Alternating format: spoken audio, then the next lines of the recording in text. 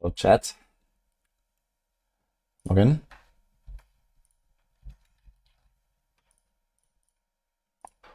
Logging in. Let's go.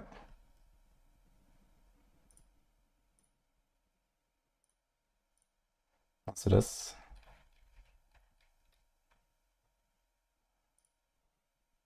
What filter I use? I can type exclamation mark filter to see it.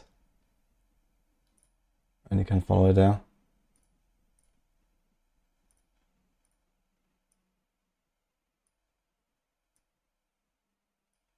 Phew.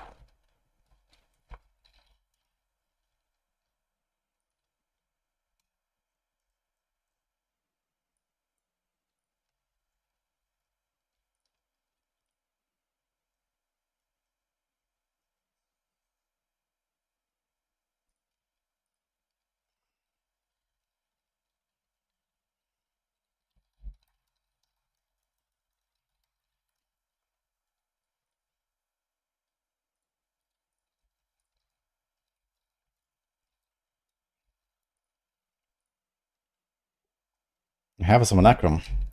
Let's start with that. Or maybe like a few maps and then we go. Maybe we just blast a tiny bit. Let's go here.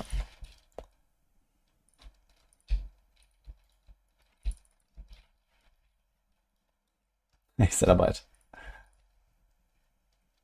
How's everyone doing, guys? Hi, Vienna Boy, Fake Blood, Winslow, Obsidian, Snilled, Karathos, Torgadero, Heroes, Oxymon, and everyone else. Are we doing fine?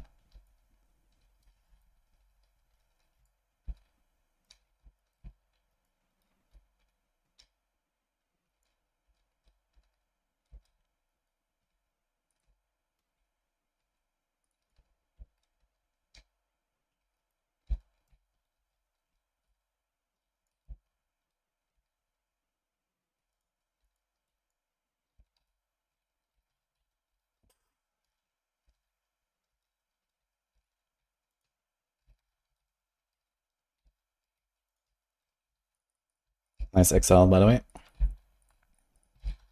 Dude, what's up with these Exiles and the corrupted items? They really love corrupting their stuff, right? 197 life, some yes. It's actually not a bad chest, dude. For Hybrid. A bit low on the percent he has, unfortunately.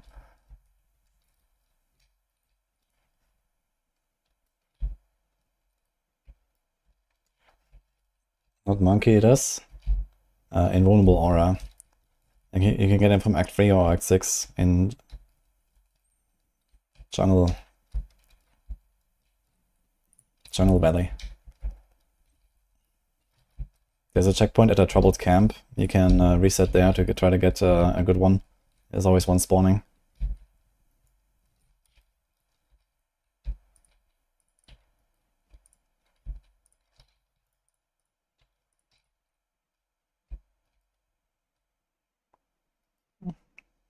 Yes, immortality, exactly. Very nice. Could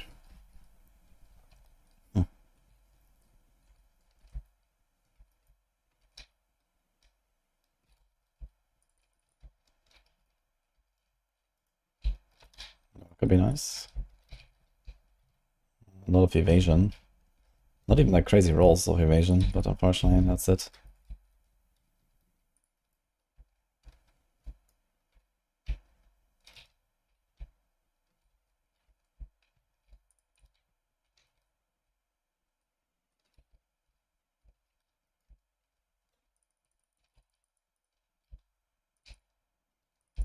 Morning, Robert. Again.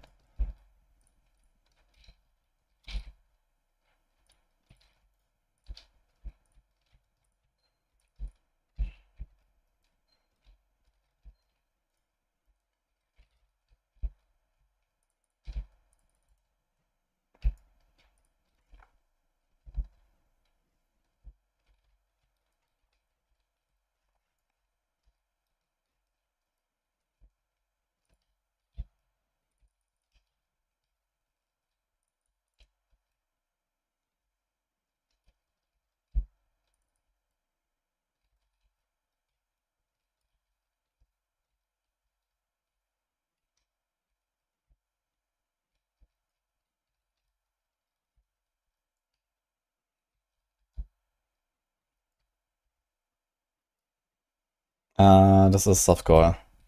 I only started this character on hardcore, but when I ripped, I just continued on softcore.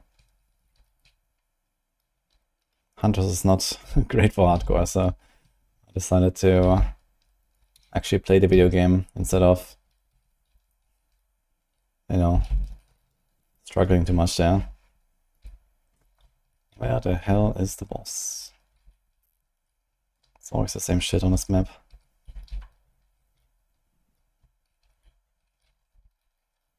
I've killed all the rares already. I've done Delirium. And how the hell is the boss not showing? That's actually wild. It might be here on the top left. Nah, it's not in the middle. Actually, it might be in the middle. This looks like... Nah, this just connects here. This is not the middle. The middle is too small for this. There's no boss arena in the middle here. That's too small. I'm pretty sure it might be here on the side. Look.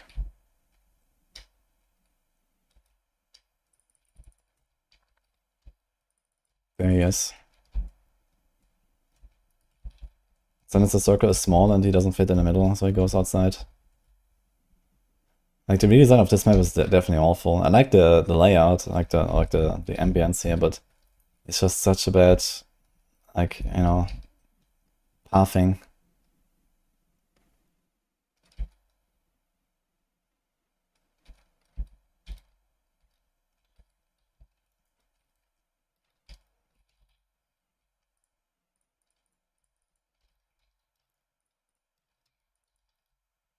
Yo.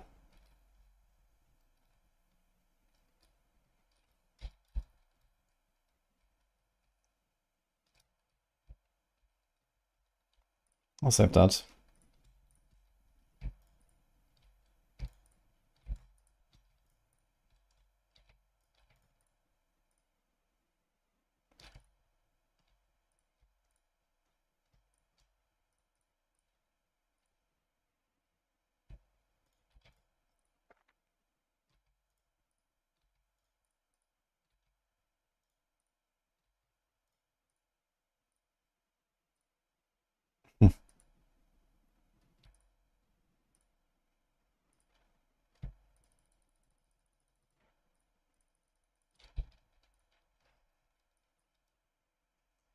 So here's the Nexus. Let's go down here.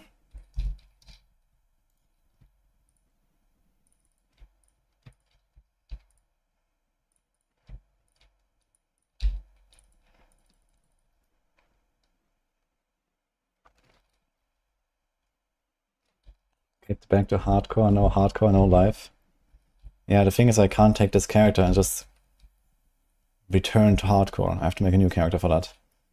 And the thing is, last Epoch is starting in 3 days. I don't have time to make a new hardcore character. So we're gonna go back to hardcore when I play Path of Exile again in May. But at least I made a build that made many people happy, which I think is much more important than just, you know, struggling a bit more on hardcore, which I've done for hundreds of hours already last week. So it's fine.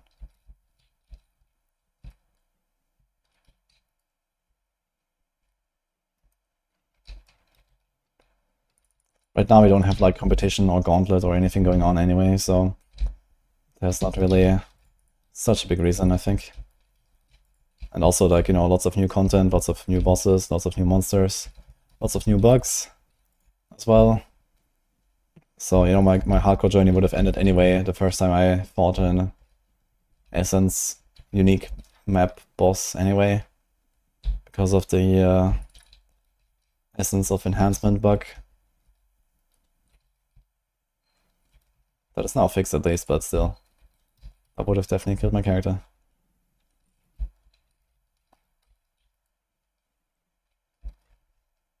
What is starting in 3 days? Well, the biggest world first race in ARPGs this year, most likely.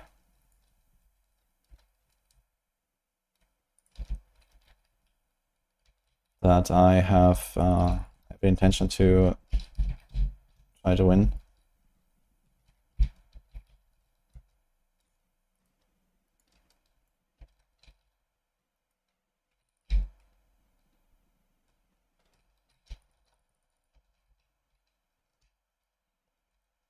Nah, I don't think Ben is playing Pathfinder. I don't think he's playing Mass Epoch. Would be interesting if he was there as well, but it seems like he doesn't like the game very much.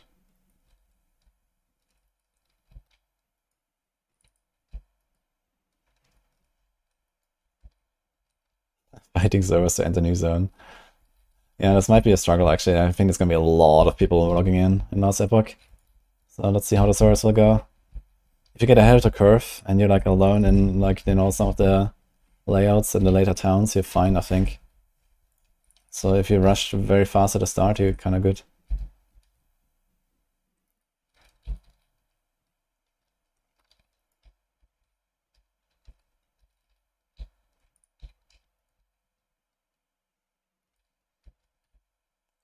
The companion gives me a vulnerable aura.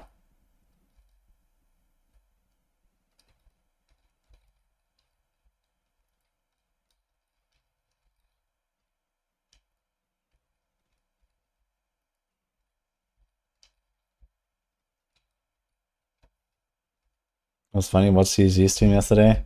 Yeah, I still need to finish that actually. I just realized there was like this Jonathan interview with Cole Carnage, JP, and Ezekiel. And they talked about the PoE2. And then we had our own Last Epoch podcast, and I closed it. But I think I want to finish that soon. So we're gonna blast a little bit here, and then maybe I will do it after the Simulacrum. I want to do Simulacrum now. Get our last points.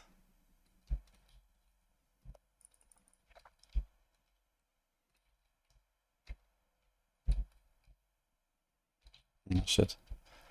This guy's on the other side.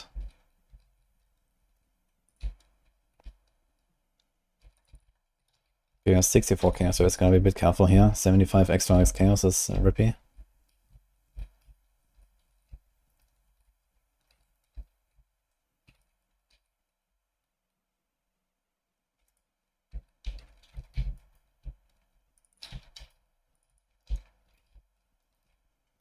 Okay.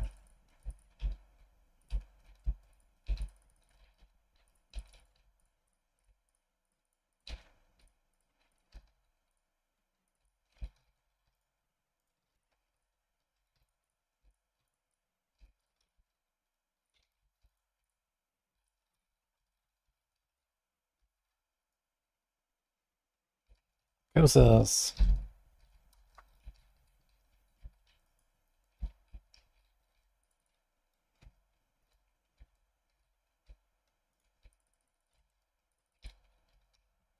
Kind of weird how these delirium effects still happen even when the Ram monster is already dead. I'm not sure if that's like intended. Like I one-shot them and the delirium thing just keeps going.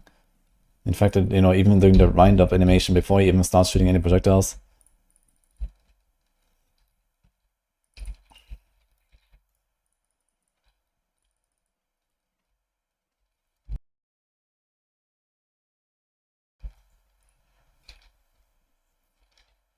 Yo, Marvin, thanks.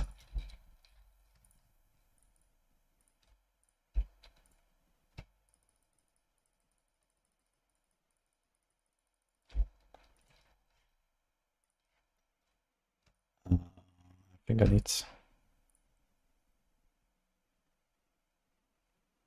What? Wait, where's the map?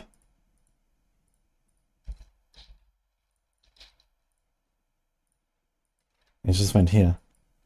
How did that happen? That's not enough. It's not enough. Okay.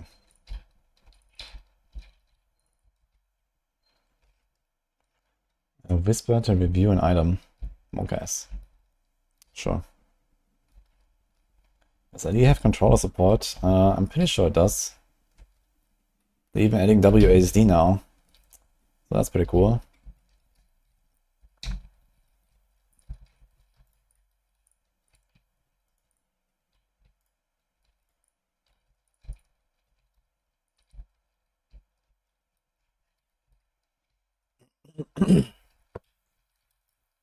Where's the race info?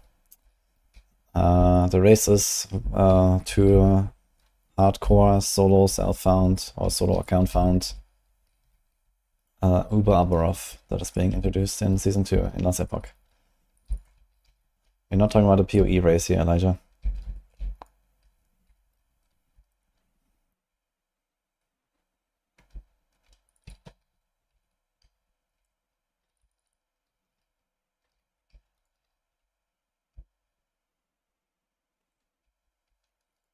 I think I could have progressed hardcore as if it's too cringy with Huntress.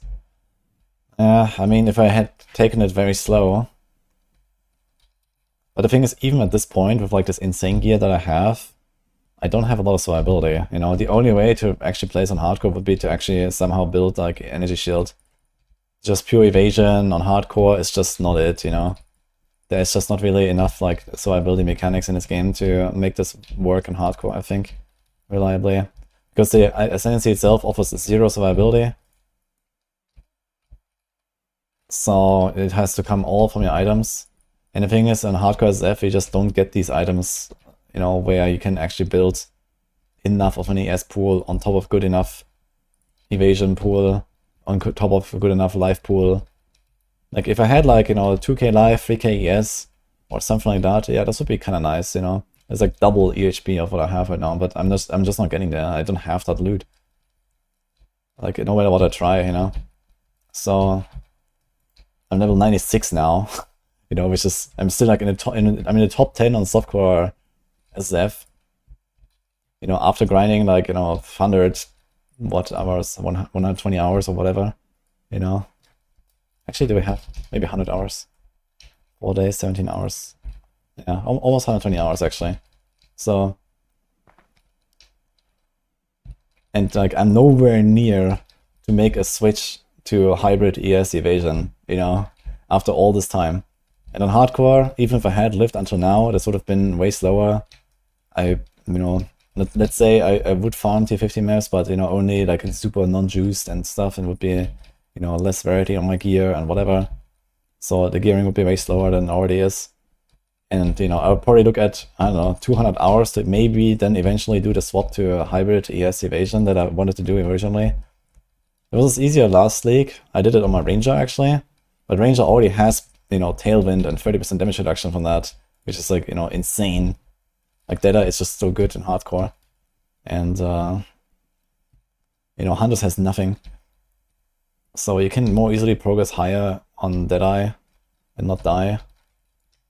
And then, you know, get your gear. And I actually, like, I had like the pre-nerf at Zevis Disdain, for example, in my setup last league on my Stormcaller side Ranger. And that was fine, you know, I actually had that 3k ES that I'm striving for. But now I'd have to like build these items that actually have these ES rolls much more. And it's just not happening basically, so.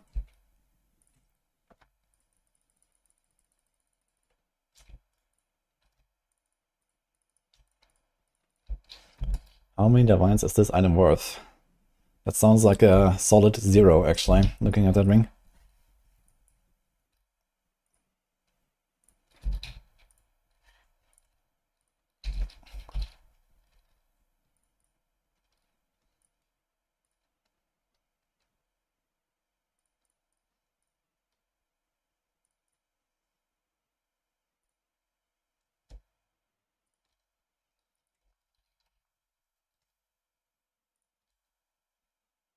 Let's do a boss tablet actually, because it might flip to +1. Maybe I'm gonna get those points finally. Okay, Nexus time.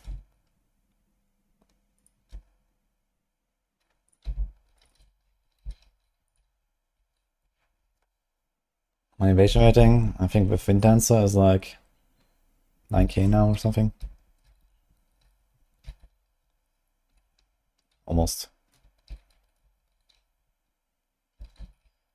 Yeah, I mean, you know, talking about Hunters and Hardcore is just like, you know, it's like the worst choice basically. Because you're on the evasion side of the tree, and the Ascendancy offers no survivability, at least Amazon. Ritualist is a bit better because you get the extra ring and the extra power from the rings and the amulet. And, you know, that means you have like a few hundred more life and stuff like that. So you can make that work much better. But yeah, Amazon is like the worst hardcore Ascendancy basically. There's like nothing to survive, and you're full evasion base, which is just kind of the worst hardcore defense, I would say.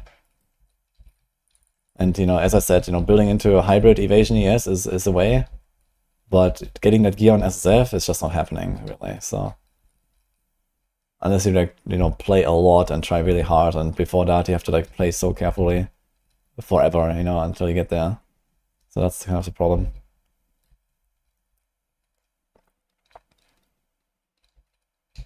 I mean, this build is obviously like so powerful that I can invest more into defenses. I can take out like easily half my damage, and I still one-shot everything in T15. And okay, the pinnacle boss fights will last a little bit longer, but if you're hardcore SF, you don't necessarily expect to do like +4 pinnacles. +3 is fine to get your points, and even then, like maybe afterwards you would just chill a little bit with them, I guess, after you have your points. So once you have good gear and you have that survivability, you can do all that, even if it's a long fight. So I could do all that, but the gear is just so hard to get.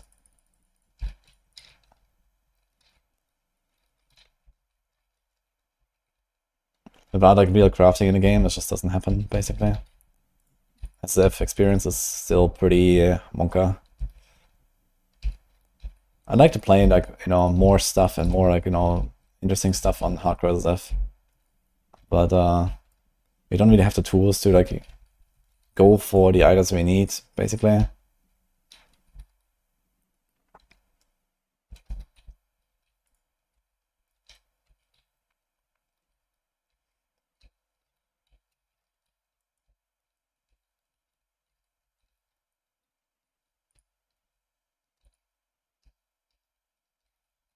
Okay, knowing what I know now, if I started a hardcore Huntress, even if I went Amazon again, I guess there would be like realistic chances for me to actually like progress and stuff. Now that I know like how squishy it is, what I have to go for, maybe I would try to start building into evasion ES like much earlier, even with like shitty gear. Even if I get to like 4k instead of like 2.8k EHP, for example, that was already like +50%. That would already prevent a lot of the deaths. Play it more carefully and so on.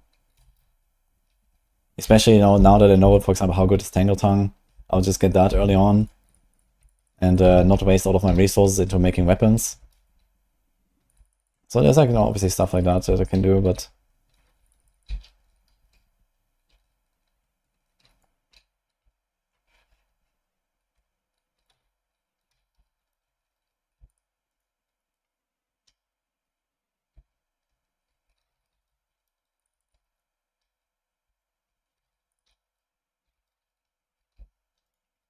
is Fabgun's LS build part of the vision? Nothing that Fabgun does is part of the vision.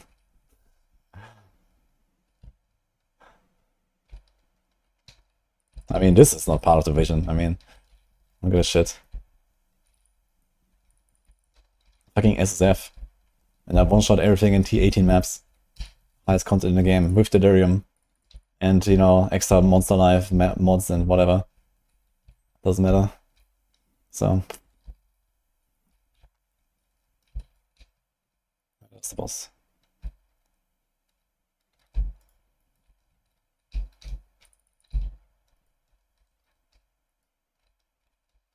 Tangle Tongue is on this spear. Very good item. Oh my god, man, I fucking misclicked that shrine. That's insane. I don't think we're gonna level anymore anyway, so. There's no checkpoint anywhere. Well, never gonna reach that again, guys. Sorry. Or maybe I will. Yo. I wonder if we would like an unset ring on some caster. This seems like... That's made this cold damage to attacks. Never mind.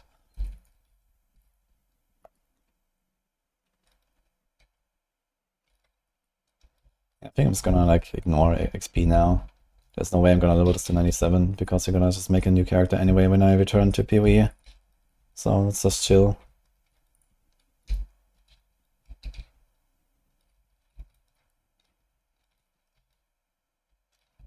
Where the hell is the boss? Yeah, okay.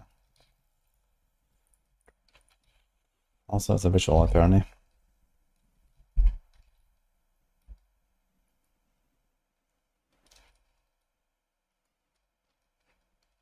Mina Khan could not kill Xesht.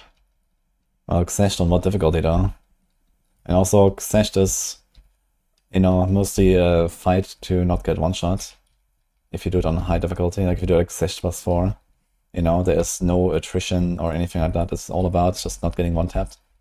So it's basically just a good angle.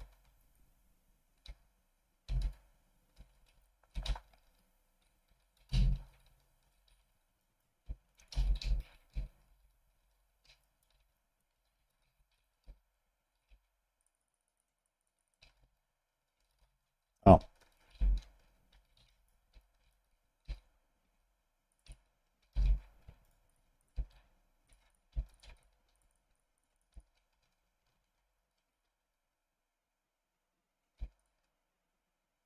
I have a big omen somewhere in my rituals. Dude, where the hell is the ritual? I want to find it actually.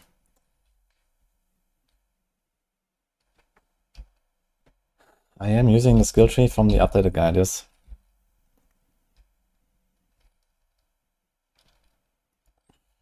I just bought LE, it's super cheap, only 29 pounds. Yes, LE is pretty cheap.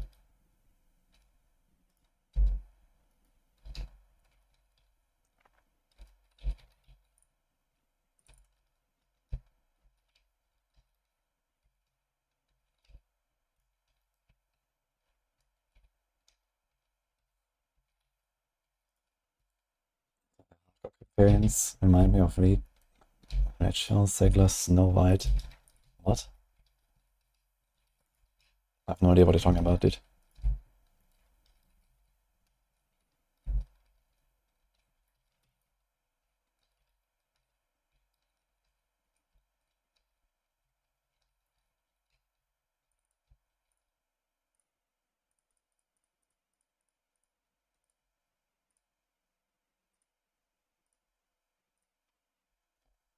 Wait, did I buy the omen already? Or is it just not showing? It might just not be showing.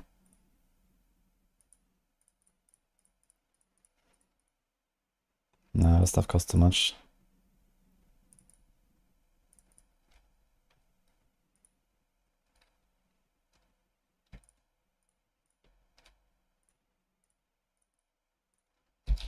Okay. Why is Tingle Tongue so good? Because he stacked flat damage from rings and gloves. And then you get insane crit chance. In fact, you get 100% crit chance at some point. Not only that, but you get 100% chance to double crit. Meaning you get 2 times your crit damage added. So you get your crits more reliably, you get it twice. And kapow.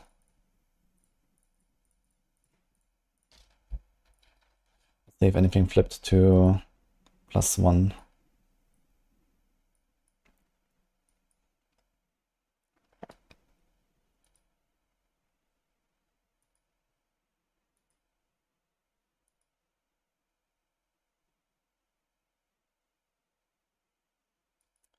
Never lucky, dude. It just never happens. Also, never a Citadel, man. Holy fuck. I've been quite unlucky to Citadels here on this character. I think it's Simulacrum time. Let's do it.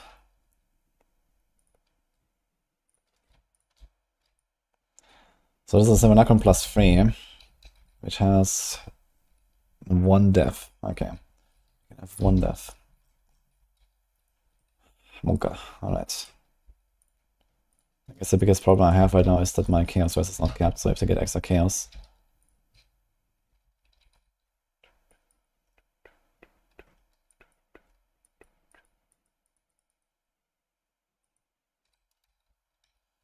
Well, let's do it. Yeah, the critical hits fork means something very unintuitive. That's also why I kind of ignored this item at the start. I probably established like 3 of these or something.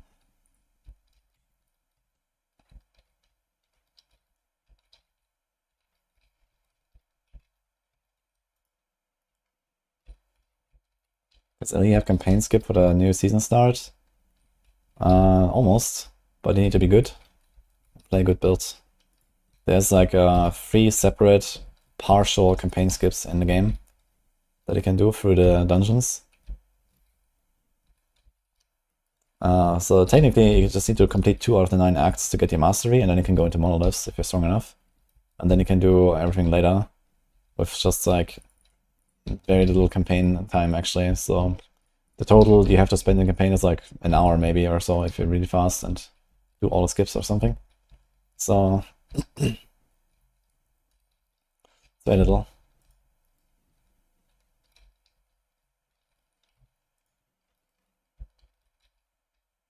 And Blast and Kitoko and Combat Frenzy.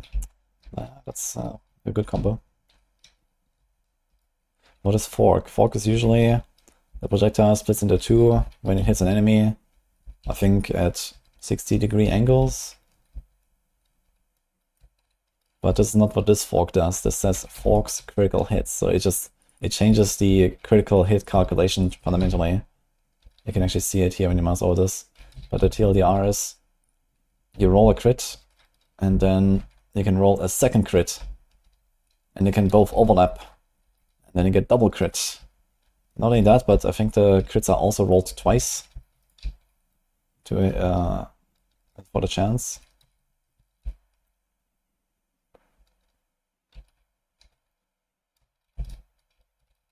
Omni. I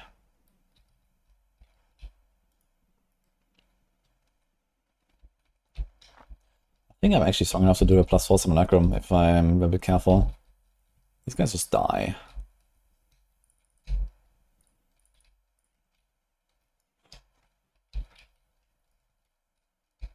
What's the build-up plan to run for the race?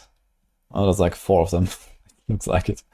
Or at least 3, I guess. There's gonna be like some leveling build that I actually don't really know much about yet. I have to check the Terex leveling guide later. Sentinel. And then I guess it's gonna be a wall path. And then it's gonna be Judgment for the boss. But I guess I need to like actually play Judgment a little bit as well now to prep and see it. So I'm probably gonna spectate and not immediately go in. But I'm gonna like make sure that everything is proper and check it out, and then, you know, maybe do some other bosses and stuff to kind of learn it. And I have a lot of like PoE practice to do because I've never played Sentinel, so it's a struggle. Probably gonna do like some Amarov run today or so, or maybe at least close with just playing like some. I guess we're gonna start with Void Knight, and then maybe tomorrow we're gonna do a Paladin practice. Since we can't do the Mastery Swap yet, I have to do both once.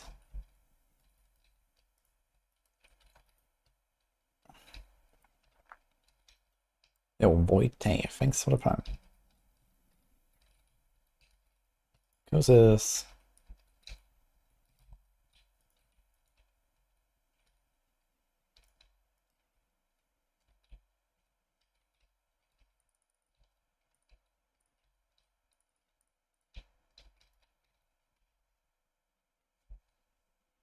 The Lagon Harbinger is the easiest, it's saving for last. Really? I disagree with that. Like, first of all, Lagon is by far the hardest boss itself. And I think the Harbinger is also not that easy, to be honest. Because he has the waves, and there's a very small arena. And also the zaps hurt a lot.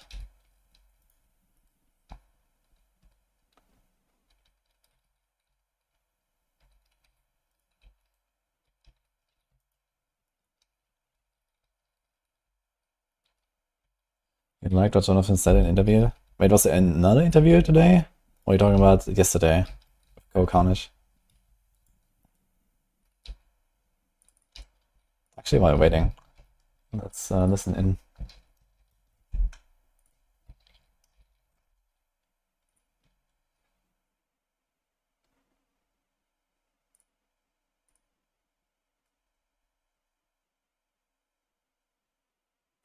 Shit, he doesn't save his broadcast. Wait, was it a different channel, not Co?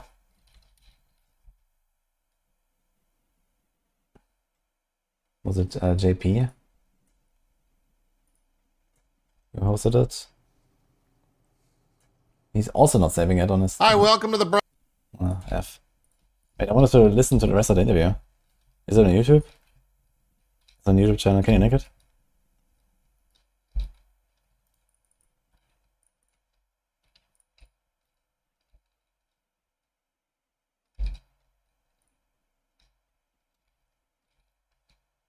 Does he play PoE? I don't know. I think I've seen him though on launch and stuff. Apparently he has played this league as well.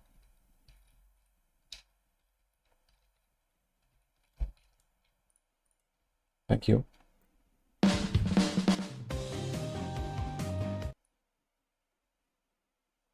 Now we were already listening to the Jonathan stuff for a while. It seems like the whole thing goes for like an hour actually. Hello everyone, welcome back to Drop Frames. We are now joined by Mr. Rogers. First name Jonathan. Has anyone ever called you Mr. Rogers, by the way, Jonathan? Not really, to be honest. It's not something I'm used to hearing. Are we on a first name basis then? Is that what you're saying? Or should I just... I would say so. Okay. I mean, I'd kind of love to keep calling him Mr. Rogers. I think for the entirety of the show, Mr. Rogers is his name. You know, we treat our guests with dignity, and that Mr. Rogers, welcome to the show. Thanks for being here. It's what, 6:30 for you right now? Yeah, it's pretty early in the morning. As we go through, you'll probably see the sun slowly rise up in the background there. We can have a sunrise together. This is great. Would you say that it's a beautiful day in the neighborhood, Mr. Rogers? Yet to be seen. JP, we want repeat guests. We want guests to come back, and when you do stuff like that, they don't want to come back. Everyone likes Mr. Rogers. Everyone's a fan. They get him all the way down in New Zealand, you know? I notice you're doing an unintentional New Zealand segment right now, because I believe the last game you were just talking about is also a New Zealand developed game. So oh, really? you know, you've got they're made by, I believe that's made by Pickpock, the game you were just showing, who's there in Wellington. So you've got your thematic segment going on here. Fantastic. Yeah, it was all planned from the start. Me and From the start. Yeah, Ignore those "oh reallys" we just said. That was all part of the part of the show. We're gonna edit them out in post. We'll find. I don't know if you know them personally, but they were in my chat. One of the devs was in my chat while I was playing the game, and they were delightful. Oh wow. Awesome. Fantastic. I do know Mario, who's kind of the head of their studio. I'm good friends with. So. You know Mario? Oh, nice. From the Mr. Mario from Nintendo? We're all like random banter, to be honest. I thought he was Italian. He's from New Zealand? JP's Jonathan, we are so sorry. It's okay. I'm gonna skip forward a bit. All right. So anyway, you work on a game? Like StarCraft and Warcraft. I'm Beautiful icon. They're just like, that's just some weird icon game devs use for saving. It doesn't mean anything. Oh, okay. Awful. Yeah. Awful. Right. Jonathan, what games did you grow up on? I guess is where we'll start. Like, and specifically, what games outside of ARPG? You know, once we've made fixes to all of the different things they're unhappy about. The hardest part, honestly, is just identifying the problems. Right. And yeah. I think. Interesting. Yeah, I mean that's one of those things where, like, so for example, like a lot of people were talking about like monster speed, and it's like, okay, so when people are talking about that, they're talking about getting swarmed by monsters, right? Mm-hmm. And so then it's like, okay, well, why do you feel like you're getting swarmed by monsters? And then one of the things that we found, which we patch noted last week, is there was this system that monsters had where if they were doing like a multi-part combo, then there was a thing called an interrupt event where effectively, like, if the player got out of range of the monster, they would interrupt doing that skill and then continue chasing you immediately. And that means that effectively you didn't get a chance to kind of, like if a monster starts attacking, like they're doing like a sort of 3-hit combo, they'll do the first one, you'll be backing off from that, and then they'll immediately start running again and then immediately start the combo again. And so that kind of thing just makes them feel incredibly frantic. They're like just like certain monster types that just have that real frenetic kind of frantic feeling. And so we disabled that on almost all monsters as an example, and like immediately it's like now when you're fighting those monsters, like even though like we haven't changed the speed of the monsters per se, we just found the thing that made them feel ultra fast as you're fighting against them. Yeah. And it's kind of like it's really just a continuous sequence of like finding things like that. And when you obviously, we have like a lot of monsters in our game. Yeah, like funny huge, because they huge numbers introduced of that them. system themselves at some I point, think, right? I mean, the eventual count of monsters we will have once we exit early access will be over 700. But even now, I think we've got over around 400 or something like that. It's like a ridiculous number compared to what most games have. And so it's like, you go back to some of these monsters and it's like, I don't even remember what was going on with this monster when we developed it. It's like this was a while ago. Like I don't know what's going on. So the monster guys kind of have to have a look at these things and sort of refresh their memories and like, okay, what the heck is it? How's this thing even set up? Like, what's even going on with this thing? Yeah.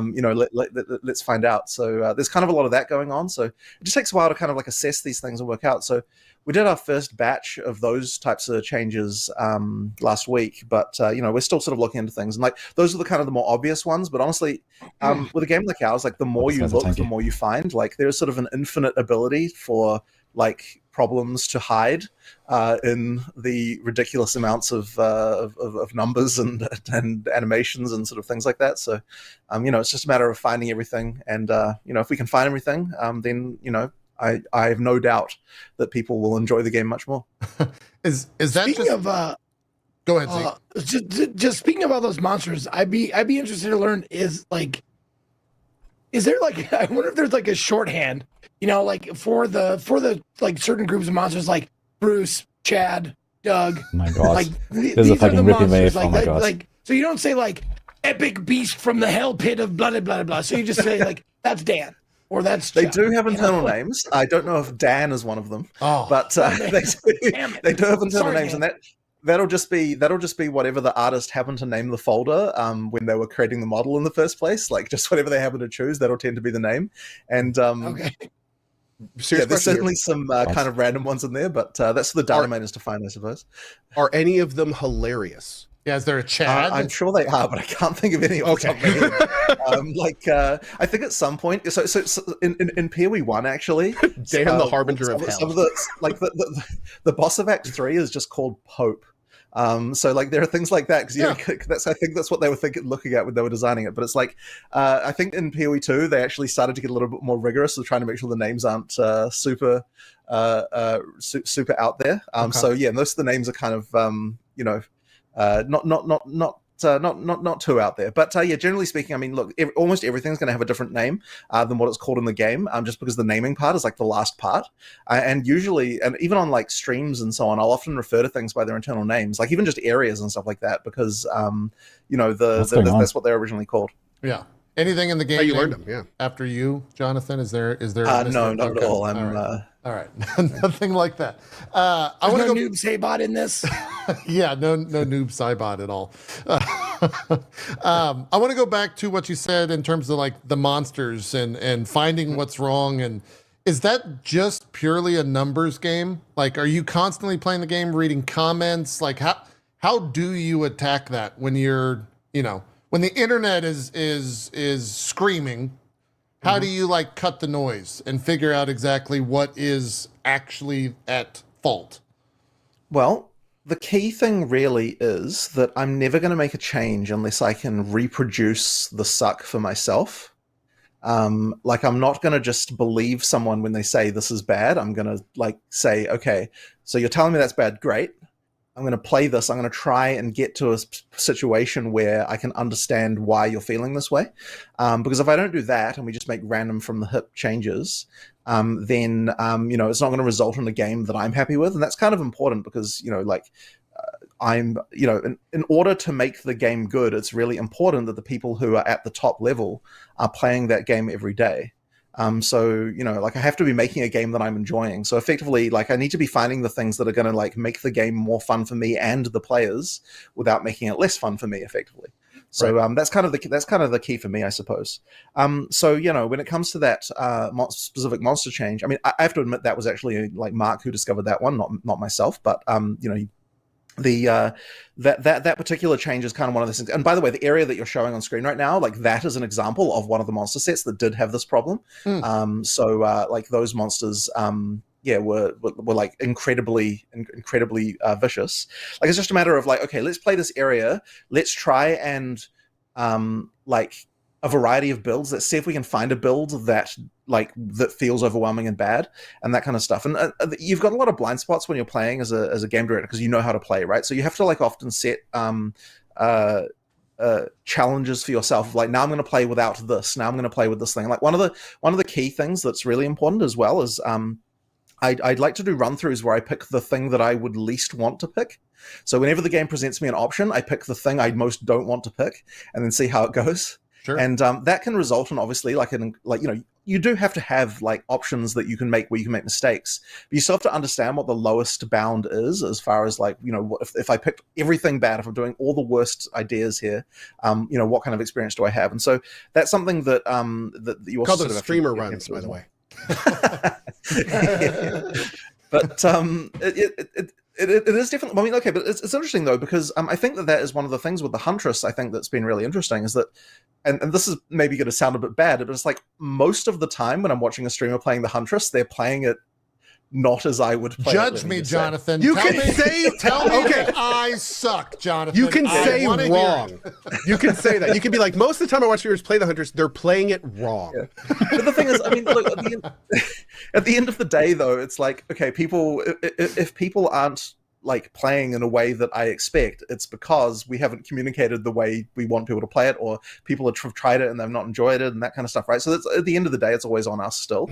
But it's it's just one of those things that well, you learn a lot from playing. And I think it's interesting as well, because when I went into this launch with the Huntress in particular, I was kind of like, look, regardless of any other changes we made, regardless of any content, I was like, I know the Huntress is fun. Like, I've been playing it, and I really, really love it. Like, it is my favorite class that we have made. Oh. So then that kind of then took me very by surprise when there were a lot of concerns about the Huntress at the start. It really comes down to those sort of play style things, right? Where like, with the parries and the and disengage, like the whole like sort of in-out gameplay style, like I was really, really enjoying that. And a lot of our staff are as well, right? Like we've got a lot of people who are like, yeah, man, this is really awesome. Like it's got a sort of feeling of action that we haven't had, like from the other classes to the same extent. There was that kind of stuff. And so, it was really interesting that we had quite a lot of pushback about that. So then it kind of, once again, it came down to, like we need to try the play styles that we're not trying. Like we need to, and I need to try doing things that I wouldn't otherwise try, and then find out why, if those things are the problem. Sure. So out of curiosity, and this is going to sound like a basic question, but I'd kind of love your thinking on this. When you get to a situation where you are having to personally choose between something that is more fun or more balanced, how do you approach that? So on the development team, I would say I'm usually the one who is pushing for more fun over more balanced. There are also countervailing opinions on the team as well, for like people who have to who have to make sure that the balance is good. And GG. it is important. They're probably like, no, stop having fun. Balance. That's not the way that I would look at it, but it's kind of like, so I mean, I definitely push in that direction, but it's kind of like, at the same time, there is this concern where I always want the game to be readable and understandable and kind of be able to sort of see what's going on. And so sometimes like there's a level of stuff that I tend to be a little bit more like, I'm a little bit uneasy about this, but I tend to be the one pushing for. This item is kind of funny. It doesn't actually really give you anything. It's just, if you're bad at a game, it makes you better. Very interesting item. This is like a big drop apparently. Look how big it shows. Interesting. How much is it worth? I can't really imagine that a lot of people actually go for this. Like, I mean, there's Perfect Strike, there's Snipe, and there's not really anything else anyway.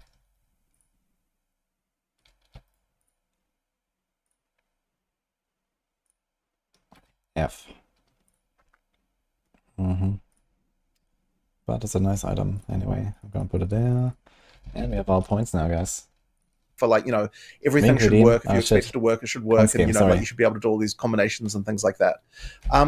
The issue that you get is that if there are things that are just way more powerful than other things, then it's going to push everyone to play that.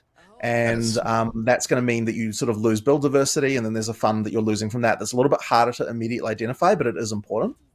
like there's a kind of long-term fun that you get from the fact that you play this game and there's so many different things you can try. And it's not immediately obvious as you're playing your single build on a single playthrough, where you just want your thing to be powerful. But it's like, we just have to like get to some level of balance and stuff along those lines. I guess you do the new bosses. But yeah, generally speaking, I'm kind of like, let people be able to do crazy stuff. Like that is important to me. Oh, this. So long as it's kind of like, so long as you get that feeling of progression all through the game from beginning to end, effectively.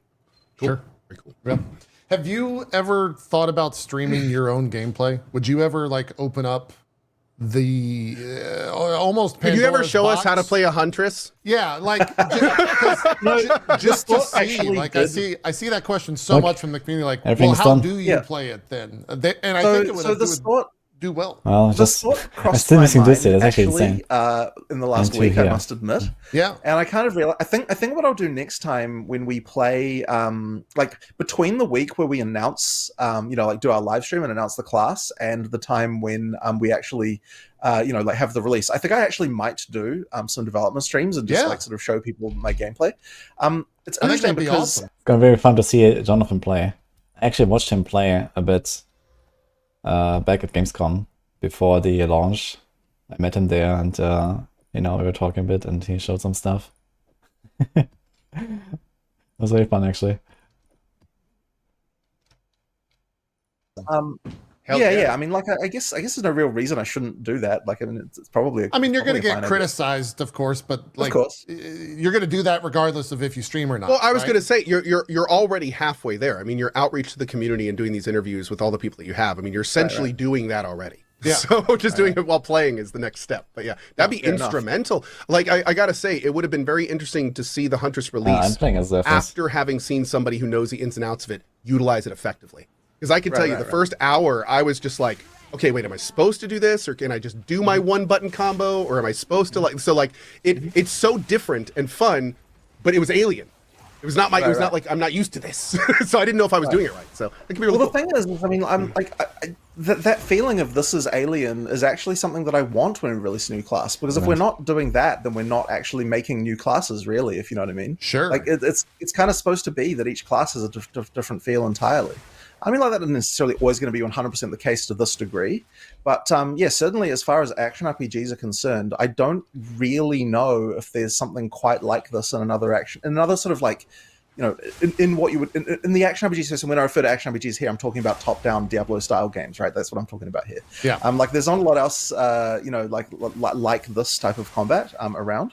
So, then that is what we want to do. And I guess the thing that's interesting as well is that I sort of also suspect that if the Huntress had been in just the set of characters that we had launched at the start of Early Access, it would have also been quite a different feeling then as well, because then it would have just been like, okay, here's one of the options for the people who like this kind of like parry and really fast motion type of play style. Like we're this sort of bounding around and doing, like dexterous melee. Nice. And that would have been, because I mean, they're like the people who love that. But then obviously there are people who are like, I find parrying awkward. I don't like, this or that or the other thing. Then for those people, like obviously other classes may be better. So if it had been launched in that same pack, I think we might have got. Yeah, what Jonathan says is actually a very important point. In particular, of course, there's like many other things that like right now it's like, oh, Hunters is a new thing and everyone's eyes are on it, right? Because everyone has played all the other stuff and it's like a new thing and so on. And then, people that don't like it, they're just like, oh man, Hunter sucks. Patch sucks, look out. But really, there's like, 50 other builds I can play from all the other classes that they have not played yet. But then, they just don't do it anyway because it's not the new stuff, right? So if Hunters was just there and everyone knew, okay, this is how Hunters works, and either you like it or you don't care. So it's kind of interesting actually, right? How just the release timing can matter so much, I think. I'm unhappy about as well, which we're kind of working on. Sure. But, like that, in terms of that particular like class reaction, I think that would have changed things quite a lot. Yeah. You mentioned parrying, and as someone who has about 60-ish hours on the Huntress, currently tier 15 maps, I haven't parried since I was like level 10. Is that a good thing or a bad thing for you to hear that a player just completely Vision intensifies, guys. disregarded maybe the core element of a core element of the class for you? I mean, it's not necessarily a bad thing, I suppose, but it is something that I think that it was a blind spot for me because when I was playing, like all the way through, I was using parry all the time because that sort of parry disengage into using a spear combo is something that I was using right from the beginning till the end. Right. So that, like, I mean, the idea of that was, like you sort of unlocked all the things that you can do with the with the twisters and stuff like that.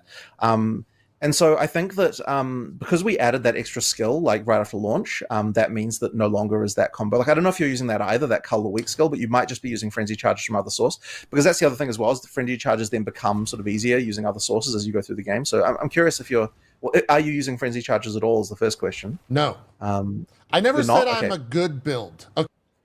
Okay. I still just like cleared the entire map and didn't collect my dinner reports. Okay, so full disclosure, in PoE 1, I probably have like 2,400, 2,500 hours. Right. Never done my own build. I've always followed a guide. In Right, I PoE see. 2, I've never followed a guide just because of how the game's released with its updates. There's not really guides to follow. So I kind of just like picked things that I enjoyed. And so this time around, I'm using like Spearfield with Bleed and Knockback. Rake and is it Right. Herald of, So you're going Herald of all the Blood? bleed. Okay, Yeah, so more bleed, more explosions More and, bleed, okay, and things like sure. that. But look, in that case, like the bleed sort of style of the Huntress doesn't really rely on the sort of parry stuff. But if you're doing the elemental stuff or the whirlwinds, then you definitely want to be getting frenzy charges and doing that whole thing. And like effectively. We didn't have a way of getting frenzy charges for the first kind of like 50% of the campaign effectively in an easy manner. So that was kind of, and effectively that meant that if you wanted to do, unless you were going bleed, then if you wanted to use all of the elemental spears, you effectively had to do the parry stuff in order to get frenzy charges. Right. And so but what we effectively did to ameliorate that, if people didn't want to parry, there was adding this cull the weak skill that allows you to get frenzy charges anyway, and that means that you've got access to that whole side of the build, and it is powerful, right? Like those enhanced spear throws are, like Call the Weak with Lightning Spear was crazy. Yeah. But I mean, even the other ones as well, especially because what they do is they, for the other ones, they all unlock ground effects like fire and lightning and stuff like that, which then you can infuse with your into your whirling slash, which you then use with the twisters, and so like that kind of stuff is like my primary, like the build that I played all the way to endgame. Because I don't actually have time to play literally every build to endgame. That'd be completely impossible. Yeah, no, there's no way. Development time. But the build that I was playing all the way to endgame was using the whirling slash twisters, and then with barrage as well, like which means that you can get like a huge number of twisters. That like using ground effects. So that was effectively the build I was playing, and that involved using the parry to kind of get it started. But then I also was using Fangs of Frost to freeze monsters, and I kind of had two variations of the combo. Like you could either parry into Fangs of Frost if you wanted to have like if you wanted a faster combo for like more like just clearing, or you could use like parry disengage. How do you feel about less unexpected one-shots? For longer fights against rares? I do expect one-shots. Like that. So yeah, that was kind of like what I was doing for like through to endgame. But I mean, like obviously there's like, we try other things. We, have a lot of different experiments. But there's actually this phenomenon that's like kind of annoying, which is that unless you actually play a class from the beginning, there's something about it that just doesn't quite work in testing. Like it's, you never get the same feeling unless you actually play through on the character. Like if you just make a character and at endgame and then like, you're like, okay, I'm going to put all these skills on it. And you sort of feel, you might think that you have the right idea about what the items should be, but somehow it just never quite feels the same as when you've leveled up yourself. And so I actually don't tend to do that very often when I'm playing. And I honestly, I don't even know if I can fully explain why that is. But there is something important about that process that kind of gets you to a state of a character and like, Well, it's because the character is not just a thing; it's the experience you have playing it to where it is. Like it's when you have a PoE character, it's like. Because we've talked about that frequently. And it's also a big thing. It's just like the evolution of a character, right? It's like you grow the character and you learn how to play it, and also how you have to play it changes depending on your level and your gear and the state of your ascendancy and whatever, right? The support gems even. So yeah, I totally agree with that. Like look at this character, right? It started as something completely different, Not completely different, but you know, it was quite different at least compared to what I'm doing now. And this also has to do with like, you know, how much damage I have now at this point with my gear, and you know, if I had less damage I would play it differently and so on. So that's obviously different, and also like, you know, just learning all that timing and, you know, what can I do when is like a huge deal. Because like one of the reasons of using builds or having a character played for you, which I know is kind of a hot topic with shared accounts and stuff. Thanks, Elon. But it's you know, it's very much, I feel the exact same way. It's like a lot of RPG. You got to have the whole experience to understand every ability, every class. Now I know understanding it's not part of you, but still for it to be yours and your journey and everything, you kind of have to do it yourself. Yeah. Well, no, I mean, there absolutely is an understanding of abilities, because once again, if I, like, even for me, right, if we create an ability and then I just tried at a high level without actually doing a playthrough that earned it, like, so this, and this is actually one of those things, by the way, that actually was, okay, so the reason why the Huntress, I mean, this is true of any class we didn't add, but the reason why the Huntress wasn't ready is we had a bunch of abilities that were effectively designed without doing the playthroughs, right? Like, we would make an ability, like this is before, right? We would make an ability, we would put it in the game, we'd try it on a character that we had pre-constructed and be like, oh yeah, this ability, you know, like does this, and right? But like, until we realized at some point that like, when you actually were playing and then you got the, like, when you were actually playing and then had the ability to select it for yourself, it completely changed the vibe of like how that skill felt like, you know, it's like, it's important that you actually test the part where you're actually trying to weave it into a build that you've got going through. And so without that, you actually don't even have really an ability that you've actually tested and know that's good. And there are even like some abilities, I would say, still in the game now that that didn't get enough attention from that part of the experience.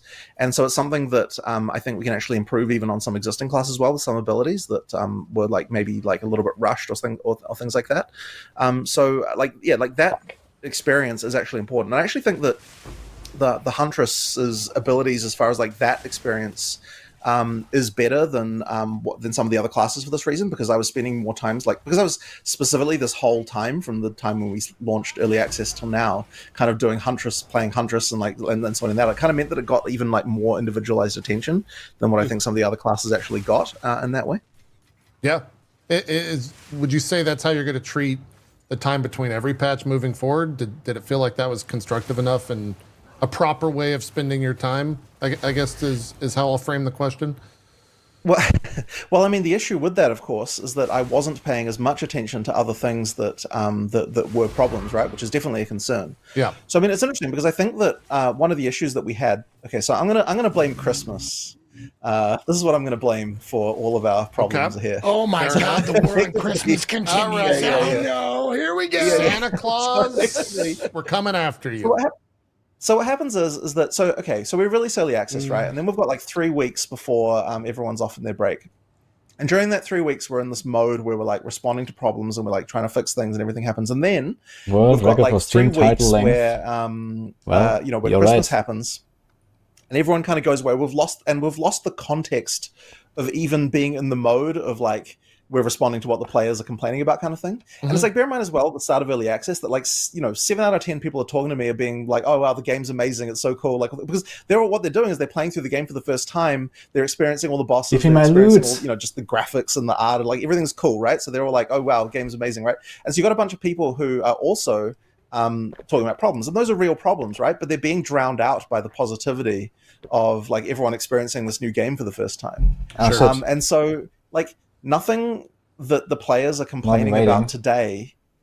Giveaway time, guys. So I have a mystery box code that I got from GG. I'm gonna make a raffle. You have to type something in my chat in a second to enter.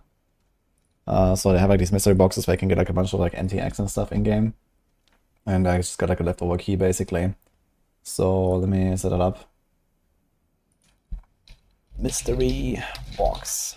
POE. So for the YouTube folks, you have to come to my YouTube stream to my Twitch stream to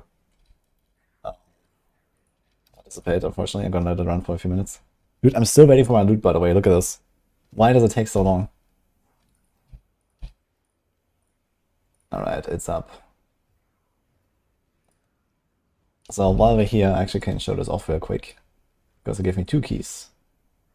I need to find it though. You have to type !ticket space 1 if you want to join. Where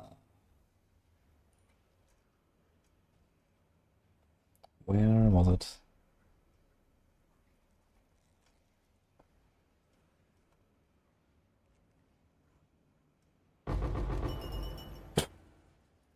Dude, that was like a solid 2 minutes, right?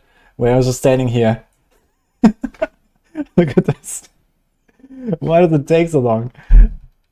I ended the encounter. And you just wait, man. That's hilarious, dude. But it's crashing right now? It seems fine.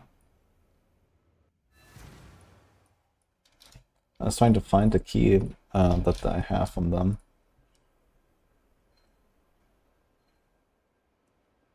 God, I have way too many people in my DMs. Unfortunately. Okay, I found it. Let's see.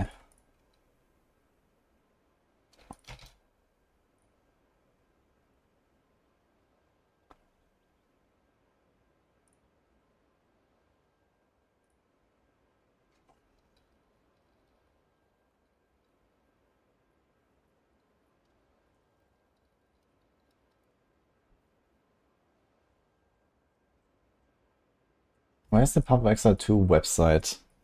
This is the wrong one, right? This is like Puff Exile 1. Can I just... Is this here, like this? Ah, Dawn of the Hunt mystery box. Okay, so this is basically what we have here. The Dawn of the Hunt mystery box contains many microtransactions, Okay, this is like a 5-minute video. We're gonna skip through this a little bit. each with several variations. As always, these microtransactions are purely cosmetic and do not affect your character's power or progression in any way. You have an equal chance of Okay. Okay, so this is what we got here. Armor, Witch Hunter, crossbow skins. Look kinda cool. Back attachment. Armors. So all the stuff can be in the mystery box. Map device.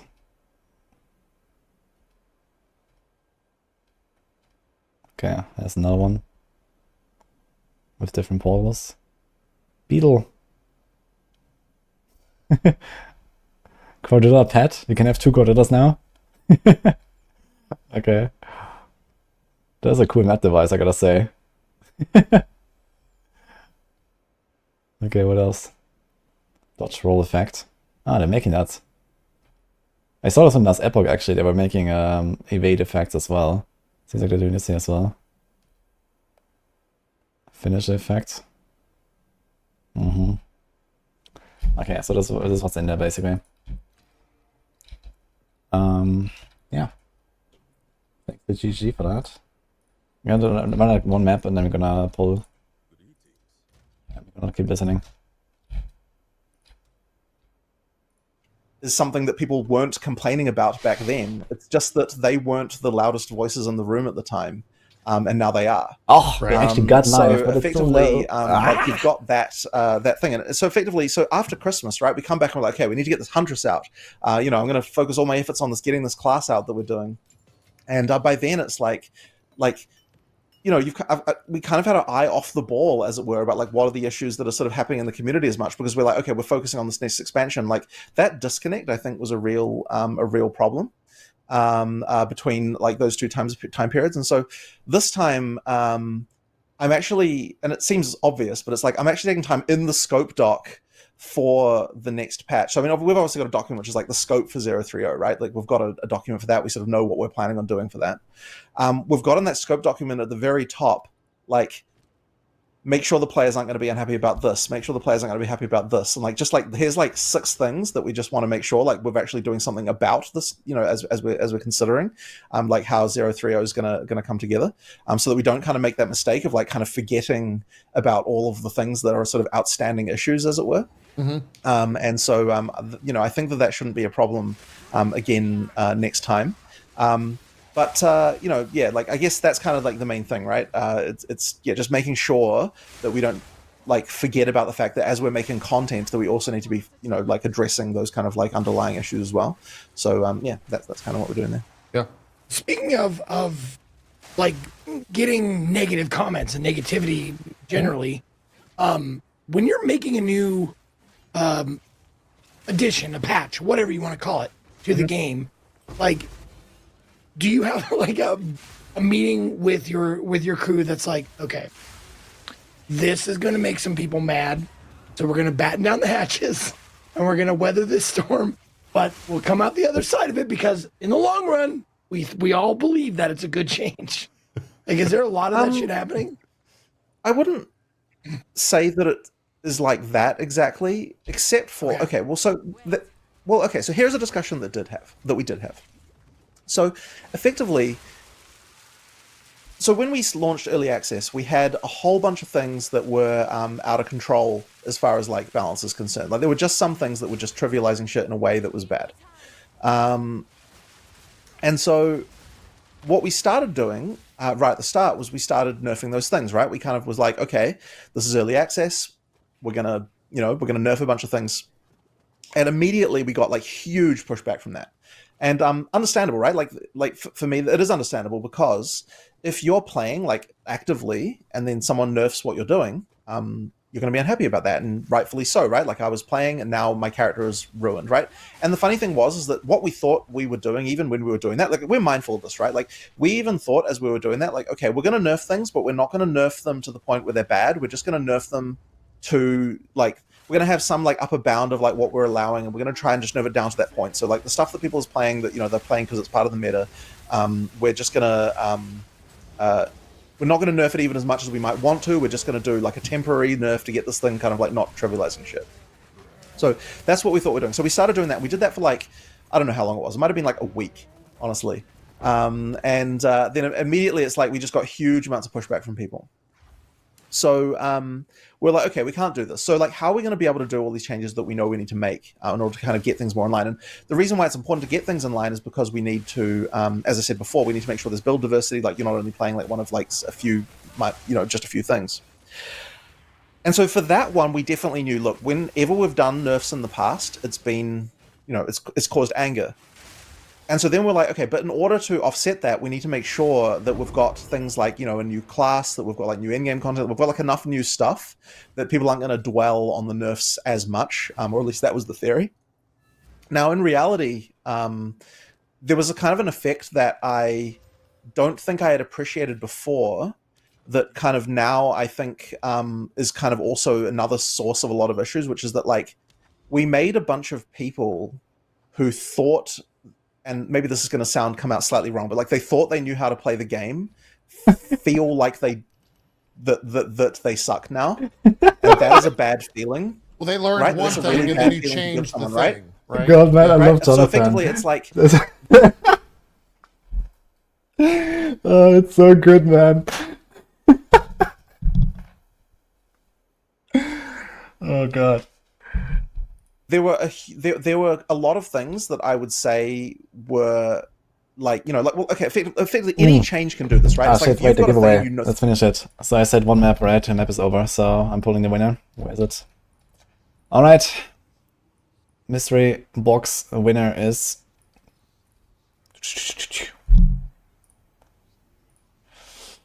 Mel Famous. Alright, congratulations. I'm gonna send you a key. Check your Twitch DMs. You will have like a little pop-up. Congratulations.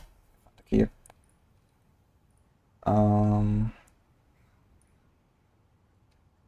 Here we go. You have to redeem this on the official Path of Exile website.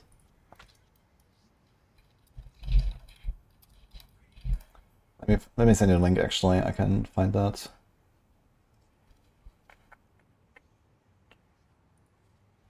Here. Enjoy. Alright. That was it. I only had one key, unfortunately, but that's how I got him. think, and like how you're playing a thing, and then we make a change where now the thing you were doing before sucks and is bad. Now your immediate feeling is like, that like I know how to play the game, and yet this is sucking, so therefore the game is bad. And like they're not necessarily wrong to feel that way either, right? Like making people feel like they suck is a feeling that nobody is ever going to enjoy, right? Like it's a feeling that is bad. So effectively, like that is the thing that we effectively did to a bunch of people who were relying on the various things that that were happening. Now the good news is that now that we've gotten things into a much more sort of normalized place, as far as like think like the outliers are not too crazy, like everything's kind of in a more normal place. That means that we can actually start looking at things from the perspective of like, okay, now we can buff things to make them more fun. We can do all these things, like we can improve stuff. But we did have to get to a point of like somewhat normalization of the balance. Like they did have to happen. And I honestly don't know if there was a way we could have done that would have been fun for people to experience. Like when you nerf like everything players are doing, it's not going to be a fun time. Like it's just not going to be. So wait, based on what you said, hey Reddit, nerfs are done. No more nerfs. No, we're good. Sorry. We've been notified. They're good. There's certainly no nerf coming for this build, right? Things that make me feel like I'm shit at the game. The Ascendancies. Specifically the 3rd and 4th. How do you feel about those right now in the current stage of Path of Exile 2? Because for me personally, the 3rd one is brutal. Like I abhor doing it. I abhor everything about the process. I think that is mostly around monster work. So Ascendancy monsters are quite hard. Well, okay, specifically Sanctum, the monsters have got like you effectively have to design every monster in Sanctum like a boss in terms of telegraphing and all that sort of stuff, and it takes quite a lot of work. Like it's harder than a normal monster to make, and there's more we can do there, because that was also one of the last areas that got the monster work done before early access. I think it's probably got some of the roughest monster work as well. Okay. So there's quite a lot that we have to do there, like to just improve it. And like we're sort of slowly doing some of that work, but I don't think we did enough of that in the last launch that we just did. So there's more to do there, and that's all those like just devil in the details type of work where we just need to sort of just improve monsters to feel better, and we'll get that over time and it'll be done. But effectively, we just need to keep on doing more. That being said, like it is supposed to be the case that Ascension is supposed to be like a point in your character where you feel like, it is supposed to be harder than the content that surrounds it. It's supposed to be like a moment of, feeling, like you earned something here. Like if Ascension was just a pushover, then it's like, well, you don't get that feeling of earning it, right? But at the same time, there's definitely monster problems that we have in those both of the Ascension classes. Ascension trials. It was for me specifically. It was the Sanctum, and I didn't like Sanctum in PoE 1. So there's that's a problem to begin with for me, like a personal problem. And I know a lot of that can be fixed with like the get good mentality. And for what it's worth, I ended up getting good. JP, if you were playing Huntress, right? I mean, I ended up getting good, and I ascended, and I got the power that I wanted from that. The process was to just experience that. It wasn't to like go in there on the first try and get the ascendancy point like it was in PoE 1 with labs. It was to go in there, get some honor resistance, kind of build up the actual relics and things like that, and really get involved in the process. And then I ascend. Is that always going to be that process to where you how many runs, have to build up to how many runs did it take is the question I have for you. 4, with one of them being under leveled because I was just farming relics. Right. I would say that I think 4. I would say 2 or 3 is more than what I would want for the 3rd ascension. Well, to be honest, probably for the first few, like that sort of 2 or 3 kind of zone is kind of more what I would expect. Is right. But only it obviously it sort of is dependent, right? Like a good player should be able to do it in one once they know how to, once they know how to do that stuff, or they know what the build is like. And that you mentioned it. Some of those mobs just are brutal, like the sandworm mobs. Those things destroyed my honor, especially if I'm fighting like a rare summoning portal or something, and having issues killing them in the first place. Blah blah blah blah blah. Yeah, some of the monsters are just brutal. Yeah, I mean, it just comes down to like individual cases and that sort of stuff. Like we just have to make sure that they're all good. And as I said, we've got so many monsters that it's like hard to even, like it takes a long time to go through this stuff. Yeah. Okay. That makes sense.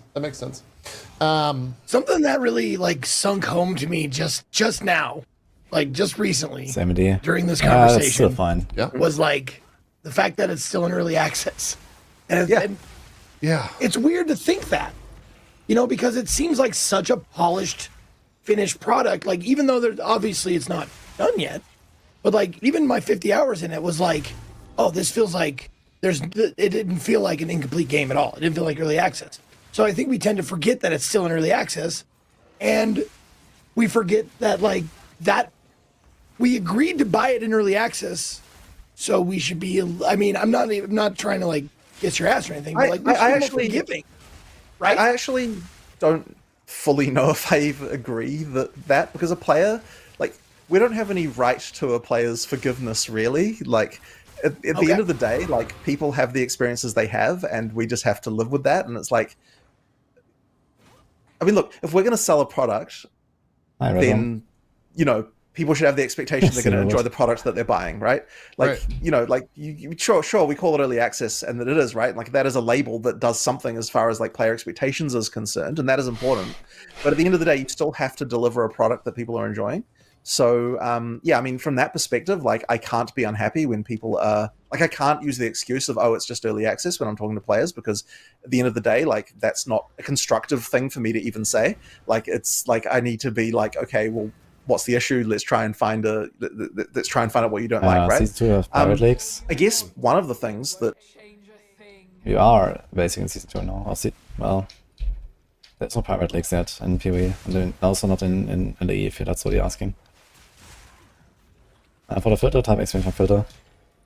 being an early access does mean, though, is that, you know, like, there are a lot of people who won't play something that's an early access until we're saying that it's fully finished, and so that's kind of part of what you do get from being an early access, is you get to kind of, you know, like, you get to effectively Thank you. limit the number of people who are playing until you're sort of ready for that big, you know, for that big surge of players that you'll get for release.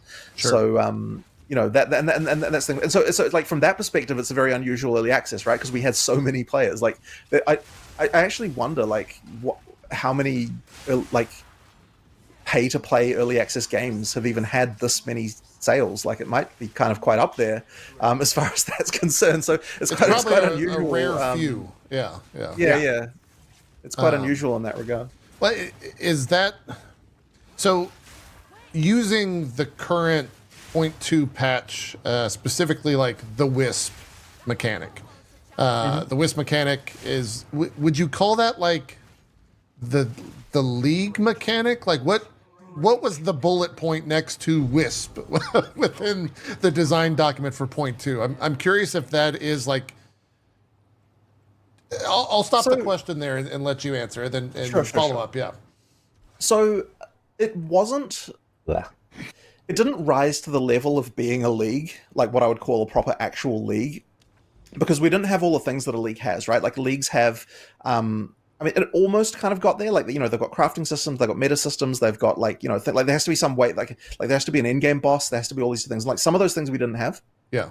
So it didn't rise to the level of being a league, and that's the reason why we in the end decided not to make it a league. We were kind of thinking it could be league-like, but we just didn't quite have enough going on with it. But the primary reason why we did the Wisps actually was because we wanted to make sure that there was more content in Endgame that overlapped with other content. So one of the big things that was lacking in PoE2's Endgame was not enough, like, overlapping axes of randomness, is the thing we call this, where effectively you've got, like, different mechanics that overlap, so that, like, you can get more situations that you've never seen before, where it's like, oh, what if the Wisp happened to happen to inhabit this boss, and then that's a different thing, or it happened to be near the strongbox, or, you know, like this, like, effectively, like, multiple things that can overlap together to cause a new combat situation. And so, yeah, as I said, the reason we picked the Wisps was because we wanted something that could work like that and have more content that work like that, and that ultimately will lead to an improvement in the end game. And I think a lot that sort of, for as far as the content outside of the Huntress, it was that sort of stuff that we were trying to get there, right? In order to improve, you know, like, yeah, just effectively how the end game feels. So we'll probably be doing more of that over time, like, when we're concentrating on that kind of more league-like mechanic. That's the stuff we'll be looking at. Yeah. So is it? Do you find that to be a hurdle, given the history of your PoE1 updates, the leagues, the expansions? all of that being brought into PoE 2 while the game is still in early access, to where there's like these two, progress paths of like, we got to make 0.3, we got to introduce another class, we have to set, Right. How does that work actually? Do I need chance to poison to actually poison, or can I just do physical and kill? No, I have to have chance to poison, right? I'm not sure how we'll get it. If his skill doesn't already poison. That's an interesting item actually. It does have chance to poison on it actually. Okay. I wonder if I can actually get to the point where I do like a weapon swap setup and do like a big poison, potentially even a big bleed with it or something. And then just kind of swap back, do like, one big hit, like a physical hit or something. Holy shit. PoE 2 is not a finished game, but also we've set expectations because of people being brought over from PoE 1 with these like expansions and these leagues. Is that is that a hurdle? Like, do you kick yourself at night for like, fuck, we set this up and now we've delivered on it before, we got to do it again, however many times until the game's out of early access, until those things align? Oh, close. It is a concern, but I think that it's actually important, even regardless of whether or not we were in early access, because the end game needs to have enough content at launch acceleration to make sure that people are really engaged. And like, end games are one of those things where like every action RPG that comes out, people complain that there's not enough end game content. Like, it just happens every single time. It happens with any game, yeah. So, yeah. So effectively, what it ensures that we will have when we come to the actual full release is that we will have a lot of in-game content. And so I think that like, and so, okay, so like when the next release we have, like for 030, we'll probably like turn down the wisps in the campaign and there'll be some other thing. And like when we get to eventual release, like there might only be a few wisps in the campaign. And like, it's one of the many different random things that you can find that just effectively serve as just like interesting things that you find during the campaign. That's what will feel like there. But then during the end game, it's like an actual mechanic that you can then engage with and have more stuff going on with. And so effectively it's expanding that universe of stuff that, that can exist in end game. And without, I think that it would have been very hard if we didn't have early access to have been able to create the amount of content that an in-game needs just kind of off the cuff like that. We need like so many different overlapping systems. Yeah, I think that's sort of important. Sure. To have a situation like that. To be blunt, how long did like the Wisp mechanic take for development process? I don't. It's hard for me to even quantify because you've kind of got like a whole team, and it's like I don't like. There's no like without answering like man hours, I guess. Dude, it reminds me so much of Abyss. I actually wanted to ask if it was related. It's actually a little bit of a. I mean, it's more like the Tormented Spirits in PoE 1. But it does work more like Abyss in the way that the spirits track and go along a path. So it fixes some of the issues that the Tormented Spirits have. But I mean, they need to change the Wisp, I wouldn't say it took like that long, really. Like, we actually like decided to do them like not even really that early in 2.0's development. Like, it didn't really take that long. I mean, consider what we needed to actually make that happen, right? And this is one of the things is that I think we are very good at as a company, is like being able to leverage what we have. So what does it take to make wisps? So the actual effect for the wisps themselves is obviously like made of particles, so there's no like modeling involved in that. The animals are all animals that we had that we could do like a few animations for to make abilities. Like like we had a bear model, we had a deer model, we had like all these different things. So like those are all things that we sort of had. So we can utilize those in a completely different context that you would never see as being the same. In terms of the actual ability stuff, I mean, you've got VFX work, but not necessarily more than like a boss would take. Like, it probably took about a similar amount of VFX time as a single boss might take to make that stuff. And then you've got the various mechanics around like the programming time. I mean, it wasn't really that hard. It's kind of I wouldn't say it really took that long. Okay. So yeah, like it's a relatively easy feature to make, and I feel like you get a reasonable amount out of it. And so it's just a question of making more things like that, just having interesting stuff to find. So is it safe to say that alongside new classes and all the other like early access updates, that's the type of stuff we can expect moving forward for 0.3, 0.4, and so on and so forth? Yeah. We'll definitely be adding more content like that. Absolutely. Yeah. Okay. Cool. That makes a lot of sense. Nice. I want to go back to when you said, obviously PoE2 super successful in sales and player base. I think at launch you guys averaged like almost double at least Steam count players on that. How hard is it for you to like take all of those new players, and I'm going to use Zeke as an example, and I'll give you a backstory there. Zeke bounced off of PoE1 pretty hard. He even had Ziggy running him through it as kind of a Sherpa and bounced off of it pretty hard. But with PoE2, and I think he told you this prior to us starting the interview, he put like, what, 60 hours in it, Zeke, or something like that? Yeah, 55. How do you make a game for the Zekes, but also keep the Zizerins involved? Like, there's a huge disparity in the type of players that those two are. How do you satiate and succeed in making a game like that? Or do you feel you've already done that? Or is that the forever problem? Well, I personally... Okay, so if you imagine the sort of Venn diagram of this, as it were. Okay, yeah, Zeke and Ziz, the Yeah, circles. where you've got like things. So the question you're effectively asking is there any overlap there? Yeah. Right? Like, is there a place where the game can be that both of those players are happy with it? And I am a believer that yes, there is. Now, I think there are a lot of players who would say that there isn't, but I still believe that there is. Okay. Personally.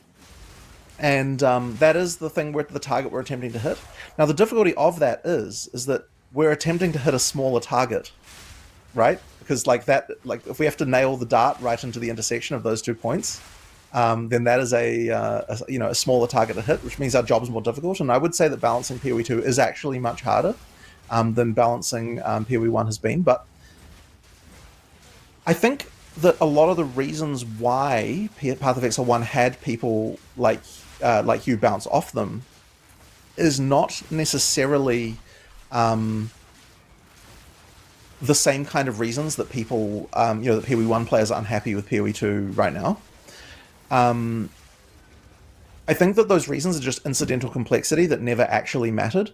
Like, I don't think that anyone is like crying out for PoE2 to use PoE1's gem socketing system. Like, that is not the criticism that PoE1 players have. And yet it was like a huge thing that caused PoE1 to be hard for new players. So it's like there are changes that are just straight up wins for one group that don't affect the other group, and that's the kind of changes we're trying to make to kind of make it so that you're just like things are less complicated, like are nicer to play, like those kinds of things. And so like my hope, like I really don't think that the sacrifices, I don't think there's many sacrifices a PoE1 player should be having to make to play PoE2, and I really don't think that should even be how the PoE1 player should look at it. I believe that there really is an intersection there where we can make both groups of those players like happy about the game. Yeah, it's not easy as well. I mean, it isn't easy. Companies fight for that. I have kind of a follow-up that I know you guys have talked about this extensively in different formats. I know you've been on all sorts of podcasts, but just to kind of get it all in one place, kind of building on the question JTP just asked between like the strongest, most educated players and new players, and that kind of Venn overlap. I'm curious on your perspective on the overlap of your end game players and how you guys are approaching that with PoE1. Right. So like one thing I've noticed is if you kind of had two sides, you have like the more faster one skill gameplay of PoE1 on one side, and then you have the kind of more slower, more difficult, more methodical PoE2 on the other. So, and again, feel free to kind of dance around this question. Cizerin said he won't be going back to PoE2 from LE until next major update. Am I doing the same? Maybe. I mean, it depends on how the last epoch goes. I definitely am in the mood to play a lot of last epoch. I do have plans to play more because, I didn't even play like hardcore this league, for example. So I definitely want to make at least one hardcore playthrough to like, 90 plus or something, kill some of the pinnacle bosses and so on. And there's a bunch of builds I wanted to play. So I do have plans on PoE2, but on the other hand, last epoch could just, occupy me for a while. We'll see how it goes, There's also D4 coming, there's also no rest for the Wicked coming. So in general, we have like a very busy, at least 2 months ahead of us anyway. Would ever do a nostalgia thing and play Torchlight 2 again? I've never played Torchlight 2. I've only played Torchlight Infinite, which I will do again actually sometime next week for their new season launch. Hopefully after the race.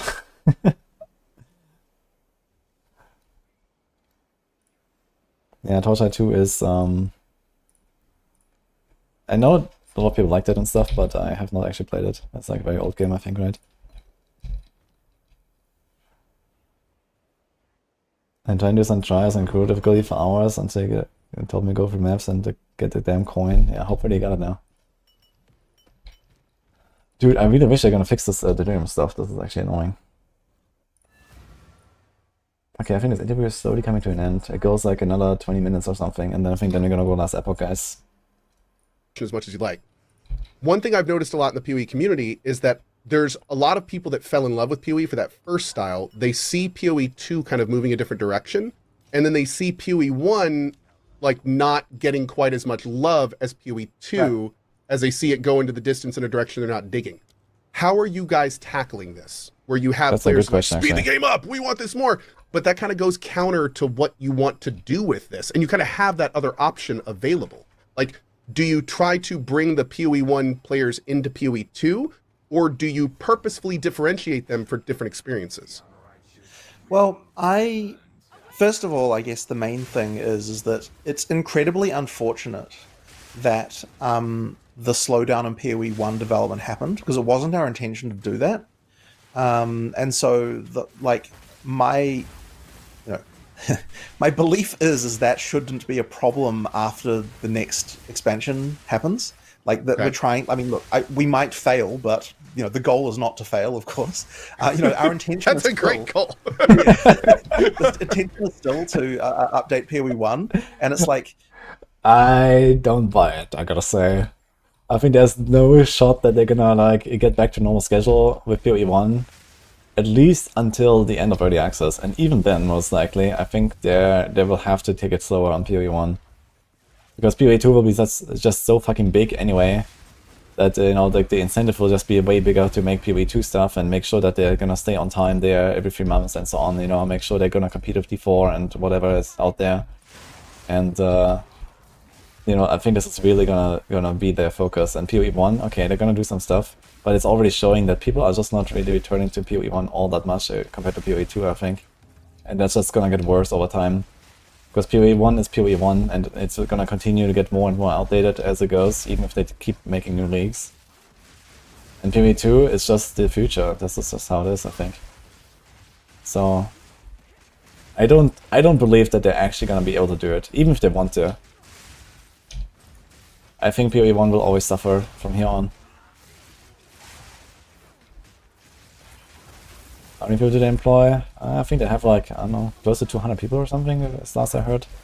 They have a lot of people, actually. I mean, they could maybe hire more people and then kind of get into, some spot where they can do it. But, even if they hire people now, we will have to wait at least half a year or 1 year or so until those hires will actually translate into more patches or something like that. So, this is a long time away. And so is the end of early access anyway for PoE 2. And as long as PoE 2 early access is still going, they have to do so much work on this game. At the very least, until that is over, I think we're not gonna see much in PoE 1. I don't believe it. Even if they try. But I guess you'll see. What the? What? I actually want to see what killed me now.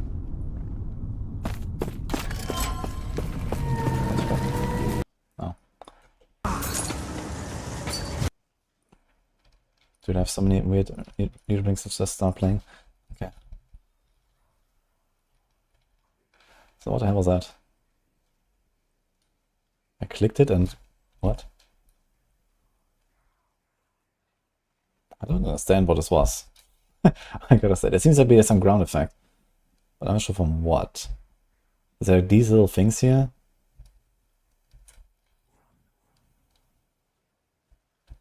These are just like I think these were like the druid monsters from like Act 1, right? From like the Grim Tangle. And they explode. There were certainly sacrifices that that happened that affected, you know, the PoE1 audience as far as that development is concerned, and that's definitely bad. And like it's bad that happened. Like it wasn't our intention to do that, and we did. You know, so like, You always thought they were a small studio. I mean, they were, but I mean, they kept growing over time. You know, they recruited more people. They have a lot of people now, I think. I mean, they're smaller than like the default team on Blizzard, that's for sure. But in terms of ARPG genre, they're probably the second largest studio at least, right? I mean, which other big RPGs are out there anyway, right? So there's just D4 and PoE basically, and that's basically it. So, you know, there's like EHG with last Epoch, but they're definitely kind of on the smaller side. I'm not sure how many they have, maybe a few dozen people is my expectation. So they're maybe like, if I had to guess, like a third or a quarter the size of GG. And yeah, I guess we'll see. But overall, I mean, if you want to sustain 2 games with updates, they need a lot of people as well in GG. And I mean, they do have the money, right? They just earned so much from like the early access launch in PoE2. They actually said that, you know, just the you know, 1 million plus keys they've sold already like paid basically for the entire development process so far, you know, which has been going on for like 8 years or some shit, you know. So it makes sense, right? If they have, let's say, 100 people working on it, or maybe less, you know, like throughout the entire duration, but maybe by now, let's say 100 people on average over the years. I don't know, what's the cost of, like, you know, the average, you know, person developing the game? Let's say it's like 100k per year per person. So 10 people is 1 million per year. Actually, I'm not sure how the numbers check out exactly. I guess they probably included like a bunch of other stuff that they earned from, like, you know, the microtransactions, stash sales, mystery box sales, and so on in that calculation. Because else it doesn't really check out, unless there were like fewer people working on it in the earlier stages, I guess. Server costs a lot. Yeah, I mean, I guess you can like just kind of like, you know, include all that somehow in like the overall calculation, just to kind of get an idea. But yeah, I mean, either way, they earned like, you know, dozens of millions basically from the original early access launch, right? And they will keep earning stuff from the MTX sales and so on as they go, and supporter packs and whatnot. So there's a lot of like money flowing, I guess. And also like just hearing that they actually made the money back from like the, you know, like, you know, last half decade or more of development just from the launch is already big, right? Because it means that they're like just in a good spot now and they can keep going. And even if, like, you know, the next leaks and releases and whatever are not really like lucrative, they're gonna be fine, you know. So that's kind of the important thing here, I guess. And they still have an incentive to kind of like finish the game, keep going, make the development cycle, you know, good and stuff, without really any risk of them like just running out of money soon.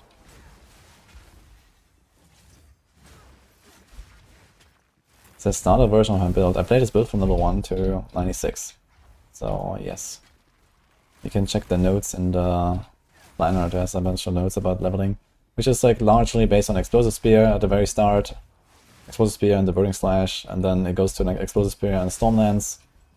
And then once you get the tier 3 supports, you can kind of play the setup here basically, like in Act 4 or 5.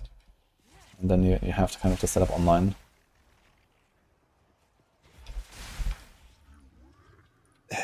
Like, if you're a person who likes PoE1 and you're not interested in PoE2, we still want to have PoE1 there and getting support like it always had. You know, like for that, like that is the thing we want to do. But that said, I still don't want to give up on the idea that a PoE1 player can enjoy PoE2 as well. Like, I really do believe that can be the case. Like I really do believe. Like, I like both games. Like, I do. Like, I like PoE2 better, but I still like PoE1, and I think that should be something. I think that can be something that can be true for a lot of players. So oh, I'm sorry. Yeah, no, you go. Oh, I was going to say, so is there, do you guys have any type of specific specialization you'd like to do between the two products? Like make it so like if you don't like this, you might like this. Like from a design philosophy standpoint, are they going to go in different directions to cater to different audiences, or are we always going to see them kind of move in parallel as you explore different things between the both? It just isn't really the way that I think about it, I suppose, because like I tend to think that like I look at individual things on an individual level, right? Like, and I think this is the thing that has frustrated a lot of people in the community when I talk about this stuff. Is that, like, because I tend to be like, okay, it's not that I've got some design philosophy where like this is the amount of speed that the game has to have and this many, kilometers an hour or anything like that, right? It's entirely like they get hung up on that. I mean, I do it this yeah, well, like right? is this fun or isn't it fun? And like, do you feel the power up is progressing or do I not feel like that and so on? And it's like, I guess the only thing I can point to that's like completely certain to me is that it shouldn't be that when you watch a stream of a player as someone who's never played the game before, that it looks like something that is completely incomprehensible ridiculousness. Like you have that thing where it's like I don't want it to be like if a person looks at someone playing the game even at a high level, it should look like, oh wow, that character is ridiculous, but it shouldn't be like I can't even visually understand what is entering my eyeballs here. Like that's really the only. That was my first time ever watching. Anytime JP played a clip on this show of him playing PoE. I'm like, PoE1. It's like trying to fucking figure out what the Tasmanian devil is doing. Dude, I'll never forget the first time. First time I saw it, 2 times. First time I saw an endgame mapper in PoE1 that actually knew what they were doing, and the first time I saw a flicker strike build. Were 2 of the most memorable PE things I've ever seen. Yeah. But no, that makes perfect sense. To be honest, you still kind of understand what's going on with the flicker strike build. Like, at least you kind of have an understand. Sometimes. Depends on how many mobs are on the screen. Dude, I mean, that speed exists. Please. Here. Let me pull up Fungun's stream. Like, the PoE2's or PoE1's but immediately, right? You understand what is happening on the screen right now. Here, yes, right? you see the lightning bolts going out. You see the mob. Yeah. It's not quite like just a Picasso of fast images. Exactly, right? So it's like, and this is the reason why I'm always hesitant. People are like, are you wanting to slow the game down? And then it's like, well, I mean, I want to be honest. This is not even as fast as it can go, right? Like, so, as I said, sounds like what people are saying is they want the game sped up at the beginning.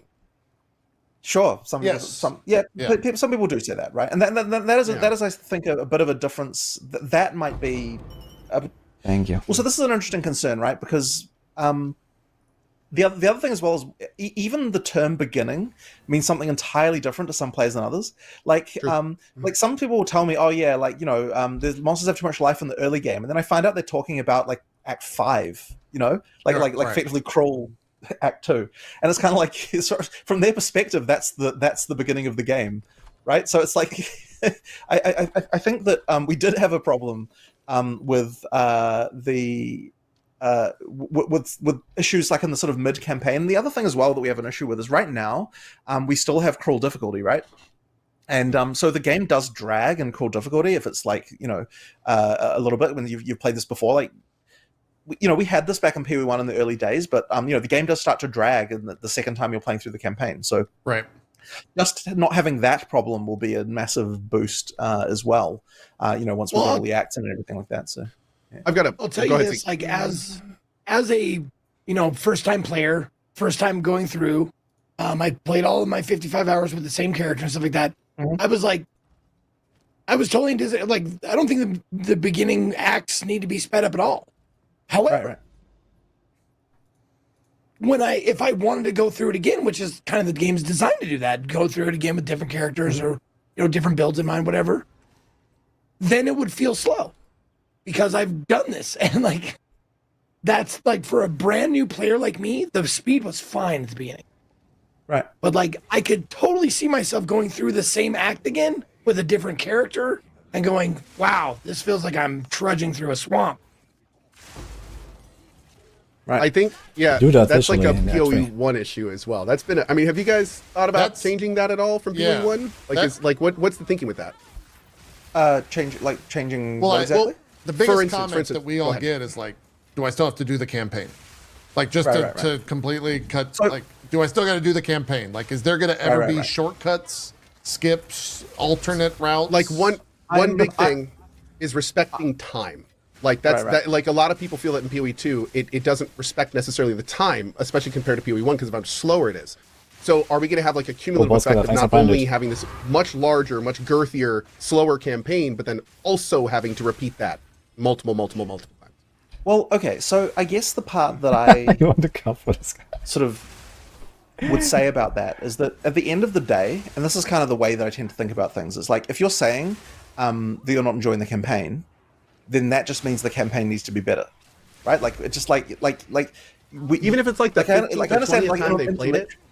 Well, I understand, but on an intellectual level, it's easy to say, okay, I'm not going to enjoy playing through this again, and that might even be true with the campaign in its current state, but I am a believer in the idea that you can make something like this compelling enough that it is fun to play again. And part of the reason why it is because when we have leagues, there's a different thing going on with the campaign to kind of mean that, like it changes your perspective on, like what things are. In an ideal league will actually affect the content that you're playing as well. Like it'll make it feel like a different play experience.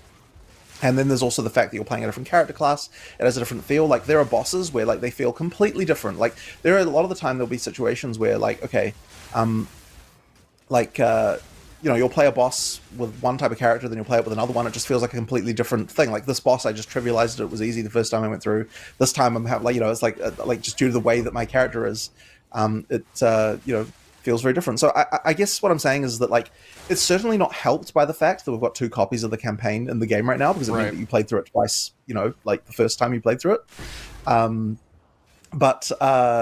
Like I believe that it is possible to get the campaign to the point where you will be fine playing through it, and it's like ideally the experience you're having is just fun. And I mean, like the PoE 1 campaign. Do you guys think this is happening? Like what he says with like making the campaign fun enough so that you actually at least don't mind playing through it again. I know a lot of people want like campaign skip and just blast endgame with level 1 and I don't know, random shit like that. But I don't think that PoE 2 is, first of all, possible to do that, right? It's like the game is just not set up, you can't just go in maps at level 1. And, like the monsters, they're not designed for that, and you have no tools, you have no abilities, right? All that stuff. So there would have to be like some kind of like alternative to mapping somehow that is not the campaign and not mapping, that people actually would like to do, that would work with a load of a character. But also, like, let's say nothing of that happens, and they're just gonna keep the campaign as it is, and then they make a Mac 4, 5, 6, and they make it somehow more fun to play through. Would that actually achieve what he wants for the people that do not like to play the campaign? Because I don't even think so. What are they gonna do? Like, the pace of the game is gonna be slower. They want you to feel a power growth. They will not like power creep movement speed and all that kind of stuff too much anyway, it's because they want to keep the combat engaging and how it is, right? And for that they can't just like make you go 500 miles an hour at level 1, even on your ults. I mean, Mark did say there's going to be like some kind of 7 league step equivalent type of item coming in the future for like twinking, at least for the campaign, like high movement speed boots, but realistically, how high are we talking? We're not talking more than like 30%, I suppose. So it's just what it is.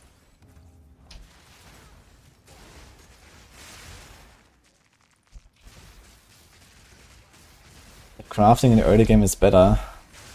Yeah, I guess like when it comes to like more experienced players, it would be interesting if like you could just like kind of remove the struggle a little bit, I guess.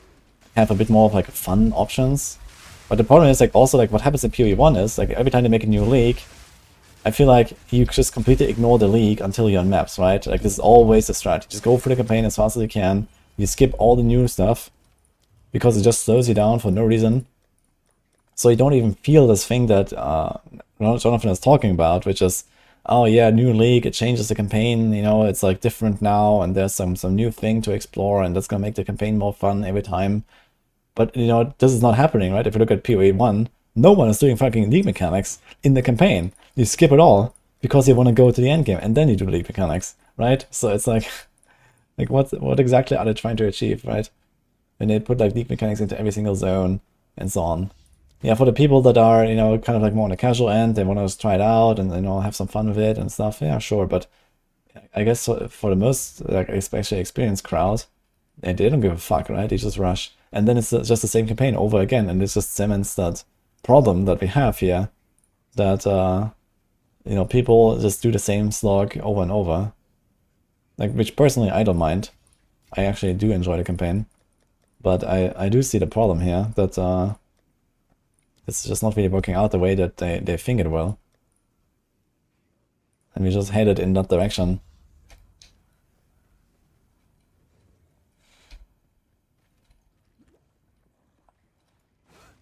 The campaign like 3 or 4 times and 0.1 was super fine, super fast on Twinks. Yeah, I mean, if you know what you're doing, if you know the layouts, you have some Twink gear, you just kind of like one-tap all the bosses, or nearly, right? And, you know, there's like Twink runs in like, I don't know, 4 hours or something for the entire campaign. But even then, you know, some people consider it a lot of time to get to like level 65, for example. So, and this is only under the, you know, assumption that you have prepared everything. You know, you have played my character, you collected the right Twink gear, you know what kind of build you want to make, on all that stuff, right? And you know the layouts and so on, like, which most people don't. Like, all of this stuff is like a lot of assumptions. Especially if you're talking about a league start scenario, you will not have any of that. And many people just play like one character, right? And they come back every league, and they will not have access to any Twink stuff, because they only play this one character. And they will have to go through the campaign slowly, potentially, and not remembering the zone layouts properly, and maybe some of the zone layouts are shifted because they always have like a new seed, and so on, right? So people get confused.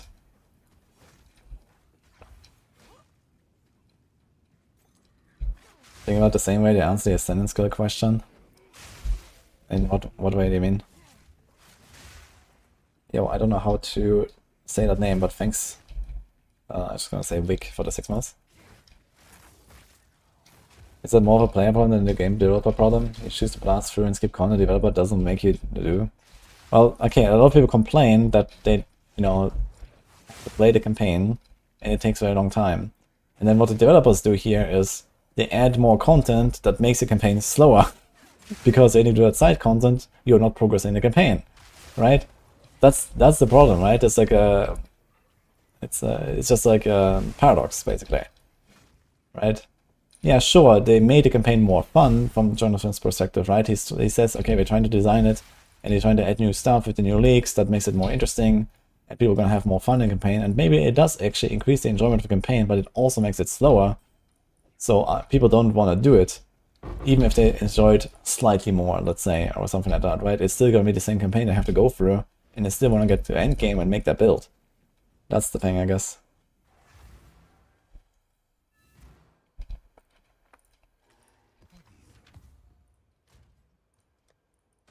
Oh my god, dude. This is actually full. I don't think I have that much, like, artifacts and stuff. Not anywhere close. That was first in there. Oh, we got a Stellar Emerald though. Goodbye.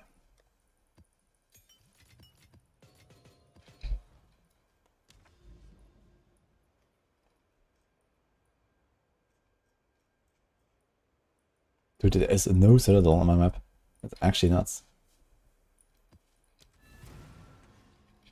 Have I done a build video for this? 2.5 already, actually. Coming later today, I think. The latest update. I didn't pick up the splinters. Oh my god. Every time, dude. This is so bad. With the delay right now. We need to fix that. Like, you have to like anticipate like at least a minute in advance when you're gonna finish the map, and just kind of like ignore the rest of the map, I guess, and click the thing, and then hopefully it spawns by the time you finish. Being able to respec Ascendancy is a good decision if you want to make a longer game. Yeah, it has upsides and downsides. I understand why they were hesitant to do it, and honestly, I don't mind the lack of Ascendancy respec, because I kind of like to make like one character, one build kind of deal. And, you know, it's like, if you do a respec, then, you know, a lot of the progression is lost and the kind of the evolution of a character and so on, right? Like, I don't want to just, like, make a character that's, like, high level only. Yeah, it's, like, good to, like, make a guide with it and, you know, show off some stuff. But on the other hand, if you only have the endgame perspective or something after a respec, it's not really the same as like playing a character from like 1 to 95, for example, or so. This is what I talked about earlier, right? There's an evolution. You have to like learn the skills. You have to like learn the combos. You have to like learn what the character can do and so on. And it is good, I guess, for the people that just feel like they made the wrong choice, or they just don't like the build that they're doing. But it will also open up, like so much shit basically when it comes to especially content creators, I guess, because they might just like may have like not enough of a focus on the entirety of the character, for example, right? If they just respec, and especially like the early game is very important. Like when I make my setups, my planners, my guides, and so on, I always make sure to include a lot of like early game stuff, because this is where people get stuck the most. And I think that's gonna go missing. Plus the fact that it will lead to like really weird strategies in some cases, maybe to like for like race formats and stuff like that, because he's gonna play one thing and then respec to the other. We're gonna see this in last Epoch as well this week. This is exactly what's gonna happen there with the new master respec, and I don't like that very much, I'm gonna say. But okay, this is like a kind of niche problem, I suppose. But at least for me personally, I didn't mind that there was no respec. I never really used the Ascendancy respec in PoE 1, for example. I did do it like once or twice or something, because I wanted to like make another build or something, but that's all about it. But it is what it is, I guess. I'm not like really opposed to the Ascendancy respec. It does have some weird implications for the game though, I think.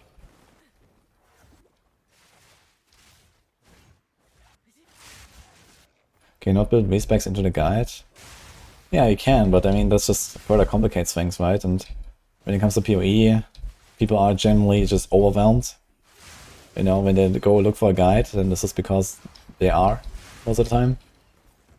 Then, the more steps you include, the more you go back and forth, and like, these kind of things. The worse it becomes, basically. And you might actually just make matters worse, because then someone is like, oh my god, I didn't even think about doing a respec here, and then doing that, I have to do the trial again, fuck my life. All this kind of stuff, right? So this is there's also a risk there. This is also like, there's always like a kind of a judgment call to make there when you make guides as well. You're talking about like such a major shift where like, you go from like one ascendancy to another and actually have like completely different skills potentially or something, right?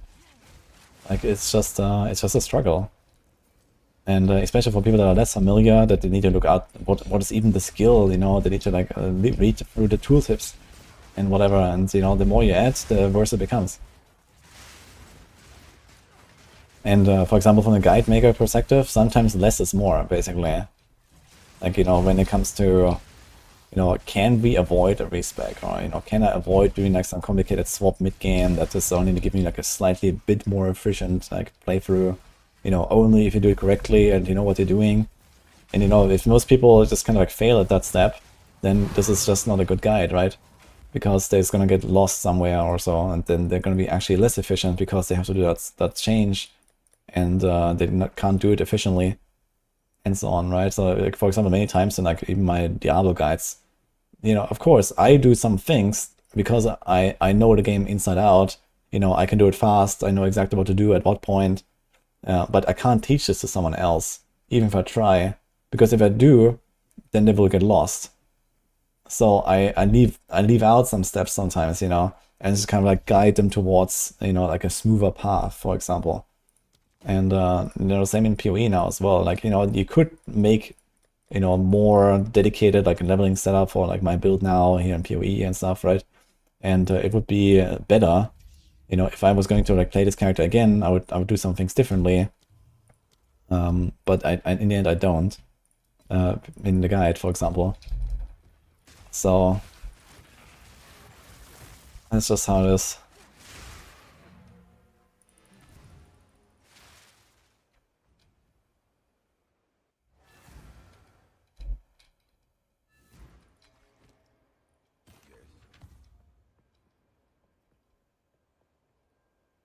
I don't think Ascendancy respec is going to be a comment in the middle of a guide thing. Yeah, I don't think so either.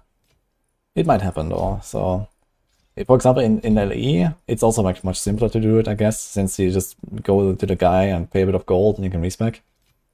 In PoE2, there is like, a bigger cost with you have to do the trial again, and that alone will like, scare people off from doing it. Especially when it comes to like, trying to like optimize progression or something like that, or, it's just how it works, right? But in LE, for example, there will be like, the leveling build for each class. That will be like a certain ascendancy or a certain mastery, and then people will do that, and then they will just respec at level 70 and just like do a complete new setup. It's like much easier to do than in PoE, right? Where you have to like find all the new gems and whatever, and like at least it's just a much less complicated game, I guess.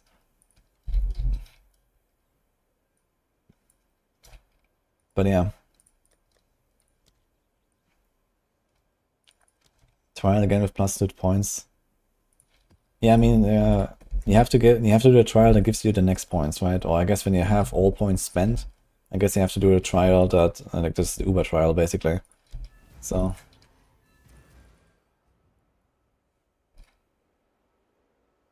yeah, one of those people who like to play that build from as early as possible. Yeah, I do the same as well, At least when I'm not like, in a competitive setting. Even if I know that a certain build, it's like, different builds have different scaling curves, right? Like some builds just kind of start out strong, they get weaker over time compared to others.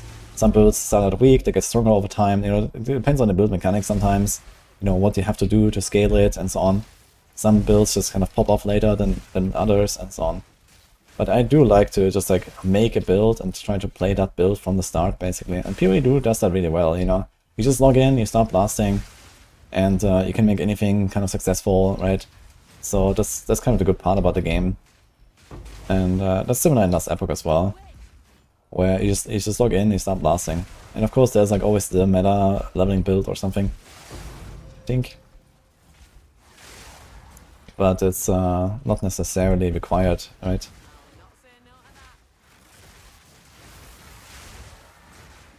I tried Temptation because the server ability would be cool, I got to level 65, and no matter what I did, the ability was garbage. Yeah, I guess that's definitely like one of the good things that the Ascendancy respect souls, right? It's like you tried that thing, you realize it didn't work out, you realize it wasn't fun, whatever. And then you just change it and you don't have to like go through the campaign yet again, right? It's like just another way to like not do the campaign again for people, especially if they have like a half-finished character, right? I think if you play through a campaign and you get a character to like level 90 or level 92 or 95, whatever, there's like so much time to invest into the character in endgame that, okay, playing through the campaign for it is okay, right? But if you get a character like level 70 or level 80, you have like so little time invested overall on this character that the campaign is such a huge part of it. And then it starts getting very tedious very fast, right? If you like reroll at that point and you have to do a campaign just, right after you just finish it basically, and so on, right? But at this point here, my character has like 120 hours. The campaign was, less than 10%. It was like 8% of this total playtime so far, right? Or something like that. So in that case, it doesn't really matter. But if the campaign is like 50% of your playtime invested in your character, and then you have to do the campaign again, then yeah, you're gonna get very upset very quickly. And then the Ascendancy respec really comes in handy.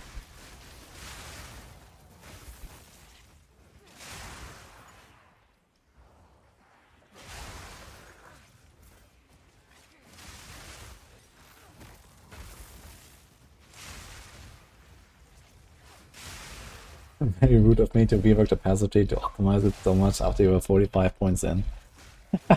Yeah, I'm sorry, man. Very rude indeed. I mean, 45 points in, actually, you didn't really experience any of the rework changes, because the pathing at the start is basically the same. Sorry for making my build better, dude.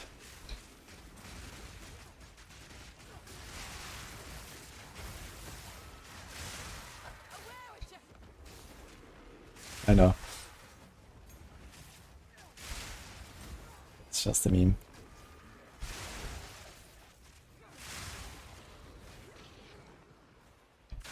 Then you get built very quickly and so you restart often. Yeah, I guess there's also some people like that where they're kind of like alcoholics, right? Like in WoW, where they just like play new characters all the time or whatever. I guess similar, like some people don't want to do all this endgame grinding. Maybe they're just gonna, just like getting like the big upgrades, the big progression steps, then at some point, you know, the build doesn't really mature much further anymore. And this is it, right? And they're gonna try something else. And that can be fun.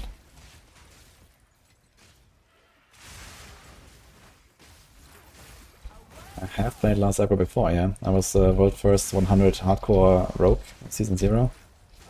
And the world second to kill Aberov in hardcore in season 1. And let's see about season 2, guys.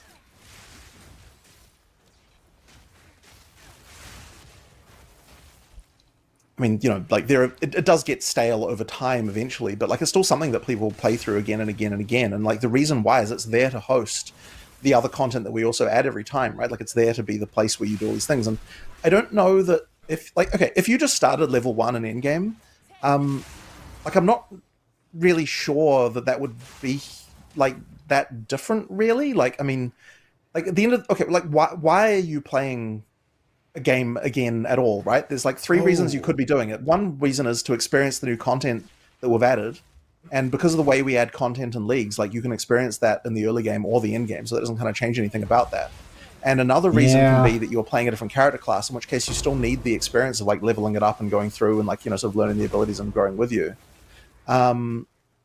So like I don't know that like starting in the end game would materially change that, really. Like it's just a question of like, are you having fun doing the thing you're doing?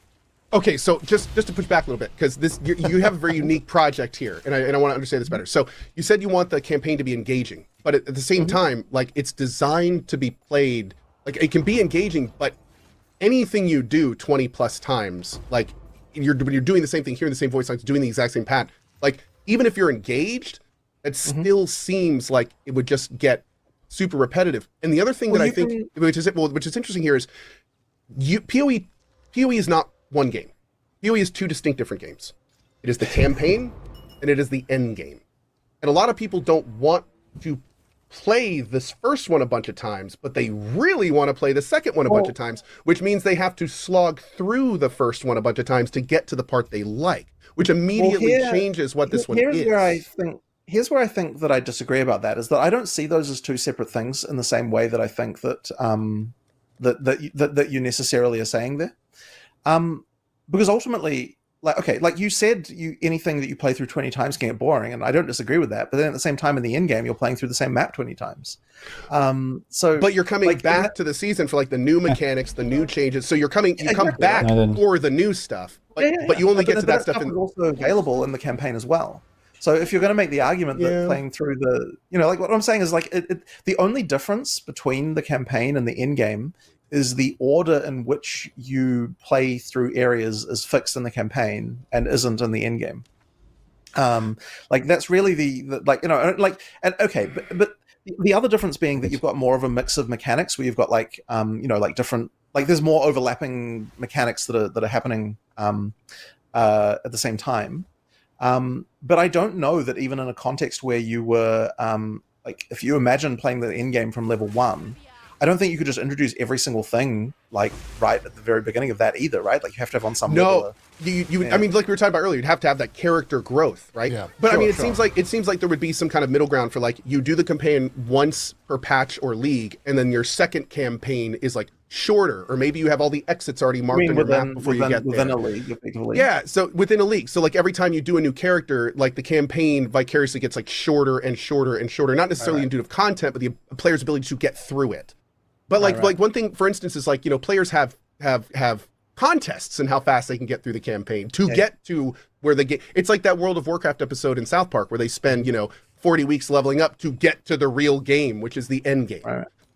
So it just seems like for players that are in that perspective, it seems like there should be an option. I don't know if that makes sense. Well, one of the things as far as like multiple playthroughs of within a single league is that I think that players are maybe not happy enough with the level of like of like power leveling items that they're getting, because like the theory is that you play through the campaign once, you go to end game, you've got a bunch, like you get a bunch of items, and now your second playthrough is way easier because you've got a bunch of items that you got from before, and so I mean that should more than double the speed that you're going through the campaign, like very easily. If so you're like, good enough to of a the- player to know to save that stuff. But yes, Or I yes, guess so. absolutely. Yeah. But even just having currency in your stash, like, and just buying things on trade, That's true. As you level up, is also going to get you a crazily different experience than what you'd have the first time through. Just because you've got all that currency that you got, and like, you're definitely saving the currency at the very least. So it's like that should theoretically make that work. And so if that's like, to the extent that that's not the case, like, we might need to improve things there. Like, I know a lot of people are saying that, like, some of the level, like, you know, there's like various reasons why, like, leveling uniques aren't good enough and that kind of stuff, or, like, you know, a lot of unique options and that kind of thing. Like, that's the kind of stuff that can help a lot there, I think. So, and that also can be another type of experience that's also fun to have, like, because that is your experience of just completely obliterating everything as you go through, like, you know, using these ultra powerful items. True. And so that is also an experience we want players to have too. Like, that's the kind of thing that ideally is the solution to that. Okay. Appreciate it. All right. Thank you for answering these questions so just transparently and candidly. I really appreciate No it. problem. Yeah. I both this and not necessarily a question I have, but last week's interview that you did with Zizarin. If you guys haven't watched that in the audience, definitely go check it out. Yep. You know, it was a bit heated at times, and I think was, you made and I feel bad about comment that to because- but I still think it was a fantastic conversation, and the changes that came from that, whether they were directly responsible, whether the podcast was directly responsible for that, for the patch. I'm Well, it was glad certainly that whole responsible- conversation happened. That was great. Yeah, it was certainly responsible for some of them, because at the end of the day, like, we do need people to bring specific things to our attention. So basically, like, that was just useful because, and it's also always easier when you're talking one-on-one with someone, because then you can ask questions about, like, you know, like, okay, well, what's actually happening specifically here and that kind of stuff. Like, that's always important. It's similar to that example earlier that I had where, like, with the specific monsters that had specific problems, where it's like, okay, people are like, monsters are too fast, and it's like, okay, but what monsters is the question, right? We have to find out what like, what the specific issues are. So, It's All of them, You know, like- minus 20 across the board. that's the Let's thing, do right? it. That's what a player will say. That's what a player will say, and it's like, It's not an that's answer. why it becomes difficult. And yeah. honestly, the issue that I had when I was doing that interview, and like part of the thing that, you know, obviously I was like low on sleep, and there was like a few other various compelling. It was things a as well, week. but- Like, you know, it was an It was a interesting week. week. It was a week. Yeah. But one of the things that was happening that I really need to take care of when I'm discussing this stuff is, like, you don't, like, if someone says, like, you should make all the monsters slower. Oh no, I think the specific thing there, like, as an example, was like, okay, like, I don't remember the exact wording of the question, but it was something like, you know, there shouldn't be any monsters faster than the player, effectively. Like, that was the thing. And, like, what I did was I launched into defending that, rather than just talking about the fact that, okay, we are actually looking into a bunch of monster speed issues, and we are actually, like, you know, going through all this stuff, and it's like, that's the answer that would have actually been much more like what the players wanted to hear, if you know what I mean, Right. rather than, like, let's have a philosophical discussion about why it's important that some monsters can be faster than the player sometimes. So, like, that's the kind of thing that Different is, answers like, for different audiences. exactly. For sure. It's like a very different situation. I mean, you mentioned, I think that goes both ways, right? Because you mentioned, like, players screaming X needs to be fixed, but not the specifics of what X is. I think, as someone who's talked to a lot of developers over a myriad of different games, it's one thing that we have to get better at, is just, like, actually honing in on what the problem is, or what we think the problem Well, I is, to mean, be able to identify that. I don't know. I mean, your job is not to be a game developer, right? That's our Right, job. So, that's like, very true. But we could, you know, we could like, try to like, be better at it, because I suck It's at it. our job to yell at you for your poor decisions. I suck That's what at it. our job is. The thing is, but what I will say is that, like, but on the other hand, if you're in our QA department, now it is your job to actually get specific about individual things, right? Yeah. So, like, that's one of those things that I think you it know, goes both that is ways, also though. one of those things that when people enter QA, they have to learn about, like, that kind of stuff. It's like, it's not enough to just say, like, monsters are too fast. You actually have to say, well, like, what monster were you fighting? Like, what was the exact situation? You know what I mean? Yeah. Basically, yeah. everyone just needs to stream, and then when anyone dies, you need to take the last 10 seconds, and we can just submit that. Just have a little submit button next to, instead of a Boom. death recap, we'll submit a video. There you go. So you guys have all the information. Closing in on 15 minutes left, I kind of have some sort of rapid fire stuff. I joked about death recap there. Is there ever going to be any sort of death recap system in PoE 2? I mean, I'm not against the idea fundamentally, but every time we've ever talked about this, you start to get into a bajillion corner cases Yeah, that I mean, make it it's a loaded kind of question. I hard. get it. Yeah, and so it's just I think just because there's like corner cases, it shouldn't really like make them not do it, you know. Of course, sometimes it's inaccurate because some stuff is like hard to display in the depth recap or something. But you know, if it's like, let's say 95% of the way there, I think that's good enough, right? So sometimes some shit just happens and you need to figure it out in another way, but I think that would be a really huge deal, and a lot of people would really appreciate that. Because, you know, PvE2 is a hard game, and a lot of people don't understand everything that's going on. And this will help them understand that a bit better, and understand, okay, this is actually dangerous, I have to like worry about this, right? Or something like that. And it's like hard to teach players like this when they just die, and then, okay, next time they engage a monster, they just one-shot it because, you know, they have the damage or something. But they still didn't learn what actually caused the problem to begin with, right? So I think death recap should absolutely be a thing in this game. And there's like not really a reason not to do it, I think. it's not really a question of want, it's a question of like, you know, there's always been something more important, unfortunately. Yeah. Okay. I guess these are the tough questions, and so I apologize beforehand. Community loves to speculate, and I guess so do I. With that said, can you talk about Chris Wilson and kind of where he's been? There's not really been any official statement anywhere from GGG about that. I think we've had a couple things like third party, a fourth party, but is there anything official you could say where Chris has been? I mean, he hasn't been working like day to day at our company for, you know, quite a long time. Yeah. And then recently he also retired from the board, but Okay. you know, there's nothing really much else to say about it. Gotcha. Really. Yeah, Like, I you know, didn't think there was any drama, but it just people. I mean, like I still talk to him every day, just online, like, you know. Yep. Co kind of mentioned it earlier. Account sharing's been in the spotlight recently. You guys have had like a pretty strict rule regarding that, as well as RMT in the past. Is there ever going to be any action on that front? Is that a special Are case? you waiting for 1.0? Do you have It's anything to just- say? It's just nothing. I don't think I've got anything to say about this particular issue. I figured as much. 10-4. I figured I would ask, but yeah. That's good luck with that. Will you personally be banning No, just kidding. Talking about Elon, of course.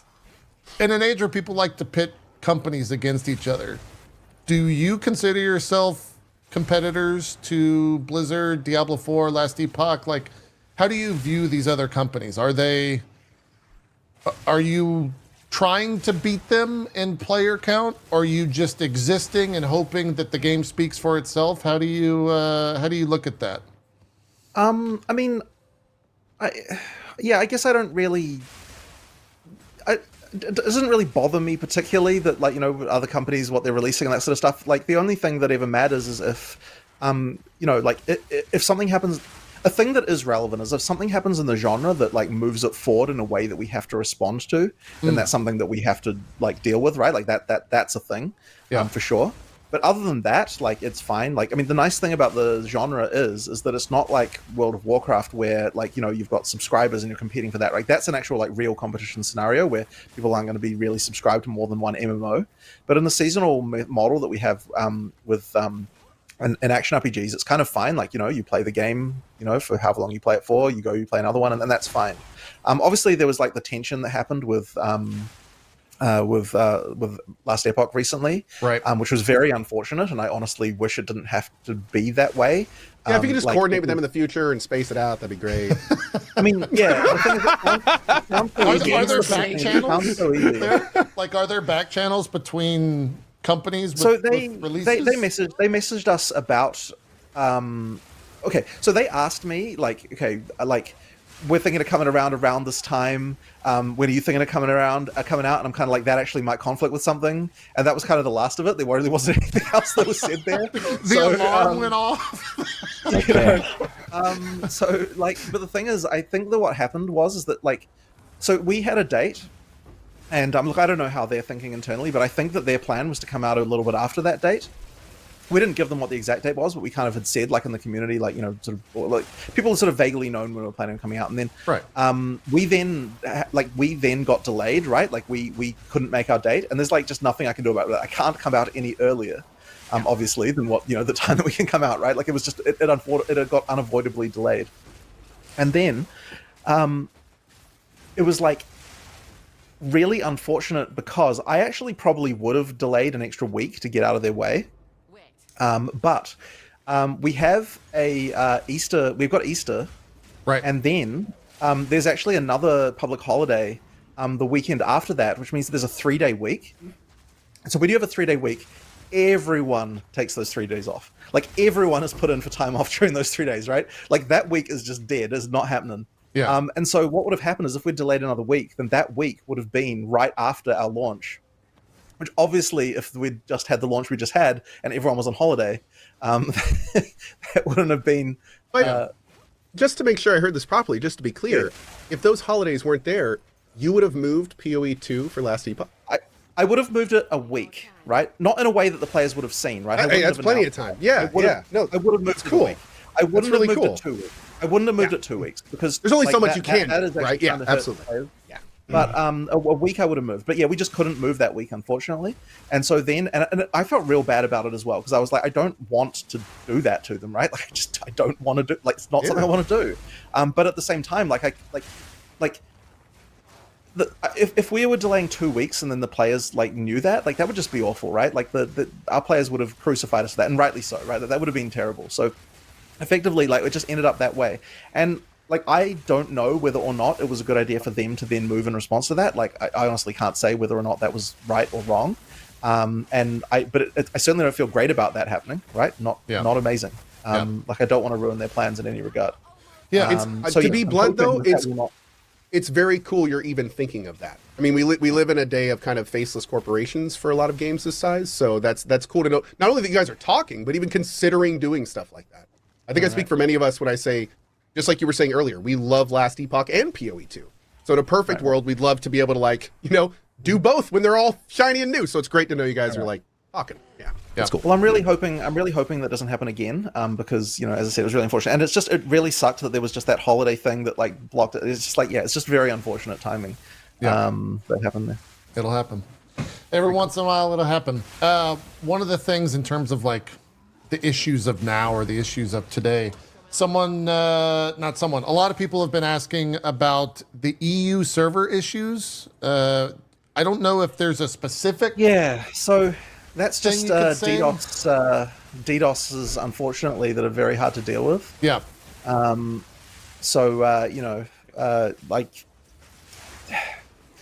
there is unfortunately not like a complete solution to DDoSing on the internet. If someone's really doing that stuff. So it isn't a question of NOS wanting to like pay more money for more servers or anything like that. It's just entirely like, you know, the nightly DDoS comes along and like takes out like 5 or 6 machines, and then if you're having to play on those machines, then that happens, and then they move on to another 5, and you know, like that kind of thing. It's just like very annoying. Yeah. Look, we are investigating more options to try and improve that, but that is the source of that. Okay. Is it going to drop as soon as I think even saying that is beneficial for a lot of people. Right. So, agreed. Yeah. What else is there? I'm kind of looking through there, see if there's anything. I guess another question I have for you in terms of like analytics, right? PoE is such a game based around numbers and whatnot. For you as a dev and as the game director of PoE 2, do you have like a data point that you're constantly looking at? And if that number goes bad or that number goes positive, it affects not only your mood, but like the direction? Average player time to death. Yeah, like what is that number? If there, the number for me is just concurrent users, just number of people online right now. Okay. Because that really, I mean, look, if people aren't enjoying the game, they're not going to play it. And this is actually something that, I actually yesterday, like I was talking to Mark, you know, about all of the, all of the stuff, and the thing that he said to me is like, he sort of had to remind me of that fact. Like, he's like, look, the retention of this PoE 2 launch like in terms of concurrent users on like weekend to weekend, is higher than any PoE1 launch we ever had before. Right. So it can't be that bad. I mean, it's a. Deferred items don't always come back immediately, people. So they come back later sometimes, especially the bigger items. I mean, I totally understand you have to put things in They only perspective, disappear if they right? go Like, red when, and you don't when the defer them internet's again. shouting at you to fix a myriad of issues, if there's a data point you can look at, they're still playing. Right. Yeah, yeah. So They might be mad, but they're still there. Yeah. I mean, look, we still obviously have. There's still tons of things to fix. It's like I don't want to discount that in any Totally. regard, Yeah. you know, like on some level, like it's okay. Like because the thing is, when a million people start to say, you know, the game is bad, the game is terrible, it's hard to even remember yourself. You know, that there's actually a game there that is good, even though there may be problems. You know, so just seeing that and reminding myself of the fact that there are actually a lot of people playing the game is, you know, I think it was certainly important for me to kind of, you know, be like, yeah, you know what, like, sure. The benefit we're getting from all the people yelling is that we know that we need to fix stuff, but we still have a game that people are enjoying, and that is a and that is a good thing. Sure. So, yeah, I mean, we're still doing well, and like, I mean, this launch was still larger than any PoE1, like in terms of absolute numbers as well, right? Like, this launch in terms of people online was larger than any PoE1 launch we ever did. Diversity is definitely an option, Menace. It's like a more offensive option if you want, but I don't think it's necessary. It is approximately what I expected as far as like relative to the other launch. So generally speaking, like what we've always observed is the first launch is you get a number, and then the this is in any market we've entered, and any subsequent launch is 50% of what the first launch was. But then the way you know that you're doing well is that you start growing from there.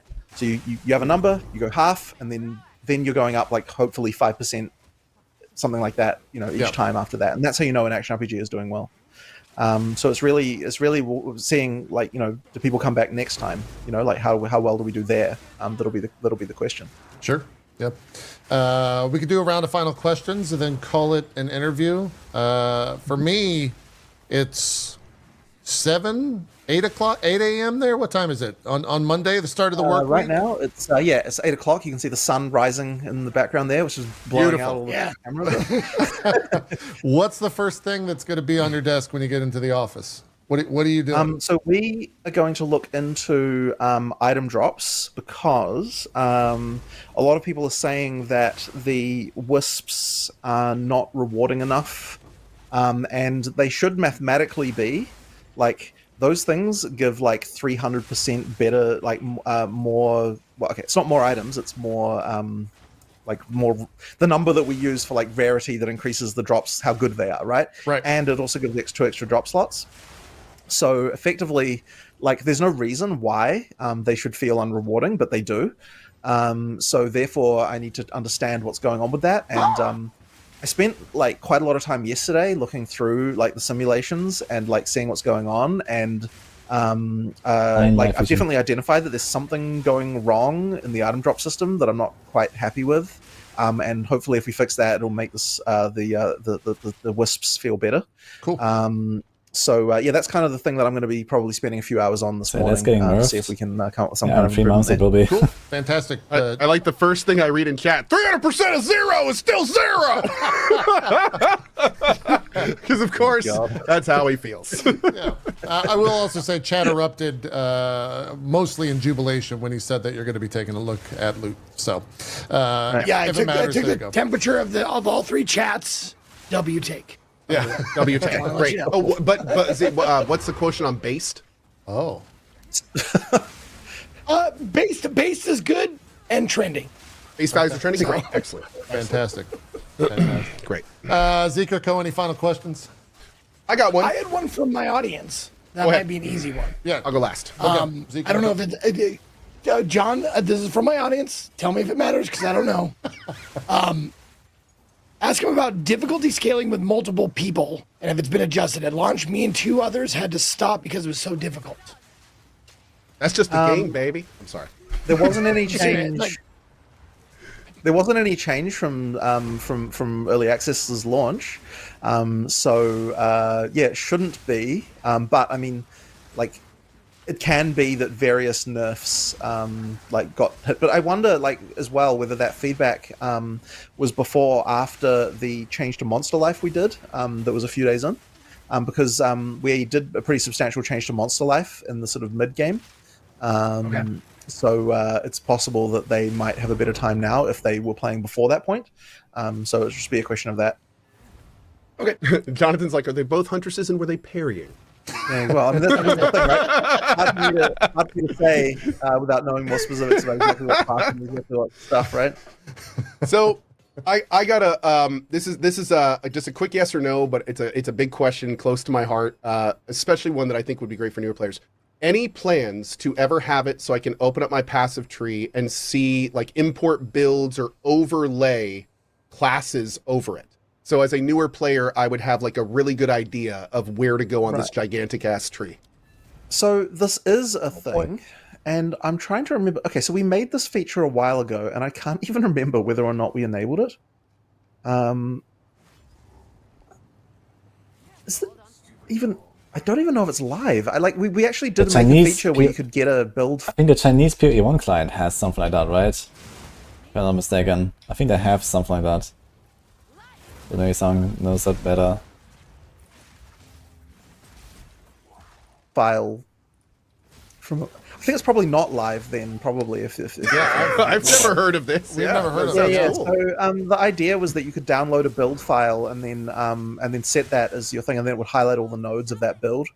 That's exactly what I'm talking about. Yeah, that'd be amazing. and then you could make like some pre-default ones for new players that are just like super basic, but get you. Well, through here's it the thing. That's the part that I don't want to do, because I don't want to. So the reason why I'm fine with the build thing where you where you go to a build guide and then you just download the file is that you're not telling the player how to play. Yeah, exactly, right? So effectively, like, at that point, they've already decided they want to follow someone's guide, so, like, therefore, it's fine, right? But at the point where, but if you're just, like, into the game and then the game's immediately like, why don't you pick from one of these build guides? Like, I'm kind of like, I'm not a fan of that, you know? Yeah, like, I agree with don't that, want actually. like, I feel like if you want to follow a build guide, that's great, but you have to seek it out, you know? Yeah.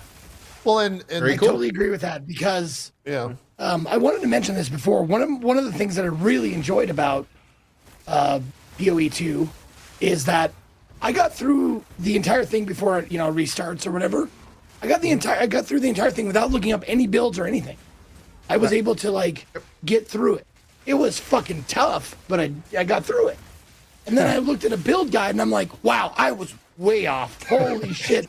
And then I did the build and I put all the nodes in the proper spot. And I was like, God, this is like baby shit. I'm just zapping everything. But I could get through it. So I like that you don't do it. And also, if you put that in the game, you're gonna make someone like me feel like an idiot. Like I'll start putting things in nodes, and then I'll go like, "What do you suggest?" And like, God damn Also, it. that's his normal voice. Yeah. Maybe. yeah. Well, yeah. I mean, there's a lot of different things I could see that would be bad about that. But I agree with Jonathan in the sense, like, if a player seeks it out, they should be able to. Optional. Yeah. Absolutely. Yeah. 100%. Yep. Yeah, that makes a lot more That's cool though that you guys are thinking about that, because I would love to have all that in game for builds. Like if we could just open up so P close. and see a little text box in the bottom right that was like, path of building code, paste here. Like that would be amazing. Now, Well, in PoE 2, I suppose, now that I'm thinking about it, you would also have potentially the capability of having the same file list recommended support gems, like overriding the recommendations that we have, which would allow a build designer to like set the gems that you should be using as well, like so that would appear when you open the recommended supports from that. very useful. Yeah. So that would actually be another case. I just thought about that just as you were talking there. So that's you actually could something that we have probably do. like Path of Exile guide masters make like purposefully like this is for new players suggestions, not necessarily like a roadmap, but like here's some suggested stuff for you kind of thing. And that opens up a lot of interesting doors. Yeah. I would. All right. Of course, all optional. Yeah, I'm curious about how as someone who doesn't make like build guides or anything, but for PoE content, PoE2 content creators, where that is their livelihood, right, is making build guides. That's how they take ad rev and whatnot.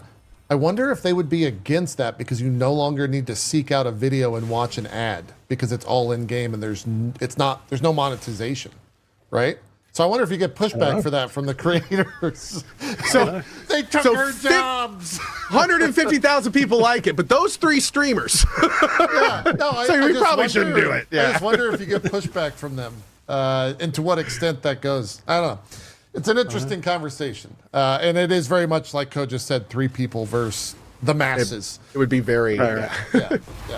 still a consideration for sure. Yeah, for sure.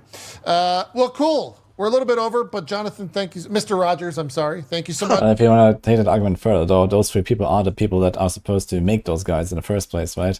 And this is why they would be against such a change, which I guess kind of makes sense. On the other hand, I mean, when you make like content, it's not just about money.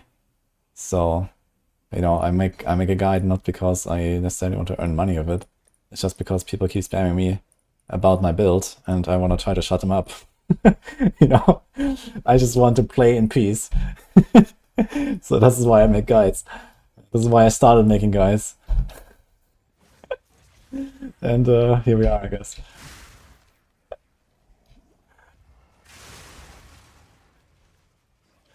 And yeah. This is the original reason why I made my YouTube channel, guys.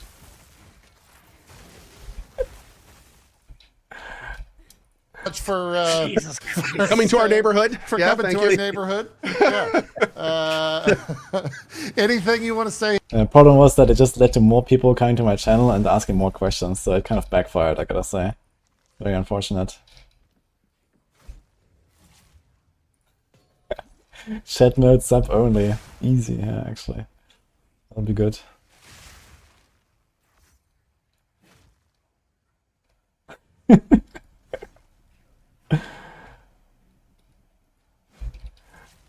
You give me a login so I can import the characters everywhere. I mean, you can import anyone's character into Path of Building now. Don't they have like API and stuff to do that? Wait, I'm still missing my Delirium loot, right? I just aimlessly running around. Not yet, okay.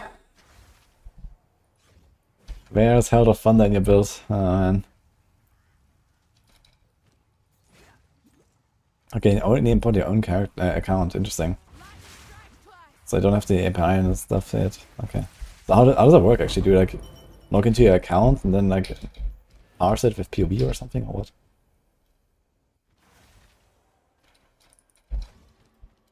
Here before we wrap it up, so you can get on with your day. It's only 8 a.m. there. Jeez. Yeah, right. So you can go to work. I mean, just like, you know, it was really nice chatting to you guys. Like, I had a fun time, and you know, yeah, I'll go in, we'll start working on stuff, and hopefully, you know, like people will like the changes we're making. I guess that's the main thing, right? Yeah. Fantastic. We're gonna do shout outs here for Zeke, Ko, and I. But Jonathan, feel free to go on about your day. We really appreciate it. We're gonna shift over to this, and we'll see you next time. Thank you so much, Jonathan. Yeah, you're welcome very much on the for having show me. whenever. Jonathan. We'd love It's to awesome. have you on.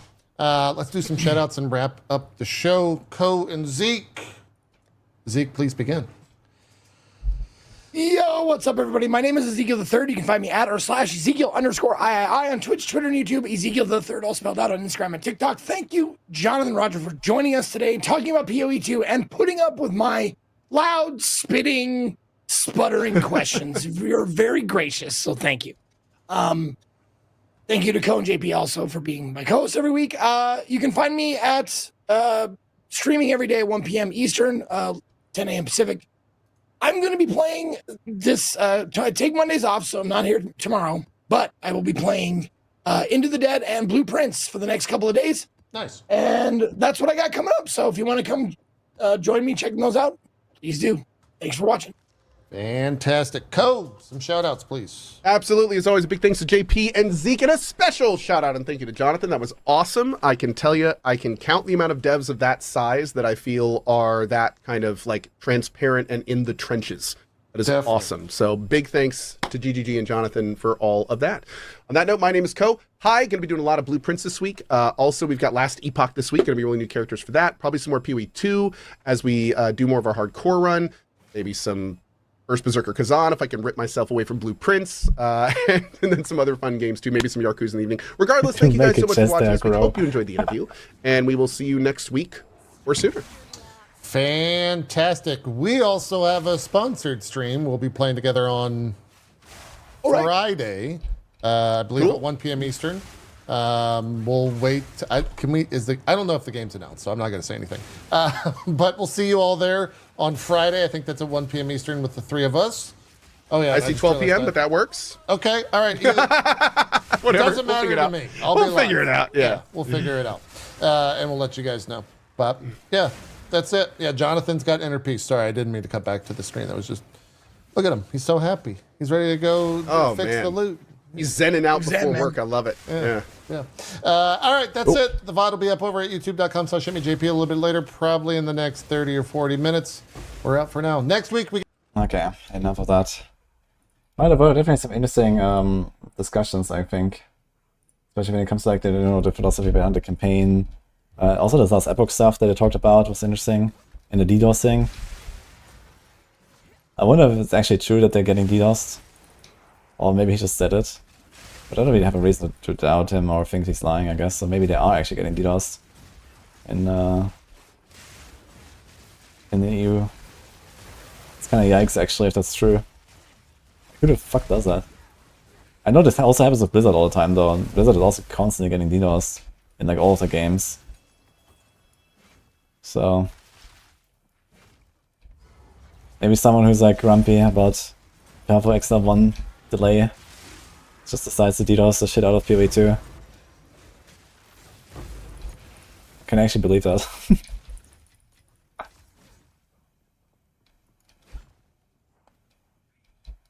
There are ways to protect against DDoS, but it depends how much money you want to throw at it. Yeah, I know that there are ways.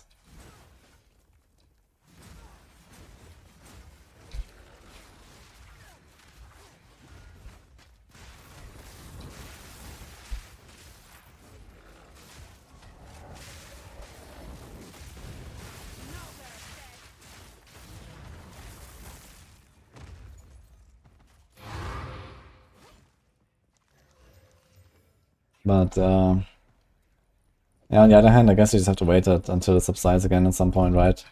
I mean, DDoSing itself, I guess, is also expensive. I'm not sure, like, how, I guess the ratio is definitely worse on the defending side, I imagine. I'm not sure how exactly it is, like, how easy it is to, like, DDoS someone and stuff. But, I mean, eventually it always seems like the DDoS attacks cease as well, right? So, I guess there's only so much you can do.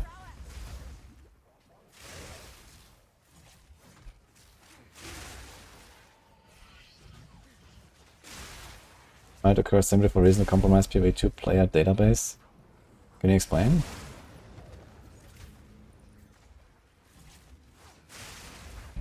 I mean, people are trying to like crash servers so they can dupe shit and then RMT or something. Is that what I mean? I know that, you know, crashing servers can help you in like duping and stuff.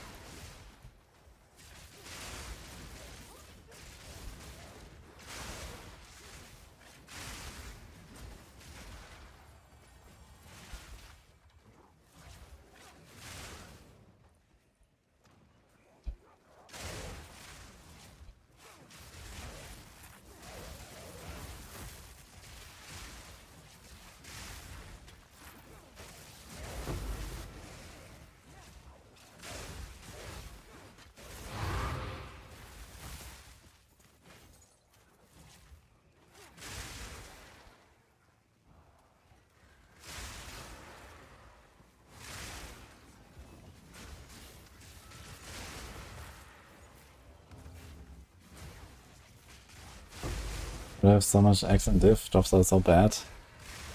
Well, this character is like 120 hours old. We're running with like around 100 rarity all league. And I have not really been crafting much lately, so my Exiles just keep running up and don't really spend them. Usually always at like 0, you know, like on SSF, usually always down to like, you know, 0 transmutes, 0 Exiles, 0 regals all the time, or close to it. But I've kind of like ignored crafting for a good while now. So it just kind of piles up because I can't be bothered anymore at this point.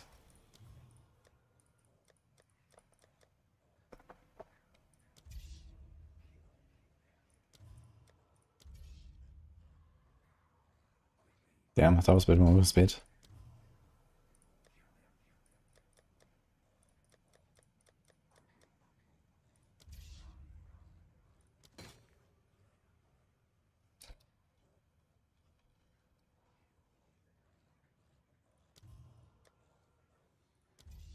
What's das thing cost? 300 to defer.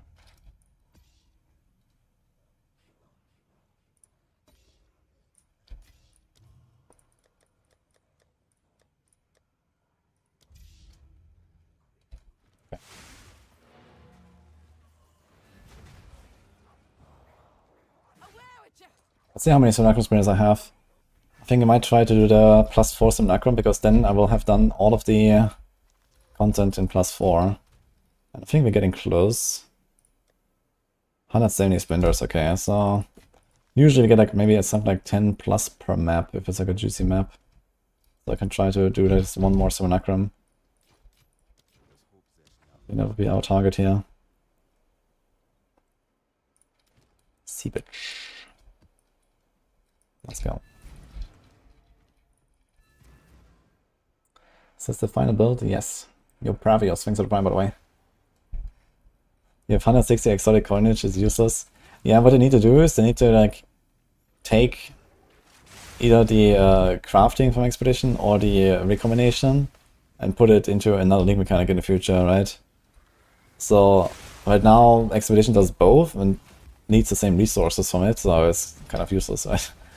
Like you're only going to do one, which is recombinating. Recombinating is just better, basically. In those cases, I think, than just trying to craft something in Expedition. And even if they buff the crafting of Expedition, like, it don't really, you know, then they kind of recombinate, so it's just kind of awful. Like, they need to take it and put it somewhere else at some point, I guess. Maybe they just don't have that content yet. But they wanted to give us the recombinating.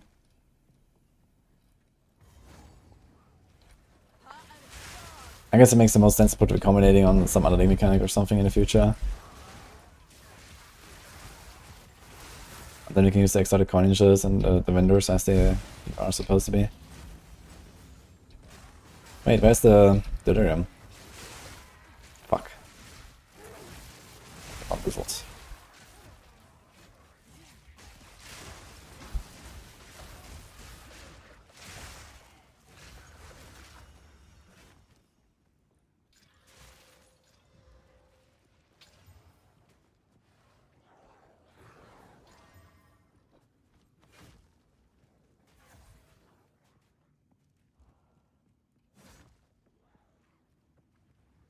Are any updates coming to Maxwell? What is theirs final? For this build, it's not being updated right now. And this will stay this way as it is. Because I'm gonna play last Epoch and I don't think I really want to make any changes. I've done like the final setup now. I've explored all of the options that are there. I don't think there's anything else I want to change anymore. I will have an updated video up actually later today. So I will go into the Maxwell planner.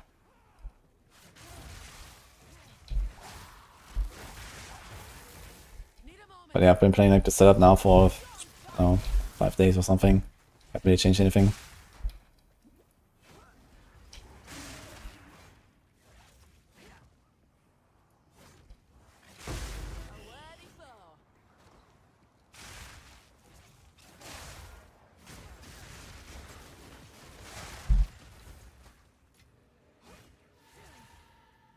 The unique spear I have is Tangle Tongue.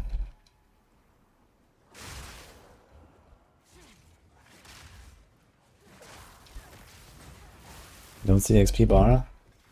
Wait, why not? I have 1 bar right now. 3%. Level 96. And there's no one remotely close to 100. I'm like one of the highest out there, actually, on SSF. Also looking, we're number 8. So there's one guy, 1 level higher, and a few guys on the same level.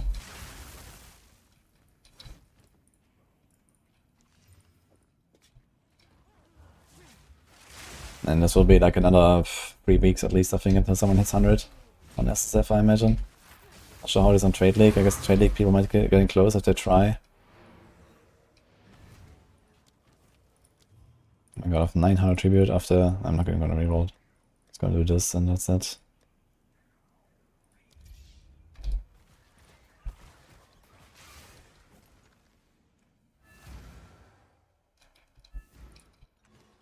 Yeah, I just said I want to do a simulacrum.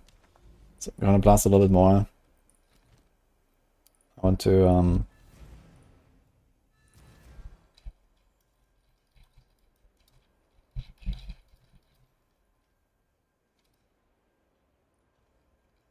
the last pinnacle content I have not done on +4 difficulty yet, so I wanna see. It's kind of monka though. Simulacrum is like very RNG. And only one portal. It's rough. Can easily die there with a bad combo, especially when it's like chaos damage. Chaos damage mod is like they just one-shot me. Or chaos damage plus turbo or something. It's gonna be rough. Although I did the +3 just fine with no death.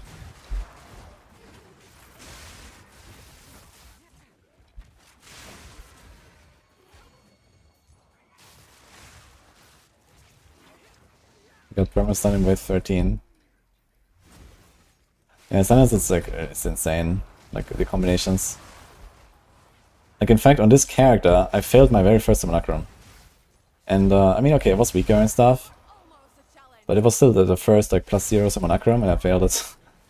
But then all the others, I did, I think all without deaths. Up to +3 now. Only +4 is missing. So let's see.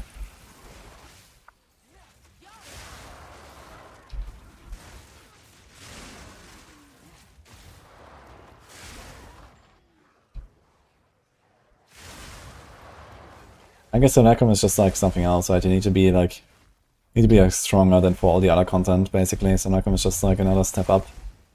Also in terms of DPS requirement, actually. DPS requirement is not very high in Simulacrum, but defensively, it's nuts.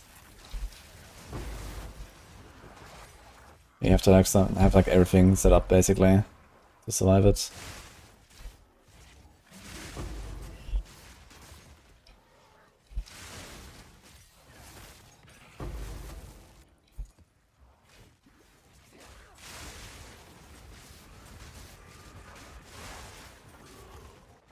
Oh, ring tier 5. Sure, I'll try it.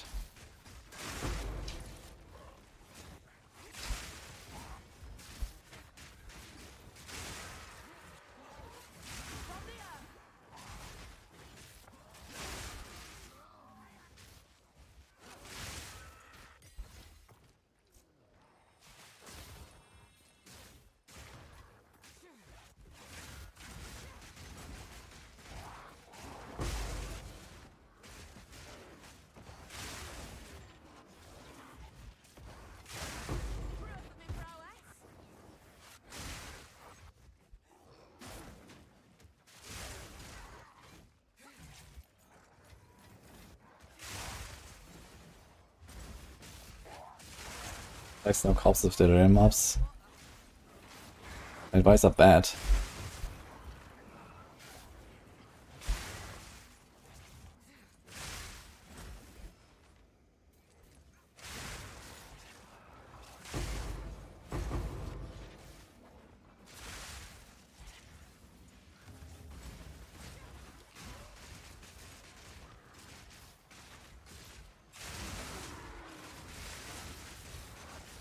No.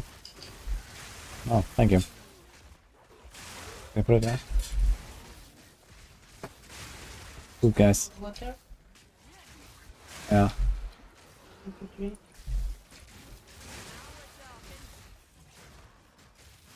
Thank you. You need the reinforcements. Oh, actually breakfast to me.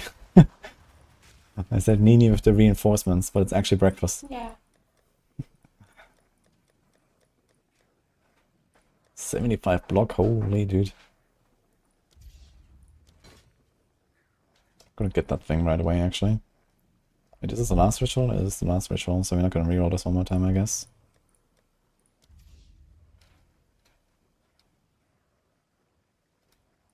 Just get all this more stuff here.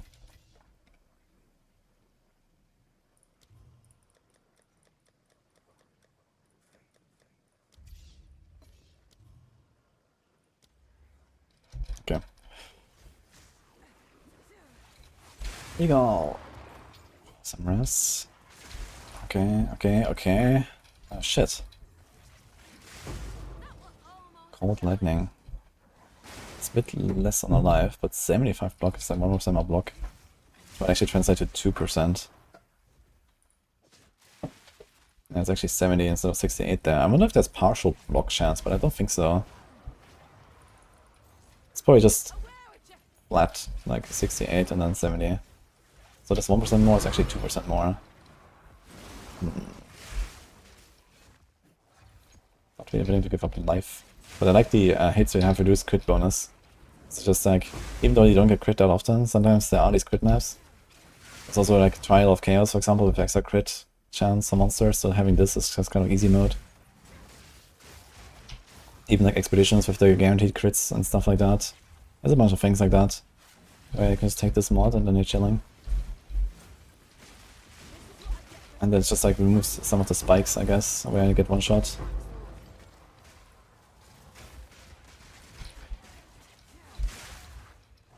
Of course I rolled thorns on it.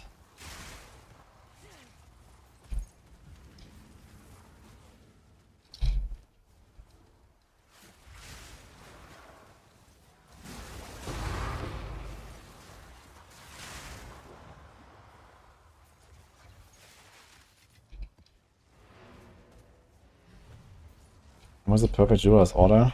And that's listed in the notes, I think. They start with Lightning Spear, then Stormlance, and then Spearfield, I think. That's a good shield. But I don't need that cold dress currently. Let's see that tier 5 Emerald Ring. Not for me, I guess.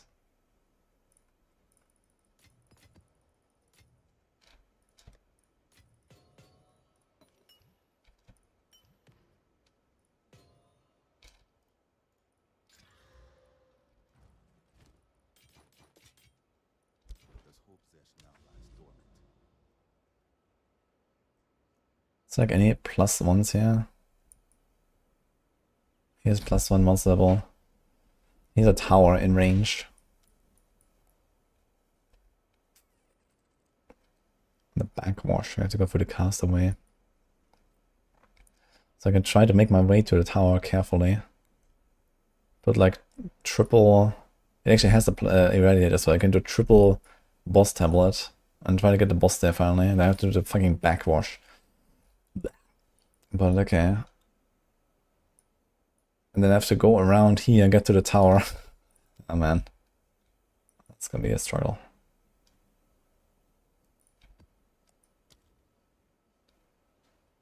Wait, this thing also has +1. And it has a boss. Oh shit, we actually got it. We can run this one. Wow. Okay. Incredible. So... Ding ding. Ding ding. Ding ding. Oh, I didn't realize that we actually have this here. I could have probably done this a bit easier earlier. One, two, three, four. We already have the +4.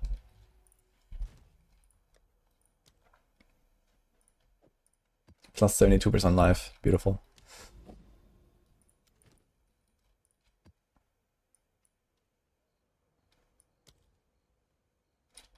The DK boss is relatively easy, actually. Have you seen a Deadeye spear build that does like 2 times the damage of the Amazon spear build? I have not, and I wouldn't understand why it does double the damage. How does that work? I guess because of frenzy charges. You can do some crazy stuff with frenzy charges as a Deadeye. So because you don't benefit from the extra projectile, you can go the frenzy charge route. I guess that makes sense if you actually build frenzy charges, which this build doesn't do anyway, so...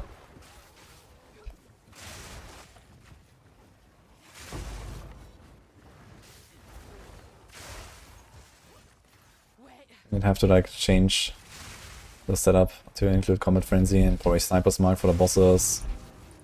I know some people do like something like Cast and Crit, Sniper's Mark or something. I'm not sure how consistent that is, but it might be a decent way to build frenzy charges, especially on Deadeye. Since small projectiles doesn't help you with Lightning Spear. I wonder how much XP I'm getting at this rate. Reset XP. Yeah, it actually. This is a tier 18 map. 70 million per hour.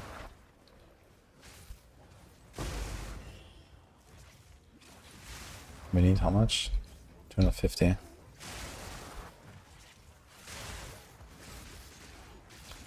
wonder if like 96 or 97 is possible in 10 hours. It probably is actually.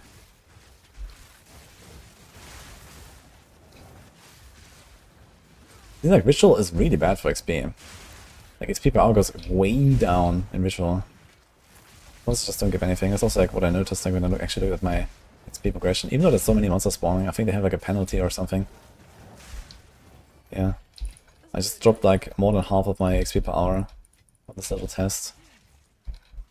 Even though there are like many rare monsters and some rares and stuff. It's not really the same. And now it just instantly goes up again, I guess.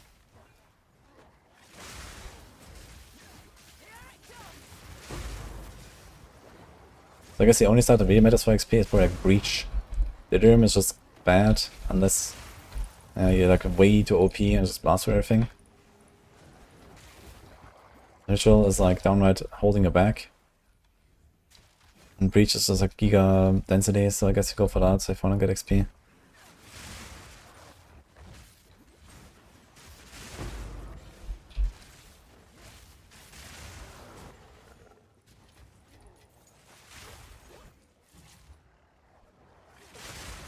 What kind of item bases?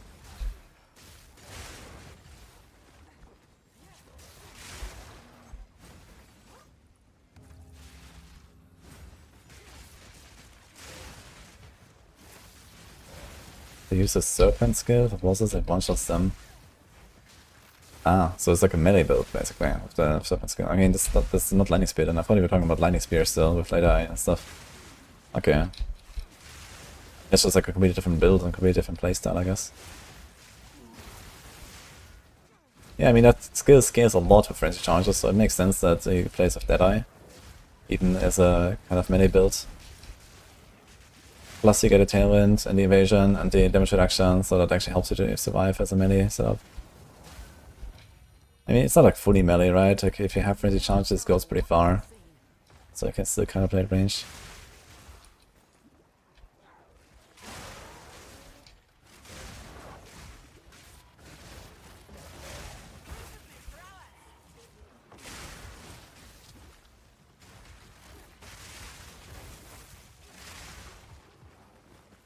So what happens actually when I press on the... what happens if I have Delirium going, go to the boss and die?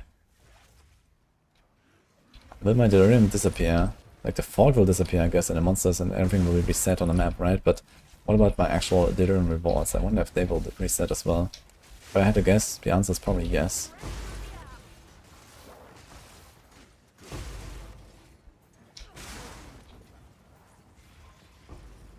So this weird mechanic where everything disappears on the map.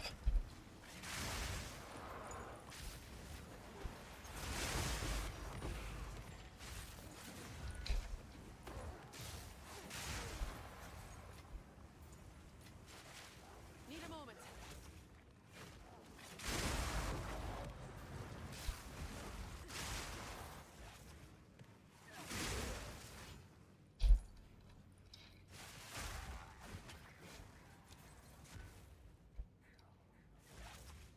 $17 million hits to summon ability. Sounds good.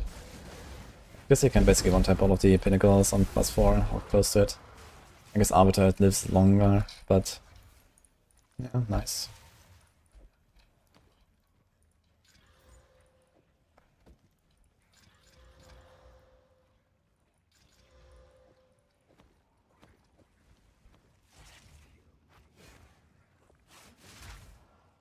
Crazy how few breachings drop now. I'm not really sure how it was before, but I guess, yeah, they're not that common.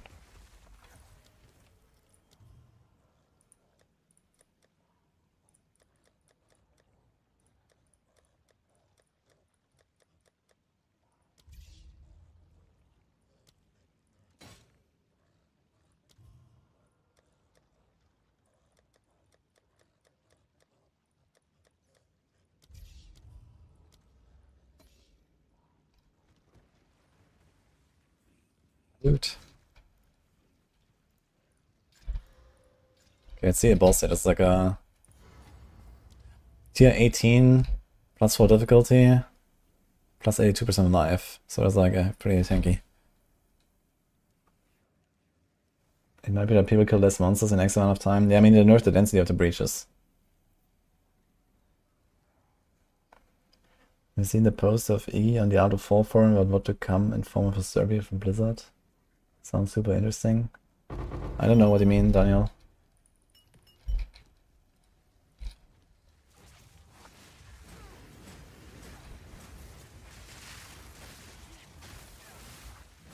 He has less left than I thought.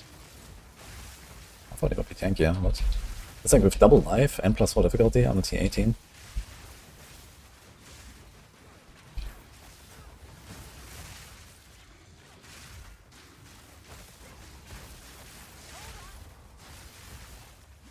Okay. Thought he would live longer.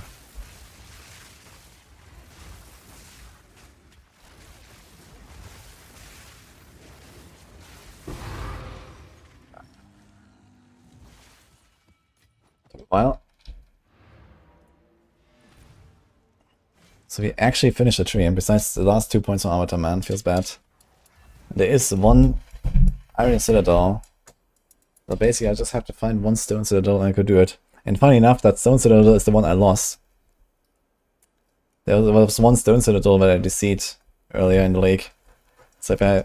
Oh man, that's actually sad. I would have perfectly finished everything on my Atlas tree.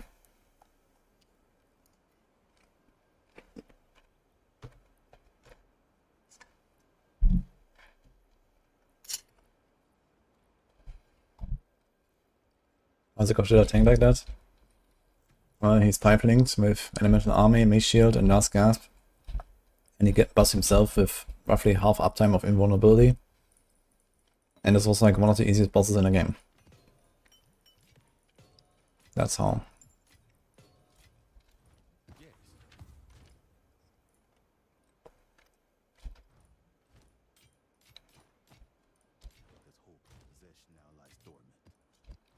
Okay, how's the delirium situation? 192. So now, I guess you can do this if you want.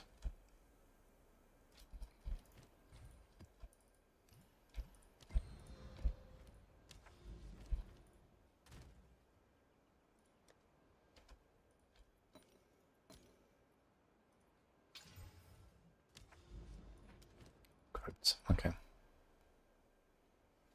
Shit.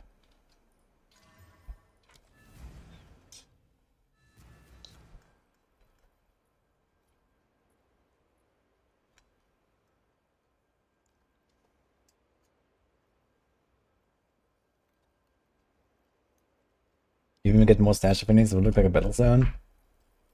Why? I mean, tablets will go here. Okay, I mean, omens, I guess they're not gonna make omen tab affinity, right? Would be nice though. Socketables would be nice as well. There will not be much left here. Without omens and runes and stuff. And the tablets, there's not much else in here. Just a few random bells and rings and stuff sometimes. I said ritual affinity, okay. I'm not sure how you saw your stuff between your runs. But what do you do?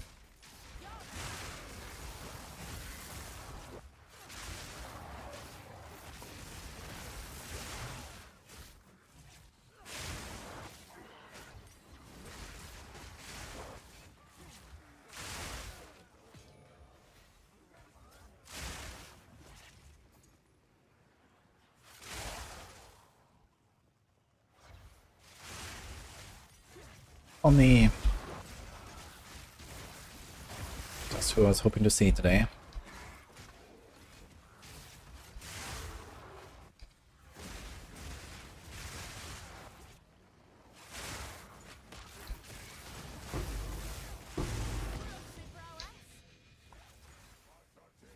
So we get tablets and visual affinity. I guess visual means all the omens. Yeah, then we just need something like Socketables, and then that stash cleaner would be pretty solid actually. It would be really nice if you can like throw in all the runes automatically in like the right tab.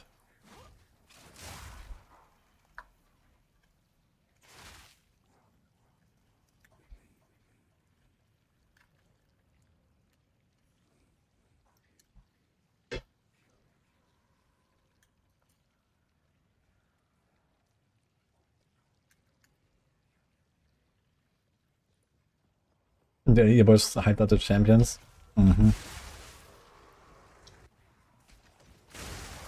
Sounds like they're scary. That's why you put like triple of the amount in our maps on the Atlas tree, Weaver tree. It's gonna be glorious.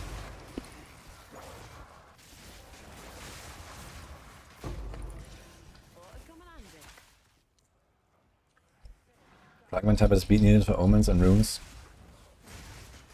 Yeah, I guess long term they could put this into something like a fragment tab.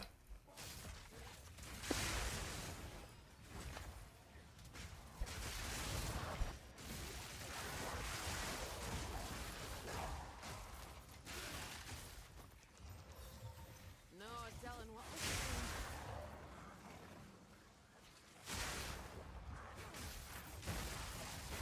This system is worse in default than in default somehow.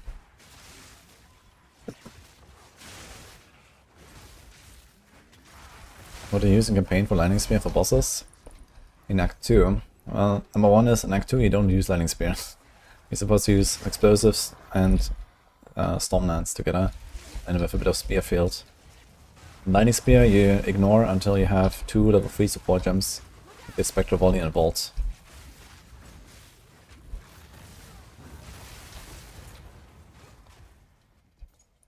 It's gonna be like somewhere in Act 5, I guess, or Act 4.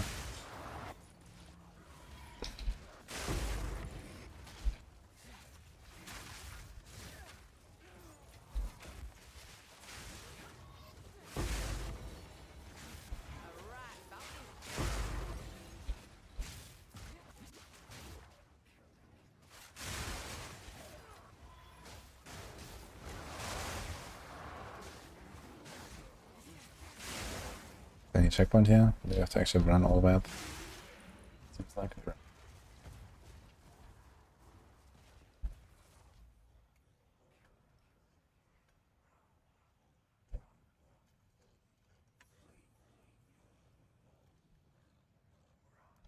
Bolt and Spectral Volley.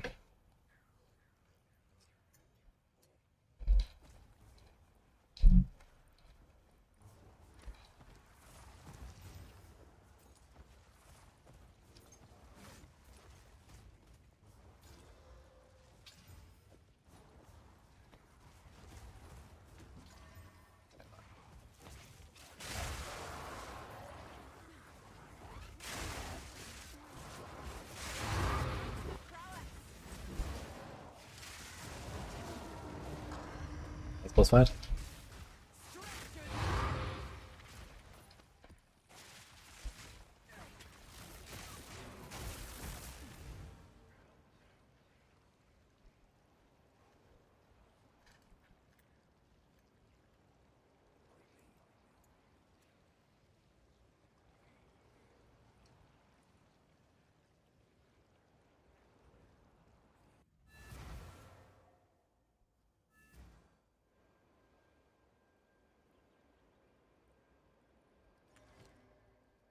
Pretty sure the boss fight is bugged.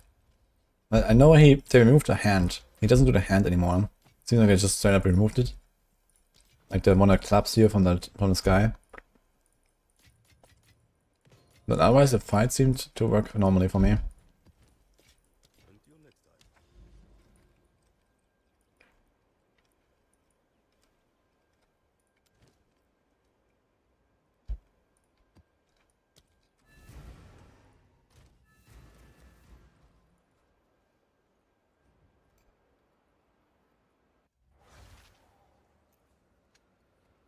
spent every other day in a bog, and I'll go balmy before long.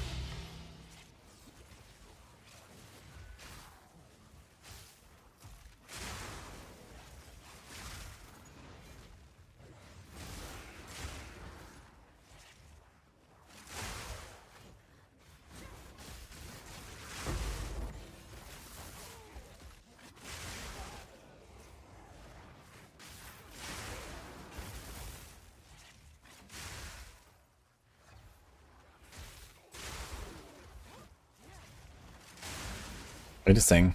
So I ended the dinner encounter, but I actually still went to 6 rewards now instead of staying at 5. So you can still get reward while the encounter is already finished, as long as you're in the fog. That's very good to know. So timing it better is actually really crucial then, to try to get the rewards in time.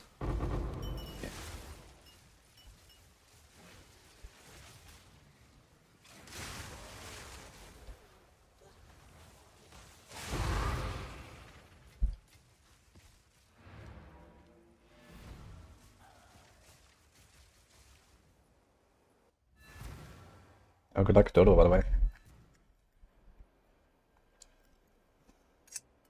Yeah, use explosive spear plus dominance. You always use them together, not alone. No telling this were well made.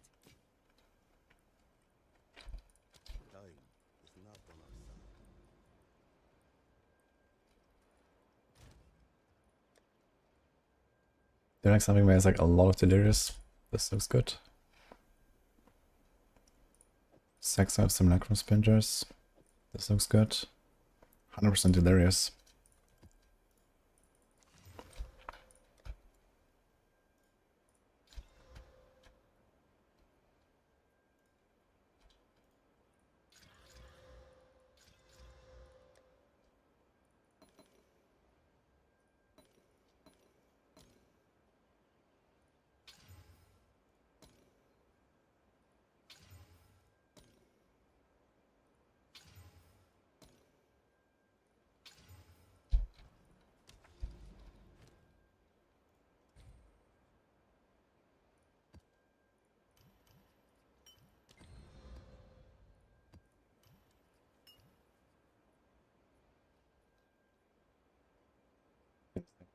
Got a 50% one and then this.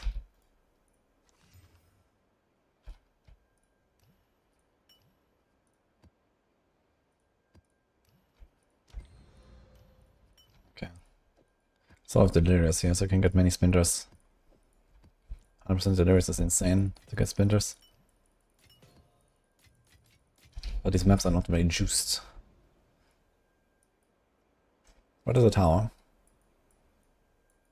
There was that citadel? Here.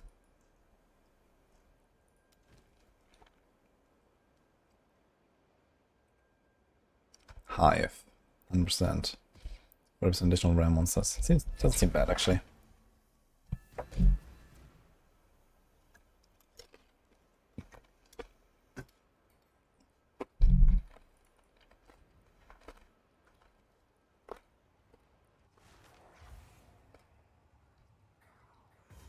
There are other builds of frenzy charges, but just doesn't use it.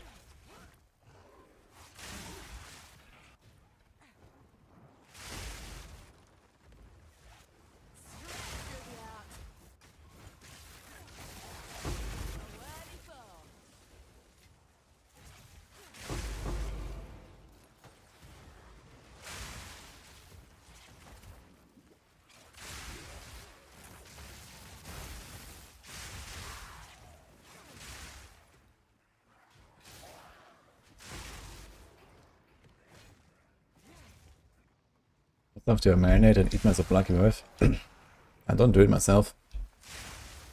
I don't make souvlaki myself, I just, you know, order it or get it from like some outlet. So they know how to do it.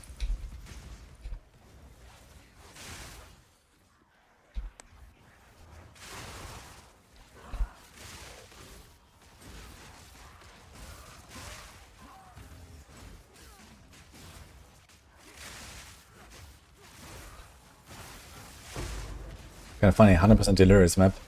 Just kind of chilling.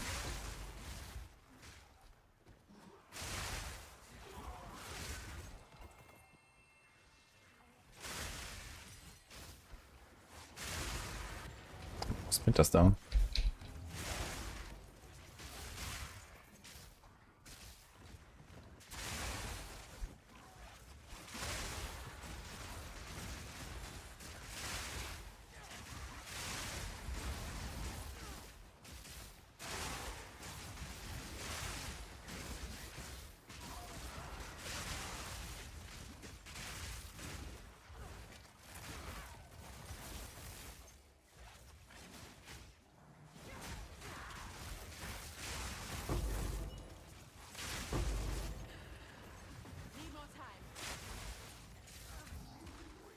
Almond man, log in.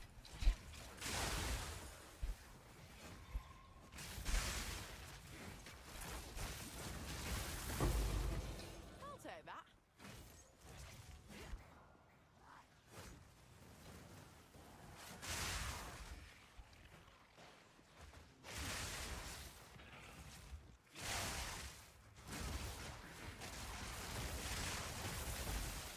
Proof of my prowess. So funny, right? What are you trying to do? New character?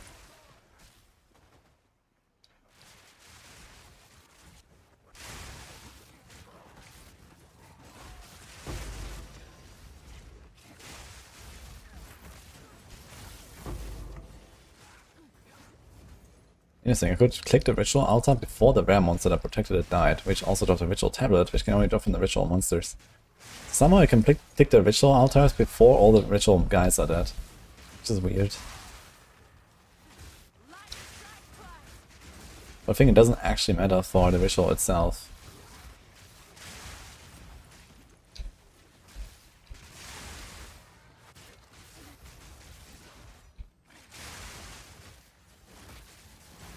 Leaf Sand into Bone Shatter Warrior. Okay, sounds good.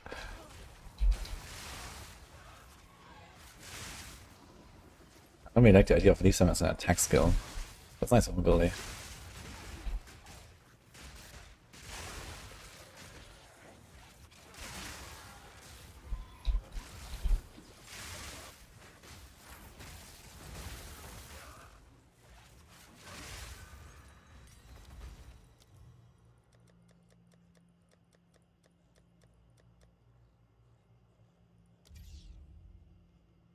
There's a lot of tribute here.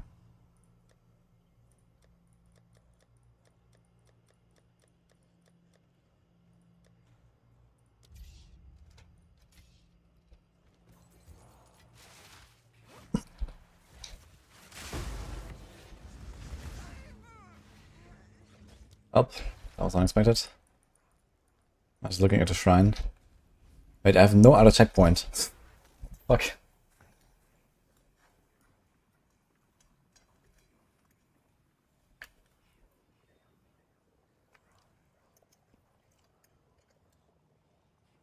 Then builds up the stun, and then Bone Shatter, kaboom. Okay, makes sense. Yeah. If you get like enough AoE, I mean you can get magnified effect on one of them, and then there's like another AoE support gem that gives you minus accuracy for attacks. But if you're on Resolute Technique, that doesn't matter. So again, have a nice AoE on both skills basically. Plus some AoE nodes for sniping. They're kind of chilling, I guess. Special.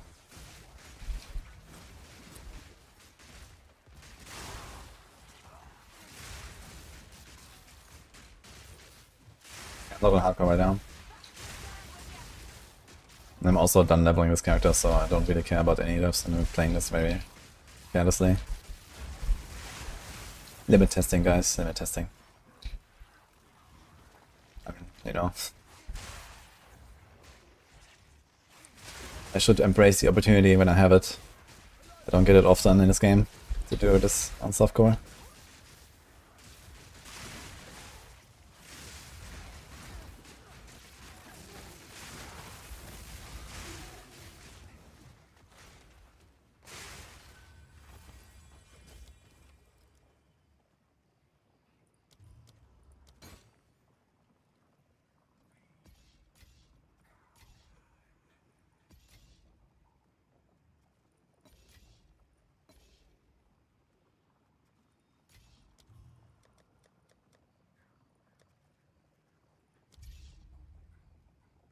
Nice. Rock, champ. Always crit, extra chaos, extra cold. Oh my god, dude. 100% delirious? I don't think so, actually. Here it is. Extra chaos, 30 pen. They will one-shot me. 100%, dude. With the ritual, with the circles. They live long. Because everything is 100% delirious.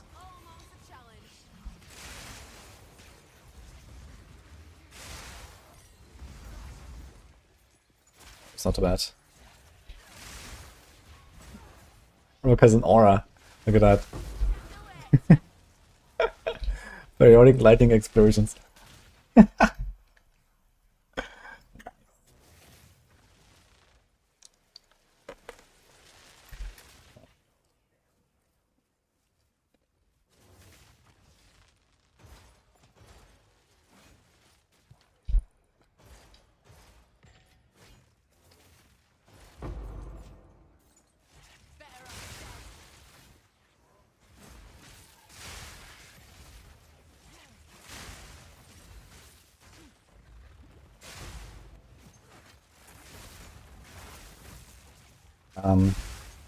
Pretty sure you want to call the Herald. Yeah, you definitely want to call the Herald. The honor skill I didn't put quality on is Stormlance, because you can't benefit from it.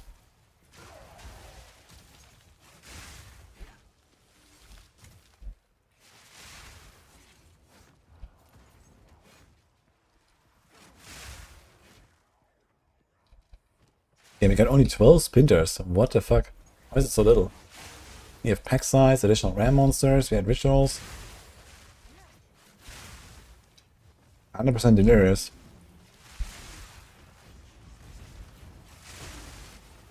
Sad story, dude.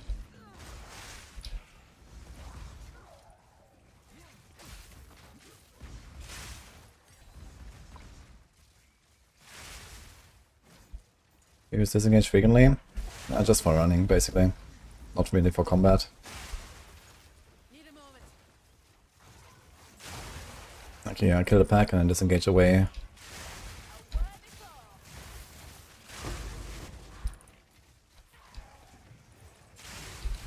Just like faster mobility. Okay, you're at 15 Spinters in the end.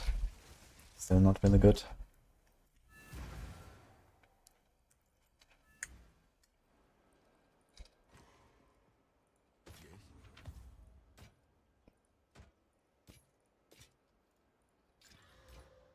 This guy's got Combat Frenzy, Bloodborne.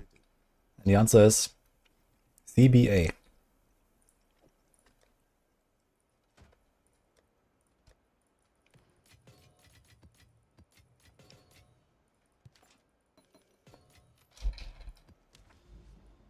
Okay, there's a tower.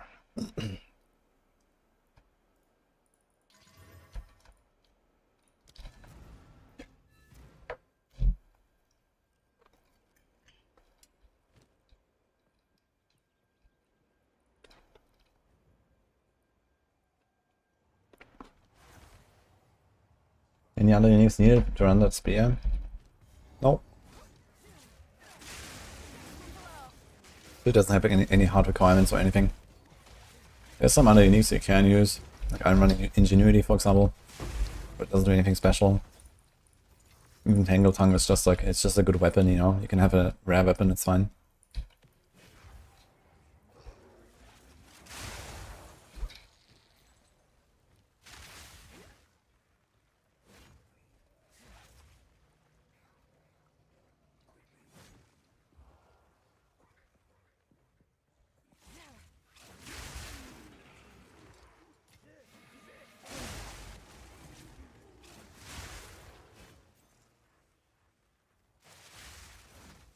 Wait.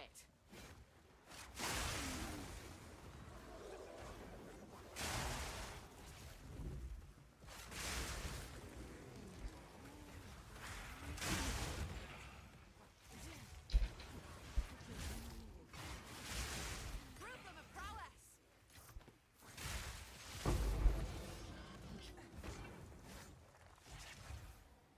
I have Twitch shops on season 2 release. Everyone will have Twitch shops. And last time I checked, I was included in the pool of everyone.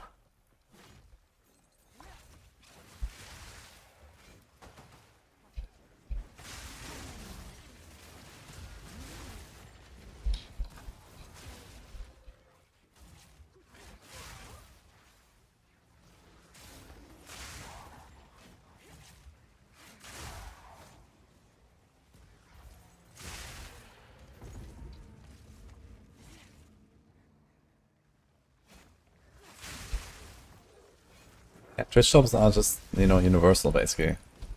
I mean, it has happened, actually, that there was like some kind of exclusive Twitch shops for some channels or something. But usually Twitch shops are always for everyone, so... And everyone just has Twitch shops turned on anyway, like... There's no streamer that doesn't have them. So basically... Yo, what? Both at once? Look at that. And I almost one-tapped them. Well, I guess we exit. I haven't seen that yet, that's cool.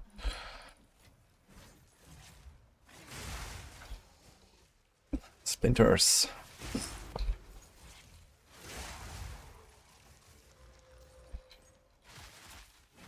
Where's the beacon? Definitely need to finish my food though before I start the simulacrum. I don't even want to pause in between.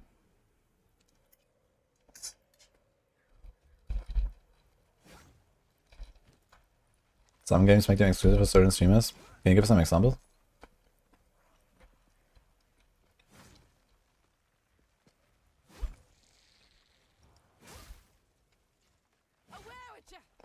I'm not playing acrobatics. But if you play Trade League, I guess you can try to go for it. So maybe add a note about that in the timer. If you reach like 25k evasion or so, I'd say you can go acrobatics. That'll be pretty good.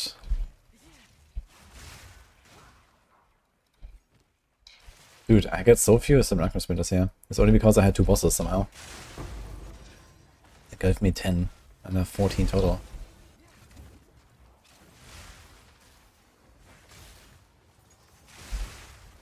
Dude, what the fuck? Where's the thing?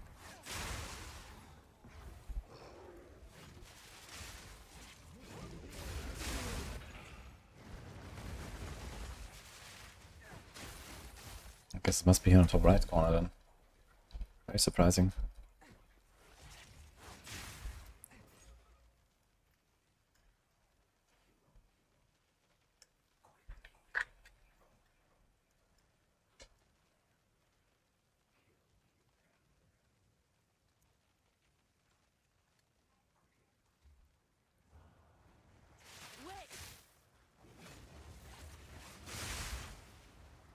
This is a pure evasion build right now, and I did build into evasion, you know, bonuses on a tree. You can definitely reach the point where acrobatics is possible.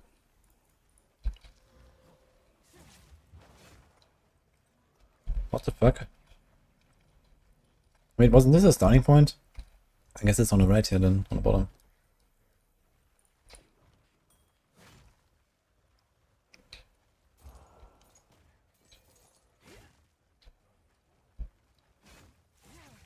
At 60% acrobatics and 68% block is pretty juicy. It's interesting how close to the start this is. Had gone right. Actually, it's not, because it's not connected, I just realized. This was actually like a U shape. I thought it's connected and then I was bamboozled.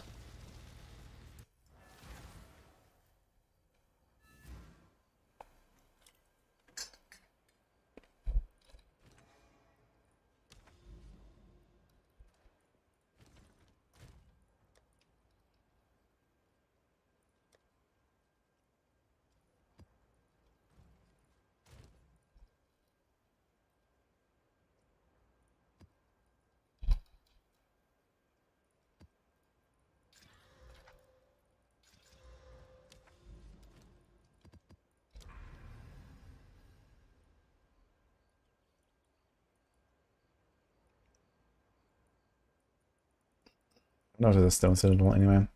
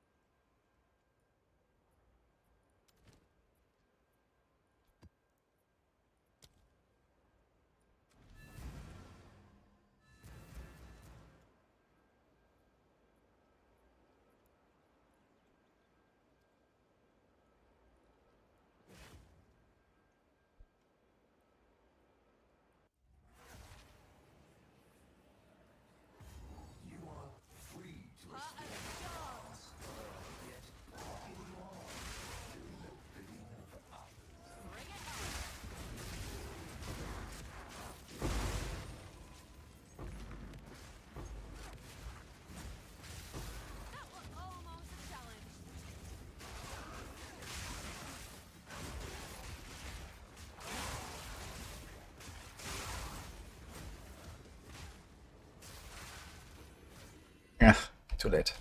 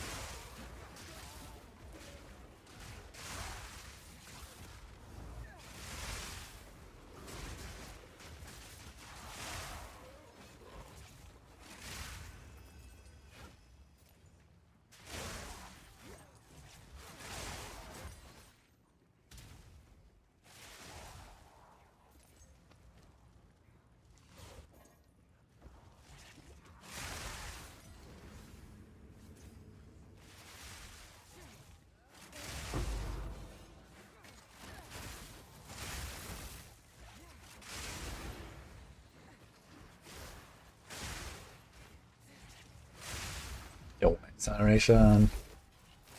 Let's go.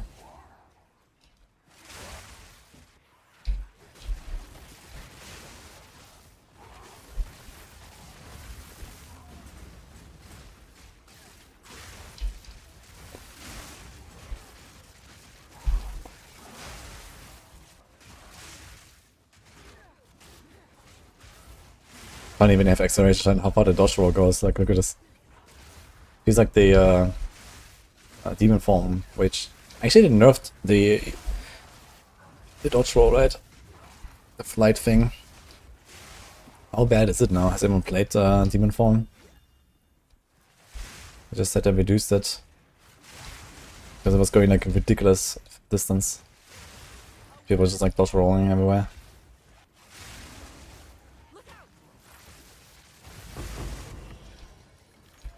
Now we're talking.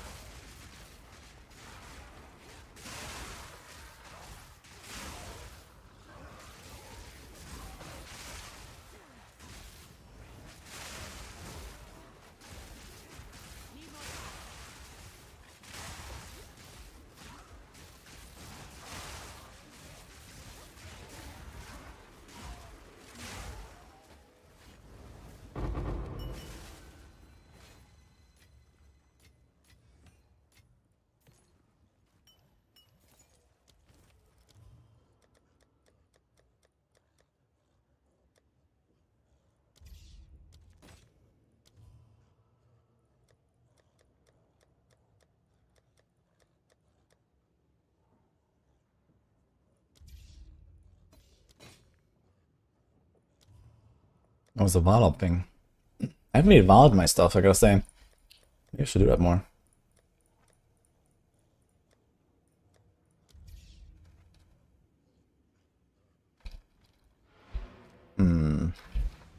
Should I Varl my ingenuity? YOLO. I already divined it like 7 times or something. Not sure if Varling is a good idea then. Maybe I've had another one. Okay, how's it looking? 50 spinners more, guys.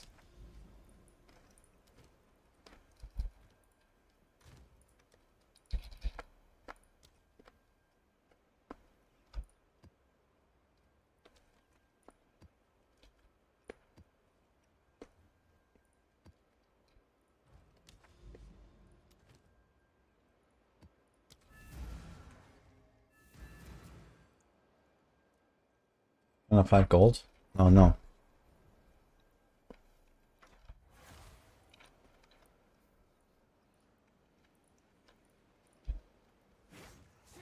Okay.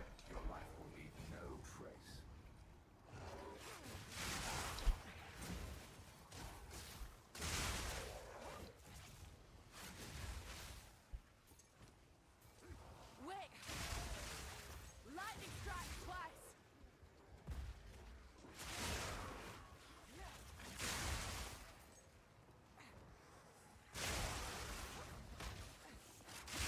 Clean kill!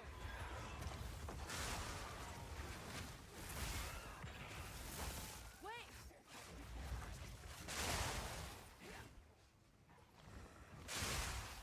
Dude, hidden grotto and no boss. And you see all the rares on the map. Beautiful.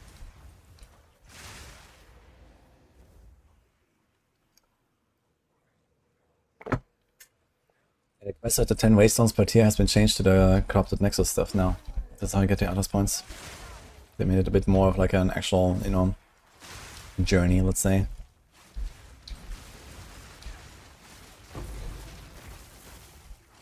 We directly get to interact with the new mechanics as well they introduce, with like the cleansed maps and the corrupted maps and so on.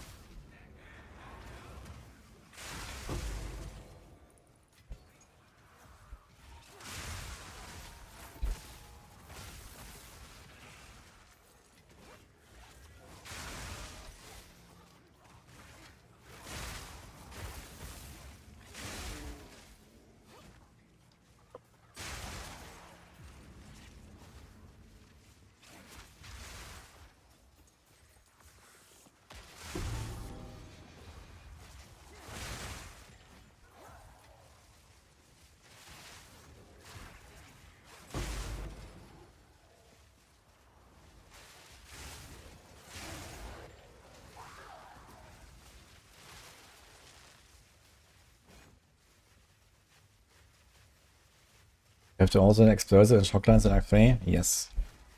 You always throw those two together, and then in between you do some spear fields. And later, when you get your level 3 supports, you can use the Lightning Spear more. Before that, Lightning Spear is not really popping off, I think. But you need like the Vault and the Spectral Volley support for Lightning Spear, and then it's good. You get out the Barrage, and then you can play basically this play style, yeah.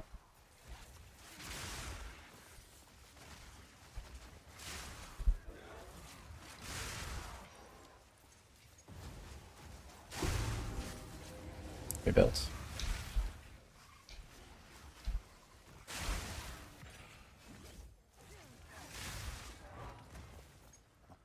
I go on left.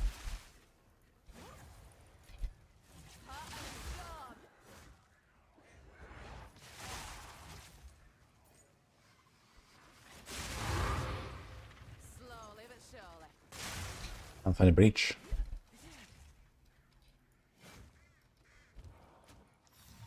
Blue Fame Bracers.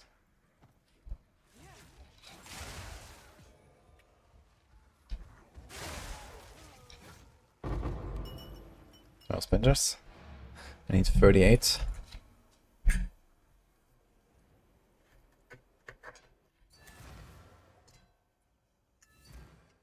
I'm gonna use this one again, actually.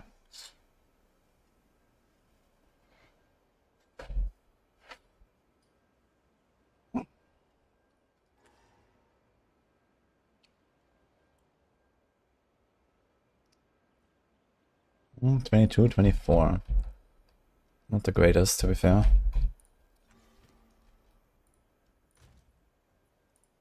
Actually, the first blue flame braces I found. That's kind of wild. Savannah. Oh, maps. Didn't it just make more?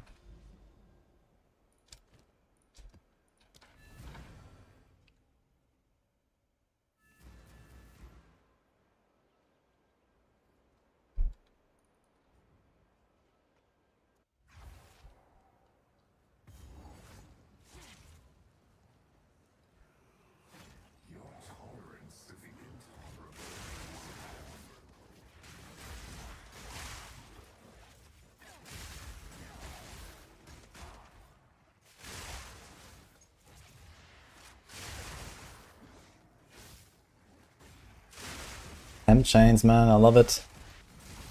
Dude, Temp Chains alone is like a reason to play Evasion Energy Shield based setups. Because there's like this one cluster of hybrid nodes where you get minus 25% curse effect. Then Temp Chains will only be like 16% instead of 22. It's gonna be noticeable actually. Because holy dude. I'm fucking in a swamp here.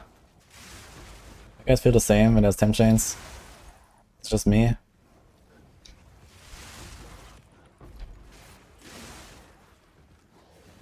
This time we need cancel Temp Chains. I don't know how that works actually, since it's like a permanent aura on the entire map, right? But maybe it will cleanse it. It will be interesting if you can just activate Time of Need real quick and get rid of it, but it will be kind of like snapshotting, right? Because then you just turn it off again. Maybe there would be like something with Time of Need they could do where it's like removes them for like you know, a certain amount of time and not permanently. So they kind of want to keep it going. That would be cool if Time of Need did that. Yeah, they buff Temp Chains so much, I'm not sure why.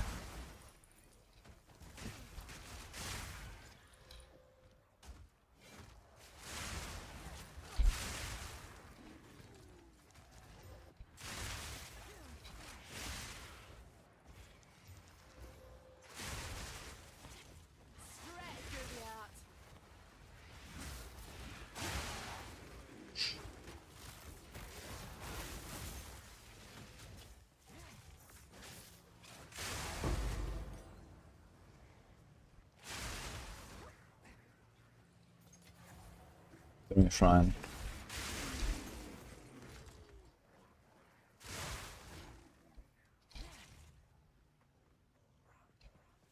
That's because I never upped my Wind Dancer actually.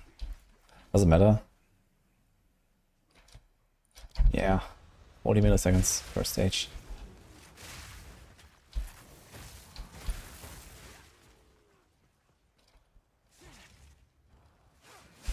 He sit on 7 chance orbs with no bells. Holy. Well, you keep playing the game. Take off all your item rarity. And you're gonna get more normal heavy belts, I guess. Good luck. Please don't do that.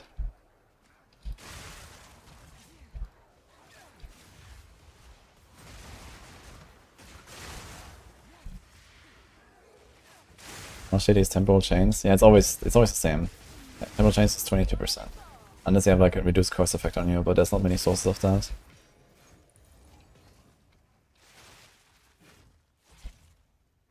I mean, just try to find another base that you want to chance instead of heavy belts, you know? If you have too many chance orbs, then, you know, don't just do heavy belts, also do, I don't know, orc spears, for example, which, by the way, I've never found a single one, actually, now that I think about it. I put it on my filter as a chance base, it never happened. So, unlucky. But, maybe you can put that. Or, I don't know, do like, Stellar Emeralds, for example. People do that.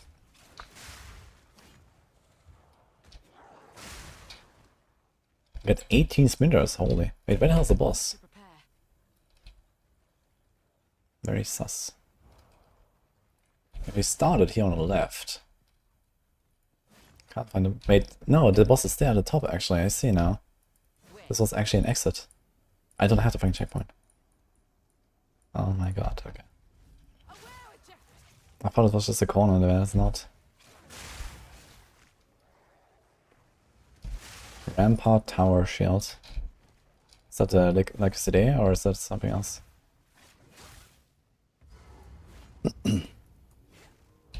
Sapphire Ring. What about Sapphire Ring actually? I see that Sapphire Ring is like on the filter, but I'm not sure why. Which ring is it? Can't be Pole Circle, is it? Is it Pole Circle? No, that's a really good ring. But I'm not sure if that Herald of Ice combo even still works.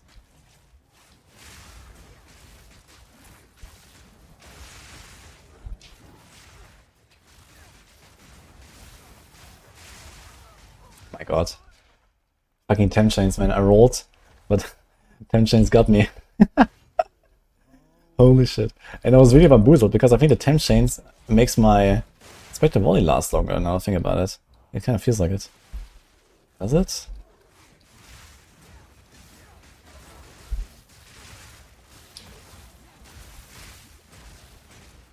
I saved all the boss points actually, right? This is why he wanted me.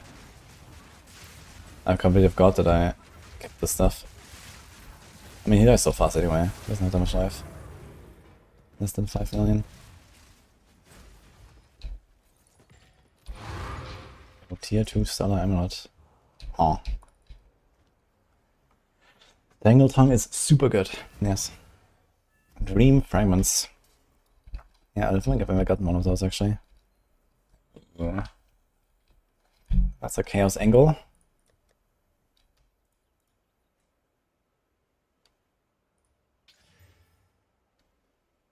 We hit it.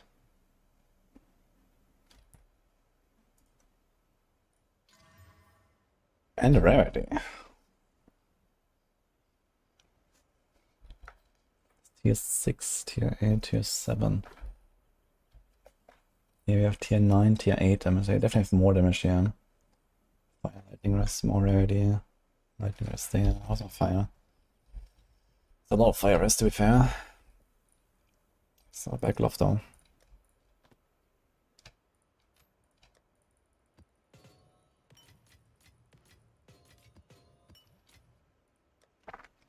Okay, 32 splinters required. Here's another this with the name on it.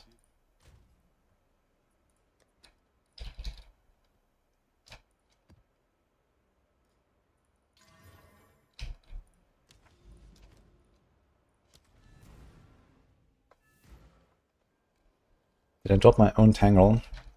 I kinda have to.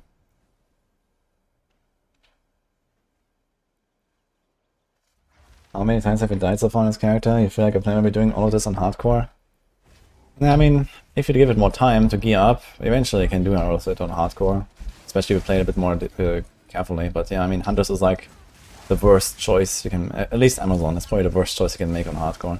Because it has 0 defense, plus it's then on the evasion side of the tree.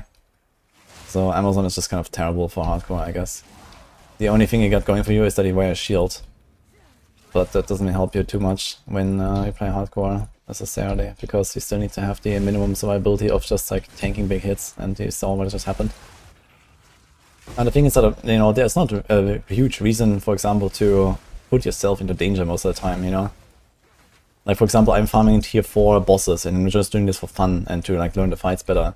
But there's no reason to do tier 4 bosses over like a tier 2 boss, for example. Or, you know, okay, you get like the rare drops a bit more often and whatnot, but realistically, you know, you don't do like the hardest version of everything, you do like the second hardest version, for example, and you're just fine. You know, this includes like all of the pinnacle bosses. Like, you don't have to run maps that have like, you know, the enemies penetrate lightning res, or penetrate elemental res. You know, that mod alone makes you take double the damage, you know, from one mod on the map. So you just avoid all maps that have that. And so on. And then, you know, with like giving up a little bit, you can go a long way on hardcore.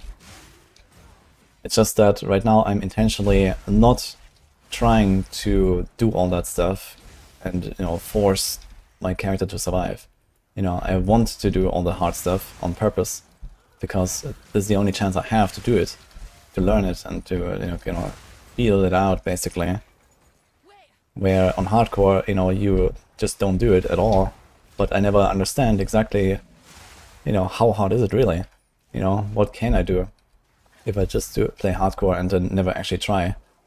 So, you know, I'm intentionally going for all of the OP stuff and all of the crazy stuff right now that I do play softcore, because I barely ever play softcore. And this will just, you know, help me learn the game better and be more successful in hardcore in the future as well, because I do know, you know, what can I take? What do I have to do? How bad is that thing? Which, you know, you'd never learn in hardcore otherwise.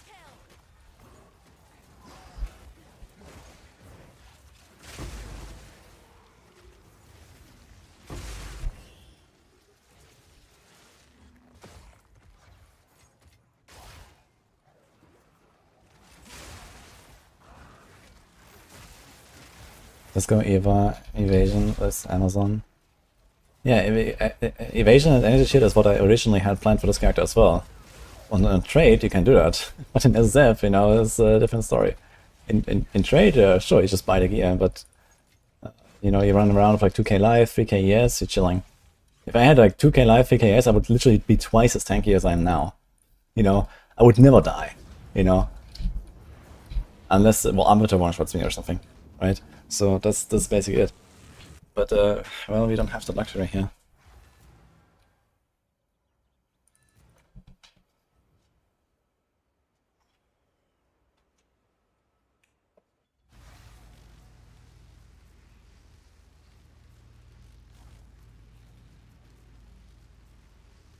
Of course, if we go trade league, then this looks a bit different.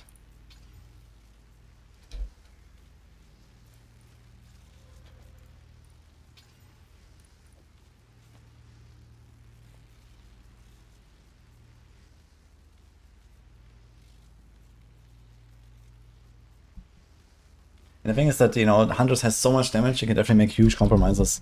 Or, you know, more survivability. Like, I could cut off so much here, and that wouldn't really slow me down, you know? I would maybe have to avoid these, like, 100% delirious maps and stuff like that. And otherwise I would still, like, be basically one-tapping everything in, like, tier 17 or tier 18 maps. Even if I give up, like, half of my damage, for example. So you can build into more survivability and stuff.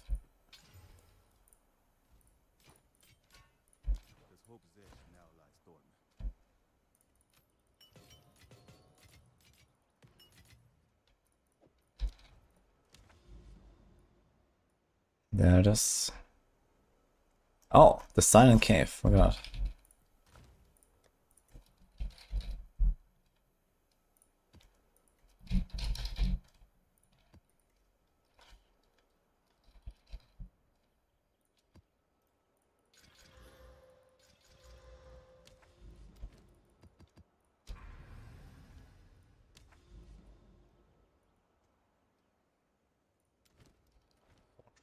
Need some of those maps here.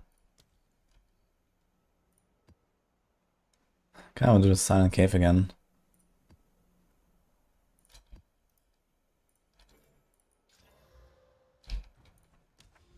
And it's only 1, 2, 3, 4 maps away. Actually, 1, 2, 3. We can do this side. Seepage.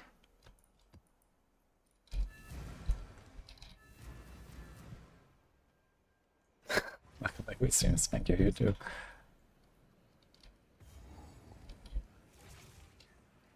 Three days left, almost at a minute now. Holy shit. I really have to stop playing PvE and do more elite practice. We're gonna log in soon, guys. It's probably like less than an hour, I guess, until LE. I think. We have a long evening of last Epoch. I'm actually gonna make a Sentinel today. It's time to do some runs. And we see I was asking like Volcar and maybe Karn if you're gonna like sit down and like talk about strats in the race and so on as well. And hopefully learn a few things as well about Sentinel. That would be good.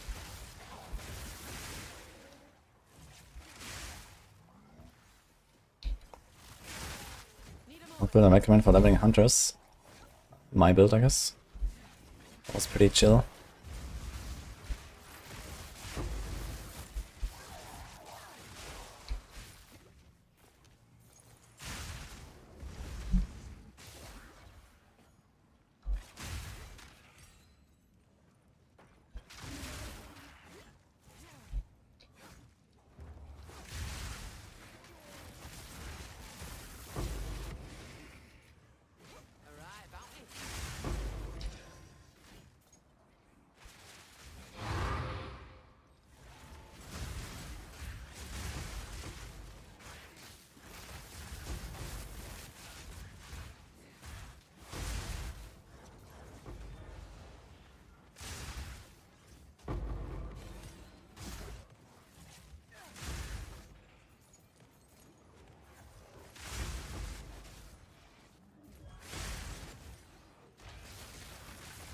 Nee.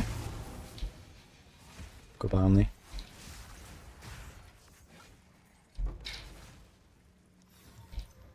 telling what this has seen.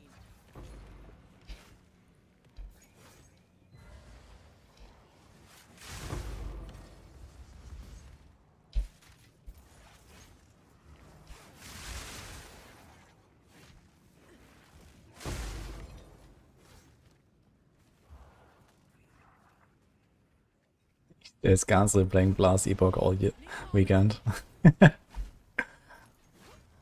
Not a bad choice.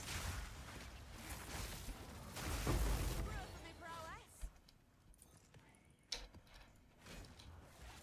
And a pattern. Bring it on.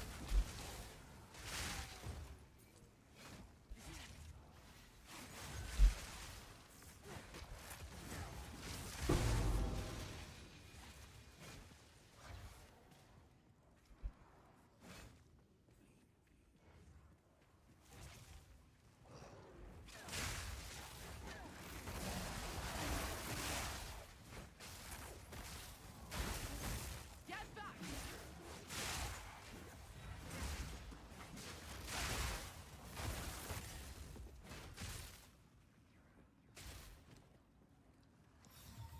Not telling what this has seen. Does this 50% chance of Blast to not consume charges also work for stuff like concoctions, for example? Or the Ambrosia support gem? Has anyone tried something like that?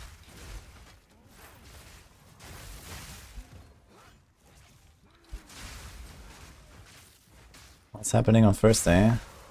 The biggest fucking pork update in ARPGs of the entire year. And the coolest race together.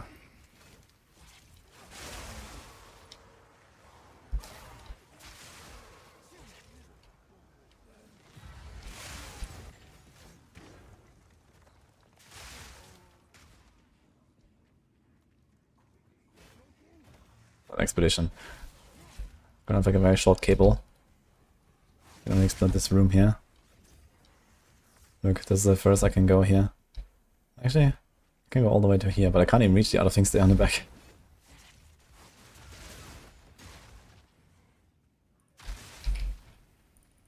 Let's see what shakes loose.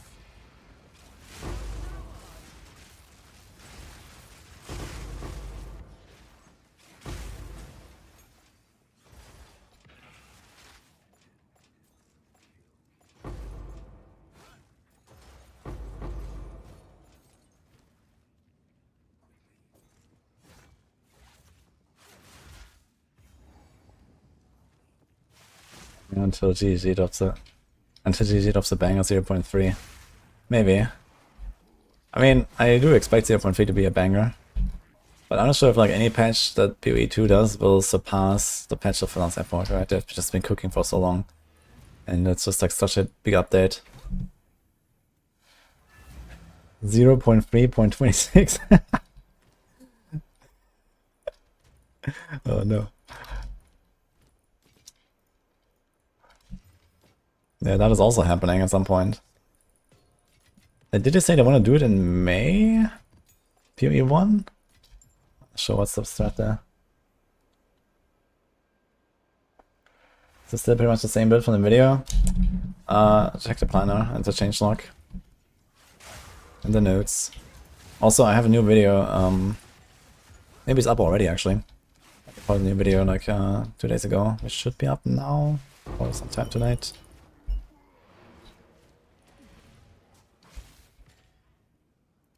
Any patches in 3 days. Okay, 293 splinters, guys. We are almost there. 1, 2 maps, and we do silent. Okay, we don't do silent cave. I guess we take this a little smaller than the other. Let's just rush through it though.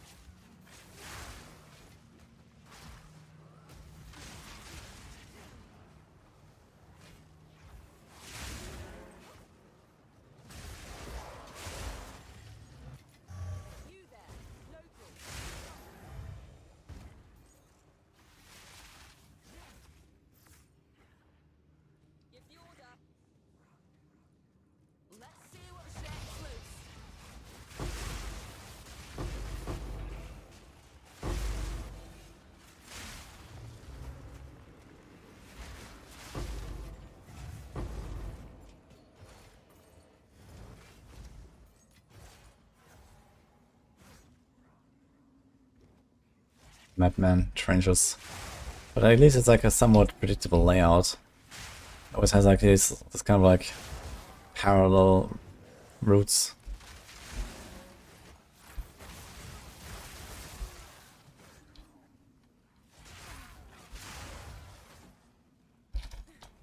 News in May. Okay, so release probably June, I guess, for PoE 3.26.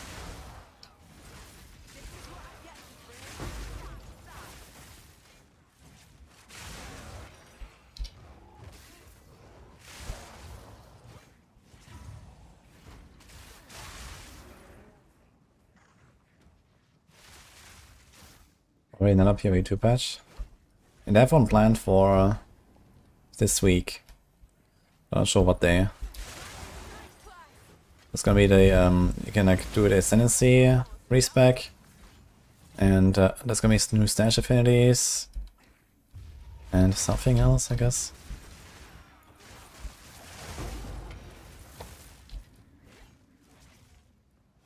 They won't nerf this until 3 months from now, so don't worry. Nice Exile.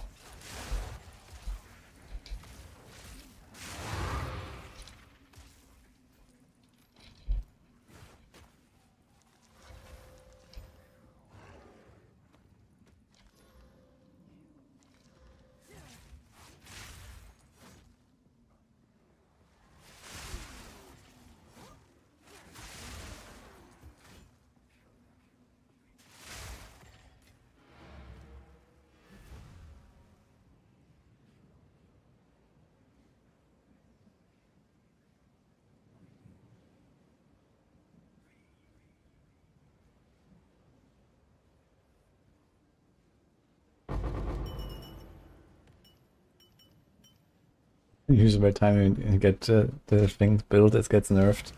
Yeah, they say that they're not really nerfing stuff mid-league now. Unless it's like buggy or like, you know, completely breaking the game or something like that. So you don't have to worry, I think.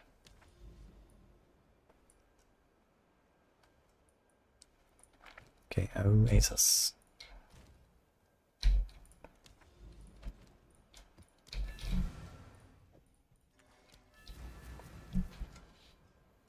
Lightning Arrow is still a thing. I got buffed last week, actually. Lightning Arrow, Lightning Rod both got buffed. So I'm pretty sure they're pumping as well. I need a moment to prepare.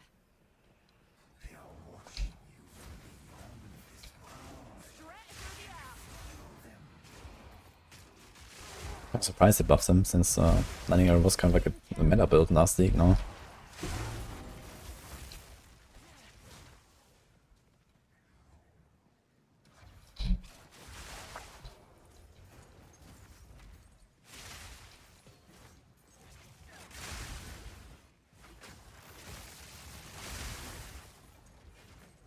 You don't stand a chance.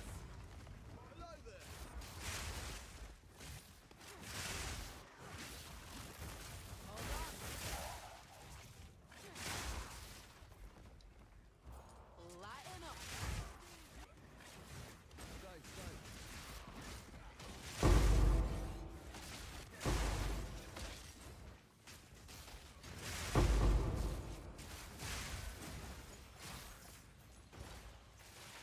Ought to come in handy.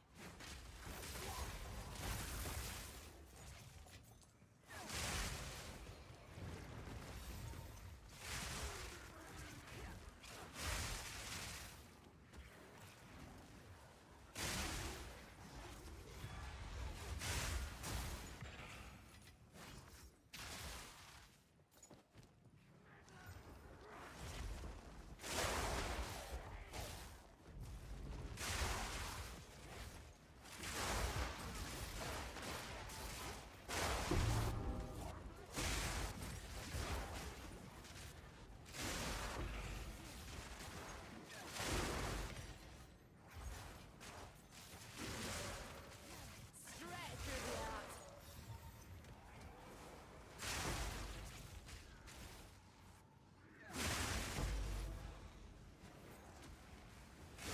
A worthy foe.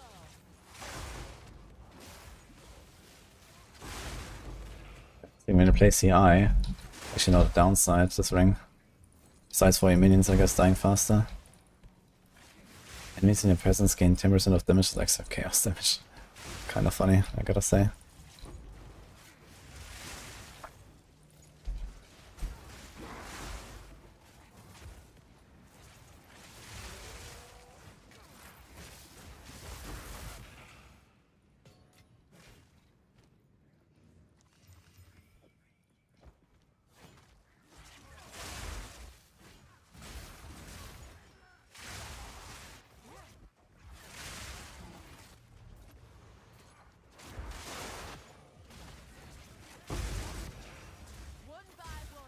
Okay, now Silent Cave time.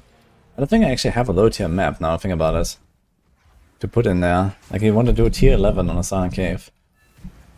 The only thing I can do is just like run like a white, whatever is the lowest I have. I actually do have some 11s.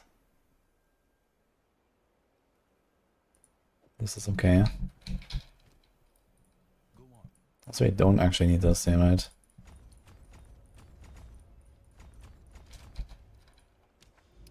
I wonder if it's just gonna one-shot it.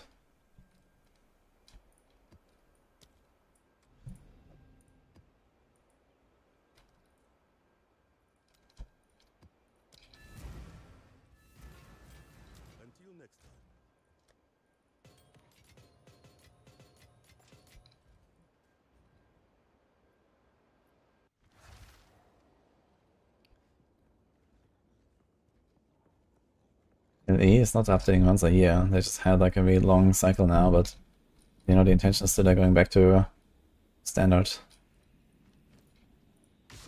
Shit. So every essence I add transforms into a greater, or how's that again? What if I add a greater? Does it become a corrupted one? On the big guy? I wonder if I manage to corrupt one of these into a greater.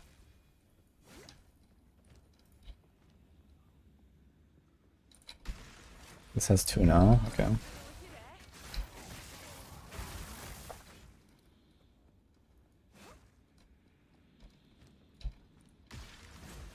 It's not changed.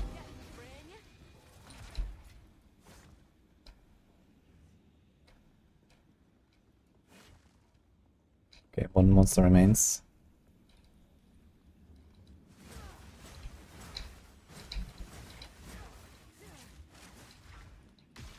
Oh!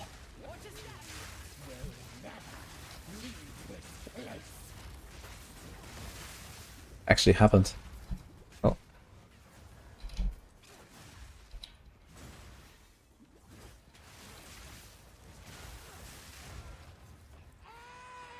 It's my first corrupted essence. Even on T11 with no boss nodes, it's actually not a joke. A relic worth keeping. Oh, there's a big cooldown shield. I can't make a portal in here.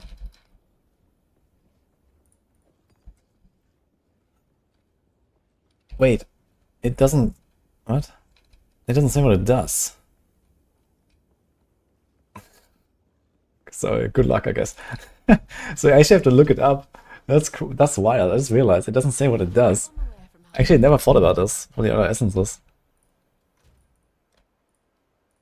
Huh. Ah, we actually got a T11 back as well. Makes sense, actually.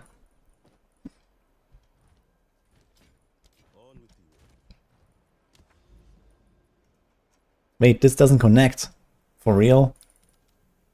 And this neither. What? None of them work. Wait, map in progress. It's the map is not completed. How is it not completed? I need more time. 0 monster remain, by the way. Oh my god, dude.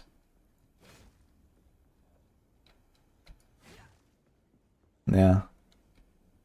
That sucks. I wanted to log out, man. Kill Count Geono and log out, dude.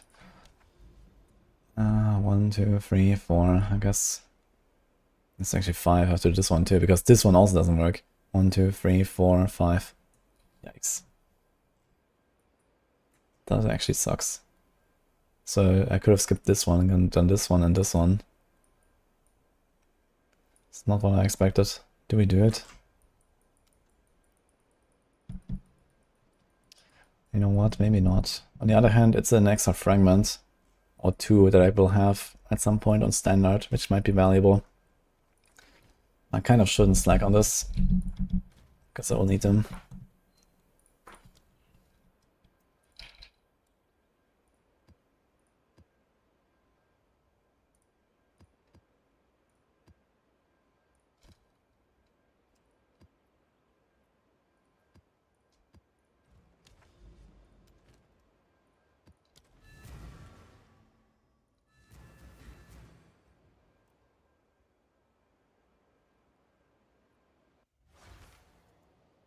Yeah, I need to check what the essences actually do. It's my first grotted essence, man, of the entire league, and I also had like the essence node and stuff all the time. But it seems like the essence nodes are so worthless compared to just trying to find this map. Like I got almost all of my greater essences just from this map. I had it 3 times now. And I have like maybe in total 20 greater essences. So in like each map of those like 5. So I found like a few, even with all the Atos nodes. I never got a grotted essence. Besides now. And now I have one. I have one attempt of doing like a grotted essence craft, man. For one of the 4. It might not even be the right one for my build. It's actually kind of hilarious how rare it is.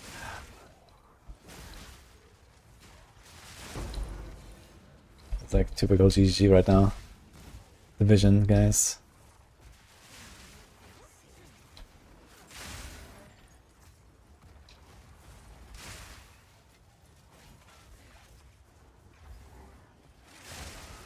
I'm not gonna bother officials now, I'm just gonna rush.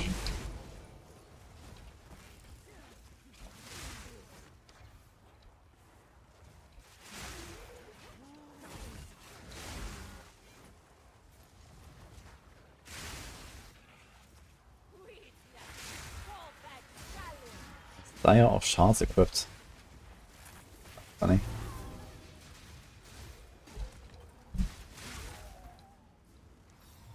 And socketed. Wait. Wait a minute. It is socketed with a rune that doesn't work, that doesn't do anything. Wait, is that even possible? Can you do this? Wait a minute. Lesser adept rune. It doesn't do anything.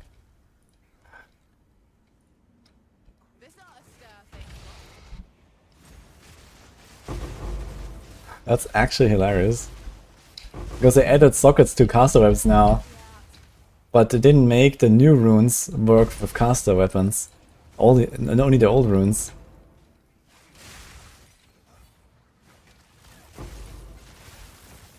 Well, Madame Exile.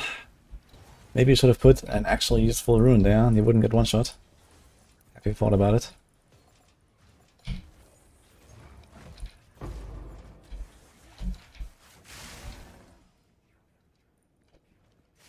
Tier 4, huh?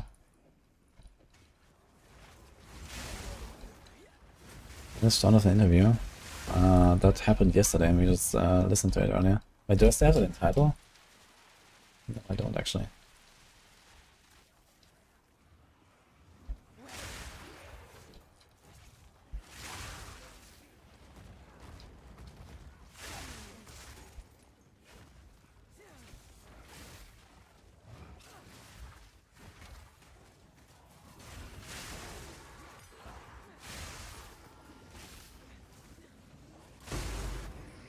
Maybe comes in 2026, looks much better than the roadmap. Wait, what maybe comes in 2026? D4? Yeah, I heard there was like some survey going on or something.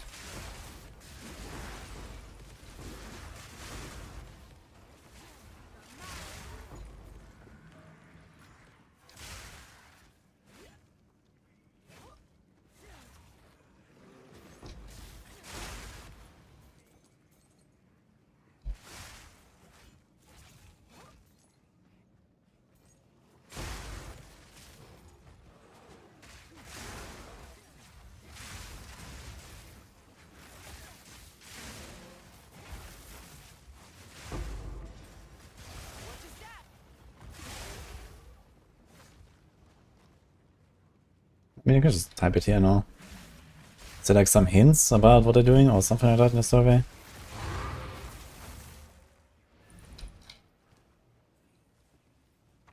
But I actually want to try this now.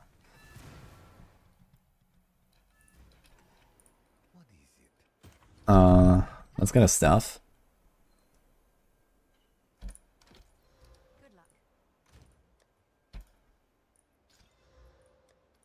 Adapt. Can you do this? No, you cannot. Look, you can't. How did she do it? Look, lesser adapt room, man. It's beautiful.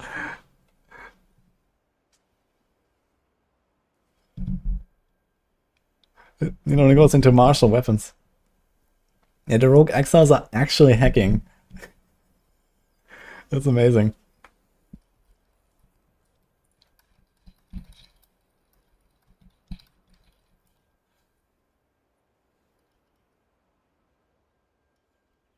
Wait, can you see it? This shows nothing actually when you link it.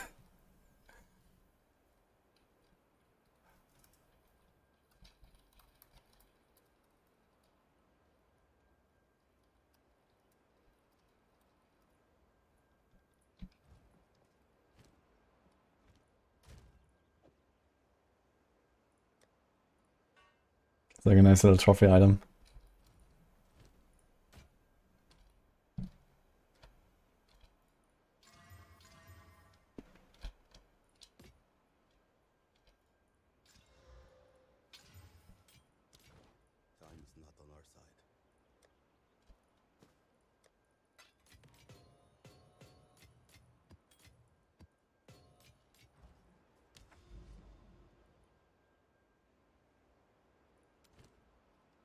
Orders of boss, ah boy. I'm not in the mood.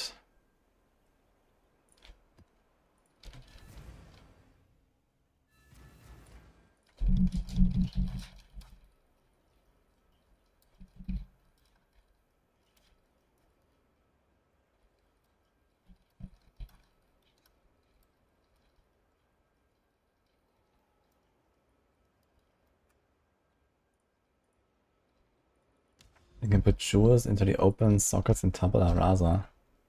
What the fuck? Wait, is it intended?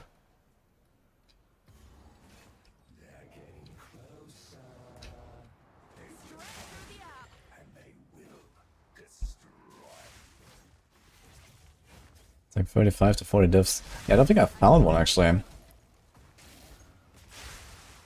seems pretty good. I mean, for some builds, jewels can be really impactful. Like, it has 6 sockets, right? And the jewel can have 20% maximum ES, for example. It can get like a Giga ES or something. Or stuff like the quiver bonuses.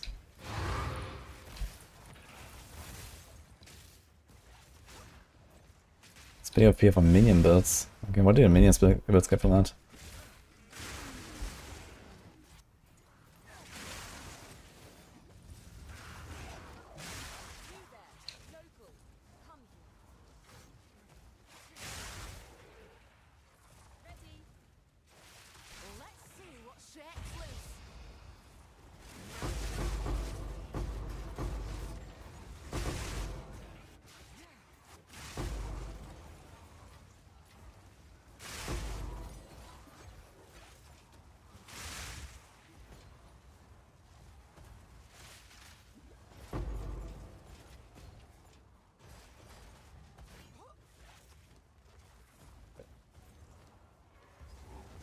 Scrolls.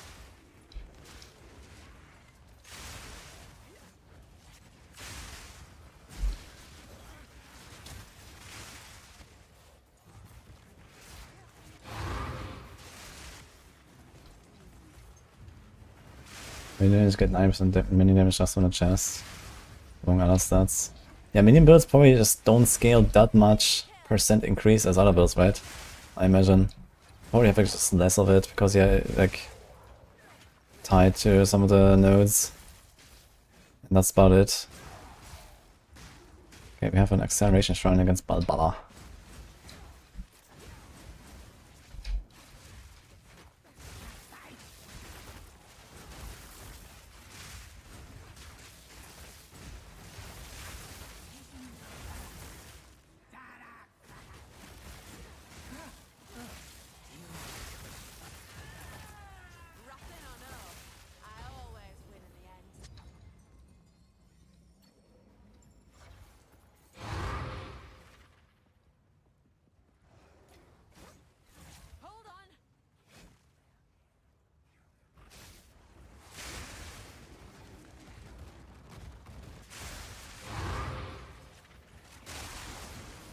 Another acceleration. Yo. I'll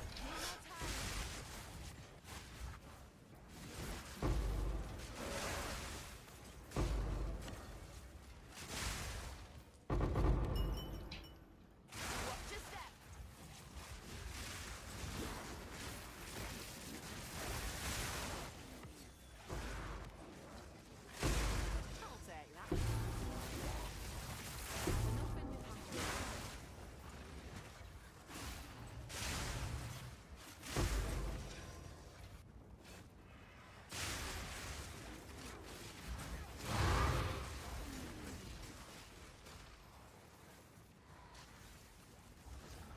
Oh wait, the map is complete. Oh my god, I'm stupid. I don't actually have to finish the rares on the boss map. What? It doesn't work with Adorned, but we dusted. Yeah, Adorned is only for the passive tree, I suppose. Guess that does make sense. Like, it does seem weird in general that this works. Doesn't really sound like it does, right? Doesn't it just say it has like some sockets? Do they actually ran out of identify scrolls?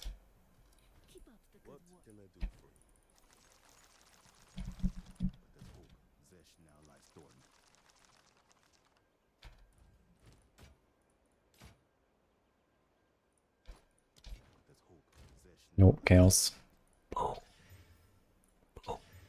Ditch.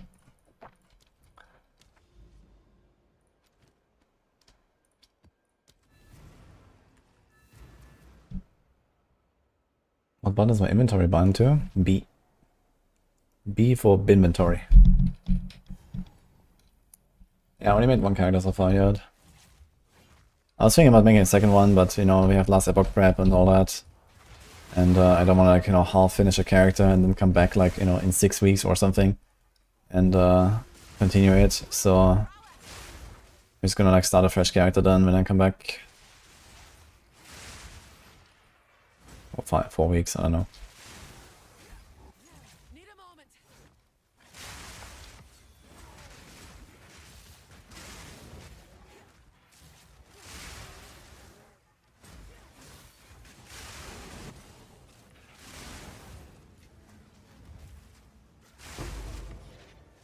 I'll not say no to that.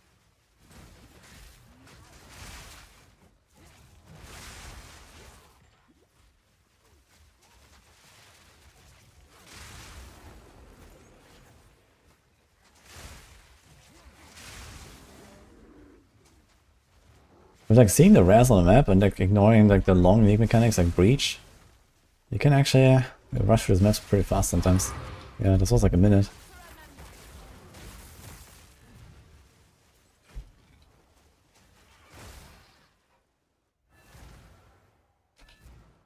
It's flat added top gag. It's like a plus 20, like if you have a vision rune like this, 110 accuracy, it's like a plus 27.5 flat roll. But this is like a ring roll, not like a weapon roll that gets multiplied with a percent.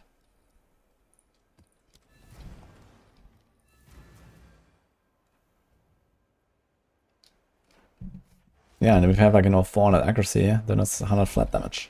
It's a lot.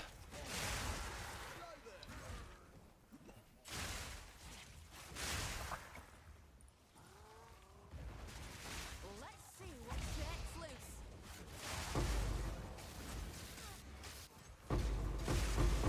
Proof of my prowess.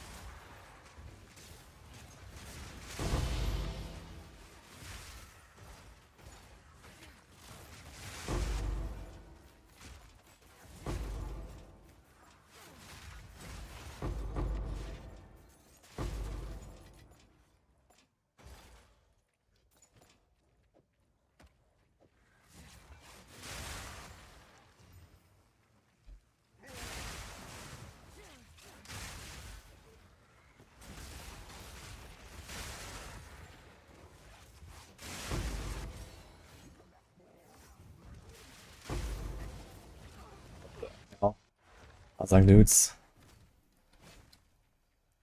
Basically died to something they're gonna fix tomorrow or the day after, I suppose, in the next patch. Which is like the animation cancelling of the monsters.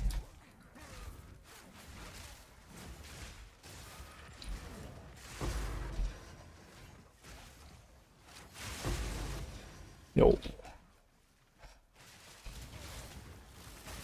Dude, seriously. I gotta be careful now. What do I have on this map? Wait a minute, I didn't actually check. Plus damage. Reduce crit. I mean, plus damage is the only thing here, so it's not that crazy. But I guess it's noticeable.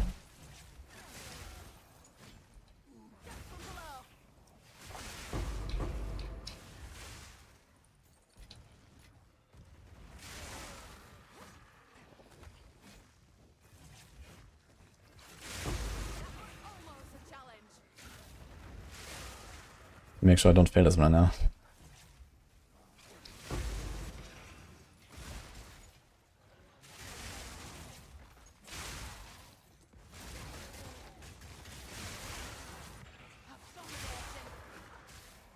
Nice map though. What is built? Just like aim in the general direction.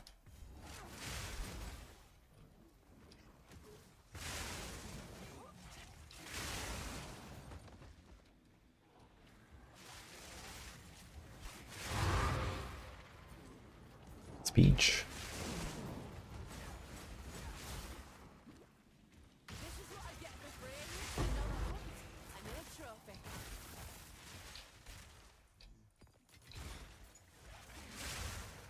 Damn it, that was the Essence of Ruin and Haste. Both of them would be pretty good to upgrade.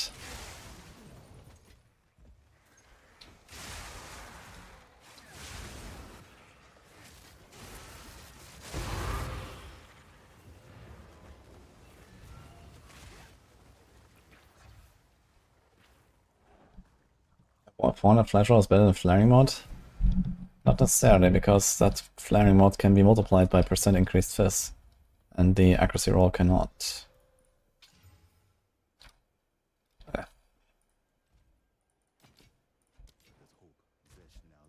So I'm not sure exactly if the one or the other is better. Like, I didn't really map this, but yeah. Oh, we're finally here. Okay. Chilled ground, enfeebled, turbo, armor essence. 175 waystones, I'm doing it. I guess we can't get hit by the beams, else it's gonna hurt.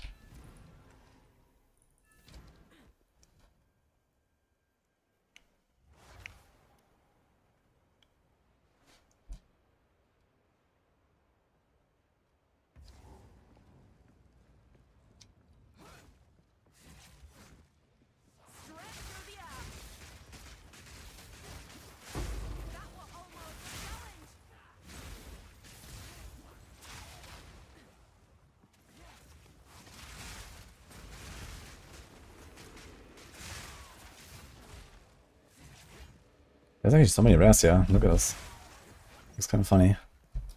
I always go straight down to the boss here in this map. That's actually a lot of rares.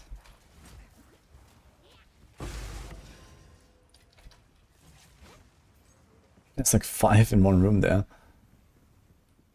Need more time. Another wisp. Here we go.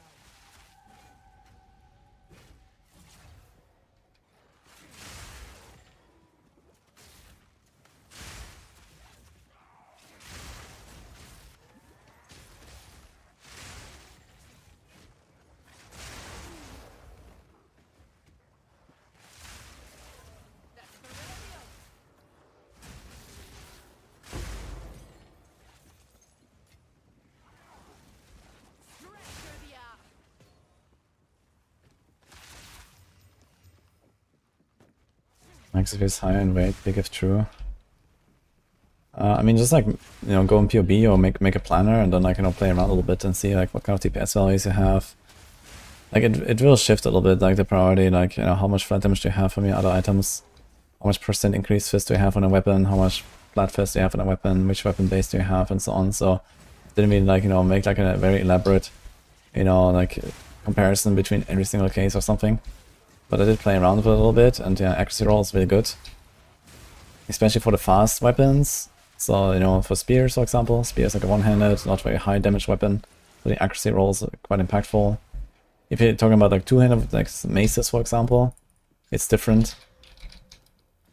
It's actually not that big there. Okay, guys. One last time.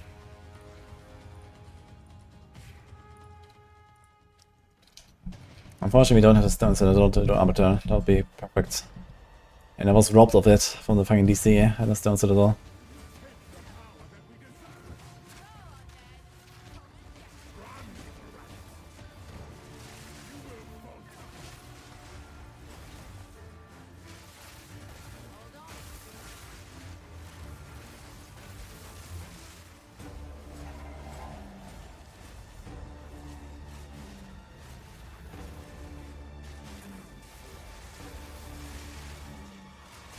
Right.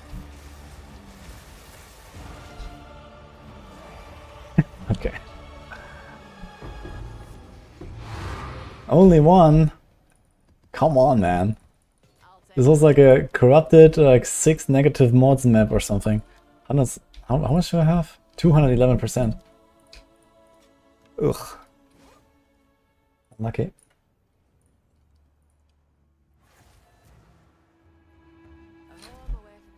Can I restart the fight? Sadly, I cannot. Oh well. It's really tough to get these double fragments now, guys. I think I should maybe make the fragment drops scale with the boss difficulty, that would make some kind of sense. So you're not really incentivized to like, just spec out of the boss nodes all the time. Alright.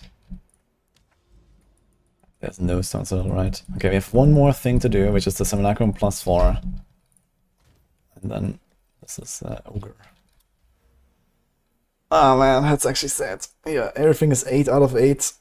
And I'm just missing the one stone fragment. But I have no citadel anywhere.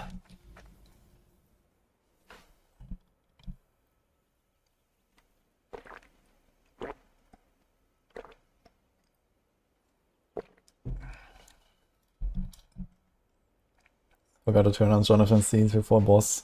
Unlucky. Actually unlucky, I only got one. I have one of the Act 2 one as well. I'm just missing one stone.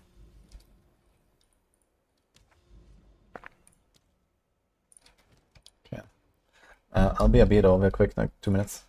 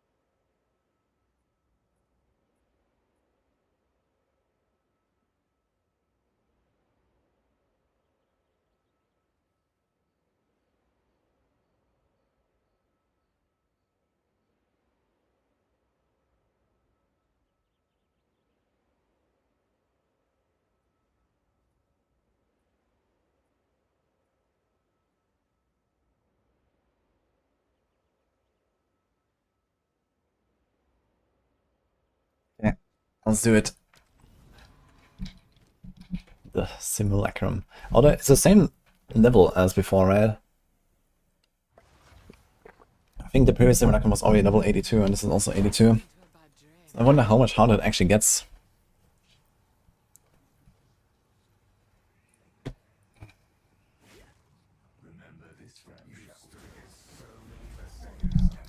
Wait, is it normal? We start at 50% delirious? Maybe this is also like a thing that changed here. I thought it starts at 10, 20 and so on. Do we go to 200 then? I'm not really sure what delirious above 100% actually does. Does anyone know that?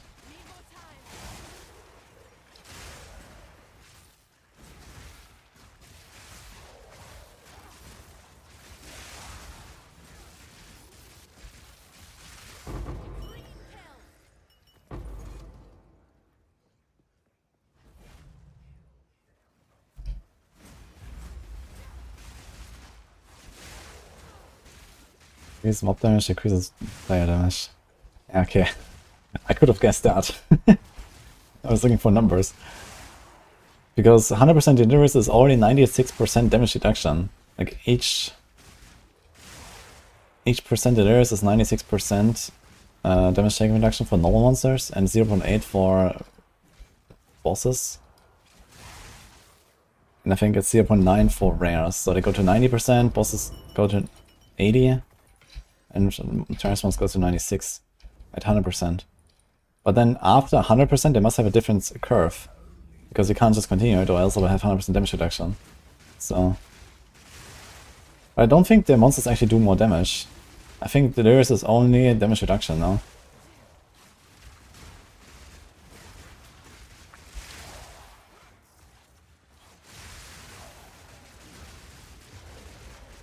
Use that Omni already.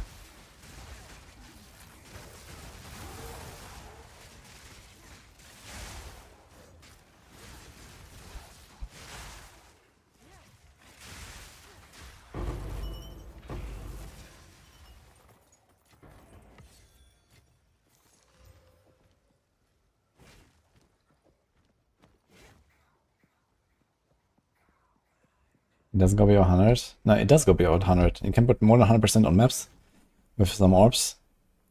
And here, like, it also goes beyond 100. You're gonna be at like 180 at the end or something.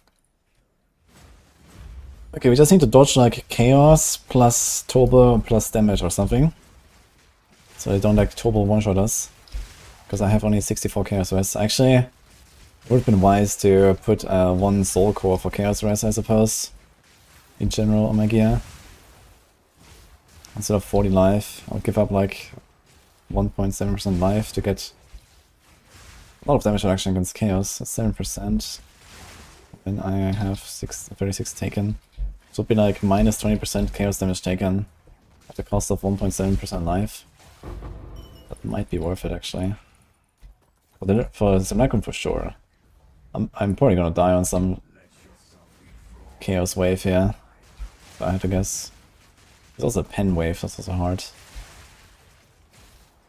If you get like pen and like an elemental together, you're just dead as well, I guess.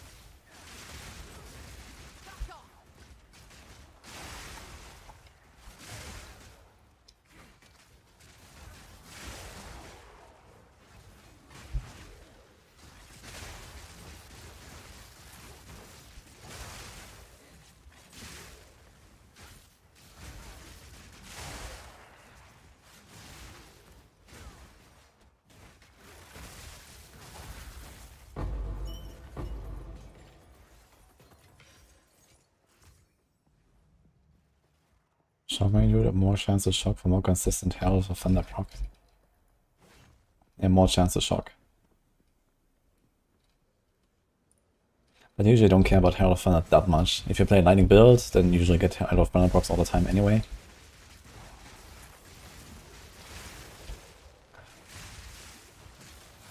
Shock Magnitude just makes the effect larger when it procs. Shock chance gives you more shocks. And yeah, it's pretty likely they kill a lot of monsters without ever shocking them, because they just have too little HP. I'm not 100% sure how it works when you one-shot them, but I guess, I mean, I do get Herald of Thunder procs all the time, so I guess it does work. So you hit them, you apply the shock, and then you kill them. Now, I actually getting the damage amp from the shock when you one-shot them? I'm not sure how that works actually. When I hit them with the lightning spear and I one-shot them, This'll do nicely. and that one-shot also shocks them. I think I do get the shock for Herald of Thunder purposes, but I don't think the monsters actually take more damage on the initial hit that kills them. Because that hit is already, you know, yeah, elapsed basically, right? You just hit them, and then they explode, and that's it. But then the corpse will be shocked basically. I guess that's how it works.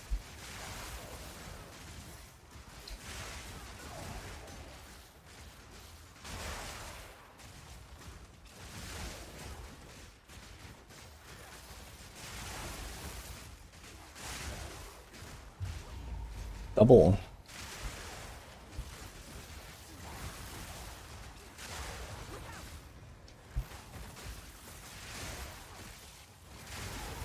Okay, not too bad.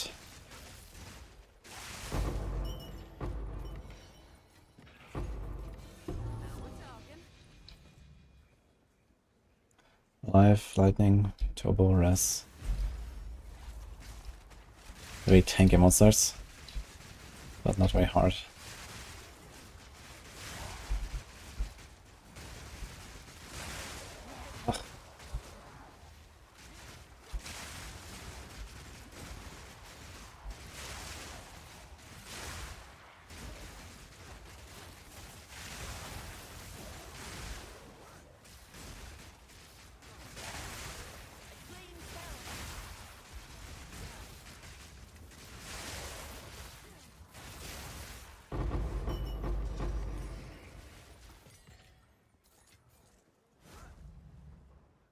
I'm on Lonosaur right now.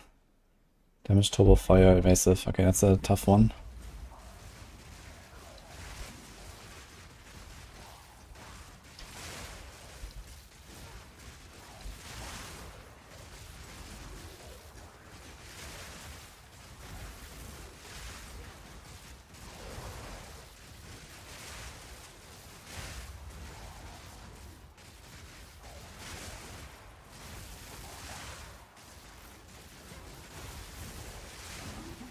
Yeah, he does really fast though, even at 130 in Delirium. So if they don't have like Giga Res mods or Life mods, it's fine.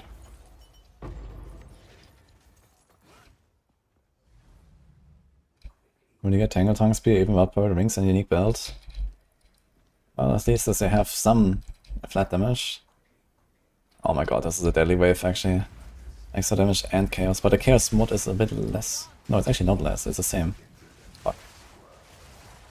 It's a rough one.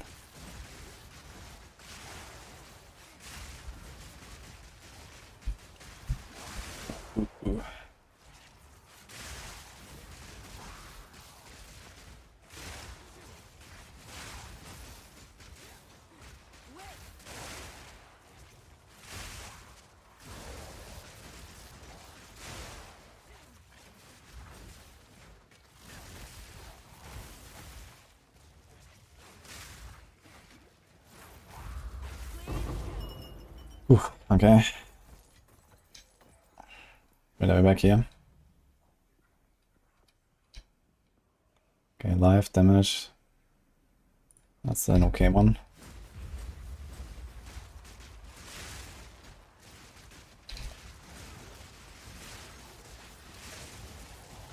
Ah! I can't use my disengage, what the fuck? Oh, not sure what happened there. I just pressed it like 4 times until it worked. Even though I was just walking, I wasn't stunned.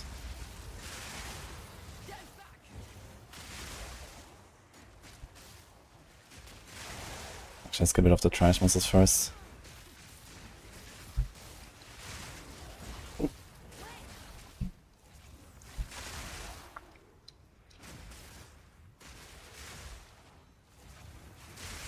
That's actually staggered. Staggered.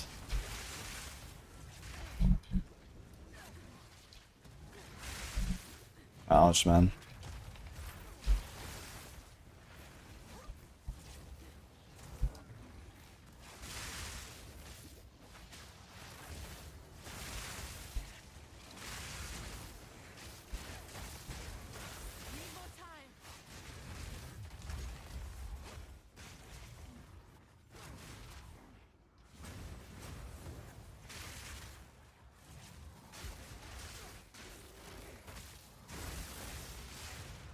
Holy fuck, man. Didn't expect this wave to be that hard. What's up with this guy? I only had more life. Somehow this made them giga tanky, I'm not sure what happened.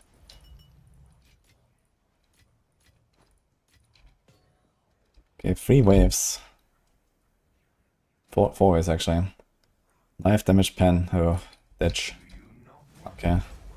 But no extra elemental at least, so maybe. Of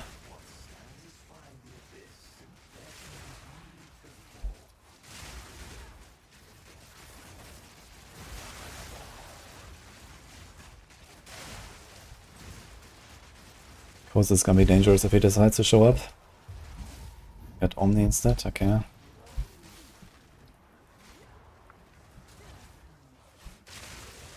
Whoa. Why is my... Ah, I got stunned. Ah, I was trying to dodge away. I got stunned. Okay, that was it. Well, all the fodder shit.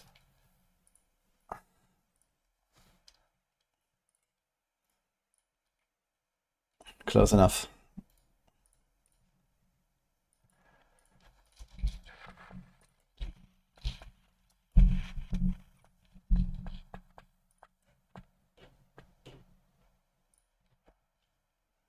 Yeah, that was a tough wave. Like the fucking stun, man. I guess my charm proc actually had a stun charm, but I guess it was already on cooldown. Sad.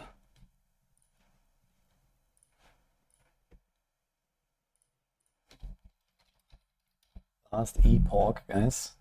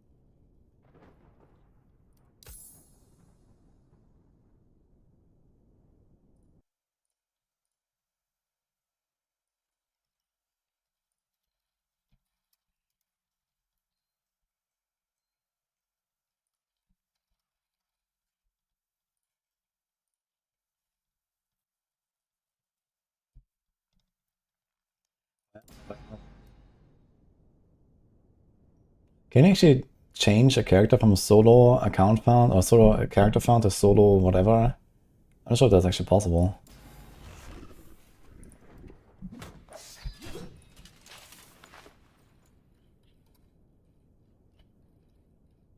So I guess we're gonna start with Void Prep, right? You have to do like at least one Void Knight run and at least one Paladin run.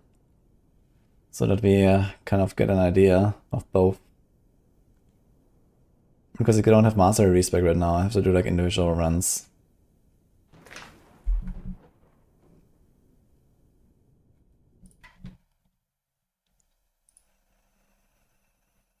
Should be able to disable solo challenge, okay.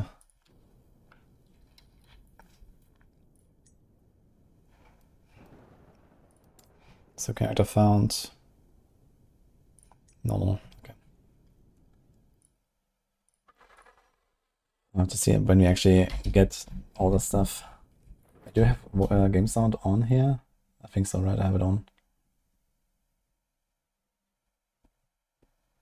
With Tangle Tongue, do we use accuracy gems? Especially with Tangle Tongue, use accuracy gems in a weapon.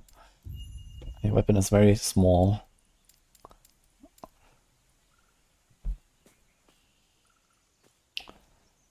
Where's the keybinds? Here. So we have to change this first of all because we're gonna have WASD, so Quare doesn't work.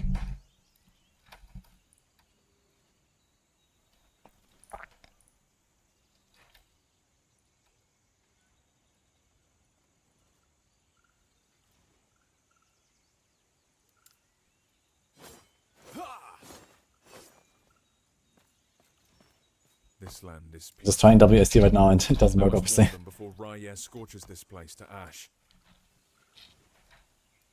Okay.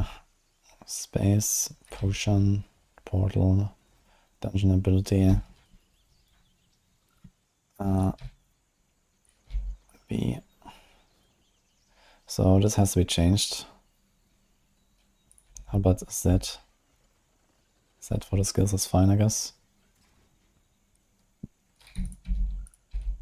Let's do N for the passives. Crafting. Settings.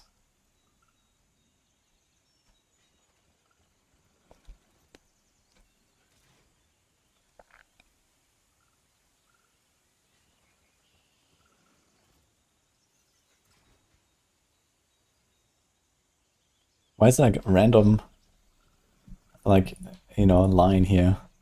It's just a descriptive line. That seems very random.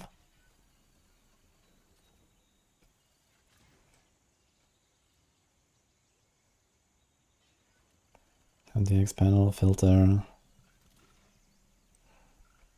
Okay, everything else is fine, I think. Done.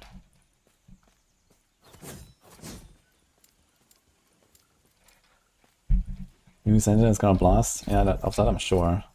I just want to check out the leveling guide real quick and see what Tarek has cooked up here, actually.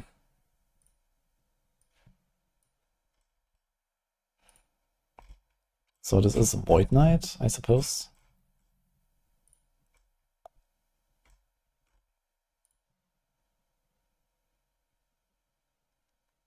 Javelin.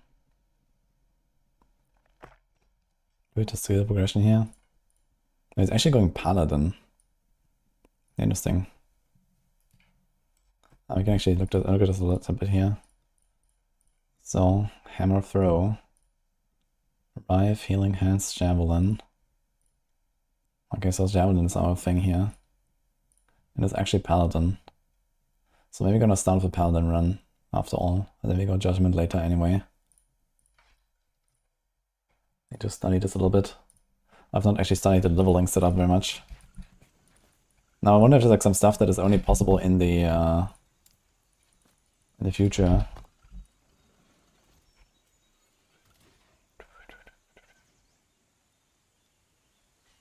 We'd have to make a filter as well. Or we can just take his filter and then go from there, maybe.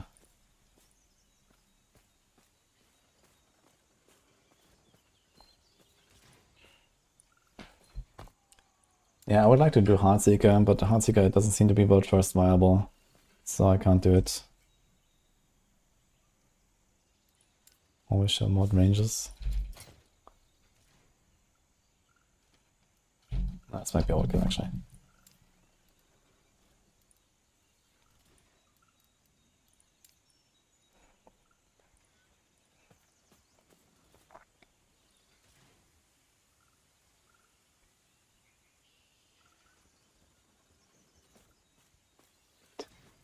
Dude, it's so weird as my character is moving while I'm like clicking on the stuff in my menu. What the fuck? Yeah, my character just starts running. Okay, we have borderless window, sphere mode. Okay. So I guess I have to create a new character first of all, because it's actually a paladin, and we're gonna do this one later, I suppose. What game is this? This is the hype game of the year for now.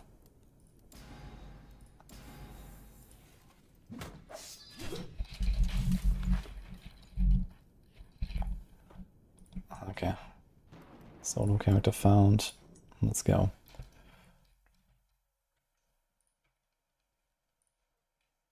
In the beginning.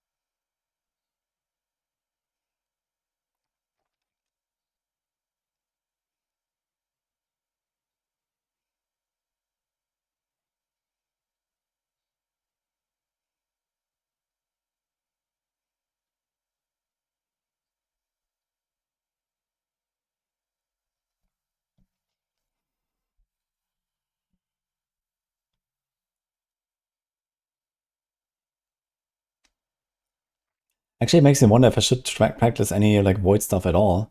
Maybe it's gonna stay paladin all the way, because the leveling already leads into judgment, and then I just play the build that is actually like the build that I want to do later, which is strong, and they can push higher faster. So maybe that's actually better.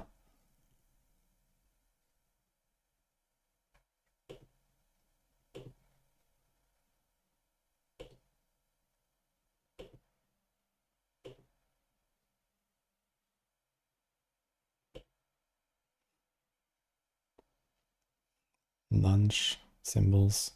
So we don't have the holy aura, but there's another aura, right? And then they can build. How does that differ? Judgment. There's a healing hands that's missing. Healing hands is not on the bar. So that is missing. And also this has multi-strike and this has vengeance.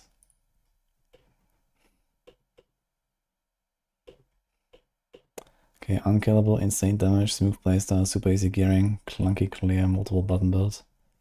Respec, multiple skills, mana intensive. Okay. The mana intensive is not such a problem later, I guess, once you go vengeance after leveling. Okay, replace attack with vengeance, specialize hammer throw level 3. Use lunge to move quickly through the chapters. Seems good. At 5, replace hammer throw with Rife, use Rife for damage.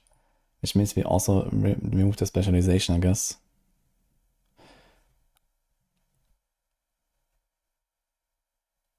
Okay, healing hands procs from Rife. Place holy aura. Ah, this is the paladin thing.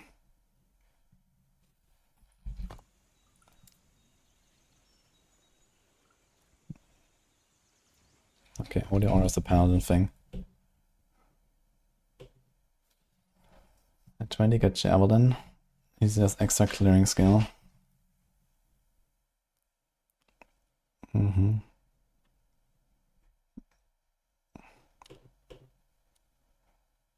have additional spell damage when you have a shield equipped.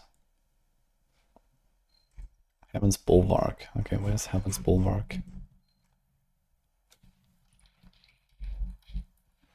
It's this, which is the paladin trait, alright? So this means, oops. This means I got around level 25 or something. So we like in Act 3, I think, or so, or 4. Level, probably Act 3. Reduce bonus damage taken from crits -5. We're gonna have 10 flat. No, we're gonna have 15 flat.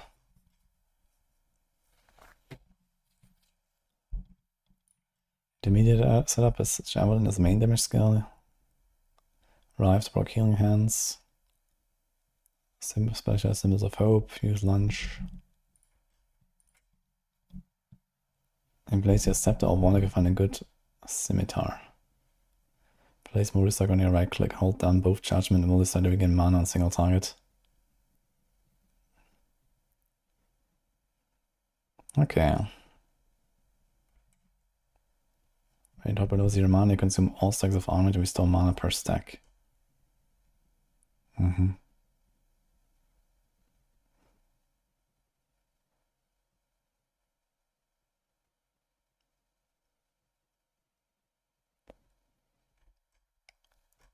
Okay. Just damage. Now Rive, 11 points. So we go here, damage, forge weapon on kill, 4 out of 4. Interesting.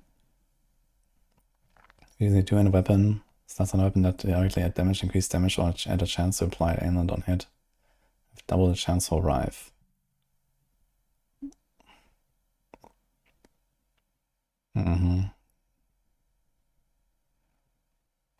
Attack speed, armor shreds. Change the Rive sequence of strikes to 1-2, 1-2, 3. Interesting. Rive skips the third strike. Is that like bad? Every third does double the damage, but we don't want it apparently. Interesting. I guess it's very slow.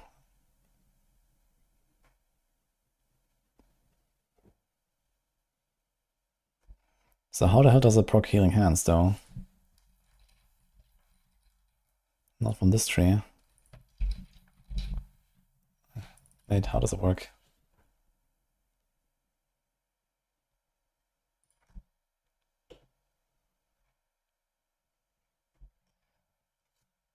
It says that Healing Hands procs heal here from Rive, but I don't get it.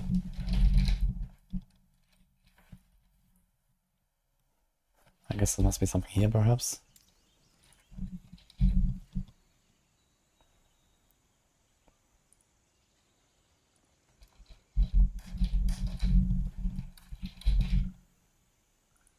No.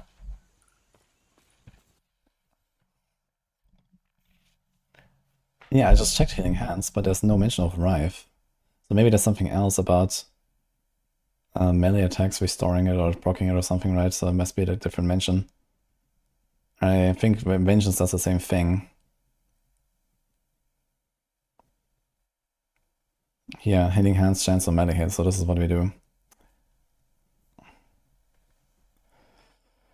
We don't do the dash, because we already have lunge, I guess, but later we do the dash with Healing Hands. So here we start with exactly the proc, and then we get this ability applied at 200%. Hits enemies within its area of effect. Dealing fire spell damage. But how much? Lower mana cost. Lower mana cost. But first we get ward. So we'll see how the mana will feel. Maybe we can do the ward later and do the mana earlier.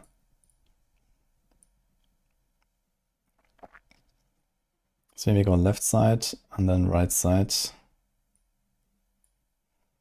One damage, forge weapon, two-handed. And then attack speed, strike 2 damage, strike 2 area, remove strike 3. What's that? It pulls enemies and slows. Kinda nice. Okay. What about Javelin?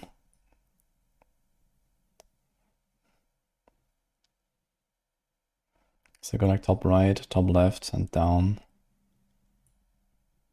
Bleed, ignite, holy trail. I have to do 1, 2 anyway, okay. Deals fire and lightning damage to enemies each second, heals you. Yeah, that's each second, lasts for 6 seconds. But it has a 3-second cooldown. And has a melee ignite chance on cooldown and melee activate chance on cooldown. Okay, so you have to kind of press it on cooldown no matter what.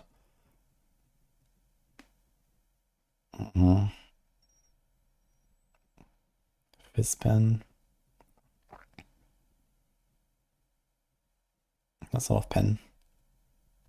That's a lot of damage. That's a lot of damage here. Okay, so this is just melting shit, basically. And then what do we do here? Go left, down, left, and right. Damage. Mana efficiency, healing, maximum. Ugh. Missing the 16th point for the +1. So that's what you can take next. Endurance, threshold, cooldown, recovery speed. So yeah, these two are not that crazy anyway. Okay. What about the lunge? We unspec lunge. Wait, so I have hammer first. Then we put Rive there, and then we put healing hands. What was that? Wait until you have 5 points of specialized healing hands. So this means like around 20, 25. Until then we're gonna keep lunge, I guess. Which is not shown here actually. So it's gonna pick up something there. Okay, do we have a filter?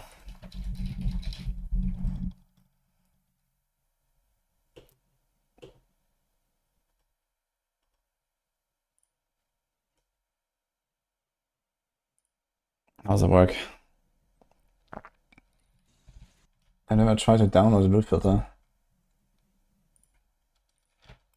But now...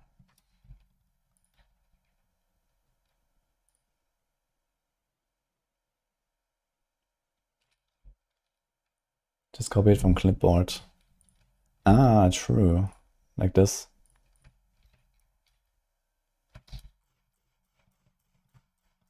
Only 1000 lines.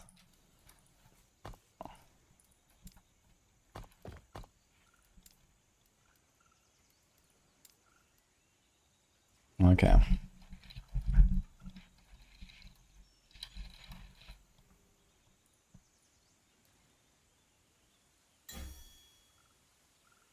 Let's change that a little bit.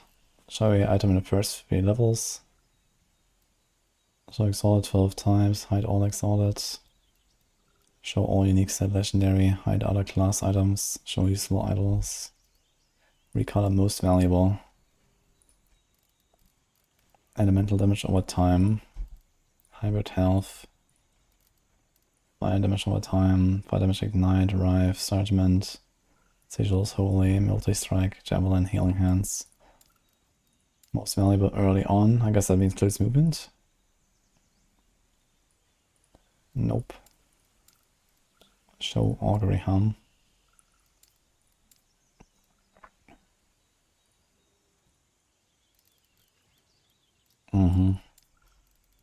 Yeah, all the good stuff. Okay, 41. Okay, any boots of any movement speed up to 35. And then with tier 2, and then with tier 3. Hide shields early, up to 20. So I guess once we are level 20 and we have the Sphinx backed, we're gonna switch to one-hand and shield and actually do spell damage. We specialize healing hands. And healing hands starts doing damage for us.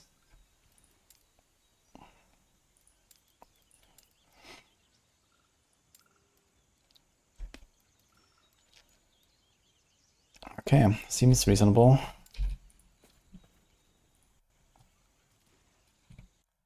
Let's try it out, guys.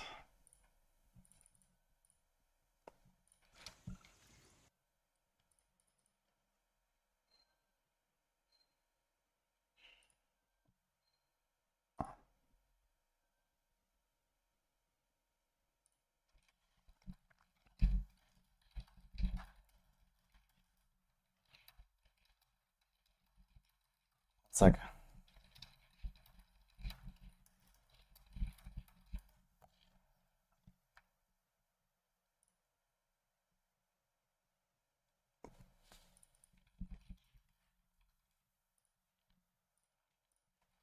Okay, This land is peaceful. let's do a timer. Actually, I don't have life split. As scorches this Why place not to actually? ash. Didn't I download it? Life split. I do not. The fuck? I'm pretty sure I downloaded it though the other day, no? Nah, it's fine. Let's just go on an exploration tour first. We're gonna do like another timed run once I actually know what's going on. It's kind of funny how you like start with you know, auto attack here on the right click and the other skill on 1. But I guess it's the same for all of the classes, right? You always start with like auto attack. As he wishes to destroy us and steal the terror's legacy. We can't let that happen. We need Eric's help. As definitely is the way to go. It is, man. SZF is really good in this game. The Circle of Fortune and all the crafting stuff, and they're just making it even better. It's really fun. I mean, some people like trade, and there's nothing wrong with trade. Especially if you want to try many different builds. Or like do very high-end builds. So that's like the power of trading. I think the sound is a bit loud, right?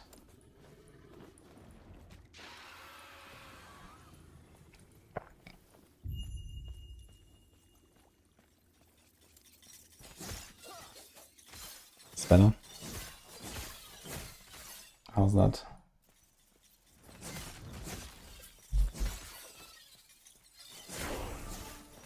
Do we have like force standstill? No. Ah, we have warpath, yeah.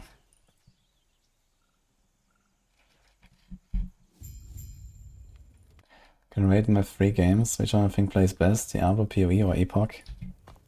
Gameplay wise, PoE wins. But I think, like, you know, in terms of build variety and progression and that kind of stuff, Epoch wins. And D4 wins for just like casual blasting, I guess. Do I have Hammer Throw already?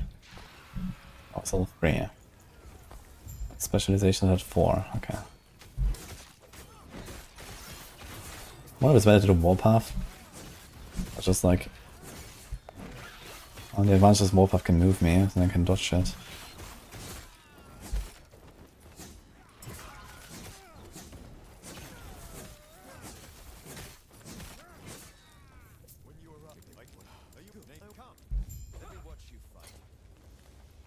Thing is like a whole 1 gold. Okay. Do we have life regeneration? Yes. It actually goes up by +1, interestingly.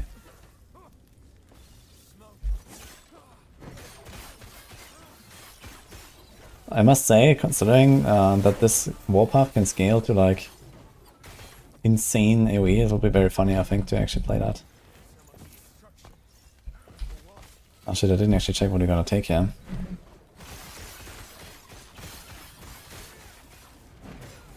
Is there flat damage? There's melee physical damage. What are you actually gonna throw, right? Fuck. Key points. The hammer throw is pretty OP actually. It costs almost nothing. And does fucking 60 damage? What the hell is going on? Damage effectiveness is 105. Why does it do so much damage? Look at that shit. I guess it has like base damage from throwing, right?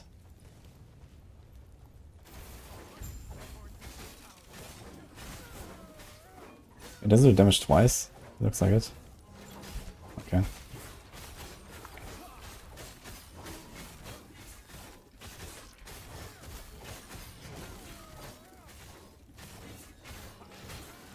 And it costs like nothing.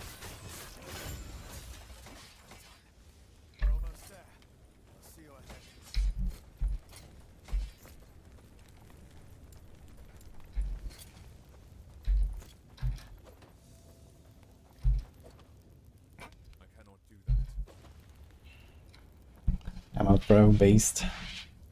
Yeah, that's like what I use leveling until we have like a javelin setup going and Rive. When do we get Rive? At 5 actually, so it's not very long.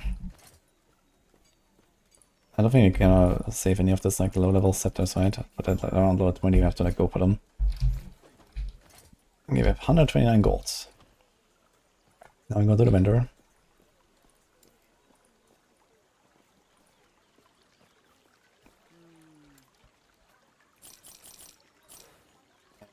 Movement speed costs 90 though. I'll take it. And I don't really care about much else. Could get a second ring with this life amulet, but I can't afford it. Just get a helm, because why not? It's actually not a glove or a relic. It's amulet, but I can't get a glove or a relic. Now this spear actually doesn't help us. Currently.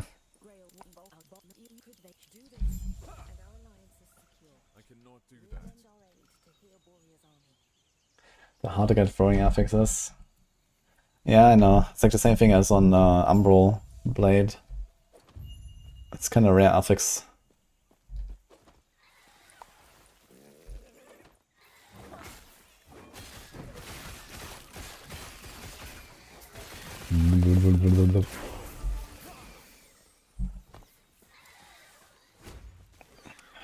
We take the damage, right? Projectile speed. Attack speed. Stun chance. Okay, I still need to check what we're gonna do with... Okay, we don't have pause here. Right? Okay.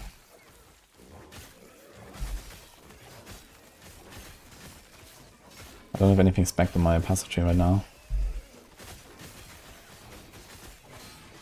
I checked all the skills, but not the passive tree itself.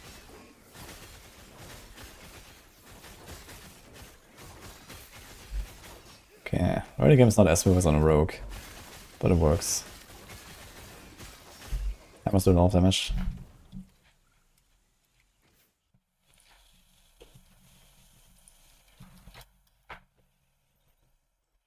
So let's see.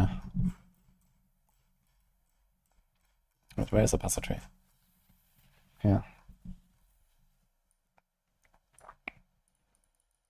So I go for Juggernaut, Strength from Fire, Void Rest, Armor minus damage taken from nearby. Then he filters, then go Vitality, Regen, Block. Just 1 point gives us 30%, 3% block chance, and then he has Mana Gain. And then we go Paladin Tree. Alright.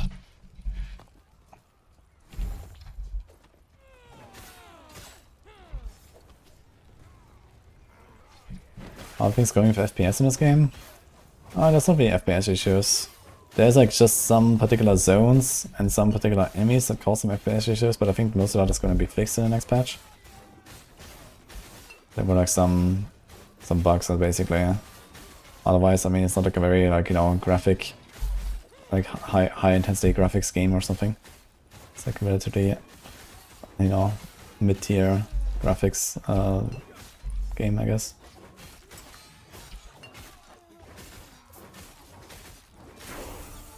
Now we have Rife.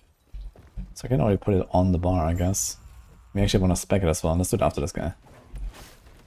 Hammer throw against this guy would be useful.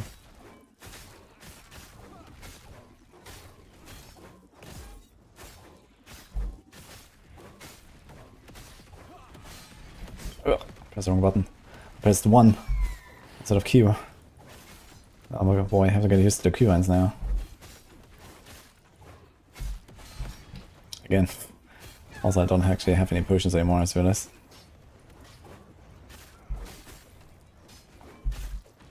Any potions in chat? Does he actually drop them at the breakpoints? No. It's not like in D4. We do have regen though.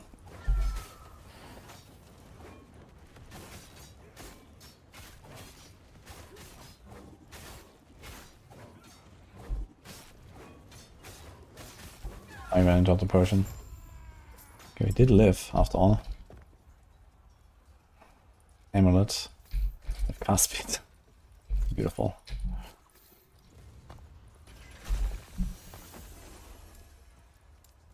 So we despecialize this again.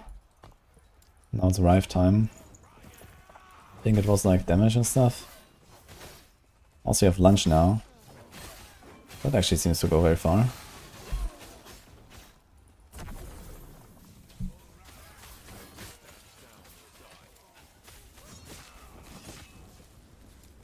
We do this, and we do Rife here. Why do you want to get rid of the third slash so badly? It doesn't seem bad. It seems kind of large, double damage. What's going on with that? Oh my god! You really just dashed across the entire fucking screen?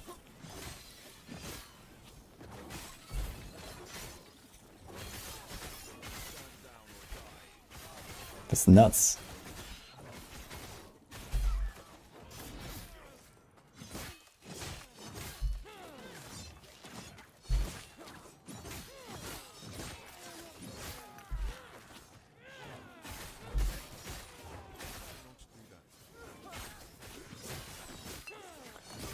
Can't wait to play melee though.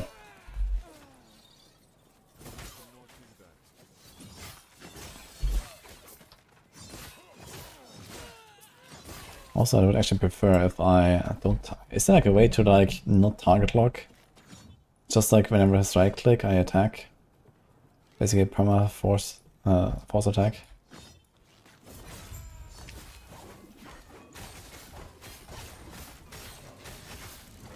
Not a force soldier.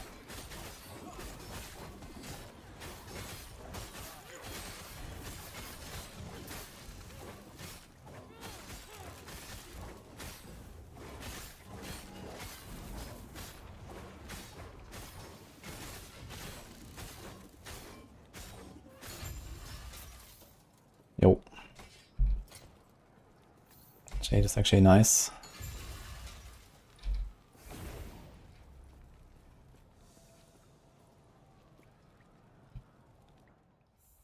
Move grenades before attacking in main settings. Okay, let's see. Yeah,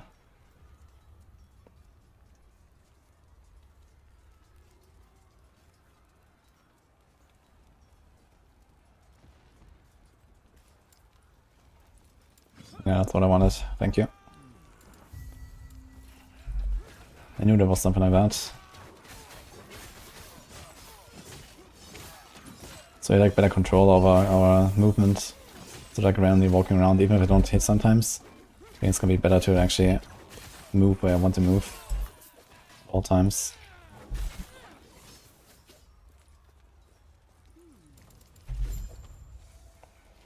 Okay, second I'll look again.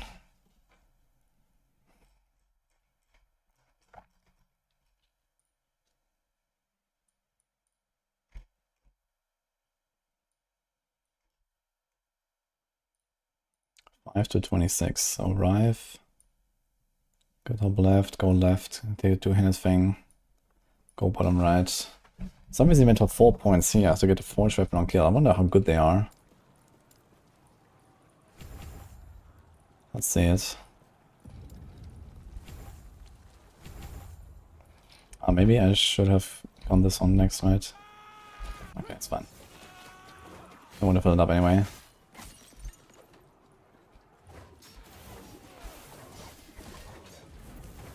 What happens to my weapons? My throws. Looks like they were just like not working. What the fuck? These fucking archers are actually nuts, man. Dude, okay, something's up with my hammers. They're not going out. What the fuck? They're coming back. Instantly. Are they buggy or something?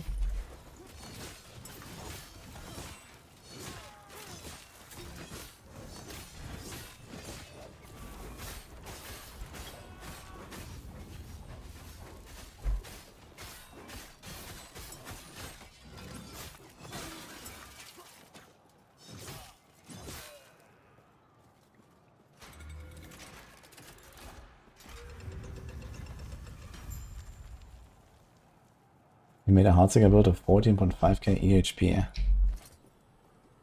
Sounds pretty busted, actually.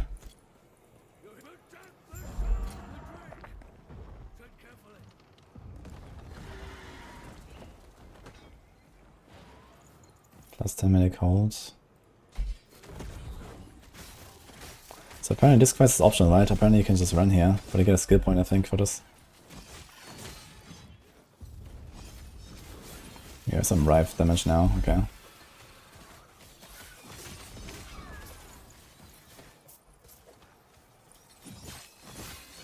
Need to check later when I get this point here. Does it actually completely double my damage? Effect of damage stats on a two-handed weapon. So it's just like the added. I mean, even the damage that comes from the weapon itself is also just added damage, right? So it should all double.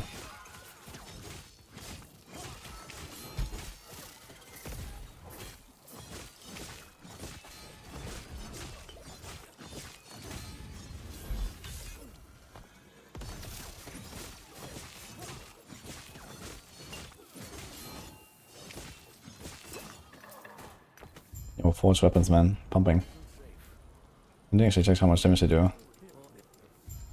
wanna see that.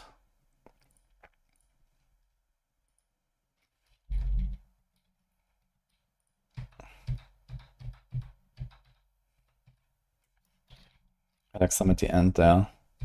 It started melting. Dude, they hit for 39. I hit for like 90, 100, and they hit for like 40. Okay. It's not bad actually. These forged weapons are pumping. I wonder how they scale. After 20 seconds, affected by the stats and tech rate of your weapon, you can roll up to 6 forged weapons at once. I have 220 life. That seems very good actually.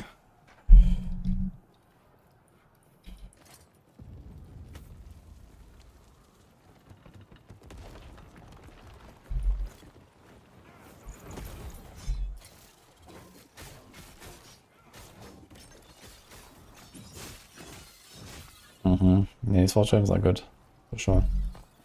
We're gonna have 24% chance on kill in the last 20 seconds. Can have 6, so I need to get 1 every 3 seconds.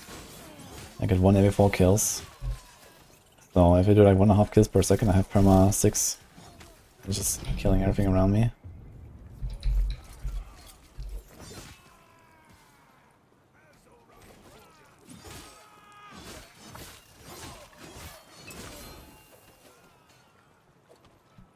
I've got my lunch actually. My lunch, guys. I'm hungry. Silver ring, holy. Wait. Wait. How did I equip it in the offhand? I can't apparently, have to just.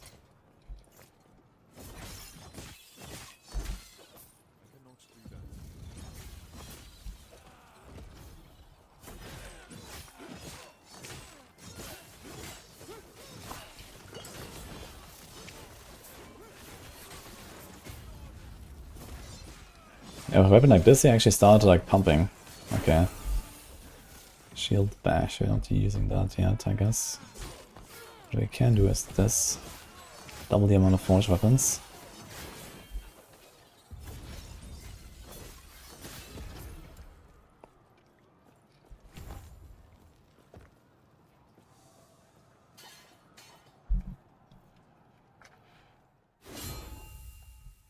What's the first abomination boss? How do you get it? The first the abomination is the first timeline boss in the monoliths. There's 10 timelines, and the lowest one, the first one, has the abomination as the boss. That's usually like a target for like, you know, a leveling run basically. It includes all the way down, all the way there to like the first timeline completed. I guess to prove that it can actually do endgame.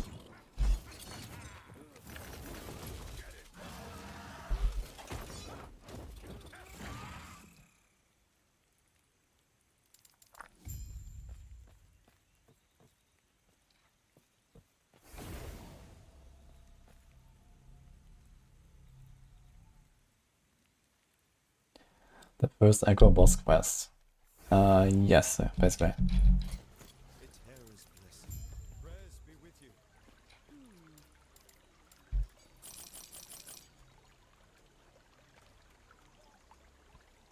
That's a whole 1% extra movement speed.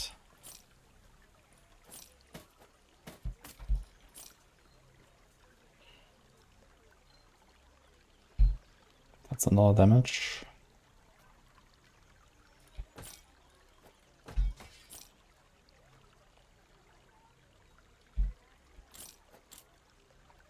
Still no relic. So what are the shards we have at this point? We have a whole 5 shards. Oh, dodge health slow. Okay. We don't really want anything, I guess, at this point to craft. Just wait.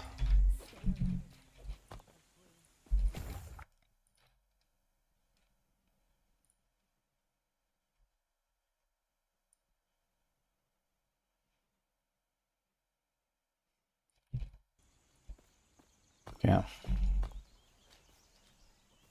This is 10, 15, 20. Okay. Very simple. And using lightning bow is hard to get. Like a unique one?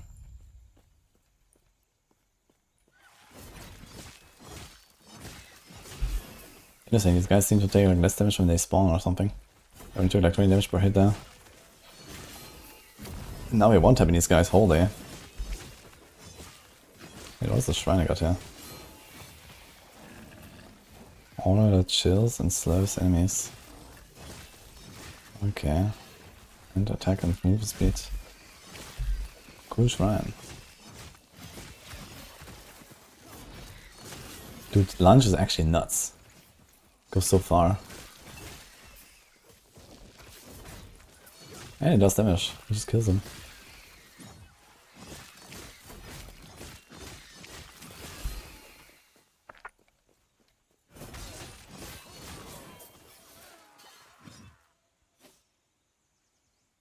I'm doing a Paladin's test run right now, which is the leveling build from Tarek for next season. And since we need to play a Paladin with Judgment anyway later, This is what this build actually leads into pretty nicely, it seems. Ah, here. Plus 6 damage, minus 3 throwing cost. Heck. First ring that'll find.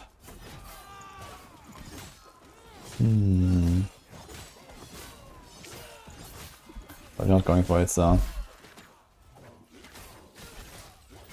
I wonder though, how is it?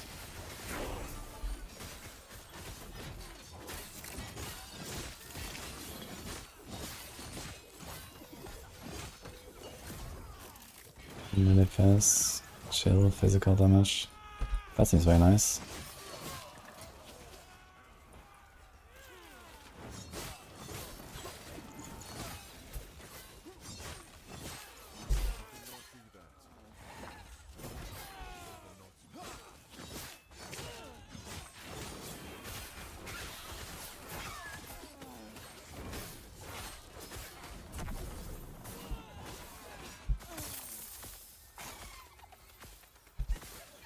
That's all res.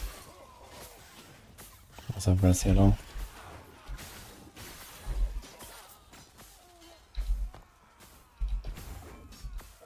This arcing shrine is kinda nuts. It just taps everything, it's like a conduit.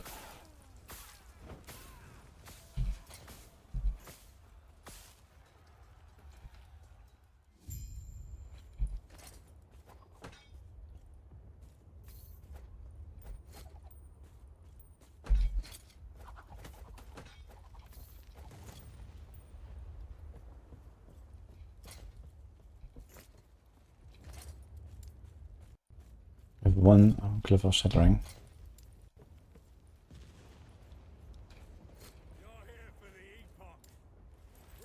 Okay, now we do lunge. What do we do until then though? Quarter recovery attacks.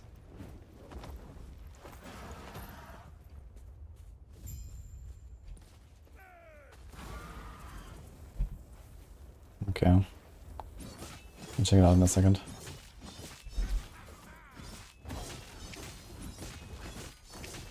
Could we just tank him? Probably.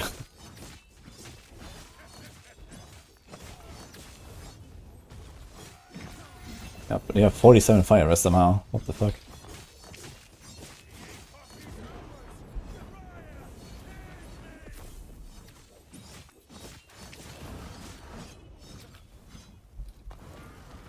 That's 24 here. Can even stand in that. Well, I guess nobody would die with your rest.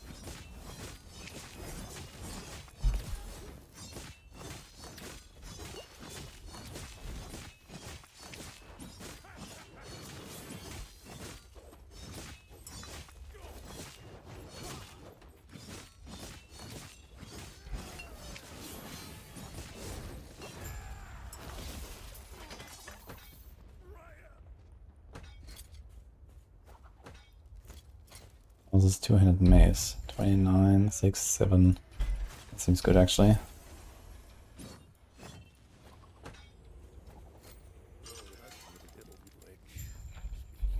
I gotta figure out what to do here. So there's like some cooldown stuff. Cooldown recovery, health gain. Health gain and health gain of missing health. Kinda neat actually, 40% of missing. It's all damage along its path. Path with damage. Fizz pen, haste. That's very nice. So you should probably go to the left side here and take this. Can launch to allies. Invulnerable while lunging. More damage to high health enemies. Lunge charges, that's also kinda nice.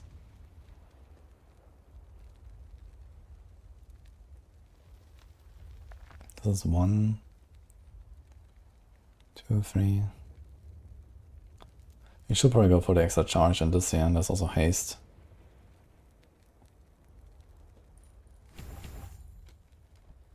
I mean, not gonna keep it long enough probably.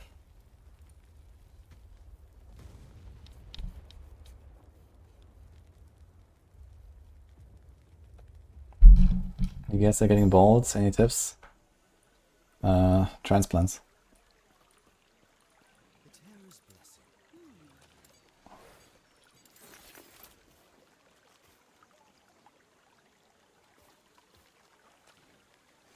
Armor Void Rest. I mean, you can just buy it, right?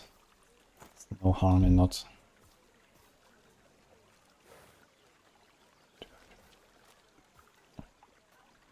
Okay. And you can use all these items. Haste is only for allies. Ah, shit. He's been quiet. Well, let's see if we can get there. Can't do specialized that many points. Okay, this was Act 1 actually.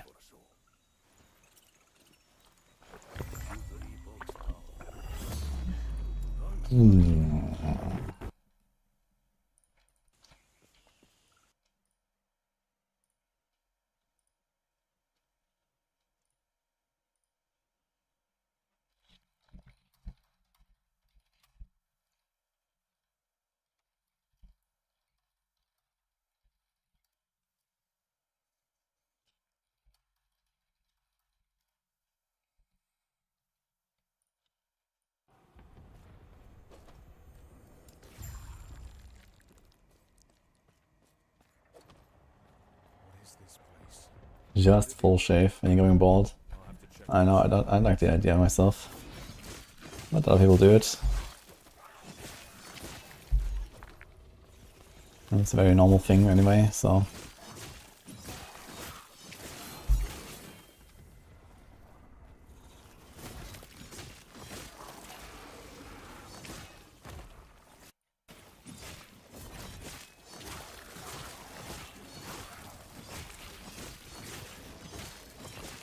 We have 30 Void Rest now. There's a belt for level 9, I can't even wear it.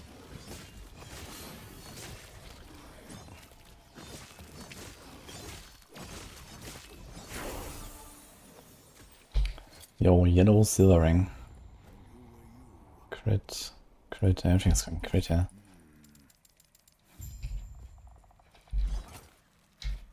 That's 6, that's 4.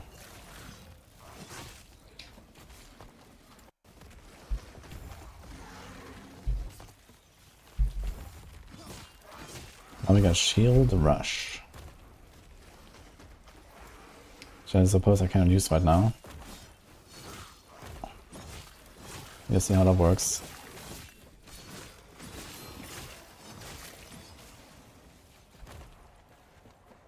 So how does that work when I just hold down lunge?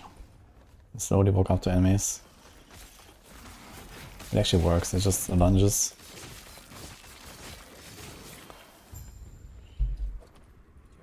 It's kind of interesting how the two resistances that you get here from being a sentinel is like fire and void, which is actually the perfect resistances for the early game. So it kind of like perfectly makes you feel like a tank when you start out the game, you know, as like a newcomer.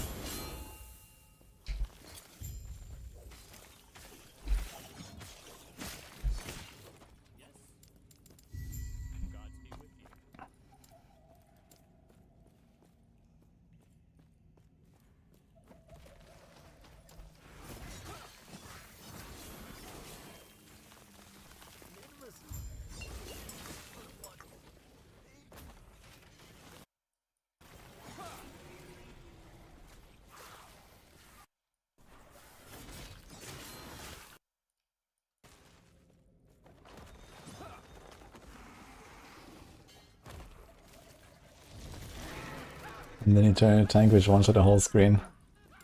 Seems good.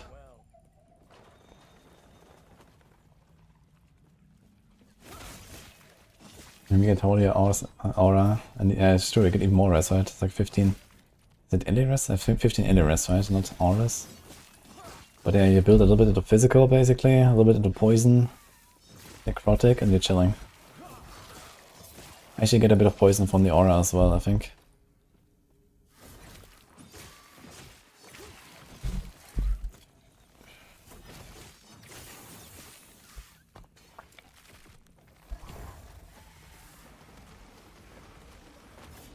My god, I think the dash from lunge is nuts.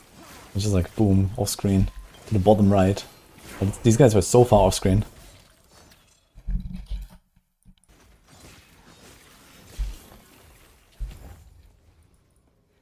Gods be with you. Stay safe.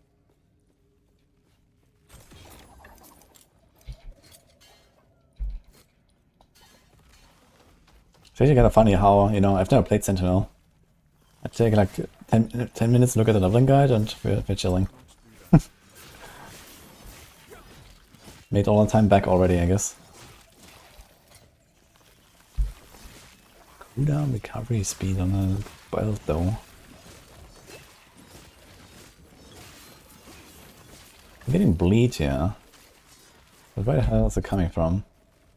I don't think I have bleed chance on any of this. Okay, how's an Exiled Mage?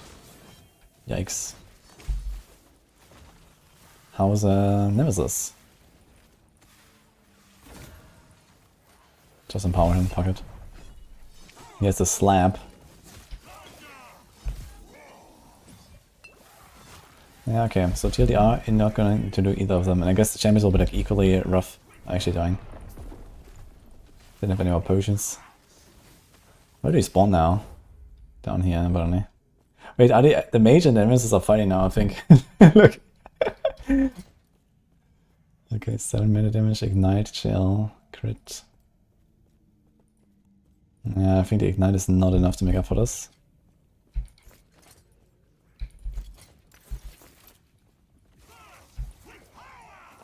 They're actually doing good damage to each other. Okay, let's do it. Just for the lose. My god, man, but melee is tough. Gonna try the hammer.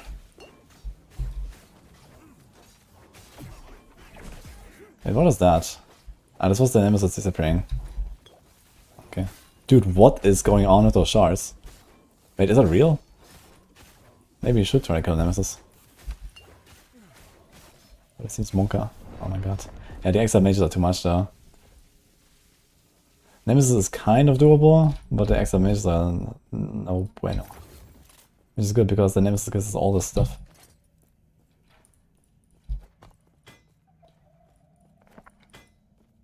Can't upgrade anything. Discovery. He is also throwing damage.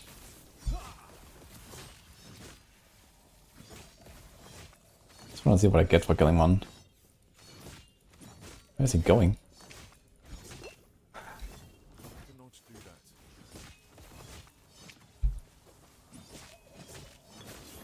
So it's like nearly no XP, eh? And then one random shitty experimental item. Actually, we're not even gonna get that anymore. And I guess he can't find the Woven Echoes, so I wonder what Exiled Mages in the campaign even drop. Because I doubt you can find the Woven Echoes here, right? That's realized.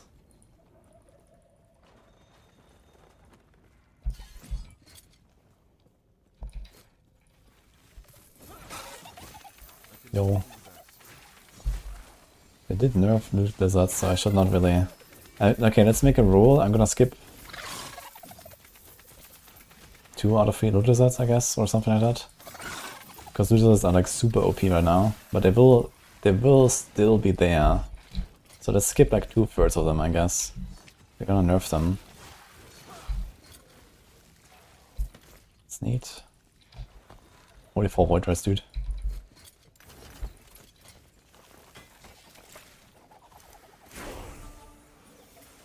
Minion damage, fire res.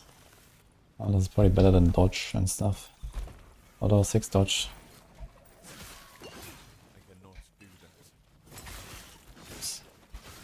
That's the wrong button.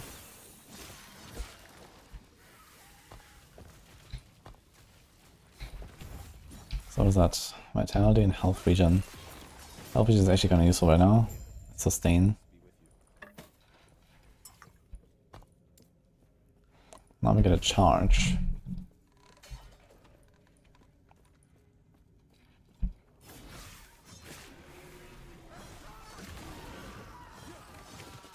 With a weapon like this, we have a lot of damage with this Rife.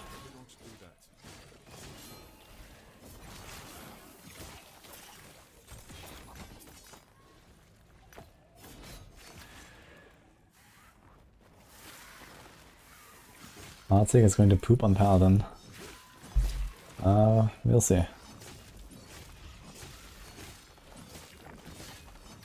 So I have to trust the word of people that have played the closed beta test for a few thousand hours collectively. or a random YouTube chatter, I think I'll go with the few thousand hours.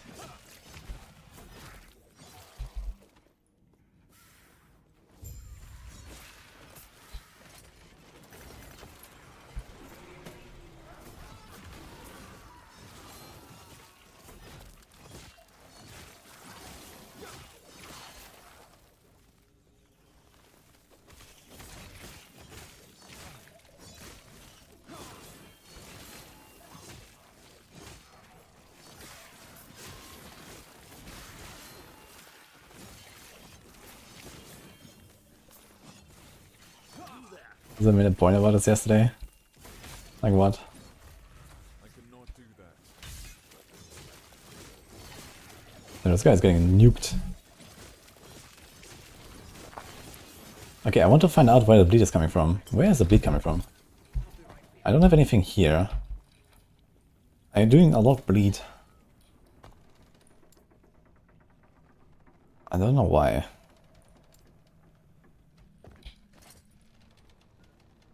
We don't have it here. Ah, this thing. Okay, this thing has 36 bleed on hit. And we have to forge weapons. Oh shit, that's actually OP, dude. This fucking 200 mace actually has a bleed on hit. Okay, I need to remember that. That's actually really good for the early game. Yeah, it's the implicit.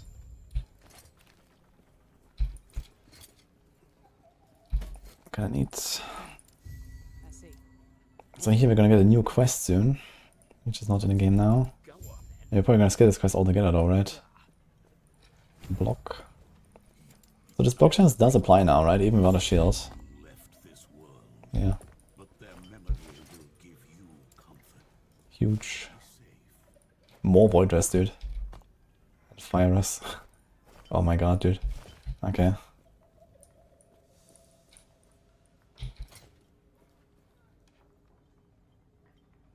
Uber buffs is easy, go in blind, source, chatters. Okay.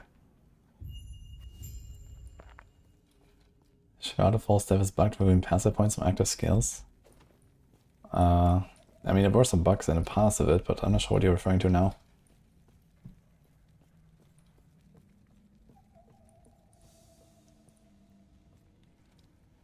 I took a newsletter from Tarek's leveling guide. It's a Sentinel leveling guide on max roll.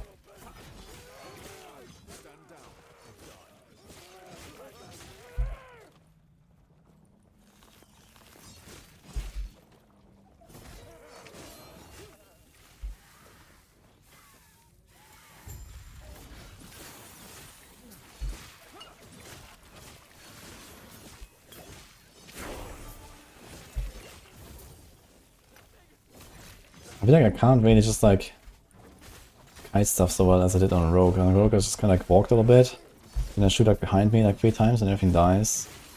And meanwhile I keep kiting, which was kinda nice. Doesn't need to work that way here. Like too small AoE.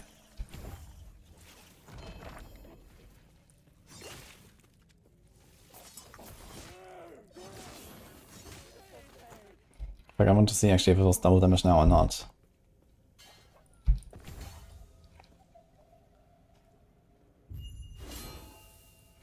Yeah, mastery spec is a 1.2.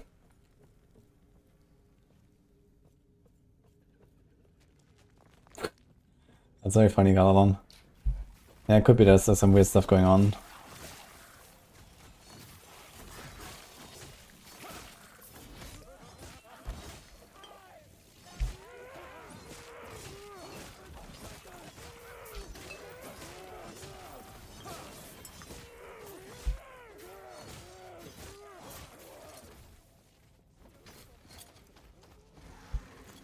It's 15 health.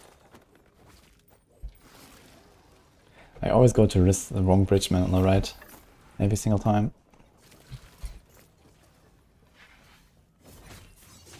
And can you jump over the corner? You can. Oh my god, that's actually so good.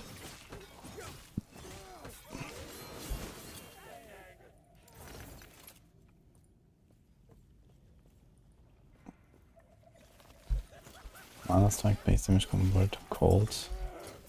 We need base damage converted to cold. Chill, freeze rate, cold pen. Okay, we skip that guy.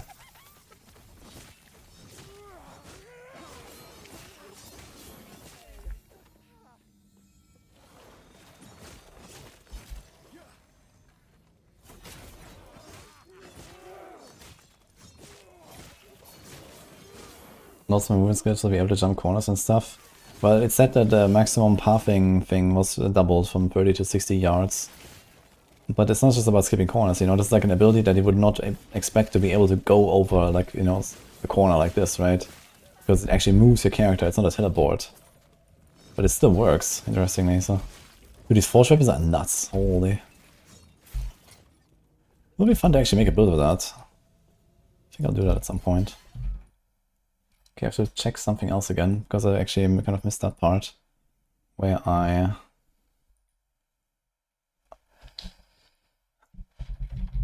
It was in the last archive, I think, where... One unused point. No, this was earlier. Put the point into the rive.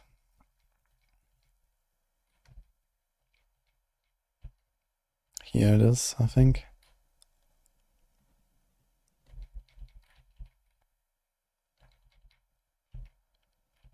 Okay, so how much damage am I doing here?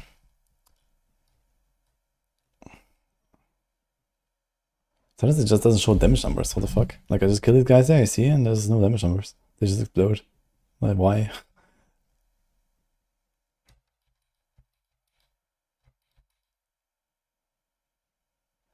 $65, $50, $120, $130, $100. Because I took this note here. Effect of damage stats on two-handed weapon. If you're using a two-handed weapon, stats on that weapon are directly at damage, increase damage, or enter damage. Have double effect for Rive. So it seems like a really strong scaling of two-handed, basically.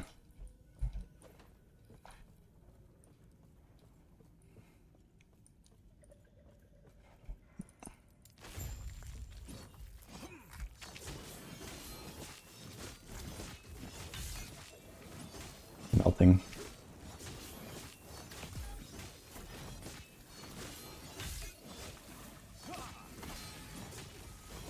That's like one of the good things about the energy shield mechanic. Or the, what is it, the ward mechanic? For the bosses, you just like hit one, go to the next, hit one, go to the next. Meanwhile it decays. Kinda OP for this fight. This fight is gonna actually get noticeably harder because of that next patch. Not that it's actually hard or something, but this will be slower.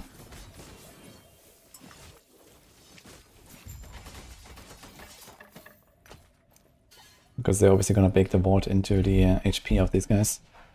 So now we have that, and we can do the mana gain on hit, and we have multi-strike. But we're not switching just yet, right?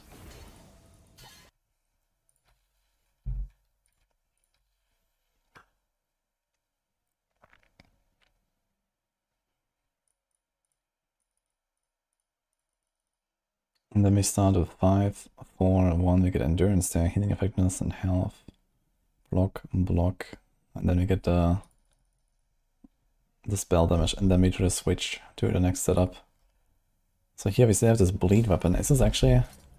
It's not the same, there's like an axe, there's like the next axe, I guess. 31 and 71 bleed, so this bleed is nuts.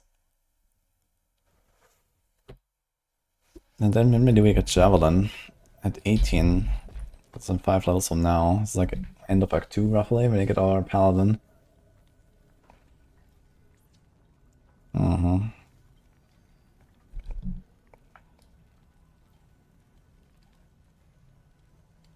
Actually, I could put Rebuke on my barn. Wait a minute, what, do you take 80% less damage while channeling? What the fuck is this? Is it like a cap to this? Can you just like tank everything with this? Yeah, try that. I wonder if there's like some hidden cap.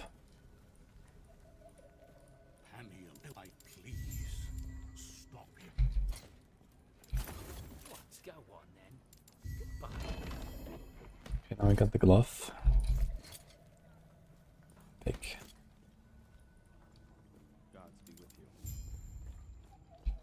I think this is not a quest that we care about, right? Yes.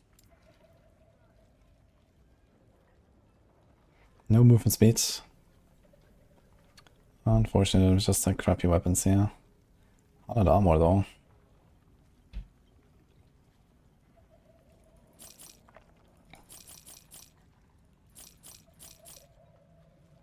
Necrotic Rise. No, I want the attack speed, I think. More than the other stuff.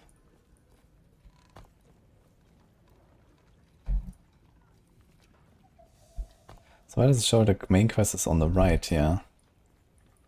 Ah, this is like the ward, like they have to destroy that, right? Like the energy field. I did not test WSD yet because I didn't play closed beta. But I'm definitely gonna play WSD. At least I will try to get used to it during the campaign and then we'll see how it will go, but everyone says it's really good. Dude, Rebuke seems OP. Can I just put that on a bar? Tank everything that Uber does, easy clap. Like, what the fuck? 80% damage reduction?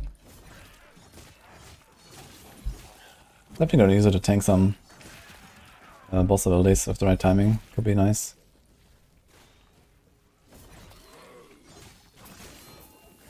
Song name is Dust Moon.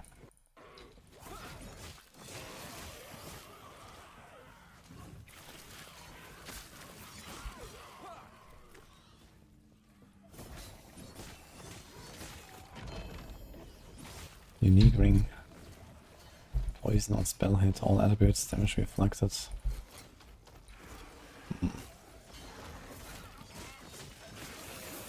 God, so much damage.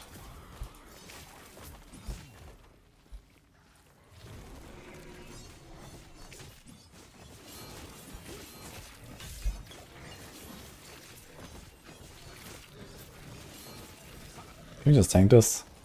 Apparently it doesn't do damage. I never realized. Just rebuke this.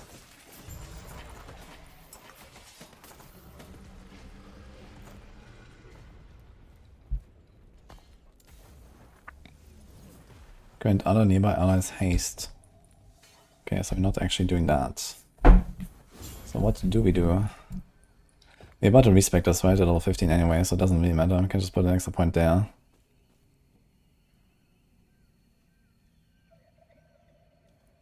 Make some damage. Make some area. It would be fun to make a build where Lunge can actually kill shit and he's gonna cool down back all the time. Just like lunge around like this and kill entire packs. Sounds like that should be doable, right? Lunge is actually a very fun skill, man. Holy.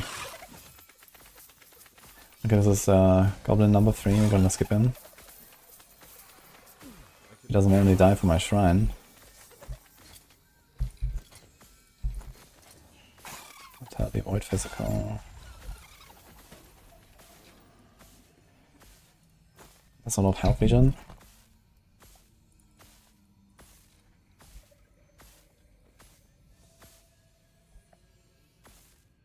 Every race contender will be Paladin? Yes, actually. That is what's gonna happen. Okay, now we have this and then...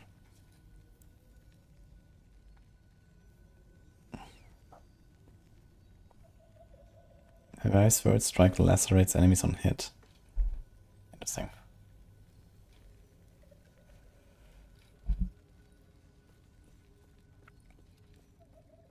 Now,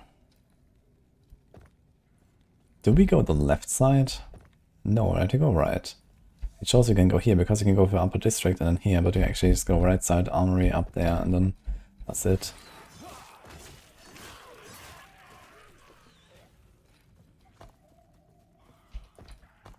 Now we're getting mana that I currently don't need. This means at this point, at level 14, we start getting points that don't do anything, which means we start scaling down a bit.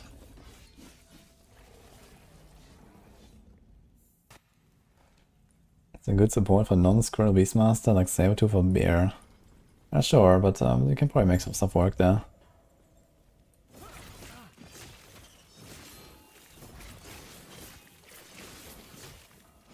I mean, you can kind of make anything work. Maxor guys consolidate their builds a little bit to, like, you know, the better ones out there, but there's also Archives build guides you can check out on Maxor. The stuff that they didn't update now. And most of the builds will still work pretty much the same. So you can use those, and there was definitely, like, you know, Squirrel and I don't know, maybe other pet stuff on Beastmaster. I cannot do that.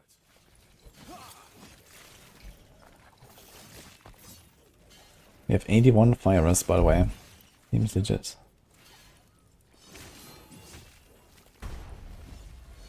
So I think this guy will not really hurt us. Look at us. Just stand in it. Who cares? Oh, this is stupid.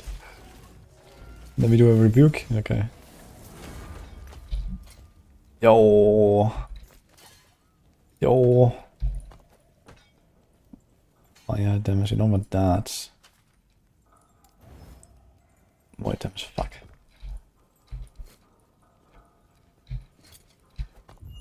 Maybe do this so we get some shards.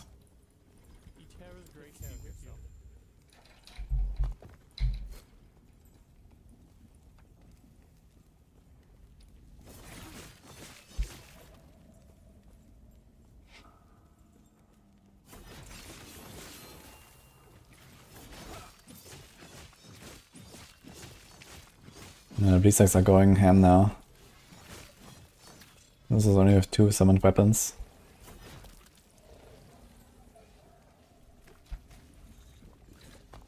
This is level 15 zone or level 14. So far so good.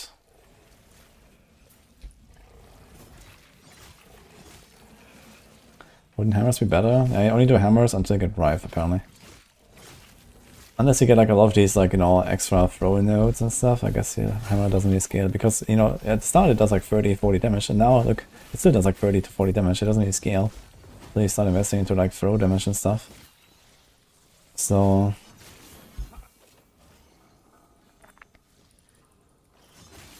do we want to do the side quest actually?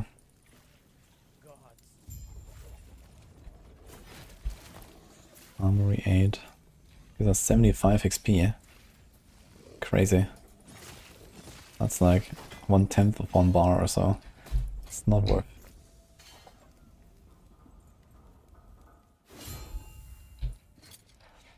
Shield rush, melee damage, mana, fizz res. I like that one actually.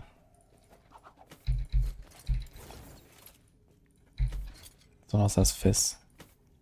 Gonna shatter it.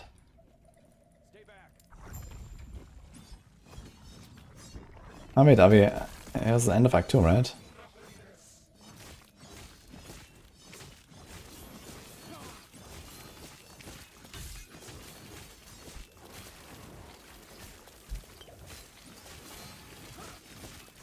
Just tank it.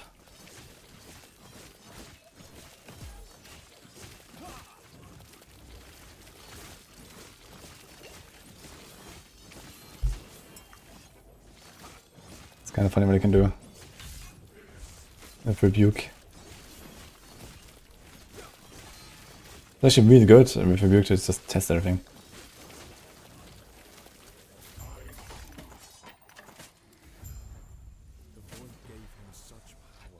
Okay, so now we get mastery. Now we get a holy aura.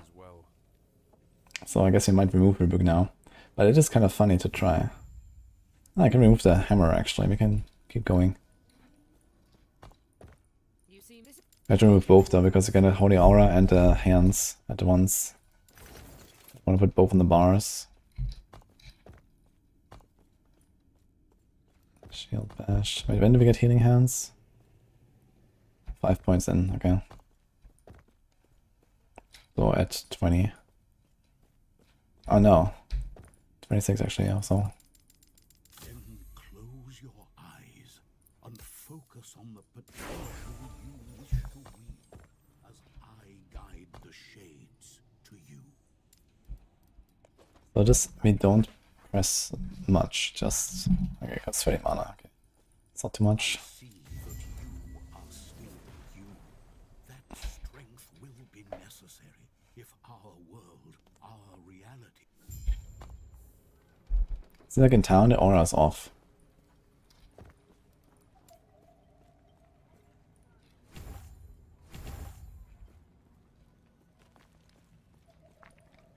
Greetings.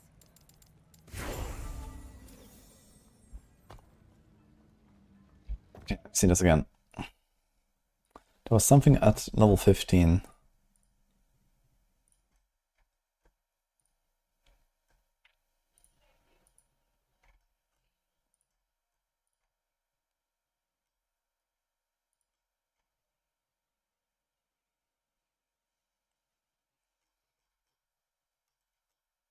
Was it here?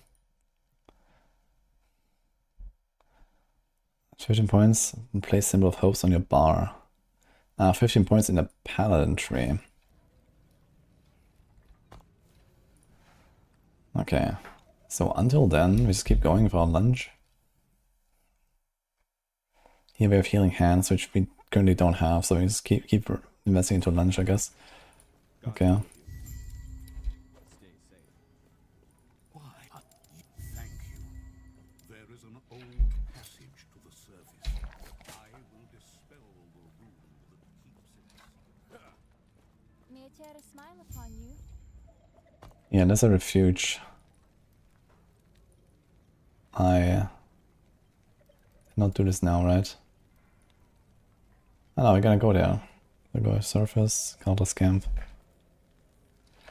But this is probably the quest we're gonna skip.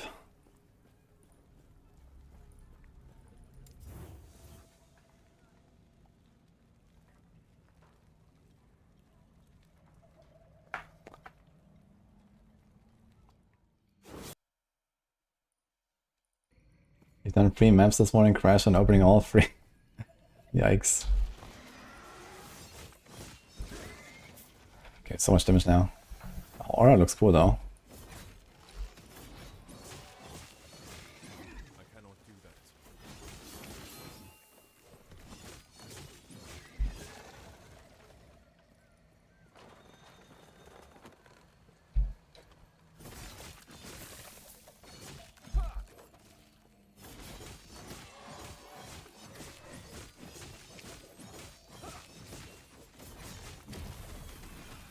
Yo. Phoenix Shrine. Looks really fun.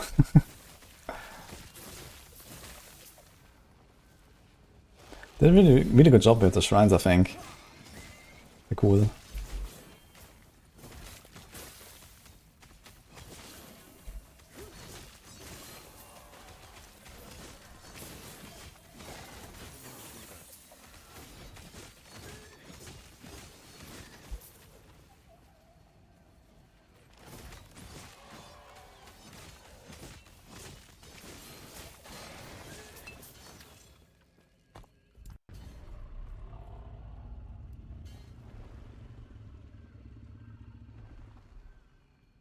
An extended rectangle instead of a circle. Melee damage along the path. Penalty. Maybe it's gonna do this here actually. More damage against the first target. That's really what helps here.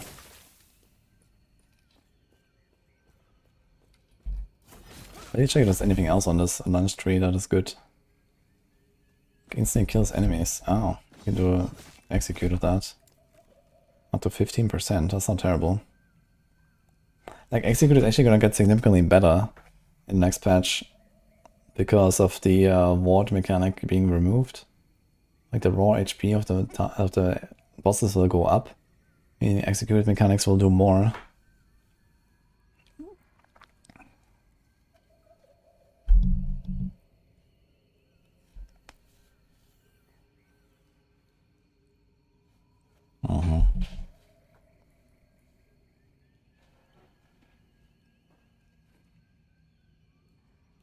Gain health. Okay, how does this work? Reduce a portion of lunge remaining cooldown. You should probably take this actually. We can get 24% of the cooldown back. We lunge, attack, attack, attack, and we lunge, we attack, attack, attack. Actually, it sounds pretty good. So maybe do this instead of like damage. So get the 2 charges. Let me just go fast. Maybe it doesn't do enough damage for us to care. But we can just jump around.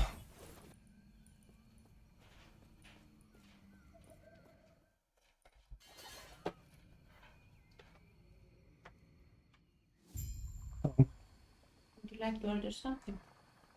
I'm quite hungry. Not hungry right now, actually. I know, but you will be later and you will ask me what we have. Yeah. I know, but there's no more fancy khaki. Unlucky. What about you? I'm not hungry and I won't be hungry.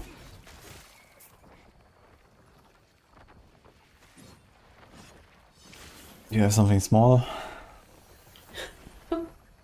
Why are you asking this kind of question? What do you think I am? I was just wondering if you have something. Small. Yeah. I have 2 sausages. Yeah, I don't think I will be that hungry, so.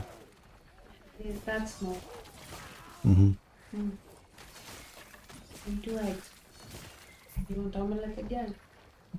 Or just, you know, just cooked. Fine. Doesn't have to be omelette. Yeah, but it's so much better. Really? Yeah. Okay. I can give you my eggs.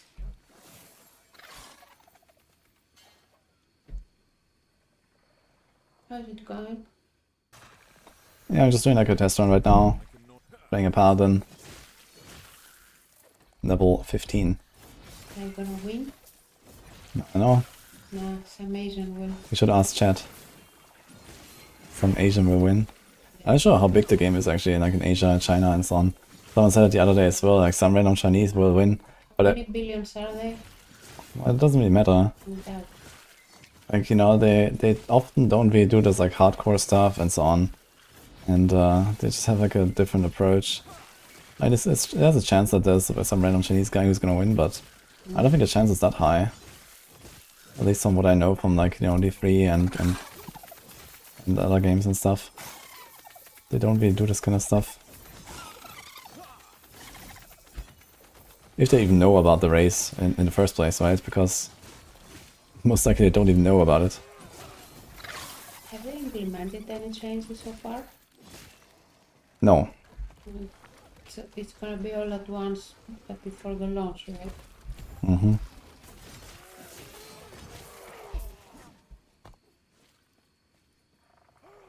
Now we got Paladin. Invader for the points.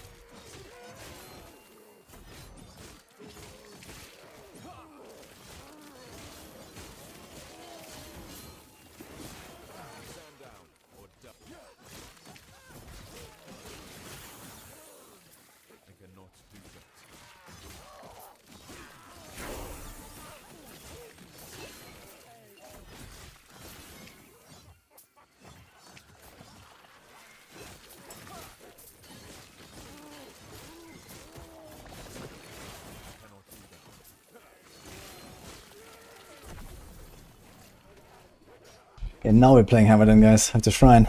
Let's go.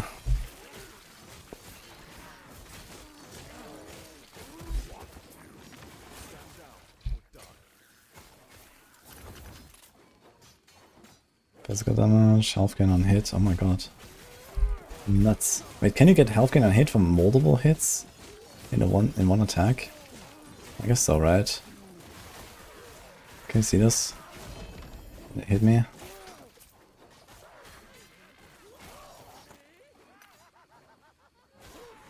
Dude, the shrine just keeps killing everything. Okay, where do we put this now?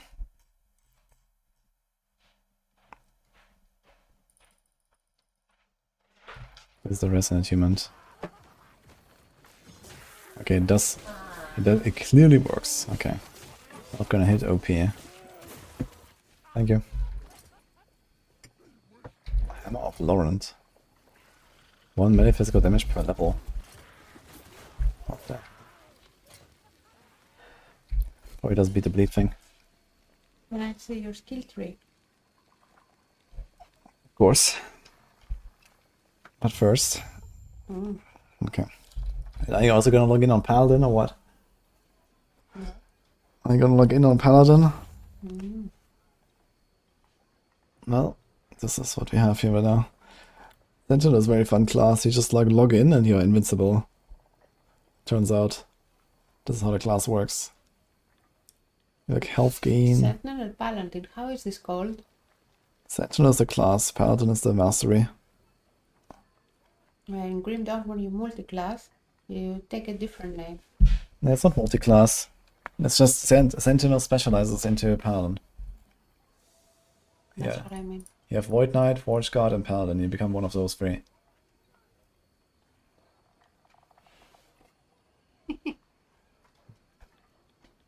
Nice as a redhead. Mm-hmm.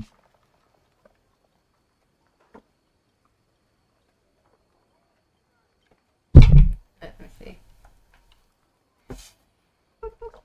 You log into the game and you win by existing it.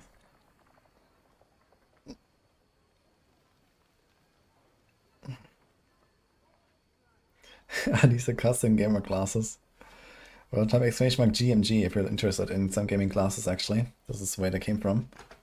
I had like a sponsorship for them, I don't know, 2 years ago or something. No. Maybe longer. No, that was way less. No. What? It was a long time ago. I had them for a long Oh, time. we were in Bulgaria when we got them. That was last year. Anyway. They're kind of nice, actually. I do wear them. Vampire too. They're very good. I do wear them from time to time. They have like a blue light filter and stuff. So especially like, you know, after stream, before bedtime or so, I wear them sometimes. When do you want to say? Later. Yeah, later. Bye. Bye.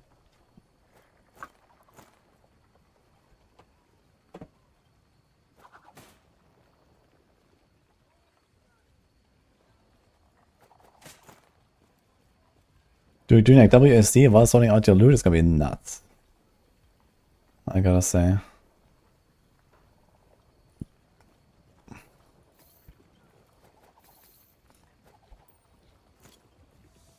Wait, I have to talk to this guy.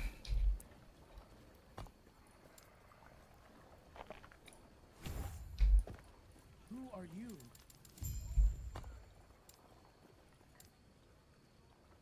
Ah, wait a minute. The amount of attacks scales with ranks and how much you get. So you should actually put 3 points here as soon as possible. It's kind of sick. And here, do we go down now and take this? Strike 2 pulls enemies, mana cost +5. I wonder if we should do this early. This would be a 4 point still. That's the attack speed.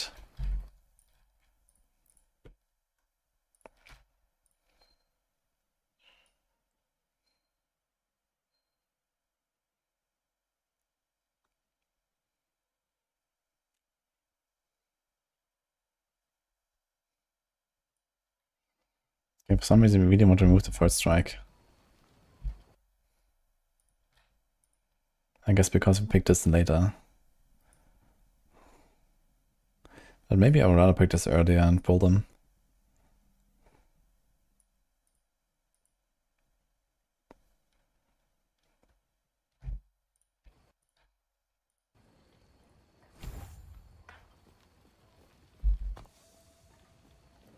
Box, Melvin, Undercity.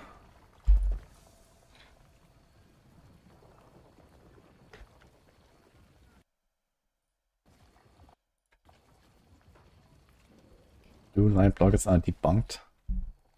Uh-oh. Maybe it's placebo after all.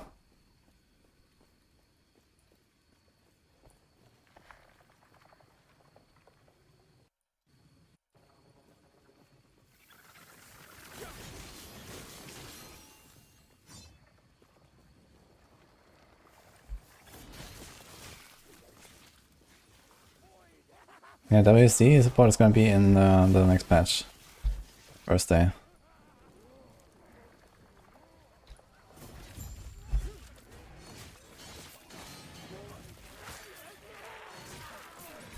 So much damage on this class, actually. Crazy.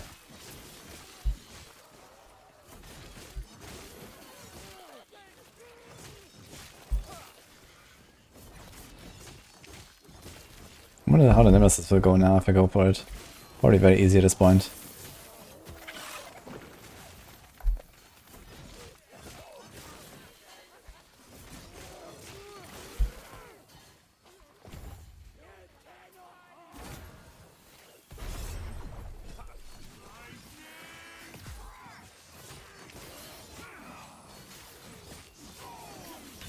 Fucking melting.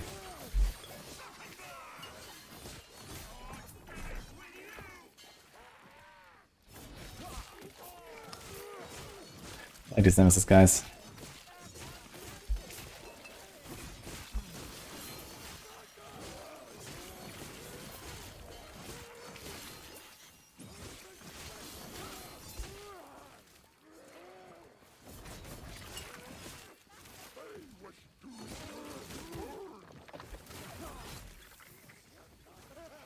Do that.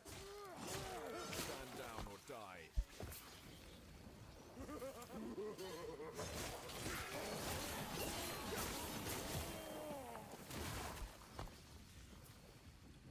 So what about Javelin?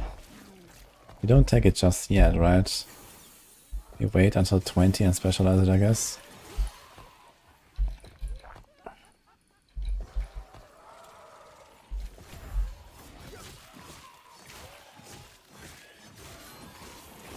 I wonder if we could actually go faster if we just keep lunge on the bar a little longer and specialized.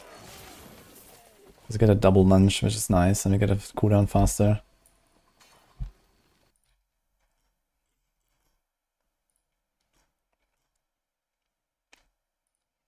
A 20 specialized javelin uses an extra clearing skill. Once the other paladin plays Holy Aura, at 15 put Symbols of Hope. Increase health regeneration. Now, right now, Symbols of Hope works differently, right?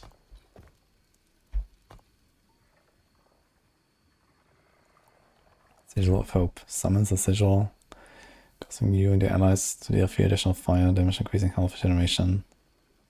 Expire after 15 seconds. Blah. Okay. So I have to manage those. But then this will become better next patch.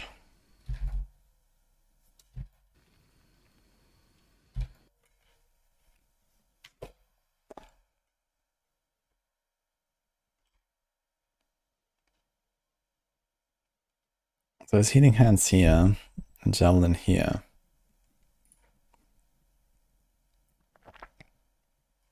And that is basically become immortal already. So you can probably just rush more and kill less.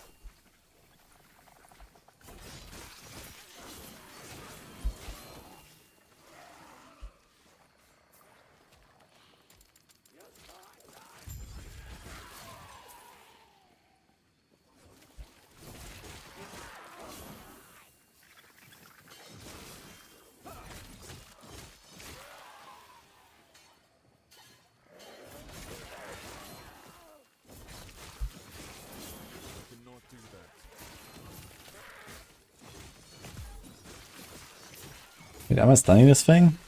I'm stunning it. What the hell?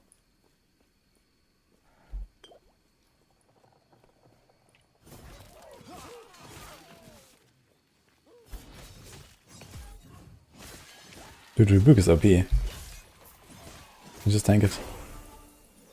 Void Cleave.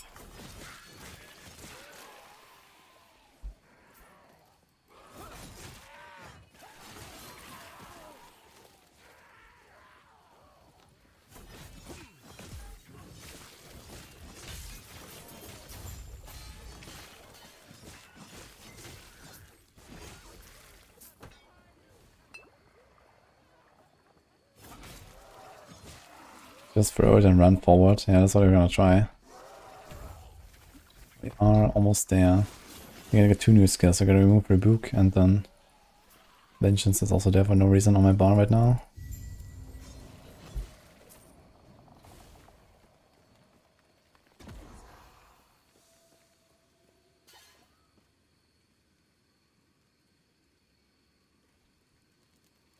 Can you kill Zarok easy if you can kill T0, Xash and Aura? I mean, if you have like 75 honoraries and not terrible boons and stuff, yeah.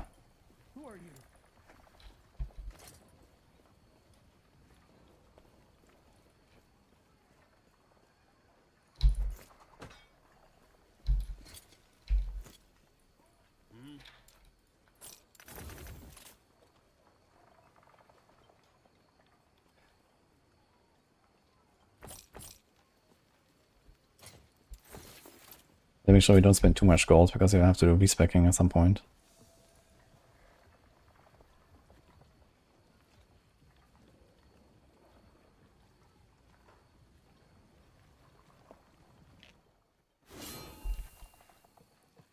What bit are you doing, Nini? Marksman, you said last time, right? Or is that something else now?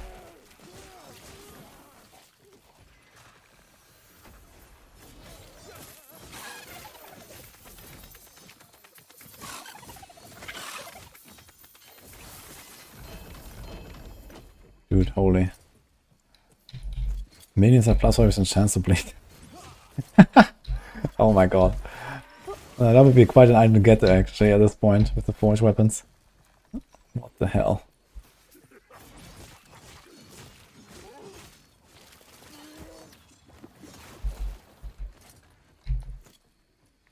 What's that?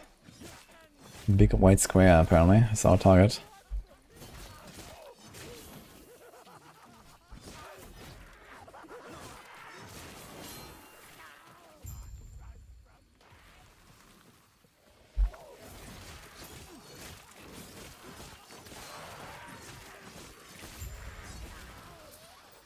Seems balanced.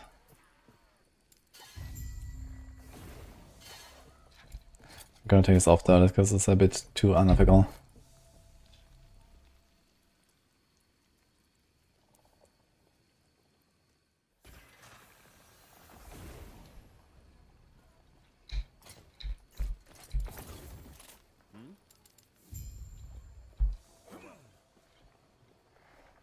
Yeah, we're going for judgment.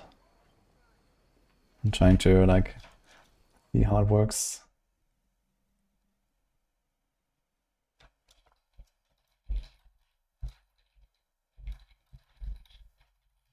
One second.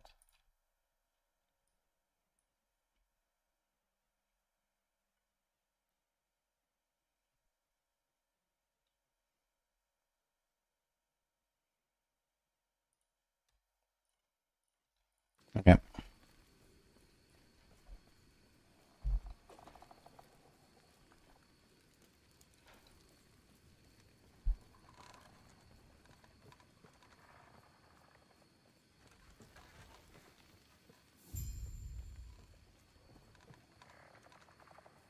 Yes.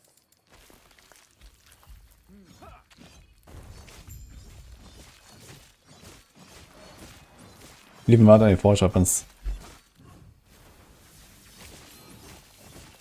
He's just dying. Didn't even have the potion actually.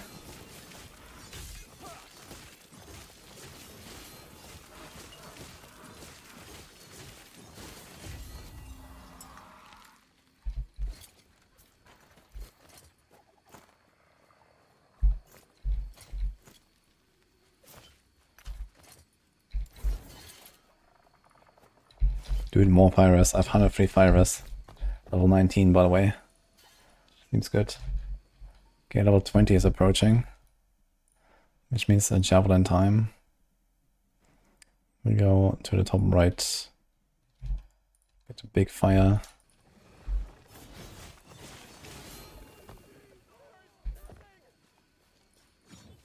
So now we have Lesser Refuge and Ancient Hunt.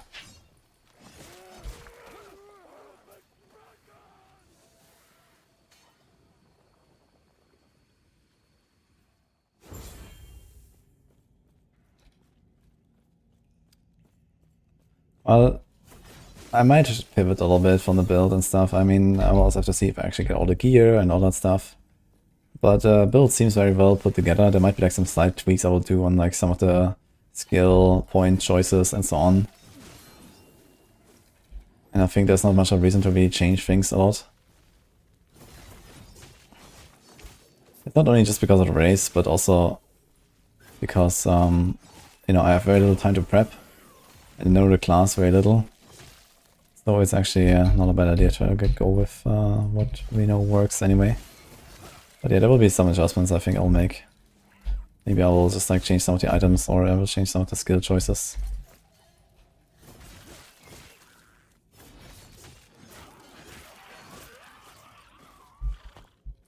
Okay, now we have Healing Hands.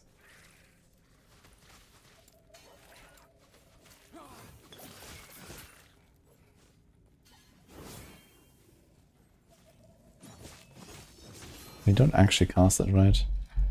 And then we have this as well. We put Javelin. Ding, ding, ding, ding. So no more rebuke, I suppose. Ah, Javelin is actually like this. I thought this would be different. It looks very weird because it like starts like this and then goes.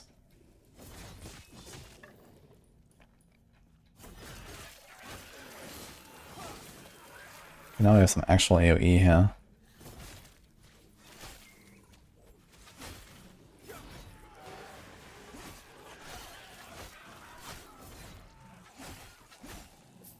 This one costs 9 mana.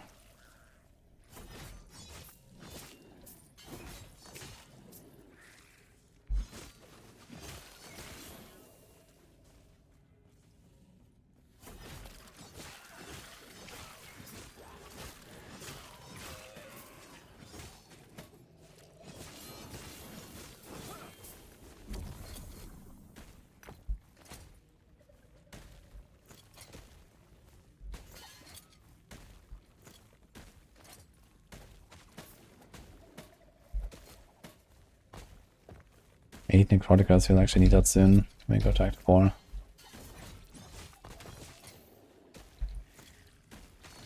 Oh, this has Vitality as well. Maybe a Shatter. Got nothing.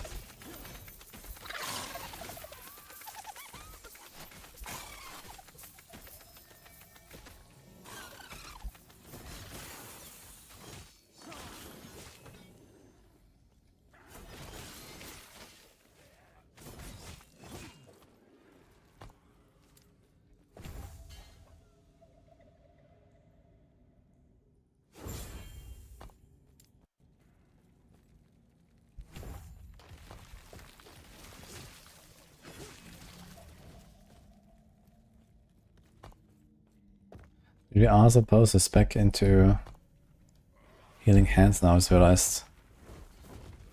Really though. It's just for the extra healing, right? And maybe I can do it a bit later. What else did we gain? Healing hands, mana consumption, chance on melee hit. There's a lot of healing though. And then we go for this stuff here, costs less.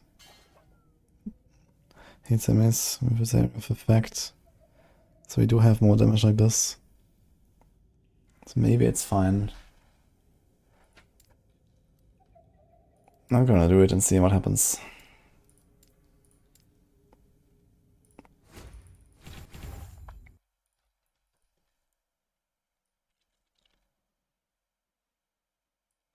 We do those two and then we go to the right. And we get ward per 2 attunement and healing conversion.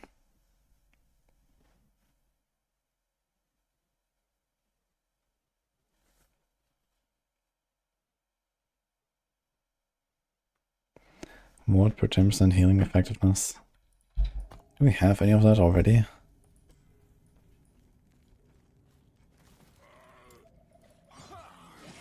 $47.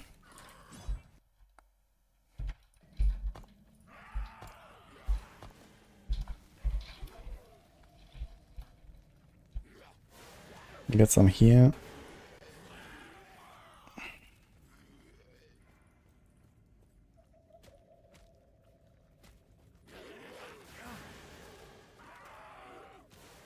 Maybe here.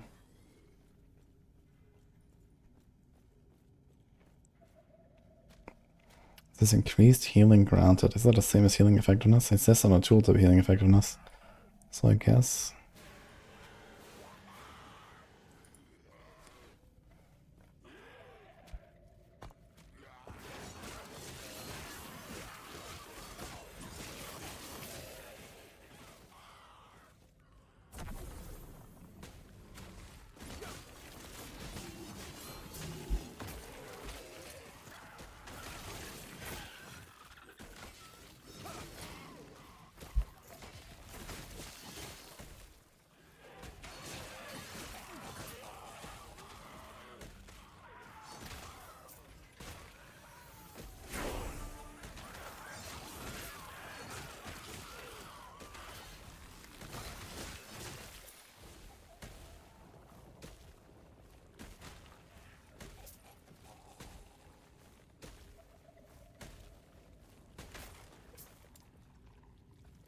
I mean, you can't do it later.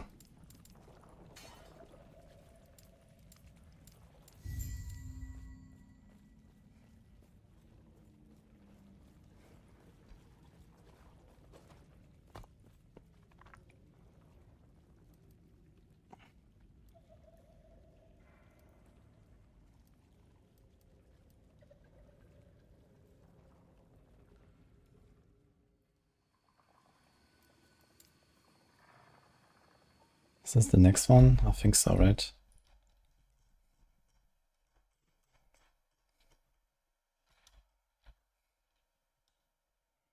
Or one.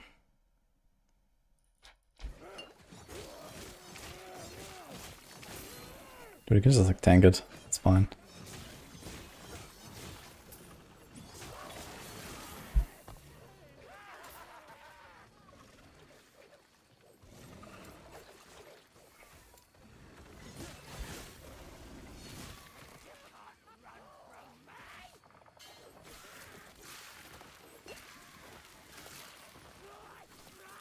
Mm-hmm.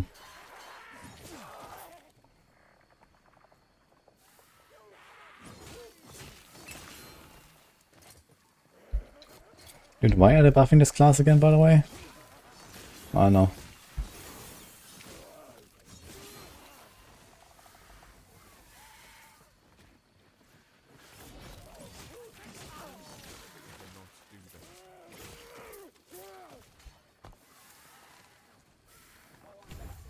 Okay, we'll return soon.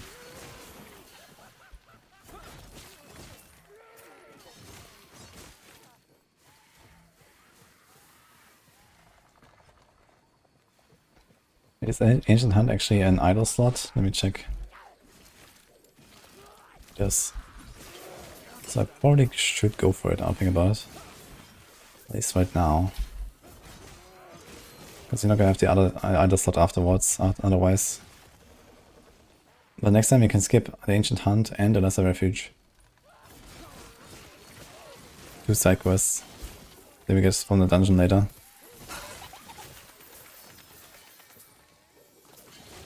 It's barely a top 5 star class, okay.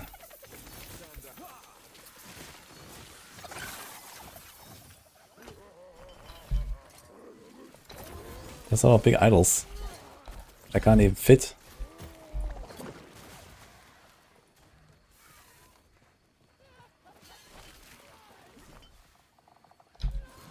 Oh my god. Oh my god. It's actually the idol I need later.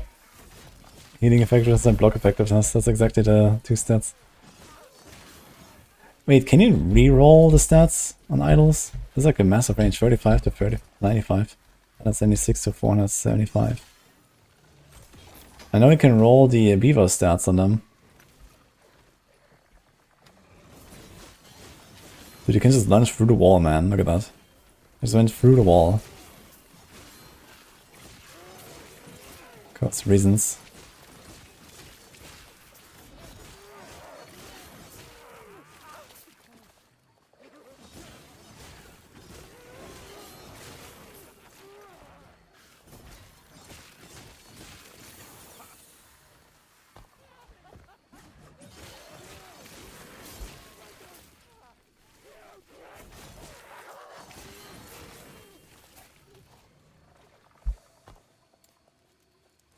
And he does 5 damage on hit. Can you like see how much it does now?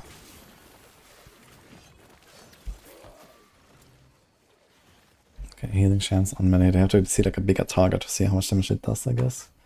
Let's try to do this without any forge weapons. Now I think it's the forge weapons are just gonna keep going on their own, right? Because they just keep killing.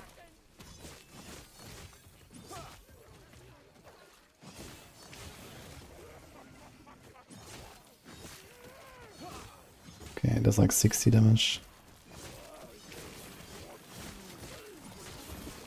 Okay, it's quite a lot of extra damage already. I guess it's slowly time to go for shields, so we can benefit from the shield spell damage.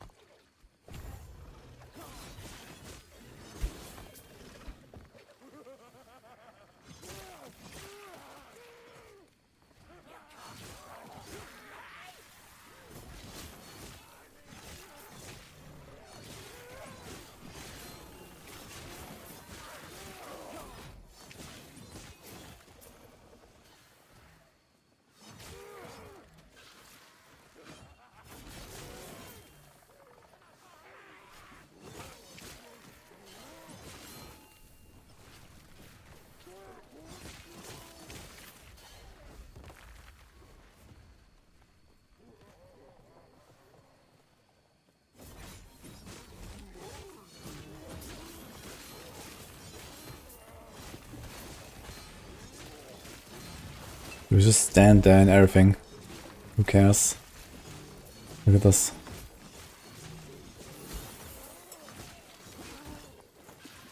Yo, we got some movement speed boots. Incredible. It actually happened, and now we have the Holy Trail. Let's get it a cooldown. It's not quite the same, but...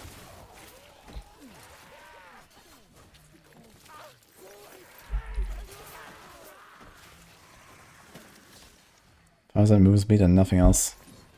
Do I take it? I suppose I will, because I don't really care about defense at this point.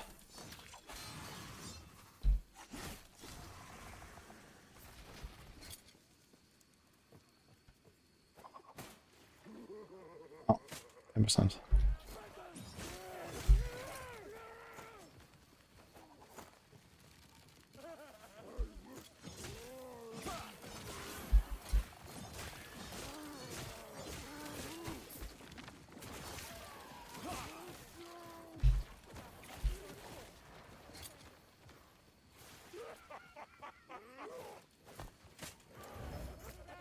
Move speed charge. Logging in. I cannot dash over there.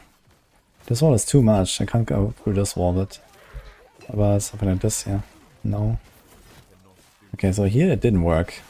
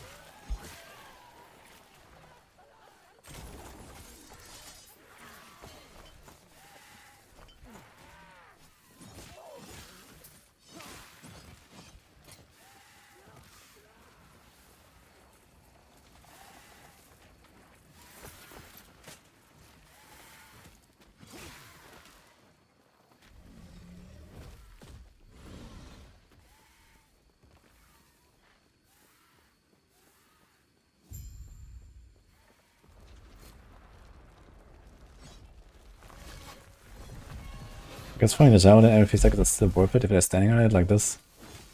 Let's see actually. It's going to only javelin.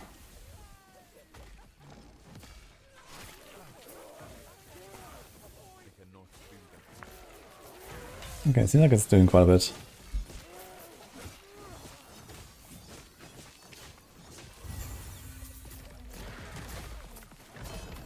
Grip of Despair.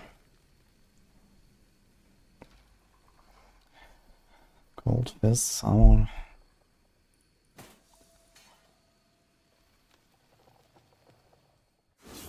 What build can recommend for speed farming maps? There's a bunch of good ones. Warpath is gonna be very good and popular, I think. There's the Umble Blades Falconer, I think that's gonna be very good. Not sure whether there's, I think there's some Lich build quite far up. With the beams, there's like some, I mean, I don't know how to do the beams.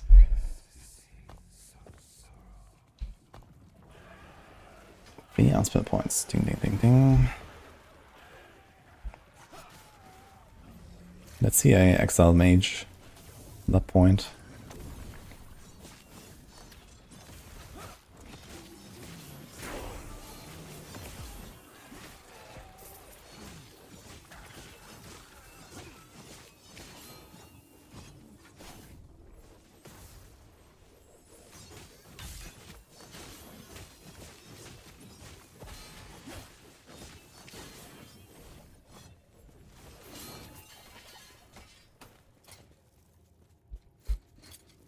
Speed and Frenzy for 1.4 seconds.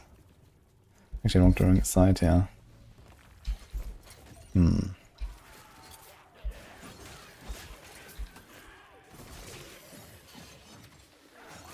It's like a pure attack, so I can attack faster.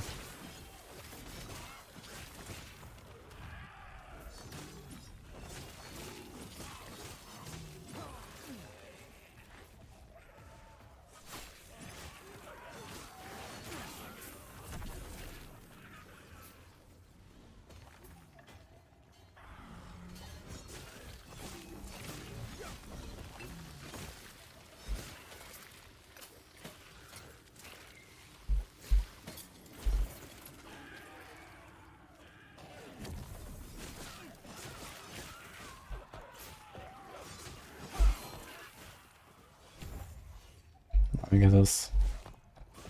Okay. Am I going the wrong way? I am.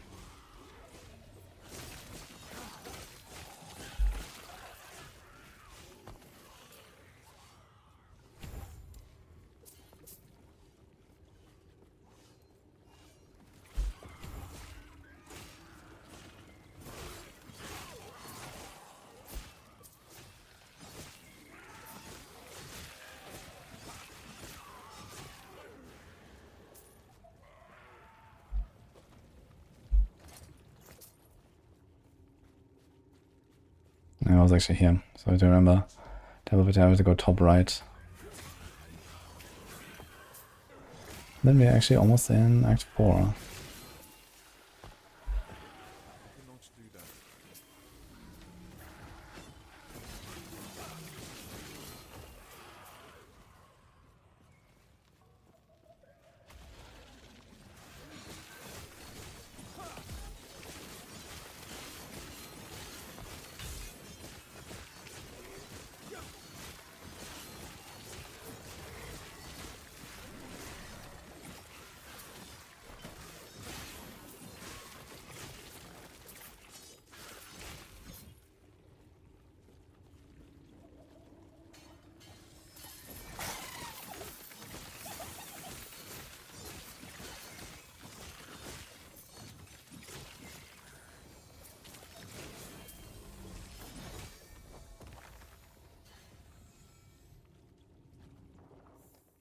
That's probably what we're starting is.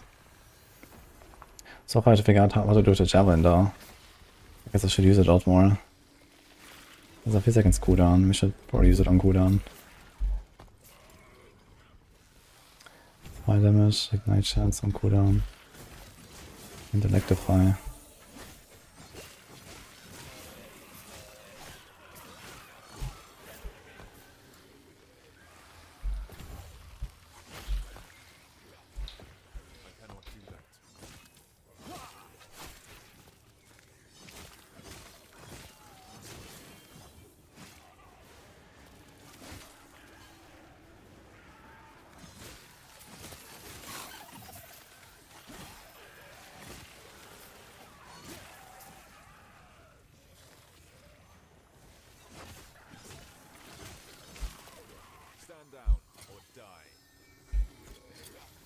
Only 2 minutes, there was nothing.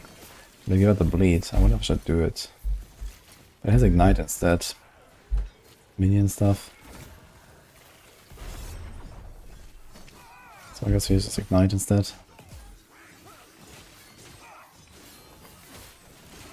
I'm actually going for a lot of fire damage now and ignite stuff anyway, right? It might be actually a good timing.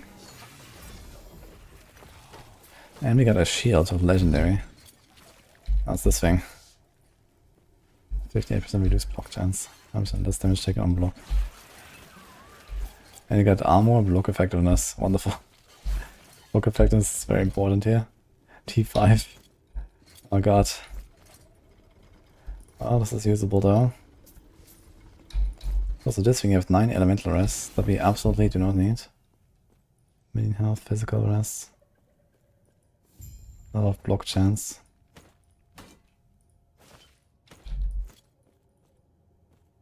Wait, what happened here? Wait, do I actually have to continue on left? Oh, oops.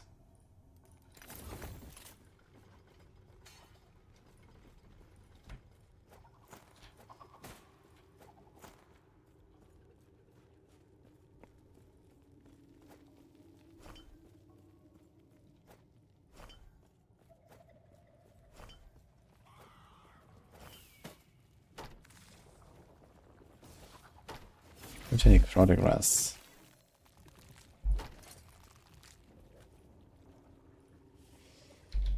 I think we just go for the life shield actually. The slab.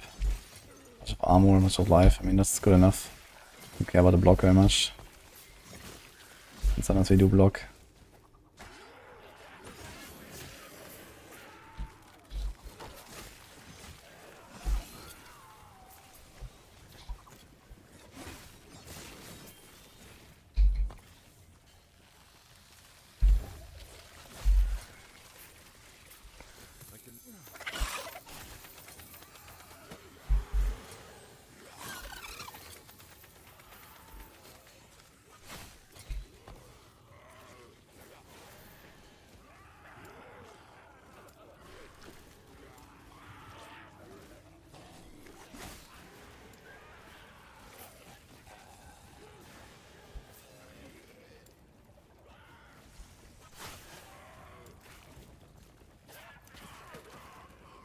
So we jump back implicit redraw.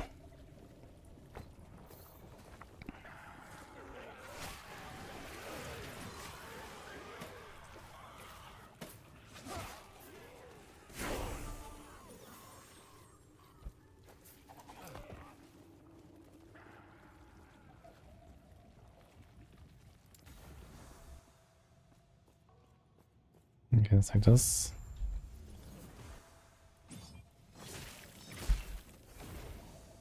Let's go back to the quest, go for the waypoint, so you don't have to run all the way back. And then we have basically boss time, right?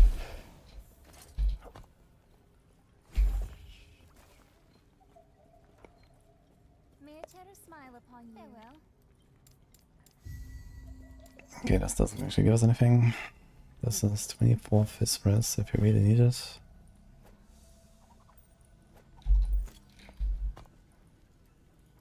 Looks all. Hey, Ma, by the way.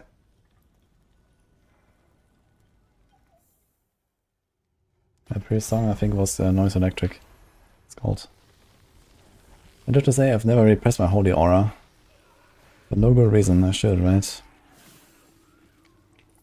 It's just like free real estate.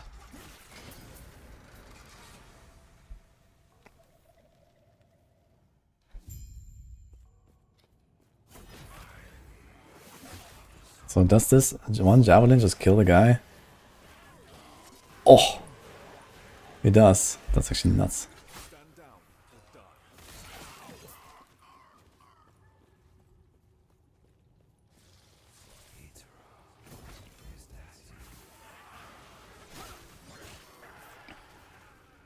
Actually cracked. Especially here in this part of the map.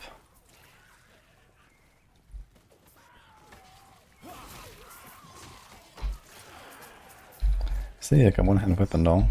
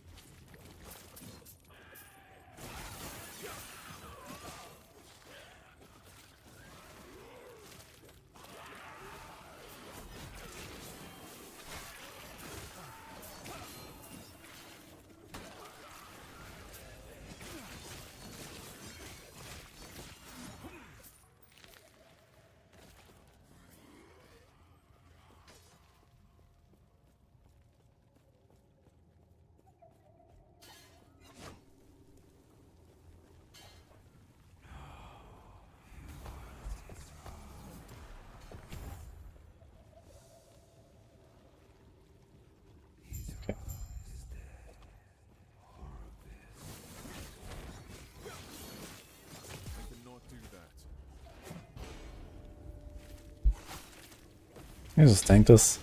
It's 62 Void Rise, I guess just tank this shit, right? Like, who cares?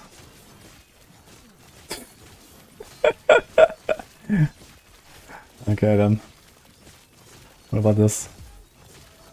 Okay, I guess we don't care. Very good. Didn't even press potion. Good class, guys.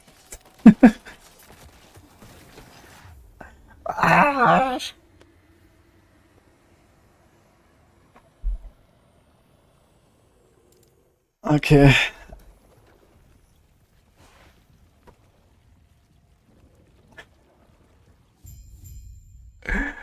Oh god, dude.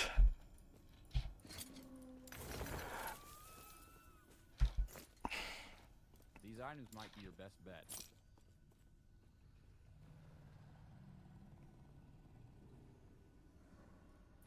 Actually, 10 move speed, I should scrap that. I do need a scepter now. Actually, what did I go for? Is it a scepter? We just focus on like spell damage now. Equipment. Intermediate setup. So here it's melee and spell damage. Attack speed, damage over time. And we do damage with like the Holy Hands procs now, basically. And the Javelin, is that considered a spell? No, it's a throwing. And the Holy Trail.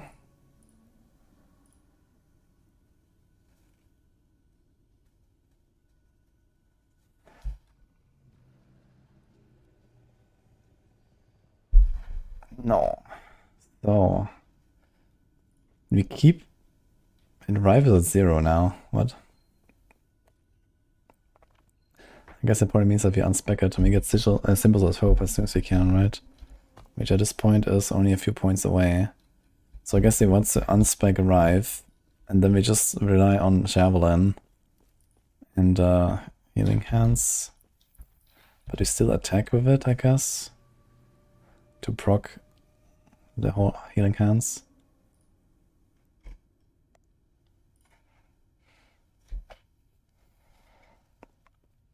Keep a shield or scepter or wand and deal damage with Javelin, gamble them if necessary to Gambler. Spike Town and Forge Blade for physical res. So here we do go for Rive and melee damage.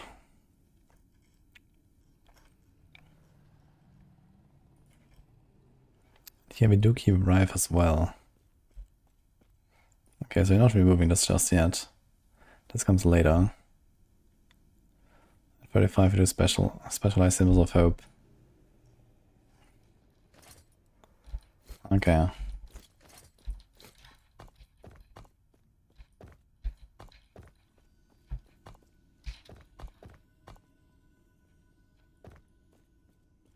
You may find a treasure, my friend.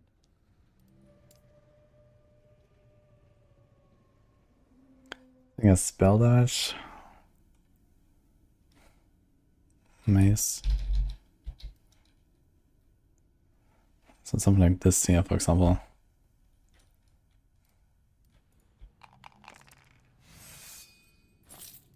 Not bad.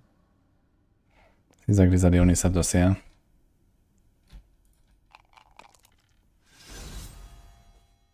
Huge. Maybe not.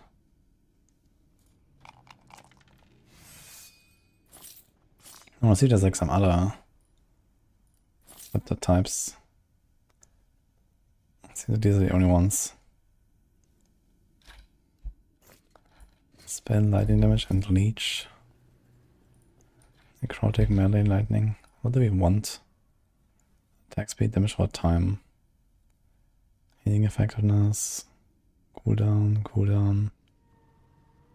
Damage for time, frailty, attack speed, damage for time.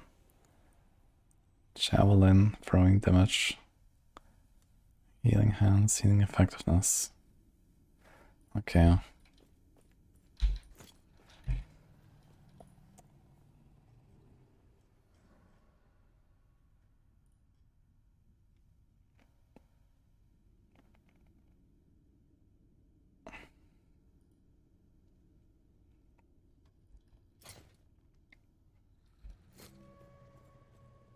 I think a 60% increased elemental damage, that's kind of big. Here's just minion damage that we don't really care much about.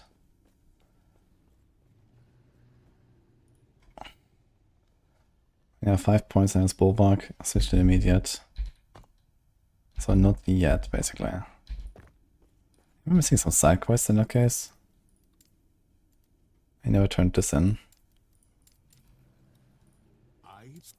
Seek out the outcast, leader of the living rebels, and show her the Epoch.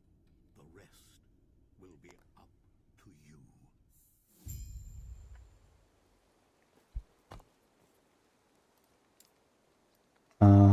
Let's turn this in here.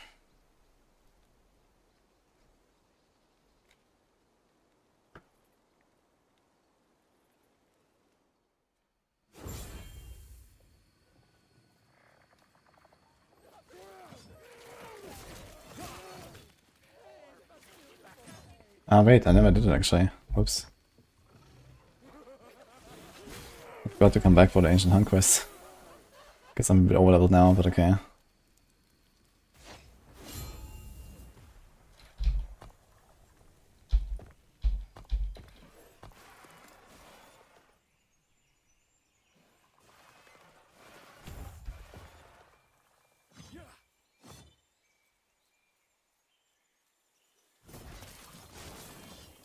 Now we also get ward.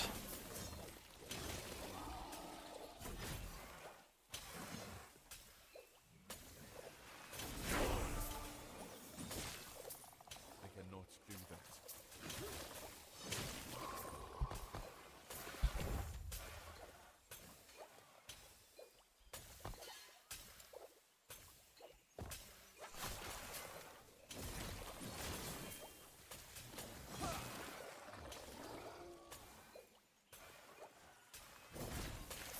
$5,000 is for anybody, yeah? Can be a race for Uber Abor on hardcore.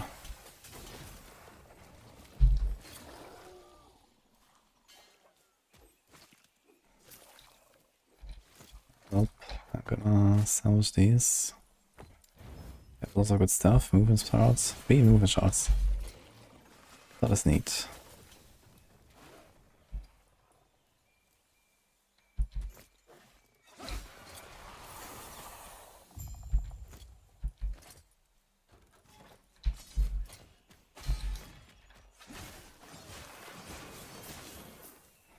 God, so much damage.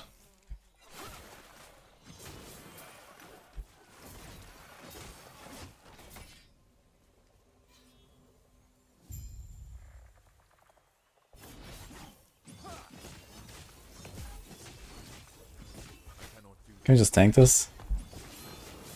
Okay, I did like 10%. Okay.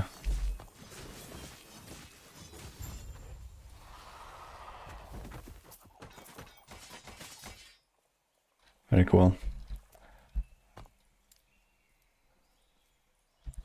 Gonna try this.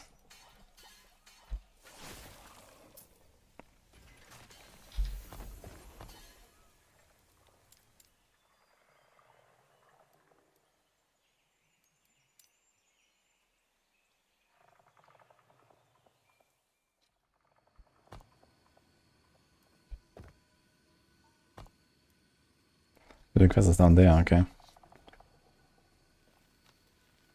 Would have healed the rebuke on, probably. I mean, there's like block health gain on block and stuff, so you can actually get to the point where you heal. That very cool.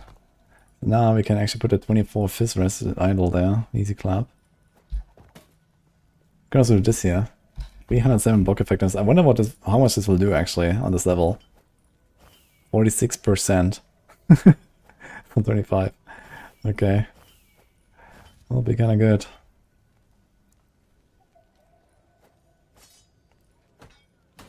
And this is 40% block chance. This is 17.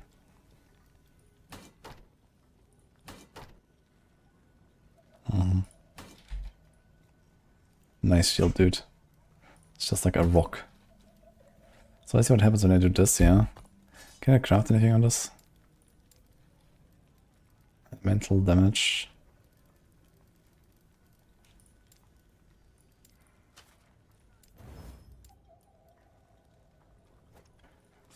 Beautiful.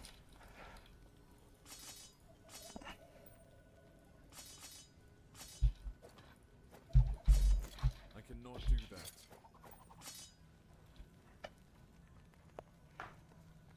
Sort of healing effectiveness. Critical success.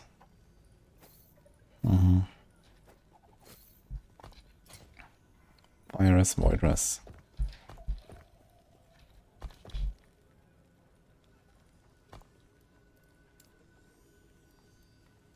Okay, let's see. It's Act 4 now. So we are actually getting relatively close to Monolith. There's like only one more to act here. Then soon is like Monolith time. So maybe we're just gonna stick to this Judgment shenanigans. See how that goes.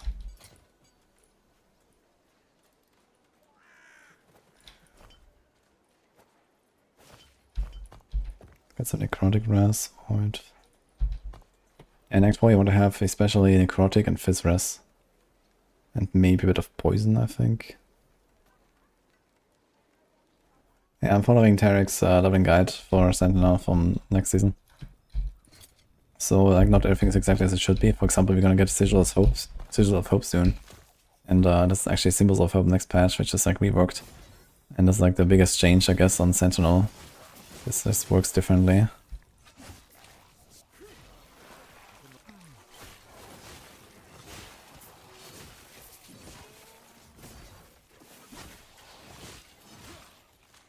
Okay, the set I have is not it just yet. A lot of damage is good anyway, I guess.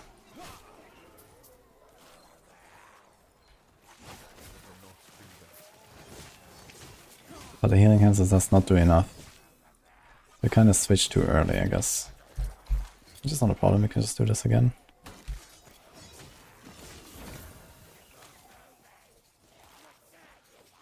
Soul Bastion. Cast Soul Feast. What is Soul Eruption? Doesn't say what it does. Did I banish this guy?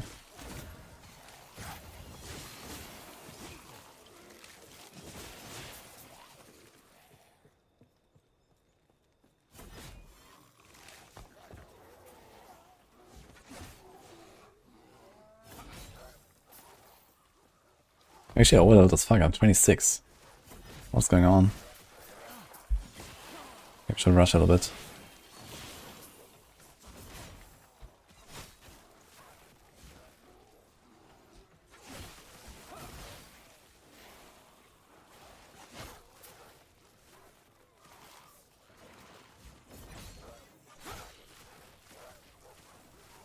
Nope.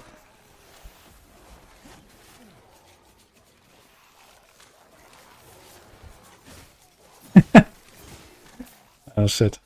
I'll see what I can do. I'm gonna ask Nini if I have like a giant rock lying around somewhere.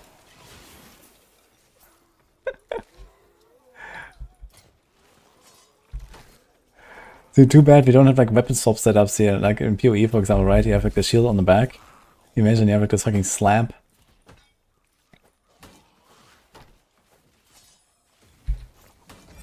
That'd be hilarious.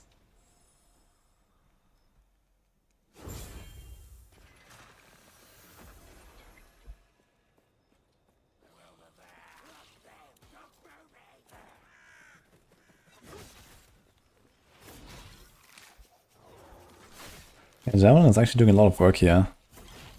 You just run a little bit and then shoot them in one line. And Lunge also doing a lot of work. Thank you, Walrus, by the way. The big issue will be stepping into my back instead of finding it. Are you sure? I do work out, you know?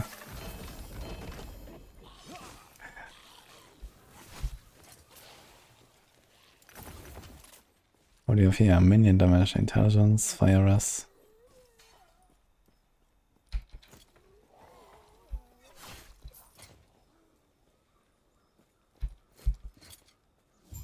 Ignite on hit, fire damage over time, fire damage taken.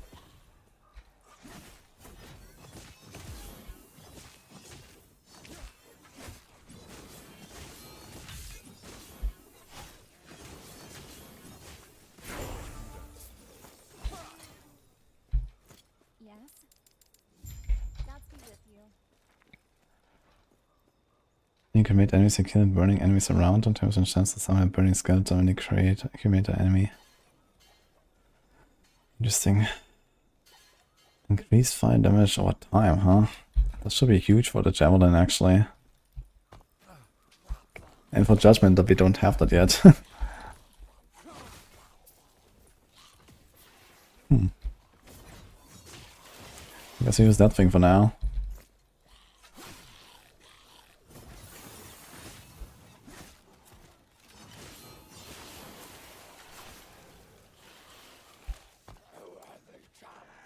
Do we just max this out? I think we maxed it out, right?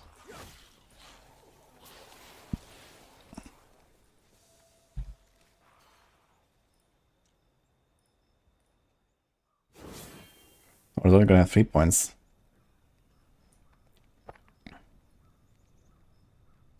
Then we get another point here. Spell damage per 5% increase. Wait a minute, holy trail gains additional spell damage. But it doesn't say that it does spell damage. Ah, wait, it just gets that. Like, added, basically. So I guess then it gets the spell tag as well, I suppose. Okay, so this is how it works. Okay, makes sense now. And then this makes more sense as well.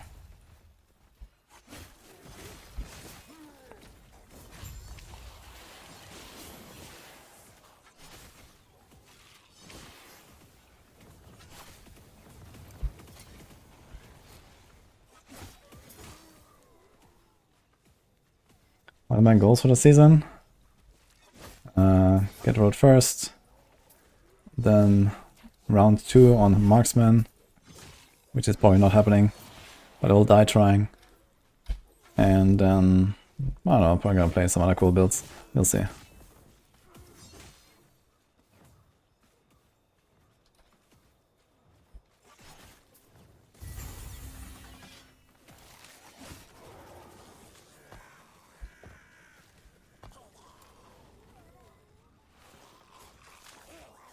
Now, what do you do with all this board, really? How much have I actually needed?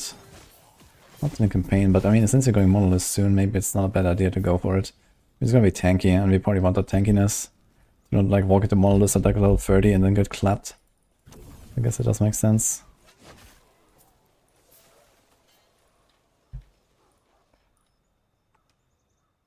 Also there's this stuff here. Mana cost area. Healing effectiveness.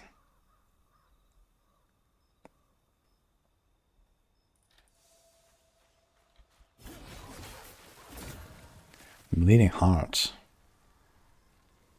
Wait,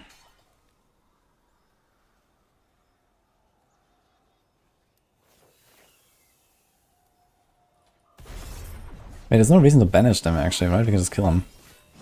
So it's the same.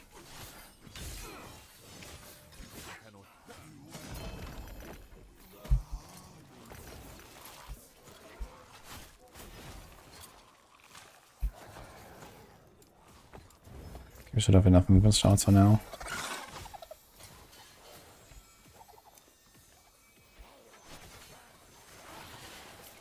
Increase shield throw, critical strike chance.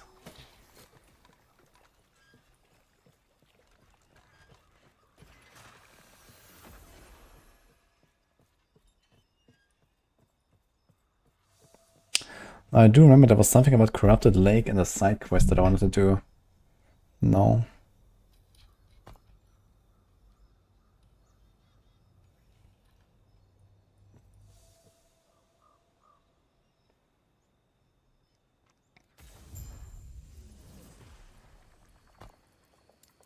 Idle inventory slot.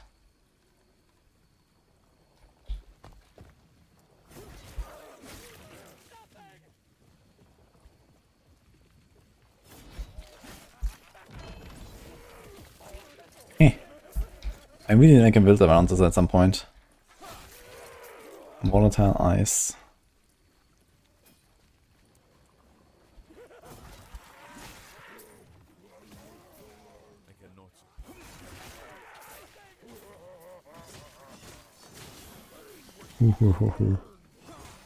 Okay.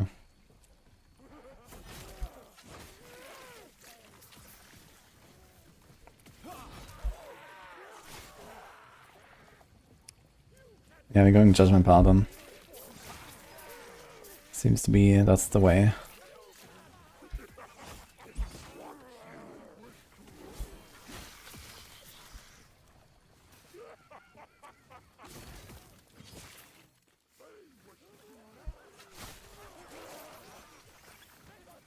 Are there any perks or points or things that mustn't be missed?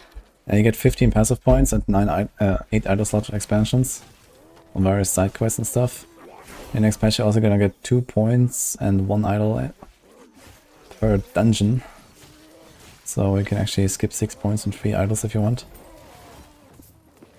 So you can go more or less much earlier. And you can just later come back and then finish Act 9 basically. And a bunch of side quests and you have everything. So here we are actually pretty close to like the end of the campaign now for me. We're in Act 4 out of 9 acts. And once you enter Act 5, there's like a thing right at the start where you can do a skip. You can go from 5 to 9. Once we get a Temporal Sanctum key, which you have to farm in the endgame. So we go and start endgame. And then we come back once we have the key and do it.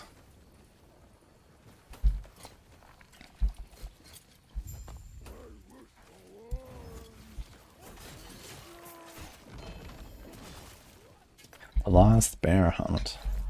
Elf vision, void rest, endurance threshold. That's a lot of health regen, dude. If you're being honest.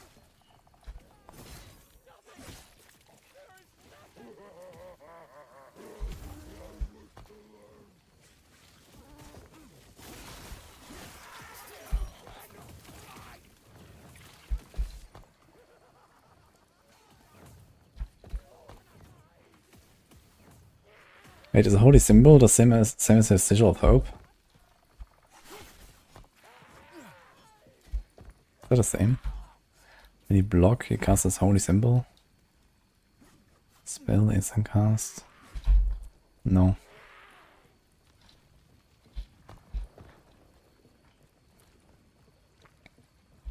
What the fuck does a holy symbol do?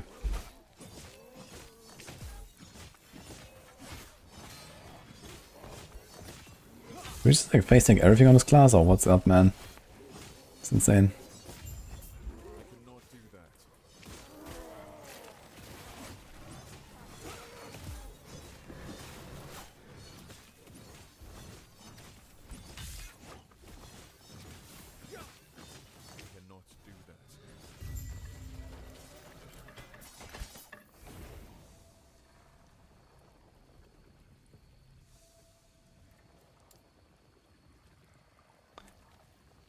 I got a tempo and Sanctum key.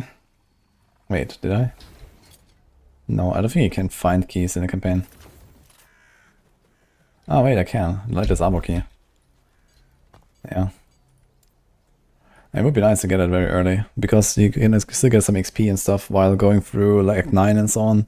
But on the other hand, it doesn't matter that much, because once you're Immortalist, you get XP so fast. So even if you get the key rather late, it's fine. As long as it doesn't take you until like the 5th timeline or something, where, you know, eventually you're gonna be very underleveled and you want the passive points in the idle slots and so on to get your rest fixed. It's okay, I guess.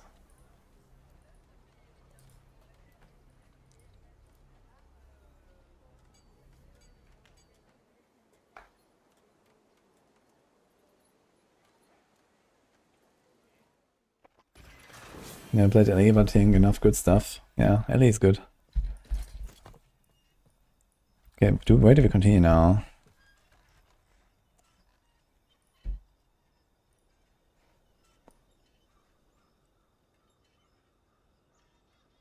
So go all the way to 10 points. And then 5 in Holy Icon. Which also gives us nice necrotic rest. Then armor with a shield, cast speed with a shield, all resistance of a shield. Oh my god, dude. Did we get this right now, actually? No.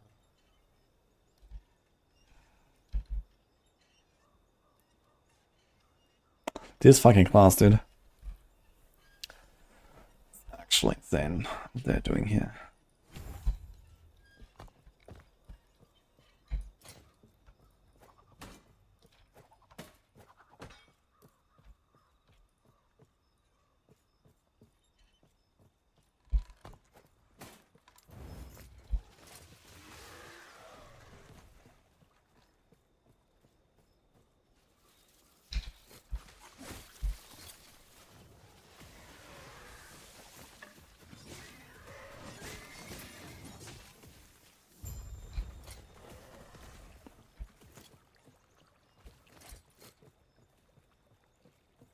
So yeah, apparently we don't have to do this quest, so I just go right. And go next.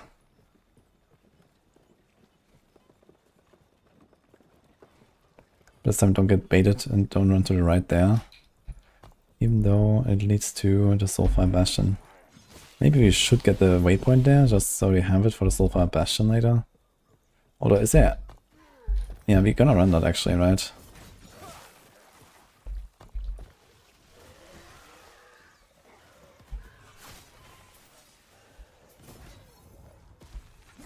I cannot do that. We can also come here back later. It's very far from the waypoint, so probably should do this. Imagine the waypoint might be kind of close. Yeah, and just go there, get the waypoint and go back. I think that's a good strat. Cannot do that. So save us a bit of running later. When we actually go for the dungeon. Do that.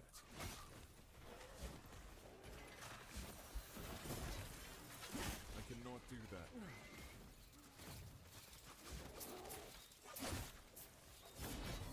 Stand down or die. I cannot do that. And Javelin is so OP, man. You just like run and run the line and then everything just dies behind you. Javelin.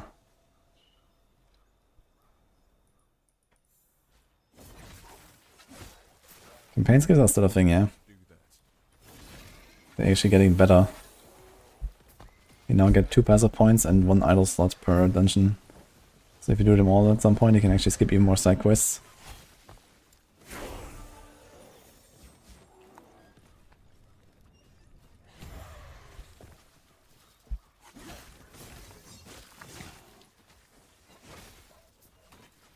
How long does a trail last?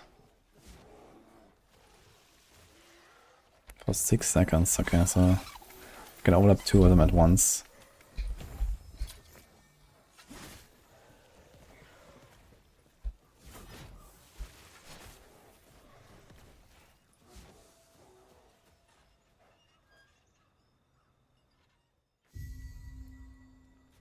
Why level Paladin you have to convert later?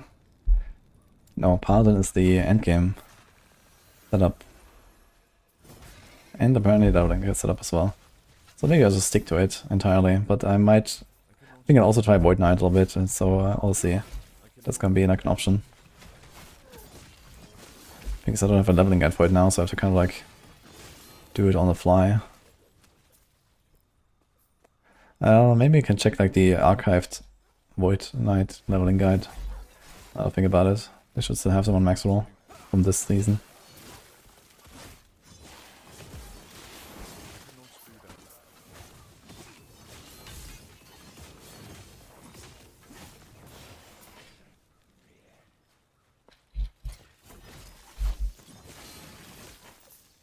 When do we unspecialize Rife? At the very least I have to remove this here because I'm not going to have a two-handed weapon anymore.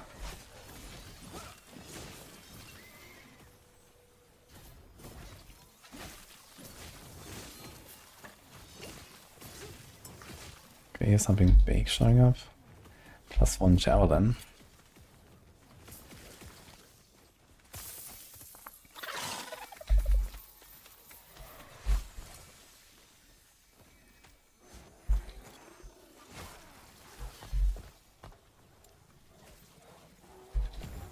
So let's try this again here with our shields.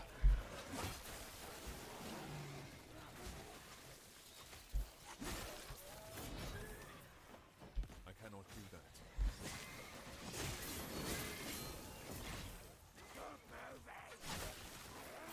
I cannot do that. I cannot do that.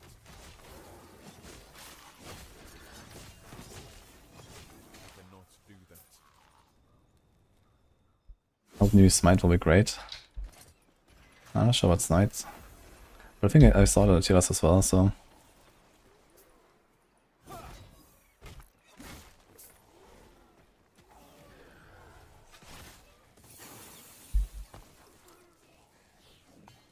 Wait, this whole like ignite thing, I just here. So we just do this now.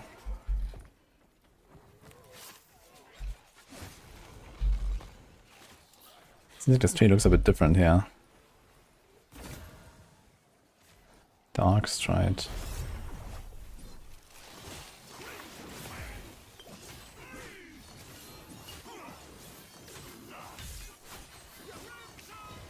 Do you just stand there and everything? You tank everything? You have like infinite sustain? Who the hell cares? Kinda cracked. Oh, we have this too.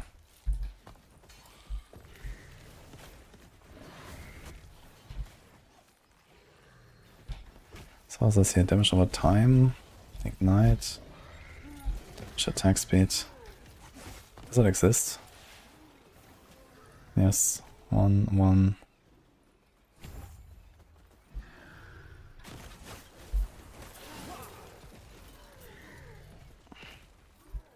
I'm gonna go for the 60 multi there, I guess.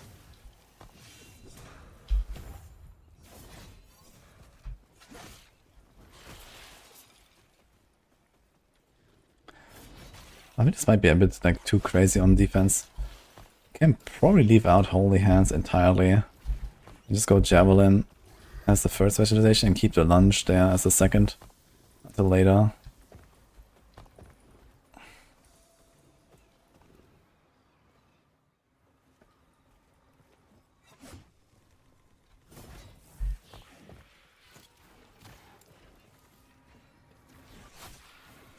Actually, I should do this. I should do this.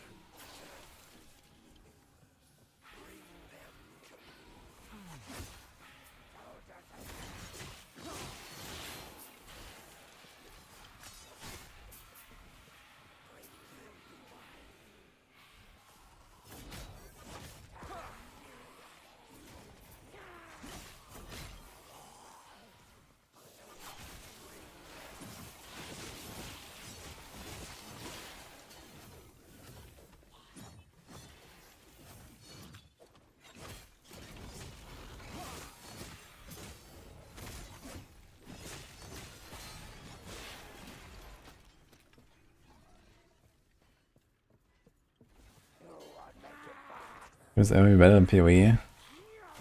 I mean, it does have some things that are better than PoE, like the crafting. And SSF is also better, I think.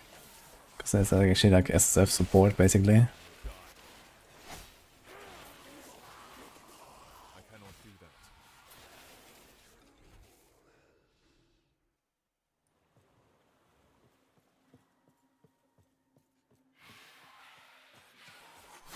Katy Perry went to space. Okay. I mean, just for fun, I guess, right? I think you're gonna see stuff like that a lot more.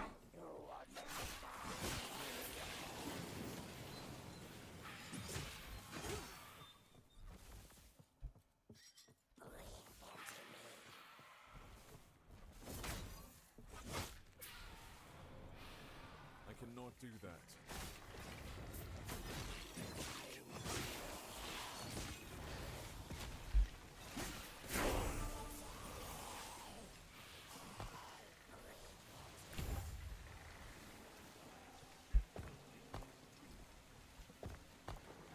I'd like to know what holy symbols do.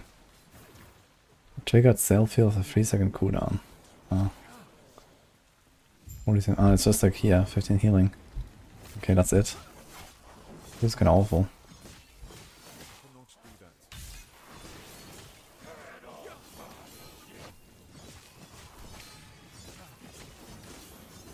Oh, I actually almost demoted us, I just realized.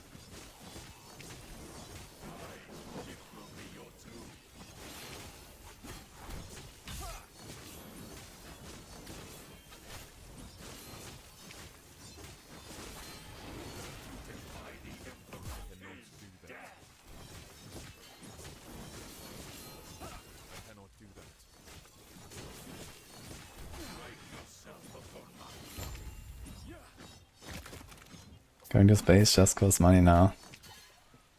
Yeah, I was actually reading about this, like, there's actually like plans for like, you know, all kinds of space tourism that, you know, big airlines are making and stuff right now.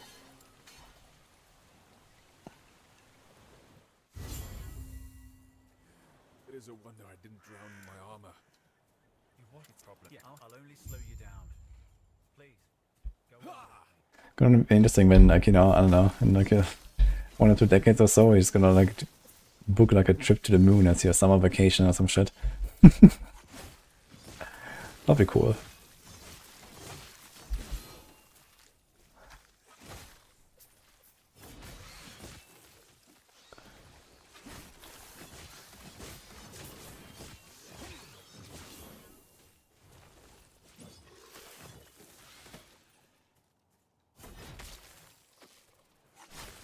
Yeah, the price right now is still a lot. Probably like a couple of 100k or maybe millions for like a trip, I guess. But I mean, this will come down a lot over the next years.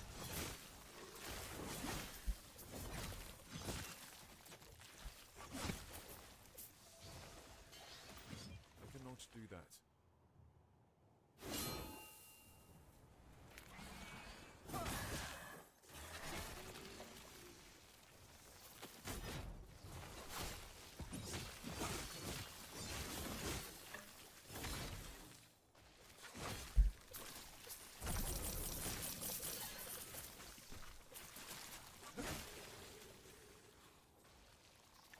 Okay, for 5 minutes in space.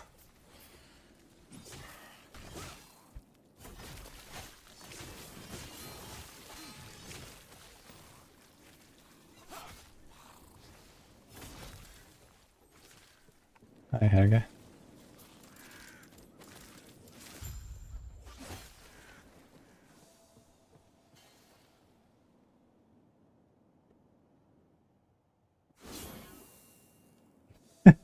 You imagine Space Harrier will be most people's trials plans? Yeah, of course, it's gonna be still pretty exclusive. But, you know, definitely more realistic than just like, you know, multimillionaires doing it, I guess.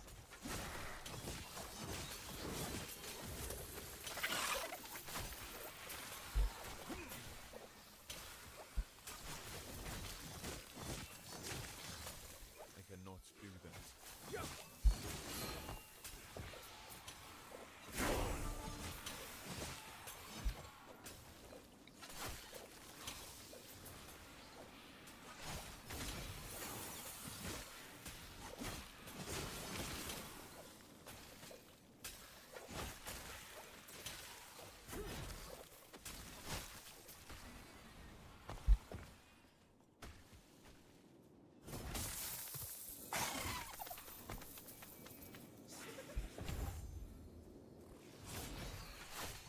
Stand down or die.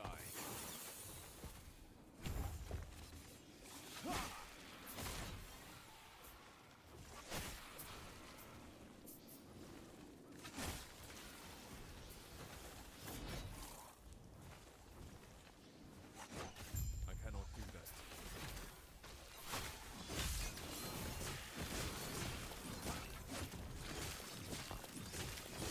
I cannot do that.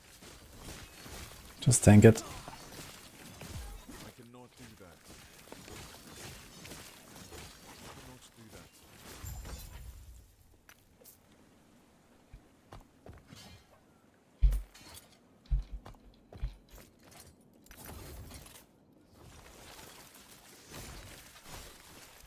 Volume reduction, I actually care about that.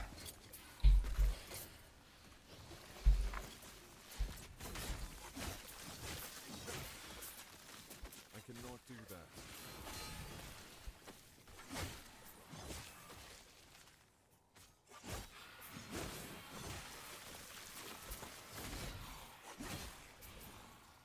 I cannot do that.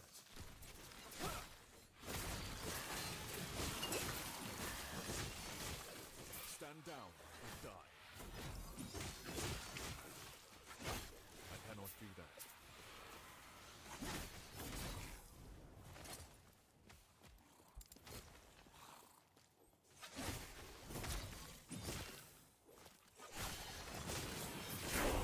Stand.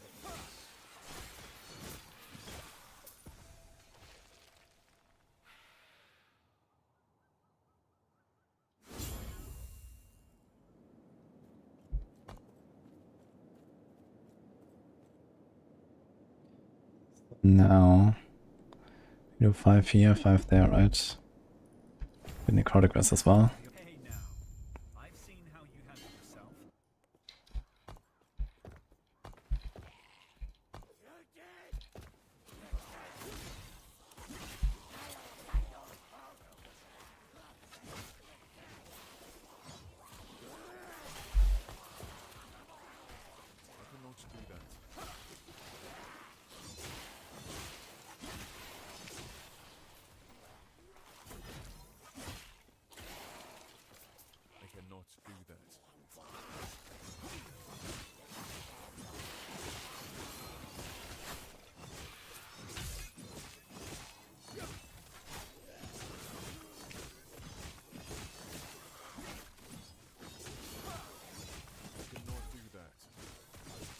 This guy's tanky.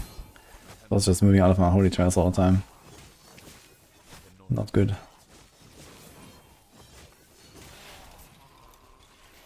Buried in the slums.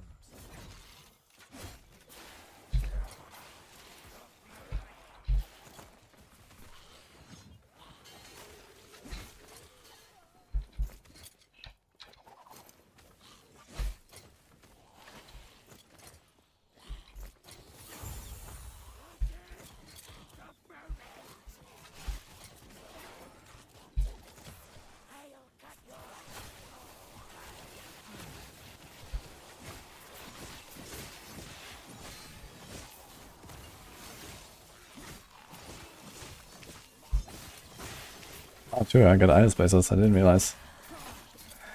Didn't put anything. What do we do? Void. Oh yeah, void, fizz. We can do fizz. We can do the block effectors and healing effect on this thing. Of course, why not? Can I fit this thing then? No. Actually, we can do this.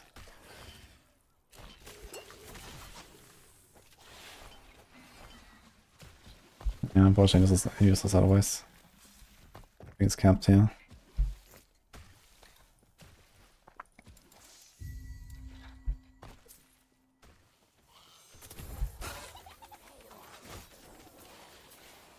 Okay, now we're starting to stack up the healing effects with this. I cannot do that. I cannot do that.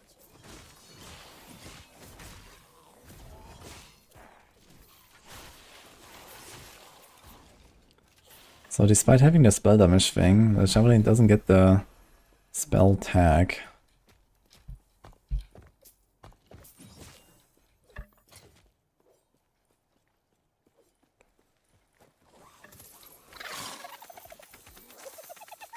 Oh, that's on the healing hands.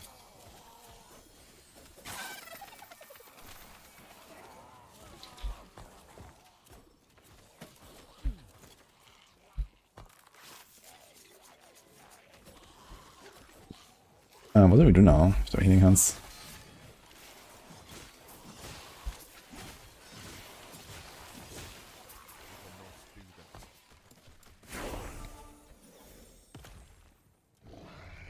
Yeah, we have mana cost.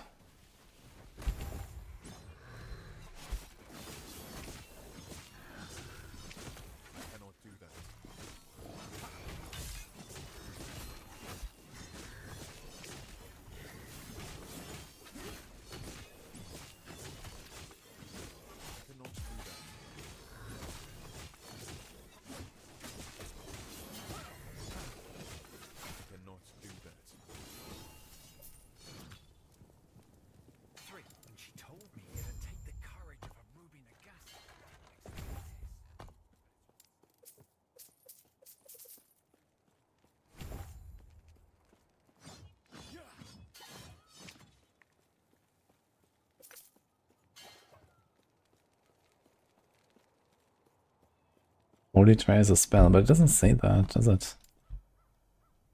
Ah, here when you hold Alt, okay. So this has spell. Okay. That spell damage applies at 250. So there's like 50-50 fire and lightning.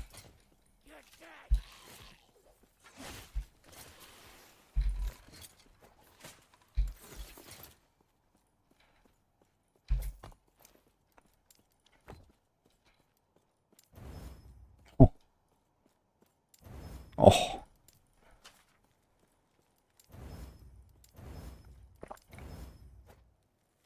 Actually huge.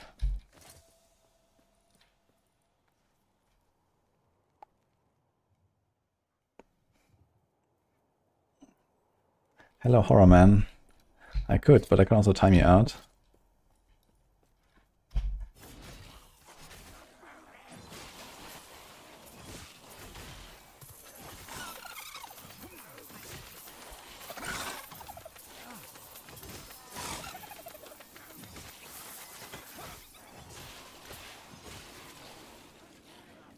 Why? Because they're typing in caps lock and asking for a shout out. That's not what you do.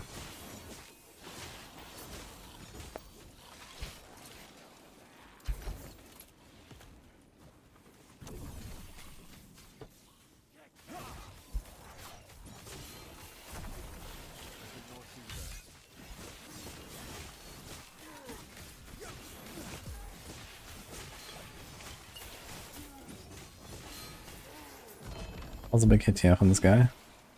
Yeah, we got the B sword. Coming B.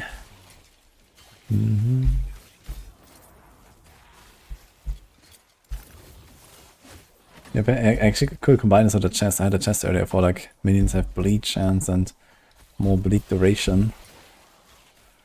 How many Bs can you have?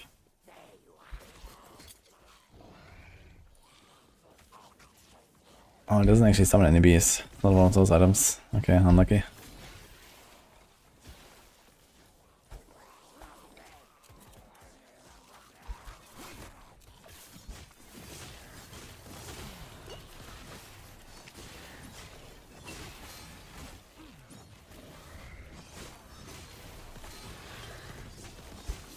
What's going on? These guys, they're super tanky.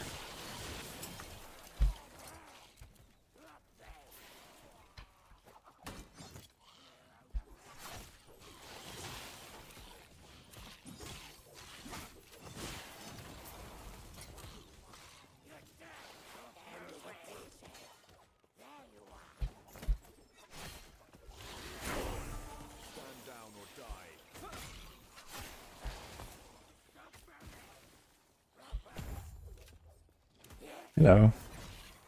Genial, thank you for the 40 months.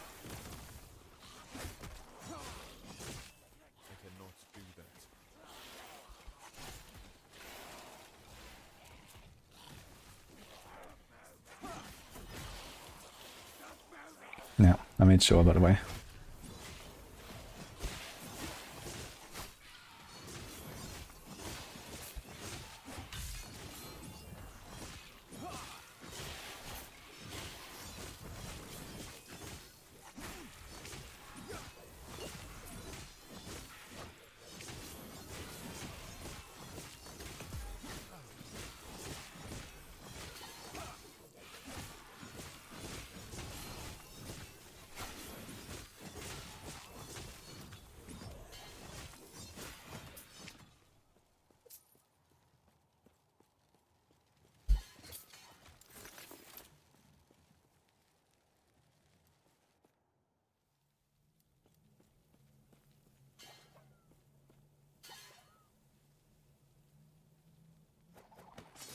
So a word of advice. Don't ask her about the diamond matrons. How you do this, right? We're just gonna be scuffed though. Because I have to cast him. Oh my god, it costs a lot of mana too.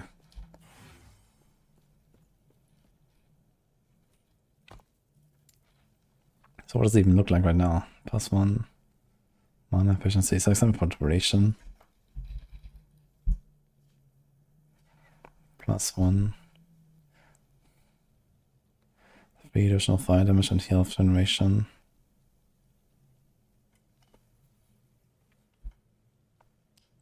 So normally would go down here first and grab this. No, actually we take... That's a lot of damage, man. Okay. And then mana, healing. And then a +1, so there's like a really good combo here, and then you get cooldown recovery speed and endurance. Well,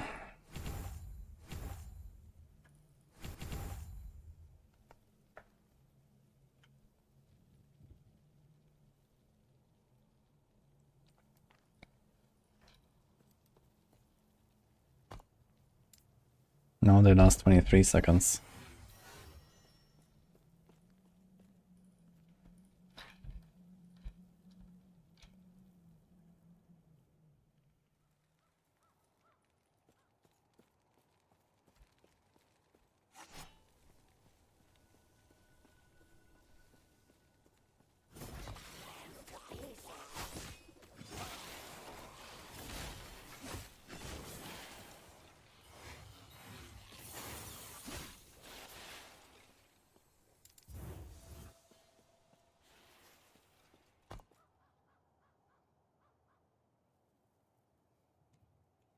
Provisions are not live yet. You can see the guides on Extra, but patch is on 17th.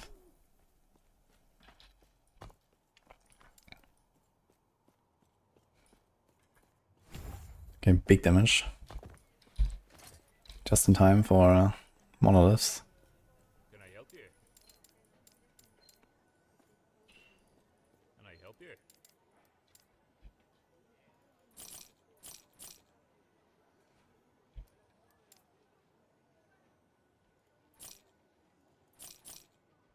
Stay safe, traveler. Ah, yes. Okay, here we go. And I don't think you have to continue for anything here, right? Speak to the Oracle. Oh, you do get a puzzle point for this, so kind of important. And now it's Sapphire Tablet time. And I think I forgot to actually go for the Void Zone first to get the waypoint. Because we're gonna be too high now. Let's see, actually. We're level 35.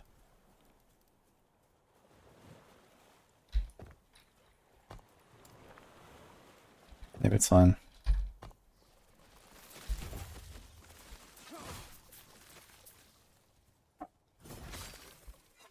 Stand down or die. Okay, let's see how Harbinger will go at this stage. What the lag?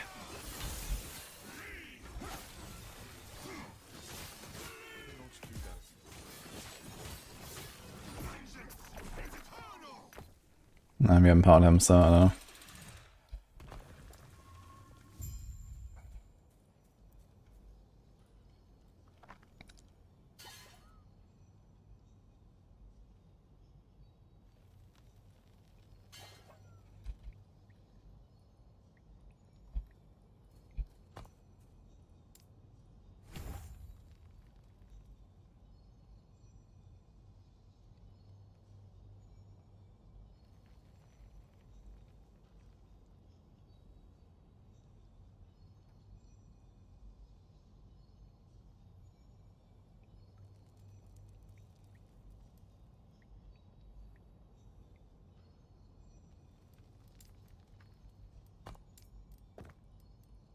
Does this count as buff? It does.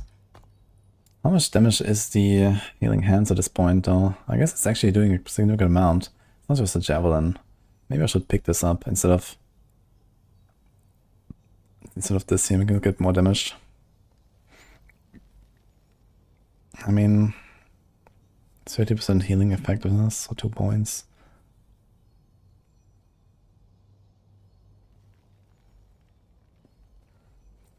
+1 flat damage per 20% healing effectiveness.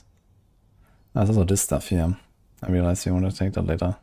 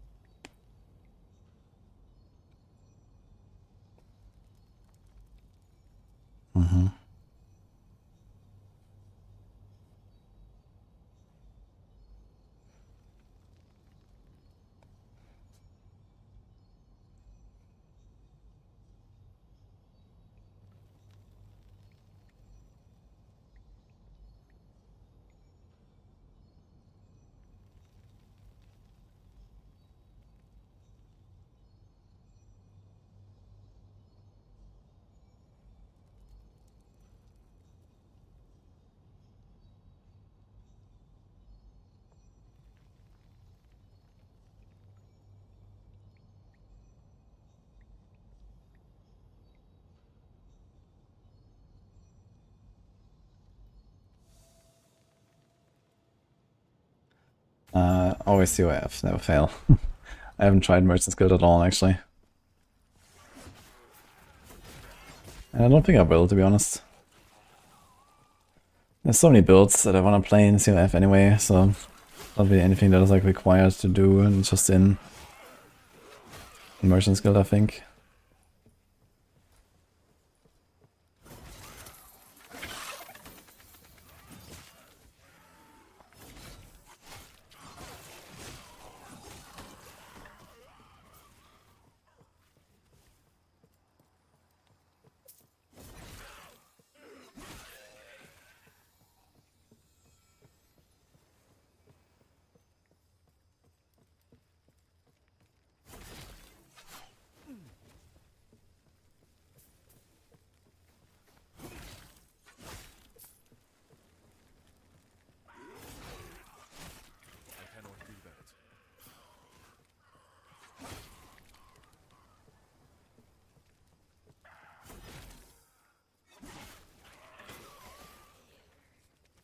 Yeah, CF is a lot of fun.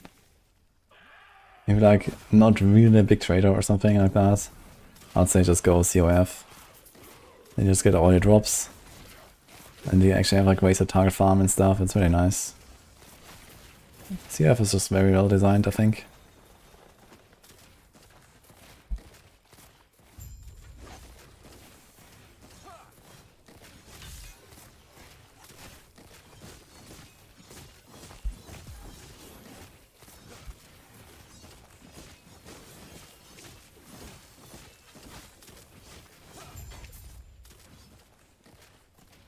Do these symbols of hope actually have individual timers, or do I refresh them all?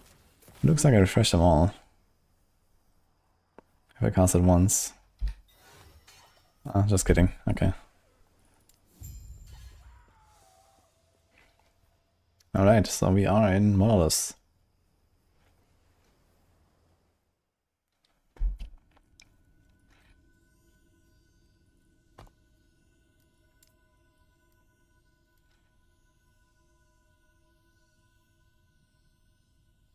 The release of COF is Mercen's Good was much better. Yeah, it certainly was. But on the other hand, it was also just like, if you had a trade, right? And so you just don't want to do that, you know?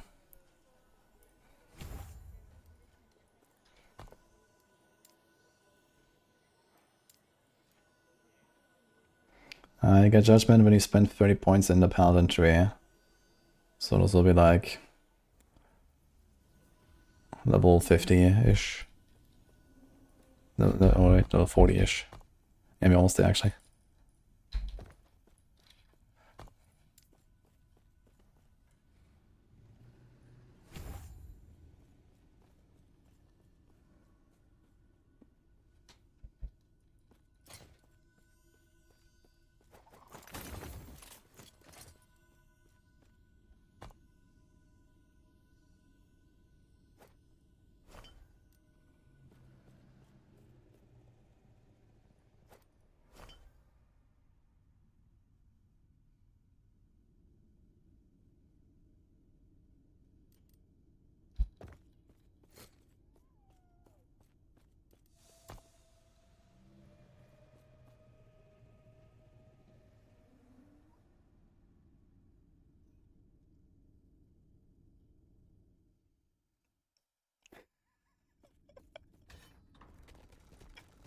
Warpath or Judgment, yep.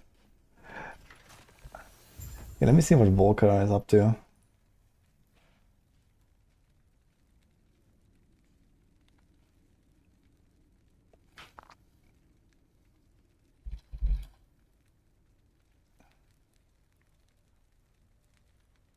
I want to sit down with Volker a little bit, who has been making a lot of these Sentinel Maxwell guides, to talk about the class a bit.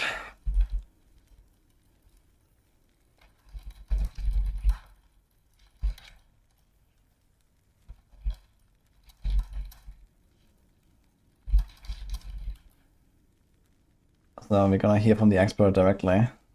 Now that I've played the class a little bit, I'm gonna like discuss a little bit, like, you know, what's going on with the Sentinel, and we'll see.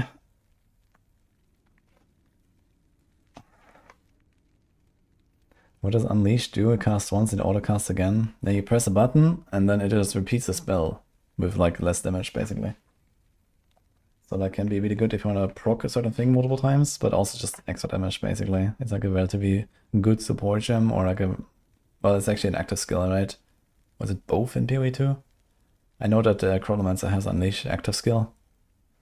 Anyway, you know, it's like more efficient than pressing the same button, you know, multiple times. No, you only press it once, and it does it multiple times, basically. Anyway, I'll BRB. Give me like 2 minutes.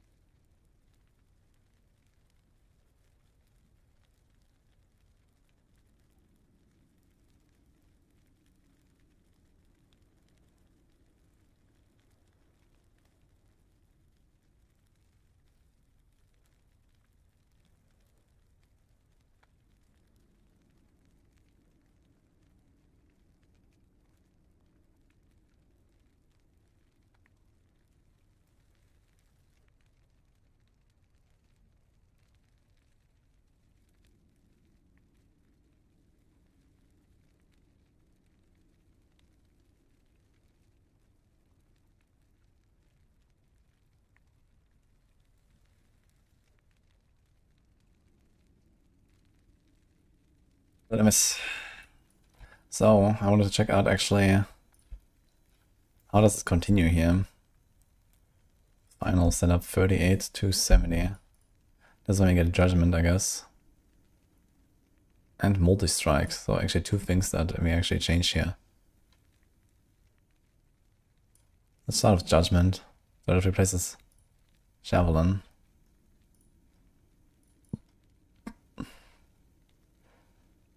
When you unlock judgment, switch to the final tree. Which is in like 4 points from now.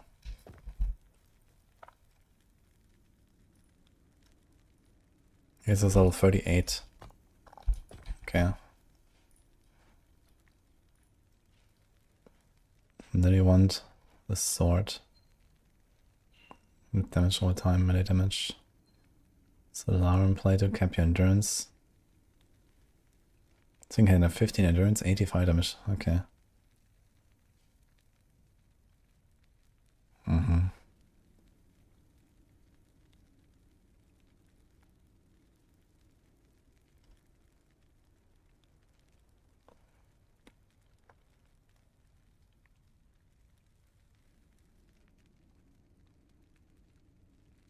Okay, so this assumes that they keep going with the idle slots in the campaign and stuff. But we're not doing that. So let's see what happens here with the judgment exactly.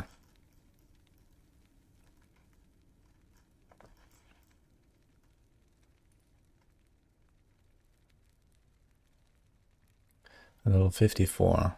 Okay. Hold down judgment and multi strike to weaken mana on single target.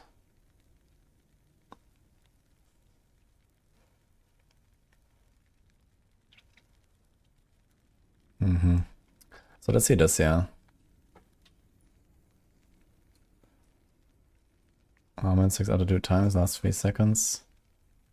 Cause an additional sword to strike a nearby enemy when you miss a multi strike.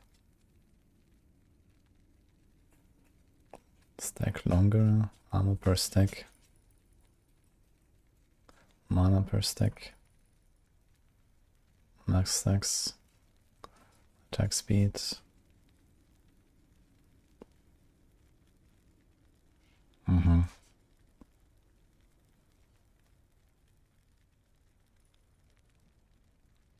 Okay, so that's pretty simple. Just Giga Mana basically. And then Judgment is Consecrated Ground shenanigans.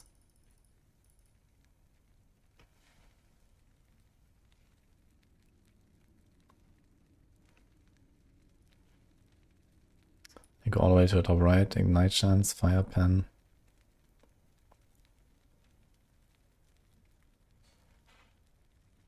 Okay, the mana consumption. Health regen, mana regen. No cooldown, plus 40 mana cost.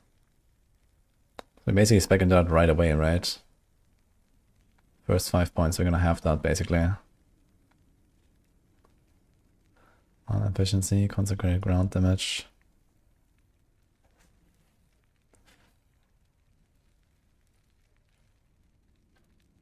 Healing, duration. Okay. That seems fine. Okay. We are playing the video game, guys. Monoliths. After seeing PvE2, this game looks ugly AF. Yeah, I mean the graphics are not a strong suit, but doesn't really matter, I think.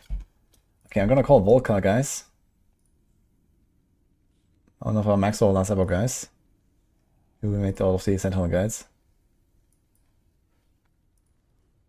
Oops. Yo. Hello. Wait. Hi, Volca. Wait. I think I muted myself somehow. What the fuck? Ah, hello? Hello. What's up? Ah, yeah, nice to hear, Volca. How's it going? Yeah, it's going good. Just finishing up some video guides and like build guides and stuff, finishing touches on everything. It's going good. Okay, I imagine you're very busy actually, like doing Yeah, but I things. have time, It's fine. I can chat, I have time to chat. Okay. I mean, I was just kind of like, thinking, we hang out a little bit and, talk about Sentinel and, now that I've actually played a bit, like I've actually never played a Sentinel. So Yeah. I kind of feel like this would be good to get a bit of input, and maybe a lot of people here that, are also probably starting Sentinel, like I'm streaming right now. So Yeah. maybe that will. Definitely. I always have time to chat. It's completely fine. Yeah. Ah, cool. Yeah, so I decided to just level straight up a paladin right now. I am level 36, going into my first monolith my first echo right now. Yeah. And it's actually super smooth already, I gotta say. It's actually crazy how chill this is. Yeah, I was watching your leveling a bit. I mean, you're just like face tanking and chilling and stuff. And this is old Sentinel, like imagine with like perma chills and everything. It's pretty crazy. Yeah, so I wonder, for example, like how much more damage and stuff can I actually expect? Like I've been looking around a little bit and I see that, for example, the sigils right now, I don't cast them, so they're just like not active. So that is missing. Yeah.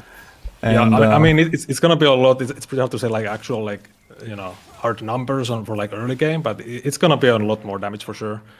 Yeah. And just like the quality of life is gonna go up a lot as well, because I mean you basically have two holy auras, symbols and holy aura. So it's Yeah, it's kind of nuts actually. Oh. And then. And the fact that this. Oh, I think you died. I was eating.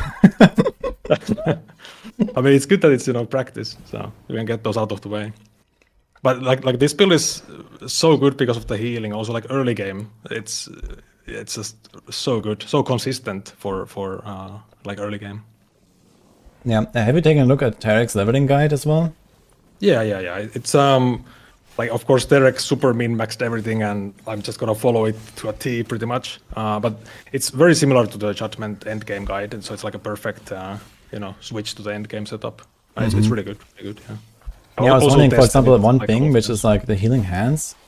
Yeah. I feel like it's not that necessary, and I wonder if when you have a big weapon at least, and you're just like melting everything with the Rive, if you just like keep lunge on your specialization a little bit longer, for example, and then maybe switch later.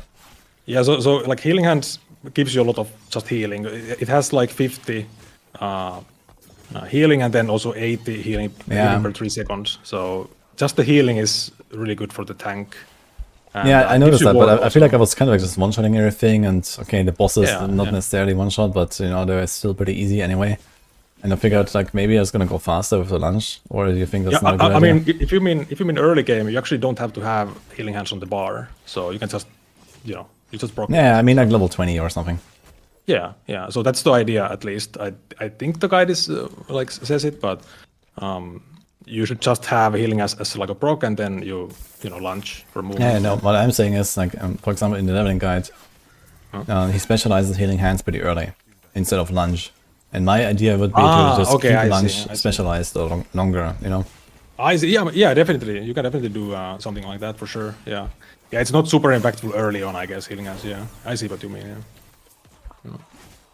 Yeah, I might do like a second run. Let's just try this and just maybe switch at level 30 or something before I enter monos at some point. Yeah, of course. Keep in mind the new enemies, also the champions and stuff. So yeah, for the next match. I guess it's gonna be all skipped and it's fine. Yeah. Ideally, you don't kill them. Yeah, for sure. There is one affix you might want to get from them. It's like a fire damage over time affix, which is like a really high roll. So that might be something like it's like a specific. Yeah.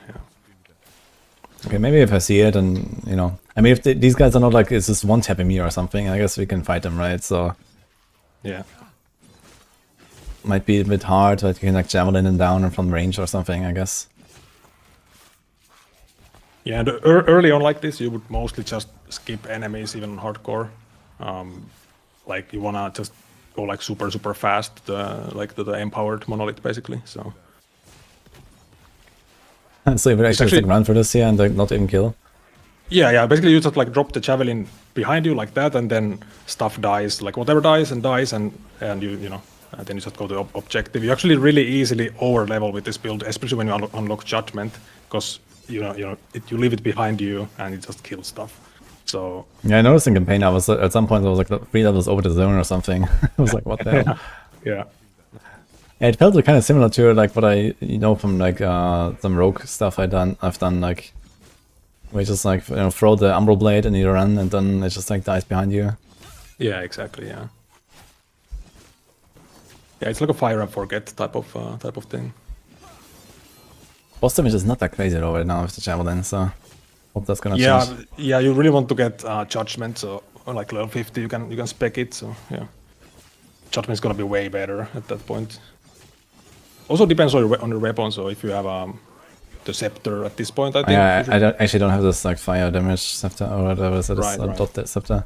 I have some crappy level 20 scepter. Maybe you should change that.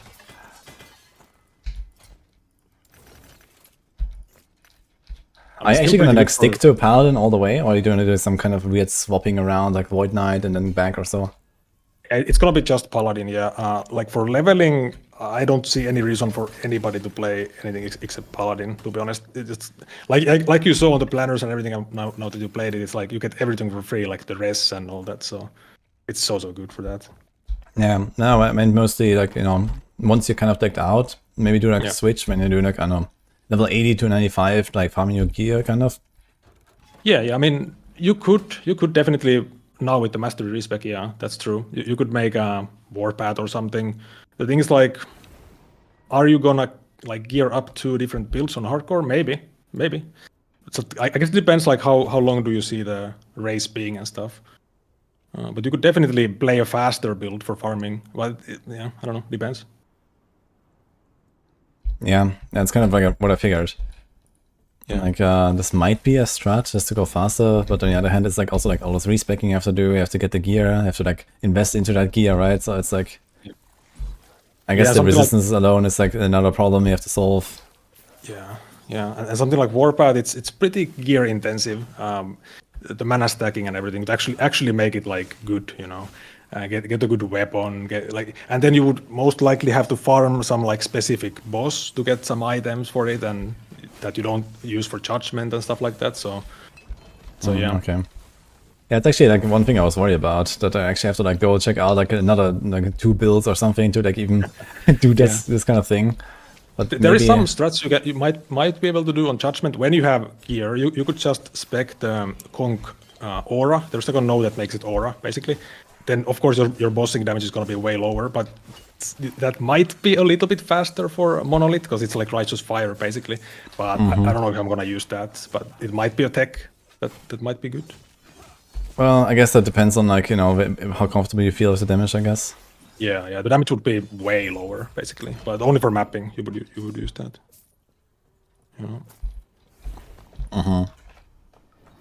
Yeah, I mean, if you're like kind of like chilling at 300 corruption, for example, and you're just overkilling everything and the bosses melt anyway, then I guess you want to do that. Yeah, because you might have so much damage early on, like with some gear that you don't even need to stack the conch rounds. You just kill everything to one year. So.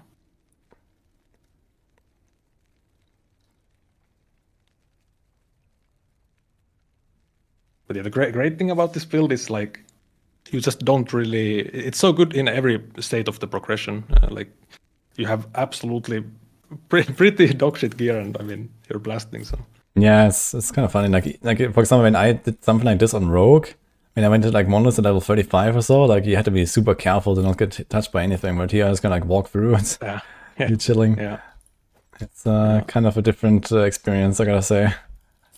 Yeah. And like the thing with the old paladin and everything, there's basically no passives on the actual paladin side of the tree. Like it's so bad, right? So the new tree is also like so much better. It's crazy. Yeah, like I tried to compare a little bit, but I saw like there were definitely some big differences here and there. Oh, I almost have judgment now. Actually, one more level. Holy. Yeah. And then you would ideally get a sword also with judgment and then multi-strike. Yeah, that's what I'm going to do. Yeah. Yeah, this whole like sigils is such a chore though. I just realized it's good that they're changing this. Yeah, it's absolutely horrible in the old patch. Yeah. Oh, we got a donation from Steve. Hello, man. I just saw that. That's not legit, by the way, and this Discord stuff is fake. This is slow for monolith. Some scammer. I feel like it's one of those builds where you you just gain speed Thank you, by boy. not like being scared, or on hardcore especially. Like you're so tanky and you know it's like you can just go to everything like boom. So Yeah, like it's the gonna- big thing I guess for me is also that we have like a lot of unknown enemies now and the new bosses, Yeah. the champions and so on. Like I've never seen them, and you know, especially on the first time around, it's good to actually like get to experience them and not have to worry about everything. yeah, definitely. Yeah. So can you tell me like a little bit, like for example, if I were to do something like a Warpath switch, let's say I get like the gear for it or something, like how much squishier would it be roughly compared to like I mean, this? the thing is like it has no block, right? So I view it as like a softcore build. To be honest, it has tankiness with some gear and like Titan Heart and stuff, but I wouldn't say it's a hardcore build. Maybe when you have gear, like a lot of gear, the AoE is gonna be so big that the enemies can never hit you, like in maps, because they just die instantly on the edge of the AoE, right? But to get there, it takes a while, right? So I wonder Okay. what would be like a alternative for maybe Nova Hammered in, but that also is quite gear dependent for damage, but that is tanky fast, right? So yeah. I mean, Smite Nova Void Knight, the current favorite build actually. Smite Void Knight would be good. We know it's good early game also, so that is faster than Judgment for farming. But yeah, personally, I think I'm just gonna go Judgment all the way. Okay. Yeah, I mean, like also like how you have to push a corruption and so on, and like fight the bosses. I guess it's gonna be just like way more chill. Another consideration I have is also like the servers. I'm not sure if they're gonna like hold up that well. Yeah, like, even now earlier, I just had like some random like 2-second lag at some point earlier, and you know, like I survived with like 10%. Like okay. Yeah, that might be a bit rough. Hopefully, there's no like server stuff. But for like the gear farming and everything, you gotta think about like items you have on the builds. Some of them are very specific, like from a boss or from a dungeon. So definitely, it's gonna be easier to farm one build for sure. Oh yeah. Yeah. Yeah, I think like, you know, the main thing you are going for is the gear, and if you like try to like you know, spread it out too much, I mean, you can probably do like tricky stuff with the loot filters and actually like, you know, figure it out, but there will still be like some kind of target farming and crafting you'll have to do, and you probably just don't have the resources, I think, like the Rune of Havoc and stuff. I feel like there's gonna be like a big, you know, a big I don't know, obstacle to try to get like the last things with Rune of Havoc and these kind of things. Yeah, for sure. But like think about something like the Machasa shield. It's actually guaranteed drop from the Woven Echo boss. So it's just like Uber Machasa basically. I'm pretty sure. And Holy. then guaranteed drop. It's 40 LP level. So like getting that shield is quite easy, right? You just get the corruption needed for the Woven Echo and drop the Woven Echo. So it's like compared to that to something like, okay, I need to get a specific weapon for Warpath, and ideally I need to get the T7 void damage on it, and then I need to build mana, and it's, you know, it's way different for sure. Okay, that seems... It's crazy. The guaranteed drop, actually. Is that like the same with the other like echoes as well? Like the boss echoes that drop a certain thing? Yeah, I think quite a few of them have guaranteed drop, like the beer belt, the brewmaster belt. I think it's also guaranteed drop. So only thing you need to do is get the Woven Echo. So yeah. Interesting. Okay. I think some of these items they added, they're, I mean, quite OP. They're kind of like too common and too low LP level, but I guess we enjoy them, you know, like OP items. Okay, I'm doing a little respec right now. Multi-strike and judgment.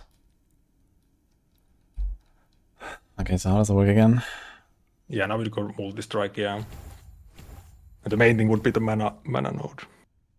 And on this one you need the cooldown, like no cooldown node first. Yeah, I have that. Yeah. I guess we do this thing here. And then big mana, so...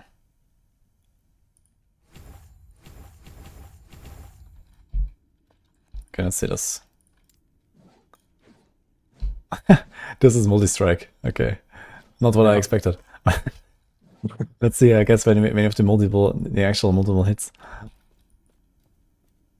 Yeah, you only get the shotgunning with the nodes. On this one, it's just like mana generator. Do you have a sword right now, or? Nope. Wait, do I need a sword? Yeah, I mean, you want to get attack speed with the multi-strike, so you could gamble a sword, for example, on the gambler. guess. Yeah. Yeah, I have like some level 20 weapons, so I guess you can go for it. Yeah. Hey, Khan, I think by the when I way. was practicing, I think I was still using a scepter also with the multi-strike at this point, just for the flat spell damage. So Khan is in chat, by the way. Hello, Khan. Yo, what's up, Karn? Judgment salesman. Yeah, Lizard is selling the build also.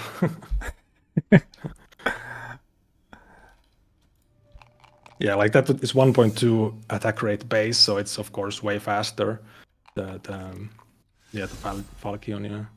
That's a winner. I think it's like it doesn't have Easy. any spell damage, so that's of course the bad thing. You do get spell damage from the tree with the shield, so ideally you would get of course the damage over time sword base, but you can also craft flat spell damage on a sword on the prefix. So, but it's pretty decent with attack speed. Attack speed is good. So Put a fealty on it. So easy clap. yeah. Okay.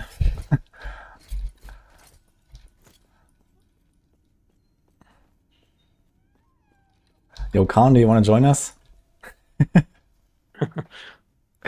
actually asked Khan if you also want to like sit down and talk about racing stuff and the class and so on. So Yeah.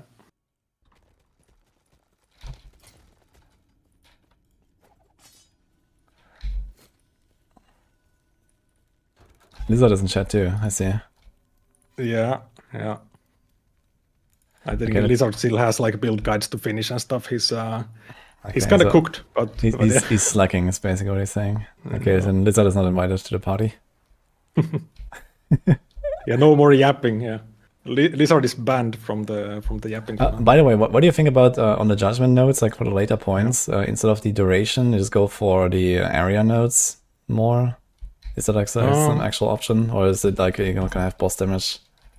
Yeah, I mean, duration is definitely massive for bosses, but it's definitely true that you might have enough damage early on to go area for maybe like a 1 point area, 2 point area. You know, it could be nice. It definitely helps with the AOE for sure. Mm-hmm.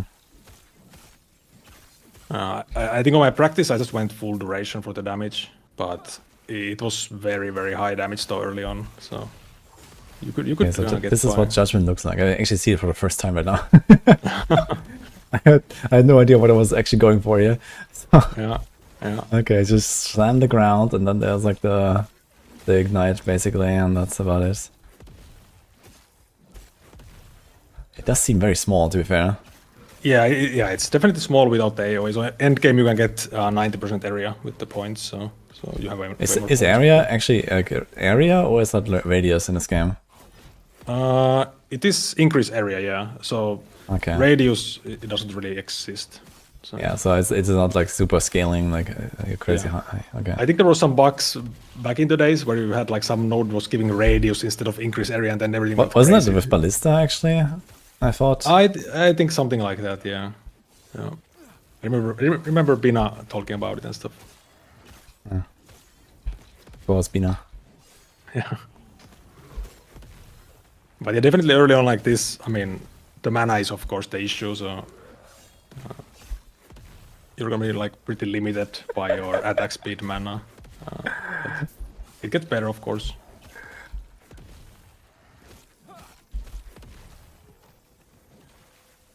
Khan on Team Smite. Wow, how's Smite? Yeah, I mean Smite is really good though, for sure. I guess you would start Paladin and then switch to Void Knight, because Void Knight is just so good damage. Wait, is Smite a Void Knight build? Yeah, like you can play Smite Paladin. I mean, Karn has played both of them, of course, a lot. So you can play Smite Paladin, and then Smite VK does much more damage, for sure, with gear. Team Warpath Greater All.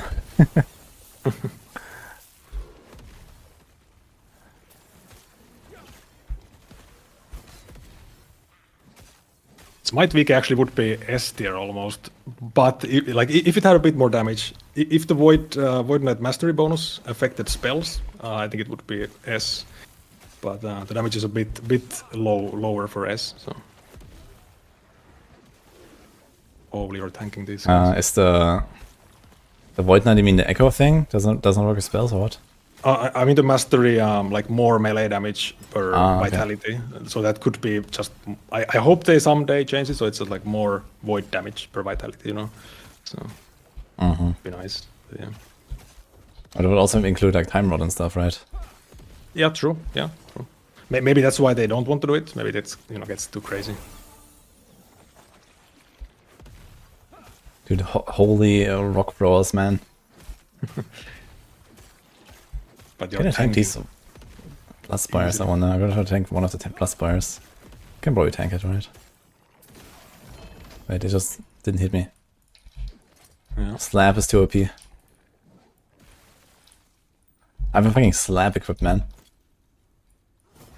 Yeah, that's a pretty insane shield right there.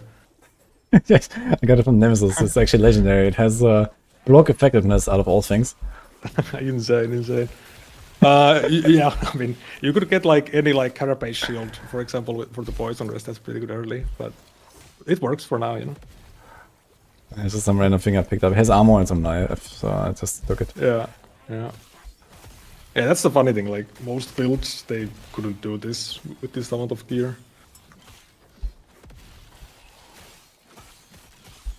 Yeah, last time I did this was with Falconer when I did a practice run, and it was fine. So after like the first few monoliths, you pick up a few items, and then once you're like level 40, you can actually wear them, and then you're kind of chilling because you suddenly have like so much better gear after like 3 runs. As long as you get through those, you're fine. Yeah. The damage is definitely gonna be much higher. By the way, now looking at this this damage you have. So. Yeah, my damage is pretty ass right now. Yeah, it's not that great. I think my javelin was pretty. I also have to play fucking defensively here because they keep throwing rocks.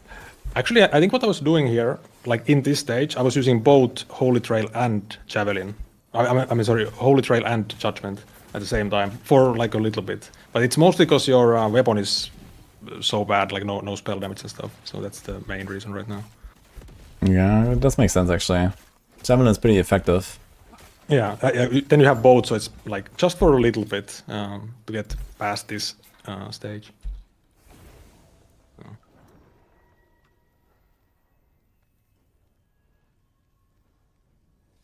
I wonder if you gamble a scepter right now with the right base, if it would be more damage.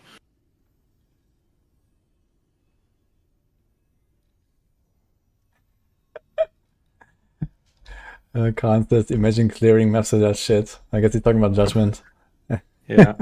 I mean, early on, it's definitely more AoE and stuff. It gets good though. I promise. You know.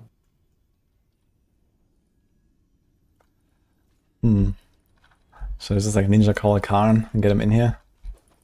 Yeah. Do it for sure.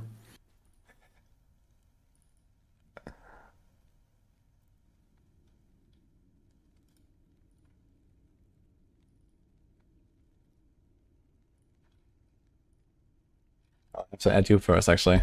Can you accept, okay? Yeah. I didn't have you. Okay, now it's done. Let's see. Oh, what's happening here? Yo. Insane. Yo. Hello, Karn. Hello, Sentinel. This looks great. What? Judgment, I mean, bro, it's gonna get better. I promise. You know? I mean, I know. I did the full run. I do the full run to a bro. Yeah. It's I don't know. The thing is, like, I don't know if I can stomach mapping on negative AoE like this.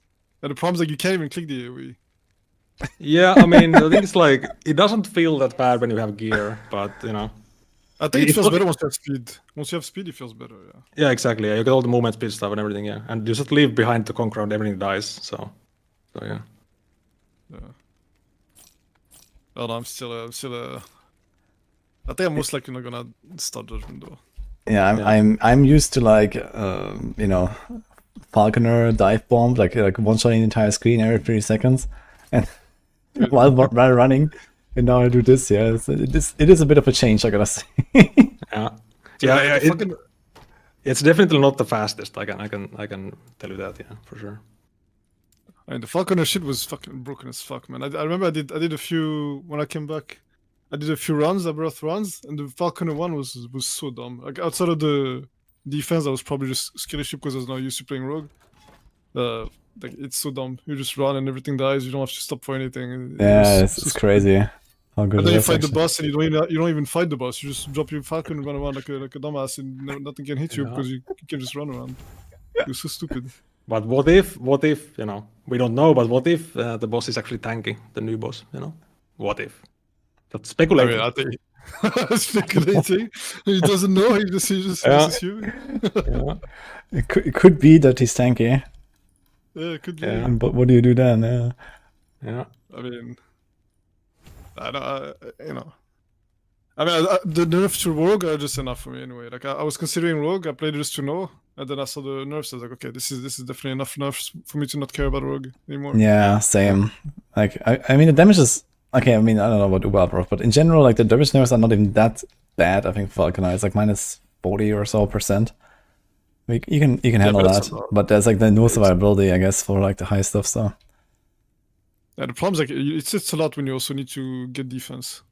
Like, if you just Yeah, want yeah. damage, then it's probably fine because mechanically it's very strong. But having that in the defense, nah. Yeah, it's kind of like what I was saying on the podcast. Like on Judgment, you just go full tank and you still do like a lot of damage, right? So it's kind of crazy. You can't do that on like every build or every class. So okay, I mean, that's what I really liked about. That's what I really liked about Forge Guard in 1.0. Was it 1.0? 1.1 when they added the revoked shield bash and stuff, and added the new shield. Yeah, because I saw that, I was like, dude, you get to scale defense and damage at the same time. That's usually the mark of a OP build in the RPGs in general. Just like defense, get damage. That's OP. That's what you want to do. yeah. Yep. I mean, shield bash is kind of crazy now also, but that one is even slower than Judgment. So you know. Yeah. I mean, I think my only problem with shield bash is you don't have the recovery. Yeah, true. Yeah. Like, I guess you could spec now some of the Void Knight points for like Leech or something, but yeah, it's nowhere near like Judgment. Yeah. Yo, Khan, after the race, are you gonna log in on Forge Guard and go two-handed shield? Let's go. I mean, maybe I might. Yeah, it's like one of the things I want to do. I'm actually thinking about doing something like that as well. Yeah. I mean, I'm gonna do a marksman first with Heartseeker, but I definitely want to do something like that as well because I don't know. After playing like in PoE too, the warrior with two-handed and shield is just so much fun, man. Yep. Yeah. And you get like again like the hardcore scaling the damage with defenses. I love that shit. It's so good. I think I'm gonna play this Forge Guard, 200 shield, and Erasing Strike for sure. I think I play Erasing Strike literally every single season I play. I always play it. Yeah, I mean, there's so many good builds. Like people ask me like what to play. I'm like, just play everything, bro. Like too many good builds. Yeah. Anything Sentinel at least, like. Yep. Sentinel has the biggest buff. You get to be a paladin on every single spec you play. Every build you play, you can start as a paladin. Yeah. It's a buff. Wait, because of the symbols now and stuff, or what?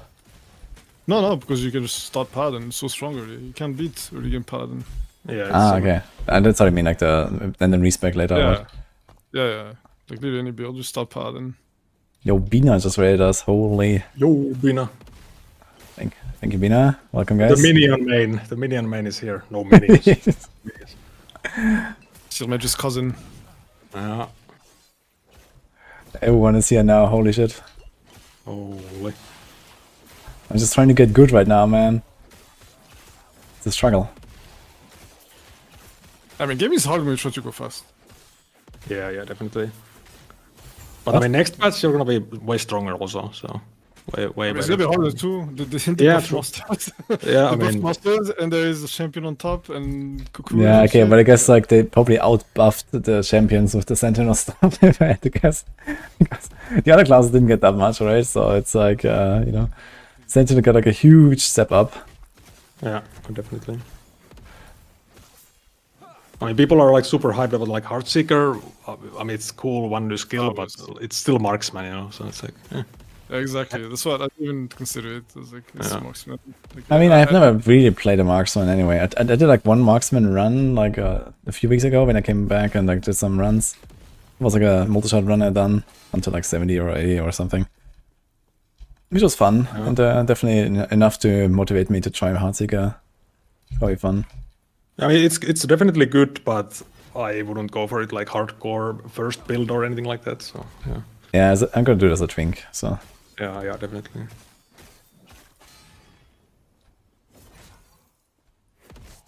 Wait, I'm done here. I think you've already done the echo, by the way. Yeah, I just realized. I was just like aimlessly running around. Out, you know?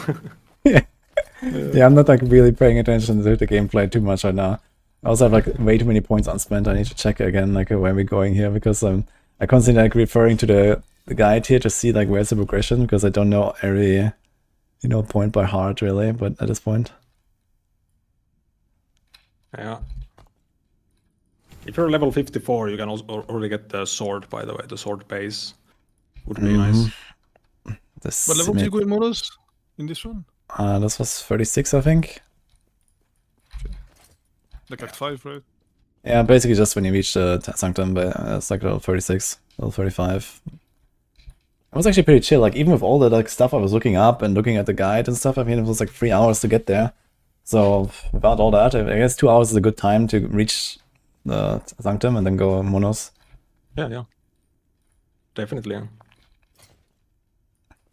So I'm probably gonna do like another early game run just to like, 60 or something tomorrow and then see how that goes. By the way, the new Woven Echoes, they're gonna be... I can't wait to see the rip clips. It's gonna be funny. It's the gonna be Woven funny. Echoes. Yeah, like...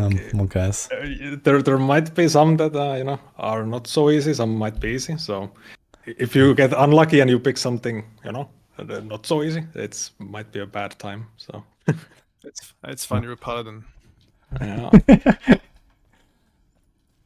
Yeah, I imagine there's probably like a lot of like crazy stuff in there, and it's gonna be really surprising for the first time around. Yeah, definitely. I'm actually excited for this like shade of, what is that? Gauntlet of Shades. That's gonna be really fun. It's actually like I don't know, you find like 10 times Orbis in a row with different abilities or some shit. That's like what I imagine. Yeah. They even said it's like you can fight all of them at once. So if you want, you can do them one by one. But if you're a Giga Chat, just go. Shit! So there's like Maven encounter or something. Yeah, exactly. Yeah. That's hilarious. Okay. pretty cool, the new Woven Echo stuff. Lots of new things there.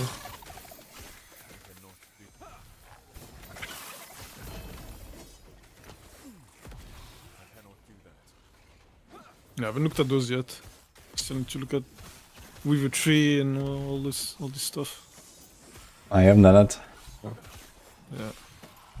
That's basically all I've been doing for the last like 3 days since the patch notes came out. I was just like going through the patch notes, going through the Weaver Tree, going through all the set items, and all this kind of stuff. So now I can actually play the video game and try to practice a bit. Yeah. The set stuff is actually like kinda... We use it like on a couple of builds, the setup. Yeah, I also saw that it's like barely in any guides. I guess it's still kind of like, mid, right? But I think that's okay. If there's like a few sets where this is like a thing, and then, or like a few builds, I mean, and then if most others aren't without sets, I think that's fine. Yeah. So yeah, definitely. It's better than the reverse. They said they're gonna add more also, like next patch or whatever. So yeah, that's true as well. At least you can use them. So much. Yeah. Sorry? Yeah, what? No, they added so many uniques that are really good, so it's a bit harder now to use. Because at first I was like, I'm 100% using some of the set affix stuff or set bonuses, but then it's like all these OP uniques that you have to put on. Yeah, exactly. So easy to get like 1 LP, whatever, twisty heart or whatever you want. Yeah, being guaranteed is like, it's insane. Yeah. Okay, we get one LP guaranteed is like, you talk about like Nemesis or like, wait, is that another way to get it? I mean the slam, so when you go into... that's what I mean, slam, yeah. That's definitely huge, you just get like some T7 mod and then boom, right? Yeah, exactly, yeah. Yeah, that's actually gonna like really speed up the like early progression, I guess. Like up to like level 90 or something. You're gonna be much stronger. And we kind of had that in mind with the like endgame planners on the builds. It's like, okay, you could put an exalted item there, but you could also just have like 1 LP something whatever that is good, you know, then it's gonna be much easier for people to actually get. So It's kind of funny to think about, actually. That this is easier now.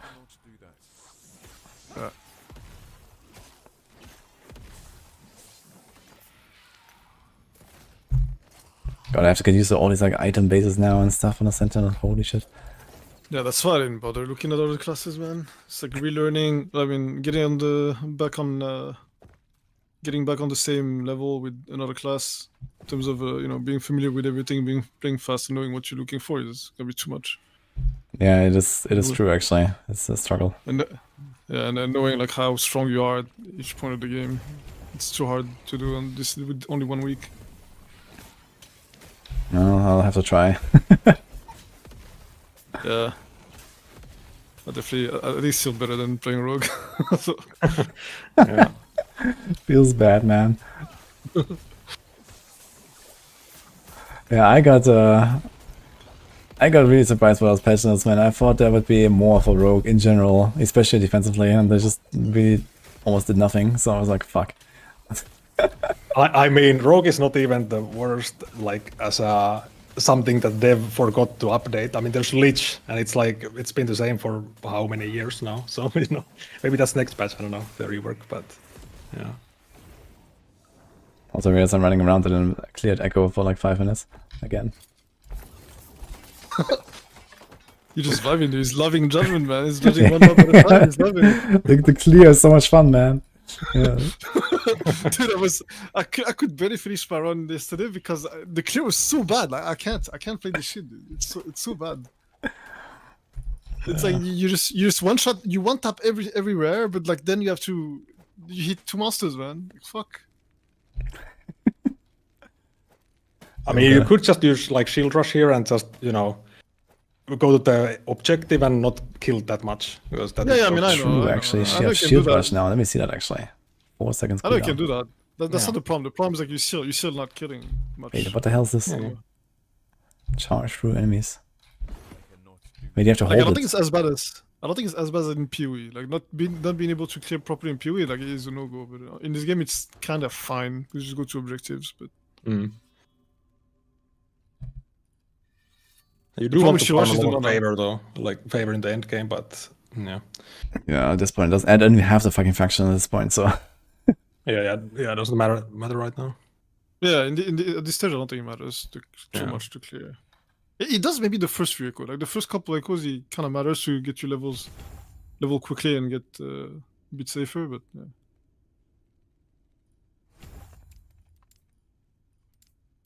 Yeah, I mean the old saying still goes that you never want to spend time in normal monolith, so just want to get over it.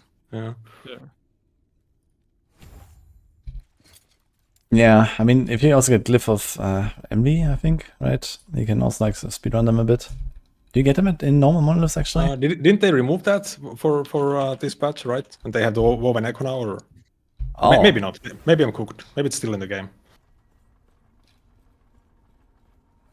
But there's like catch up mechanics 12 seconds of time rod, which is just a level 4 skill. So, yeah. 12 seconds time rod sounds pretty good actually. Okay, let's see this, yeah.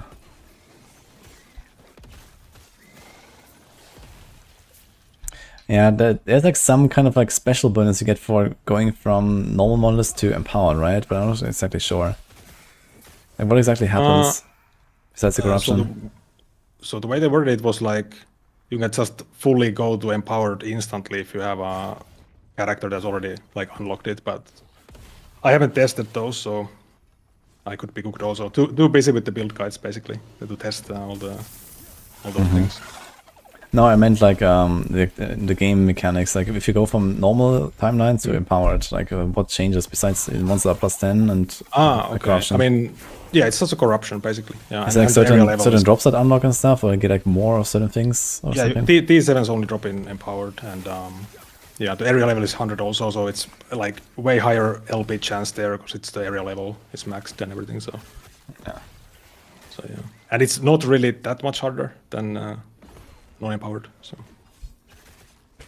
I guess it's like it's like the biggest number difficulty you have the entire playthrough, though. I guess going from the level 90 timeline to the first empowered. Yeah, it's just like the build is like so strong, you know. At that point, you won't really feel it usually on a good build. Yeah, I guess that's true. But for example, at least defensively, like on a rogue, like I remember this was always like the scary part, like in hardcore, going to the first empower timeline, and then like I get a few items and it's fine, you know, shortly after. But the start is always rough because everything does like double damage or something.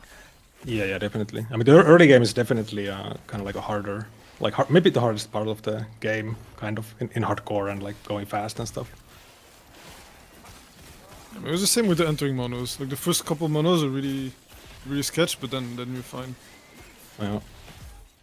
Yeah. I'm in a really sketch part right now. What level are you? 45 now. I got 9 levels already. Should be fine at that point normally. Yeah, I didn't really equip anything yet, so I gotta do that soon, I guess. Got a nice helm though, actually. How's my endurance? 25. Actually, are you gonna do Nemesis in campaign? Nah. I mean, unless it has like a sick item or something, I'm just gonna banish them, and if I see something, I'll kill it. But yeah. Yeah, I do the same thing. Basically, like check for uniques. If there's something crazy, you do it. But Yeah, because like early Nemesis can be insane for progression. Like sometimes you just find an item you're not gonna change until level 90. That shit happens.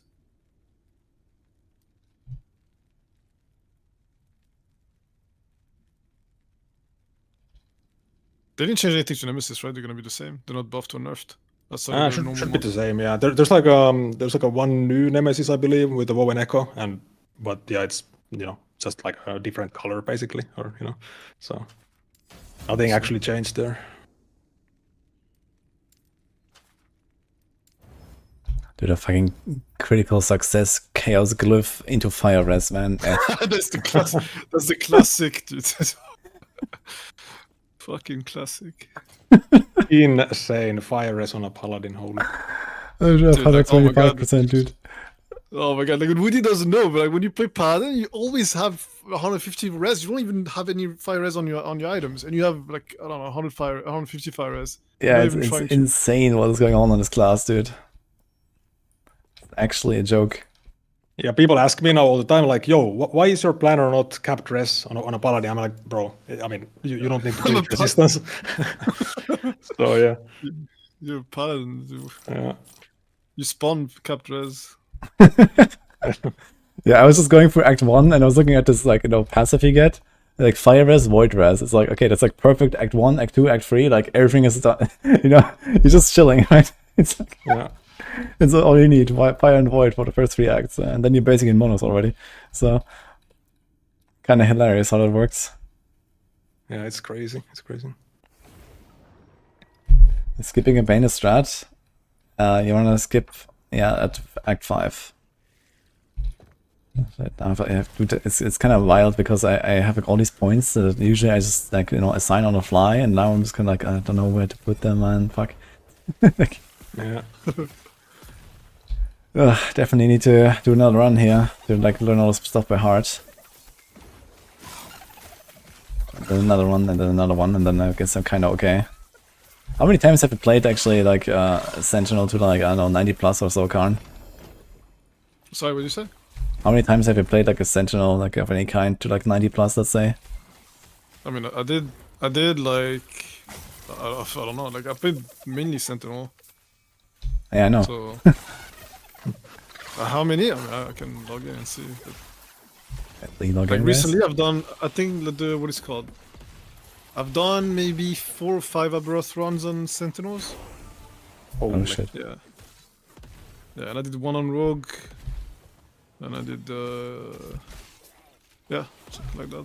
I mean, every time I click into current stream, it's like another practice run on Sentinel, so it has to be honest. Yeah. I haven't had any time to practice really, or not much, because of the macro stuff and everything like that. So Yeah, and I've done one run to 500 corruption too on Sentinel. Yeah. Just to see like how it would look getting there, because that's what you need to do to unlock Abroth. Uber Abroth. Yeah. Mm-hmm. I feel like on Judgment, like you don't need anything from like normal Aberroth, so I guess you don't even care about the boss really until you want to get the the actual Woven Echo. Uber. Yeah. Yeah. The only time spent will be on getting gear anyway. Like getting to 500 corruption, I think was from fresh start was about 15 hours. I think to kill normal breath and get 500 corruption. Yeah. Yeah. 15 hours is pretty solid. Yeah.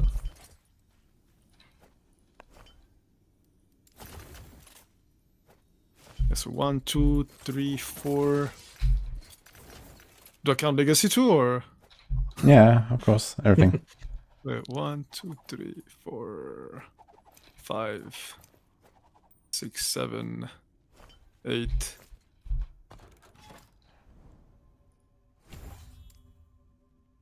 Eight? Yeah. Okay. 8. I might have deleted a couple, but 8. Yeah, that's not bad. Yeah, I thought I had more, honestly. I mean, that's I pretty think good. It's pretty good. Yeah.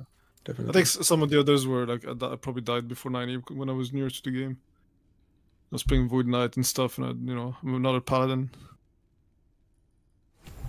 I mean, I don't know how many people are even practicing for the race, but I think people are pretty hyped. But like, who is actually practicing? I have no idea. Except from Karn, of course, and you guys. Like, it's people are probably practicing. They're just not streamers. Yeah. Yeah, there's certainly people that are doing this on that, just some of the blasters, I guess, that you maybe see on the leaderboards on like the previous letters and stuff. Yeah. It's gonna be interesting to see like who actually wins the race, because like for streamers in LE we don't really like. It's such a small game, so I'm guessing if it's something, it's gonna be like a non-streamer, maybe like a Giga Chat gamer, from the shadows, basically. Yeah, it could very well happen, I think. Yeah. Dude, it's like so weird, like looking at this leveling guide here, and then there's like some notes that don't even exist. Like, what do I do, man? Is it this one? Okay. Fire pen per 100% increased healing effectiveness. Wait, is that a thing? Yeah, that's only in the new. Yeah, this doesn't even exist, dude. Like I said, like this side of the paladin tree on the old one, it's like there's nothing. It's an empty tree basically on the right side. So it's pretty sad. What the fuck, dude? I thought the right side of paladin right now is already really good. Like there's not that much, but the stuff you have there is really good. I'm not saying it's bad, but it's like, I'm looking at it. And it's just like HP and some block and like, I don't know, it's kind of bad. Yeah, but I mean, it's just big stats. Like Reverence of Duality is huge. It gives you everything you want. And then Light of Raya is a bunch of. I mean, per point they're like, okay, I guess. Decent, yeah, but compared to the new one, it's like holy. Yeah, new one is kind of stacked. I like that they made Divinus. Actually, wait, no, Divinus is yeah, they made everything pretty much passive. Yeah. Divinus is passive, Sigil is passive. I hate the Sigil change, by the way. I hate that you cannot choose. I hate that you cannot choose to self-cast it or not. Well, yeah, I guess I can see that. Yeah, I mean, you can't like reduce your mana and stuff with the sigils anymore. But yeah, I never enjoyed that gameplay anyway. Myself, why is that important? So like for some builds, like maybe like a smite devotion build, you would want to have a low mana and you want to stay on low mana all the time on smite devotion. Yeah. And with sigil, because the thing is like if you play smite, you're already scaling cast speed, so casting the sigil, if you spec into it, is not a problem at all. It's like instant cast, pretty much, when you're already scaling it. So it was not a problem at all. So you just dump your mana once, and then you just cast one sigil every now and then, and it's fine. Yeah. I think overall it's just like better for most people, but yeah, there's definitely some scenarios where yeah, there's just like for almost every other build, it's better. Yeah. Like Judgment, for example, like if you could not do that, like you can't even use Sigil without that change. Yeah, true. Build is actually ramping now really hard. I noticed. I haven't even changed my weapon or something. Yeah, like look at your damage; it's already crazy, actually. Yeah, it's because of the more multipliers. They're like insane on the skill Yeah, itself. oh yeah, you didn't have any of those back. I didn't exactly. So the first 2 points are like pretty awful. So I think what you said earlier about like, keeping the javelin for a little bit longer is probably a good idea. Yeah. And then Yeah. what do I not spec then? I guess. Um, I guess I could like unspec Rive. Worst case. I think what happens with that, you can't have a movement skill for a while, or you drop symbols or holy aura, which is Monka. So Yeah, this is Yeah. the drop Holy Aura. There's no chance. like Yeah, the holy only aura thing is- you can do with that, you would have just like no movement skill, because there's no space on the action bar basically. Wait, why won't you strike instead of Vengeance right now? Multi-strike is just for the mana, because you don't have any mana gain on Vengeance affix yet, and you don't have attack speed and stuff, so the mana node is like super strong early. Alright, this mana node, okay.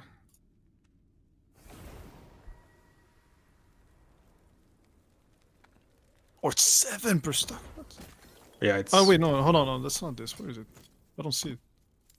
yeah, it's the one on the top on multi-strike.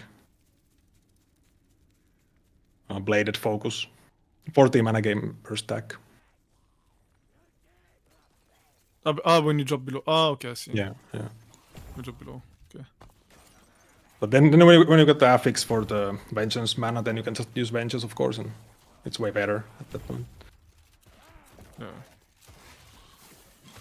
Yeah, in my run I did Vengeance the entire way, and yeah, the mana was playable, it was fine, but yeah, I guess you would have been a lot more single target with this. The shooter is actually pretty good, man. Yeah, it's amazing. Yeah. Only thing is the mana cost, but yeah. And it actually prevents me from getting mana, it looks like. Or is it just like perfectly like my mana regen right now? No, It looks like it's normal. staying.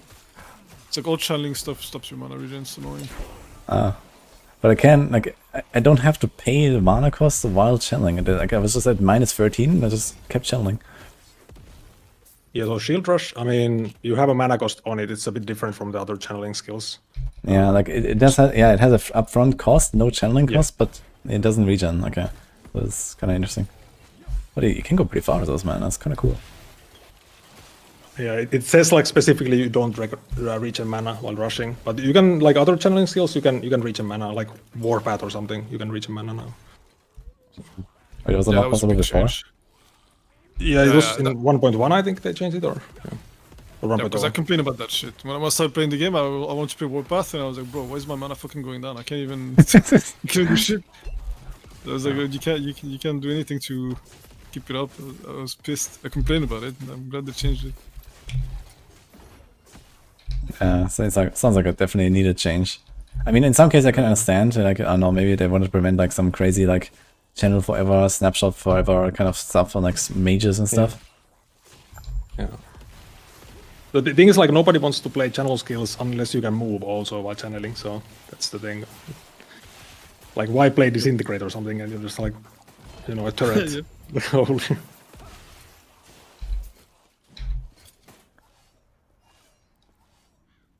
Also, I don't know if you have the same thing. But every time I try to make a pattern tree in 1.2 for the new patch, I need level 130 to get everything I want.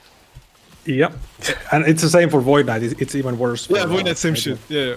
Void Knight same shit. Yeah. It's like I'm actually like for the first time I'm dropping some vitality HP points on Drive VK because I need to get all the echo because it's so much damage, right? So it's like, holy, what is this? Like, it's pain. That was a nice thing with the old pattern tree. At least it was straightforward. It's like you made some small sacrifices, but you had everything. Here it's like, fuck, man.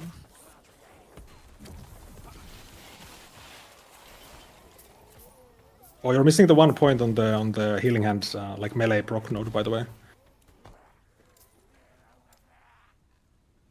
Oh, I see it. Yeah. Oops. It's fine.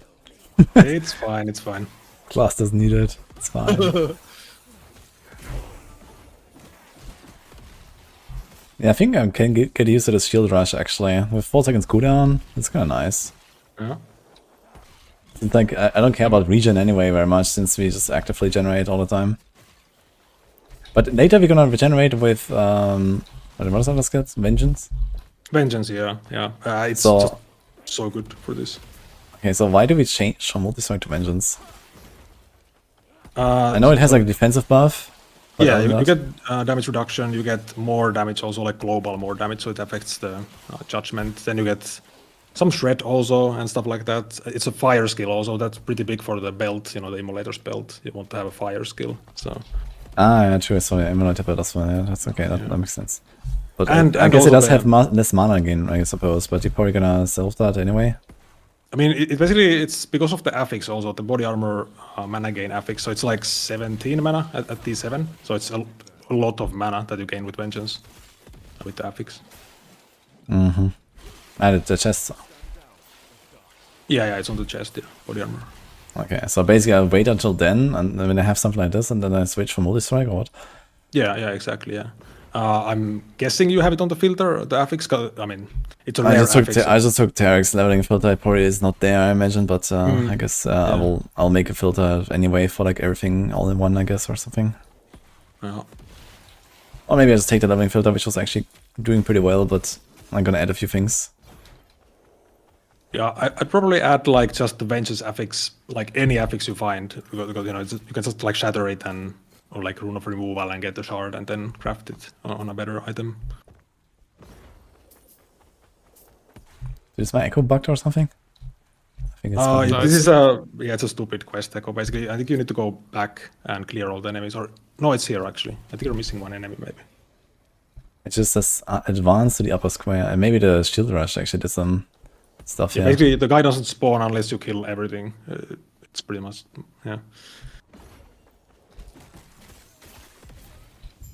Now it works. Yeah. Okay, what the hell? Yeah, I kind of hate this this one. Wait, didn't I just clear this entire thing? What the fuck? Haven't had this. I think it was because of shield rush.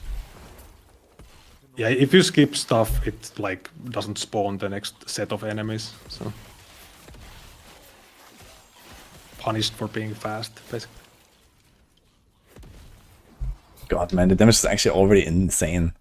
Like, Yeah. I just wanted these guys. Yeah, the damage is insane on that skill. The entire way. Like I think on the older ones I did, this was by far the most damage. Yeah. It's like, Actually, but I mean, yes. yeah. For Abrath though, on like on a 12-hour character, it was not that good. Really? Yeah.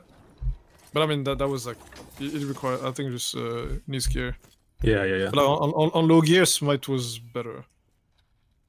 Yeah, I can definitely see that on like a boss fight, especially if the boss is like moving. Like if it actually has HP like Aberrot and stuff, you won't get the full DPS out of it.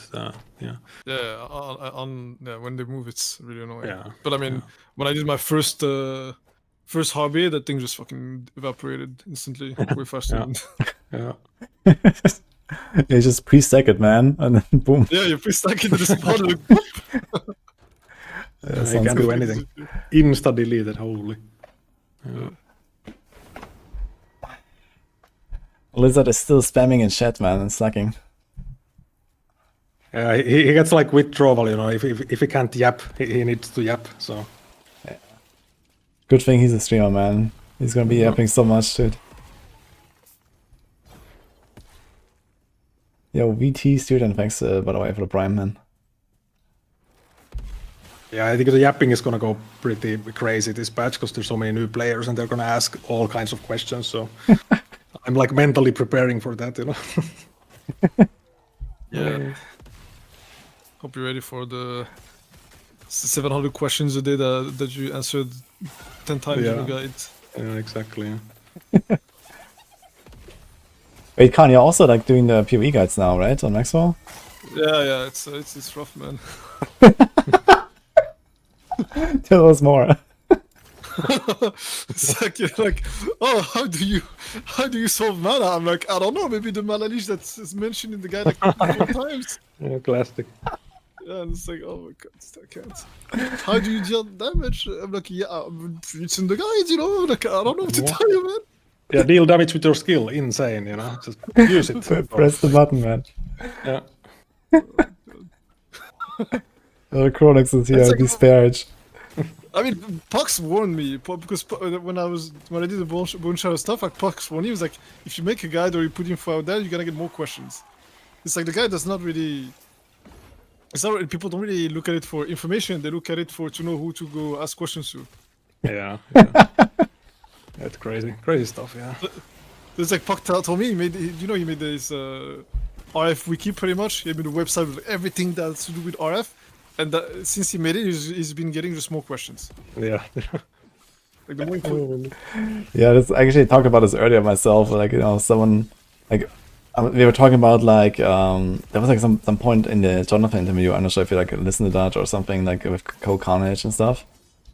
And at some point they talked about introducing some kind of like in-game feature where people can like pre-design builds, and then you can kind of like upload it to your game, and then the game will show you like the passive nodes to take and suggested gems and stuff. Interesting, yeah. Yeah. And then they were talking about the argument that maybe content creators would be against that because you can't monetize it.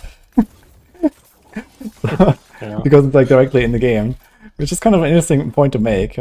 But this actually brought me to another point, which is that, you know, when I think back about when I made my first YouTube videos, you know, like a decade ago or something, when I started my first guides in Diablo 3, you know, I did it only because I just wanted to, you know, shut everyone up and blast in peace, you know?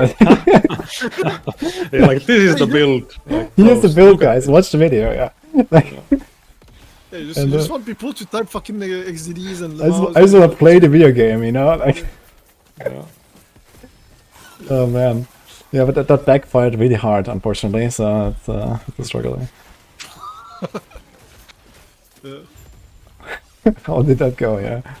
Here we are, guys. It's a decade later, and people keep coming with more questions. It is what it is. I'm pretty sure, like, especially since you have planners now too, it's like even if you don't have a guide, you have your planner, and every time they ask a question, I'm like, yeah, it's in the planner. It's like, I'm pretty sure, like, I answer like 80% or 90% of questions with it's in the planner. And I'm like, yeah, exactly, yeah. Yeah, I say very often it's in the notes. Because I don't make the full written guides, right? But I have like some kind of like semi-guide in the notes, right? In my PoE planner, for example. And yeah, I keep them kind of short and, you know, like try to just put all the infos that very concisely. But it doesn't help, so. Yeah, for this patch we like really cut down on the text and everything. It was pretty bloated before, so we like got rid of things. But so hopefully it helps. But people don't. Yeah, actually, you have like a really nice layout, I think. Yeah, it's definitely better. Yeah, it looks really good. Like you also have like, for example, like I'm looking at the leveling guide right now from Tarek, and there's like, you know, the passive tree, and then right, you know, below that is like the progression steps, and you see it all on one screen almost, right, and this kind of stuff. So it's very good. Yeah. Actually, I had a question. I don't know if do we have the Covenant of Light node, you know, the one that gives a sigil effect. Yeah. Does that work on stuff like blockchains, like on the nodes inside? Yeah, it does. Yeah. So, Holy yeah. It even works for the health regen, right? So you get health regen per symbol, and then the effect. So it just adds the effect onto the skill, basically. It's like everything the sigil gives you. You get 25%. Yeah, it's crazy. It's crazy. Yeah, Covenant of Light is kind of cracked. Yeah, I saw that as well. Yeah, but hold on. But how does it work with the block, for example? Because the block is 3% per point. So it's like, does it take like the 15%, the end 15%, or? So from my testing, it was like it takes the whole value you have and then multiplies it. But okay, yeah, okay. So because I got, of course, I calculated the block and everything, and it was max. So like the number, yeah. So you get an extra. If you have 15% from sigils, you get 3% then. Yeah. That's OP. Yeah, it's insane. It's insane.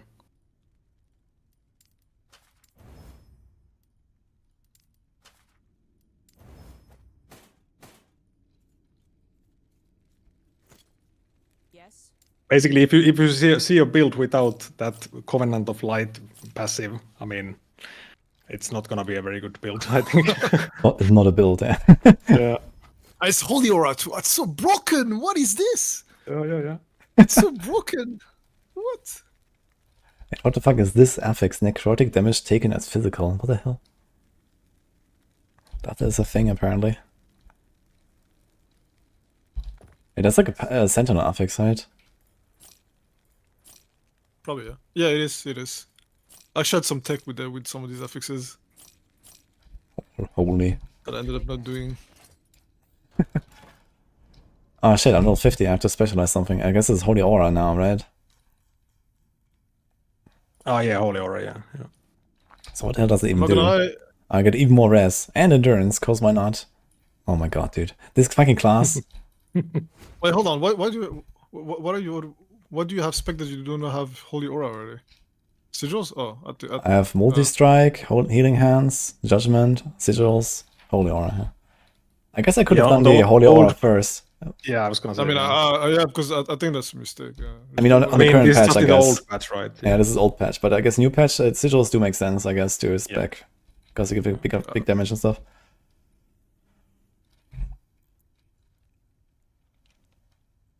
Yeah.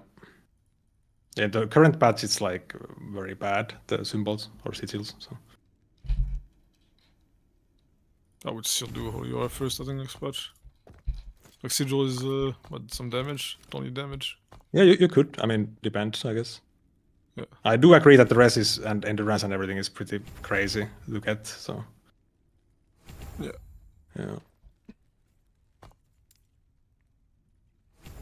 Yeah, I mean, damage is ramping up a lot, that's for sure. And also the javelin in the campaign was really nuts. Yeah. Boss time. Actually, I realized I just did a random echo, I think, after I had already unlocked the boss. Okay, boss time. Insane challenge, insane challenge for sure. You need some very high intensity. Let's see. Okay, we need a whole judgment. Okay, we need like 1/3 of a judgment for these soul vessels. Nice. Same. Okay, let's get some mana. Actually, can I like melee kill this? Let's see. Slowly.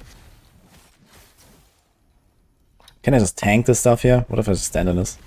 Maybe it's fine. You're a paladin. You can do whatever the fuck you want. I guess we just stand in it. You got tanking, holy. Who cares, dude? Imagine moving out of things. Yeah, it's fine, dude. It's fine. Woody discovering paladin, finally. Dude, what is this? What is this class, man? I don't know, man. I've been saying it since the beginning. I've always been saying become a paladin, but you never. Yeah. Same. I mean, this is what I always like start with. Is paladin, like. Yeah, I've been saying that shit since I started playing last Epoch. Yeah. It's actually a joke, man. I got a 2 LP ribbons of blood, man. Holy. Well, that's insane. Minion melee damage leeches health on hit. Wait, does it leech to me or to the minion? It's minion leech. Okay. Yeah. 9% health, actually not bad.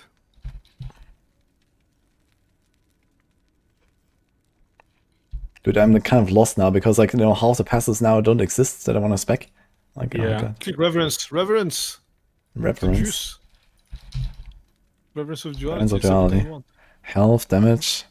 Dude, wait, 2% health per point. What the fuck is this? Yeah, and healing effect. It's good. Everything. You get everything you want here. What the hell, dude? Okay. Yeah, this is this is kind of cracked. Okay, so I'm settled for the next hour. Good. Okay, on to the next timeline. Probably just like 3-4 levels, and then you probably want to move speed.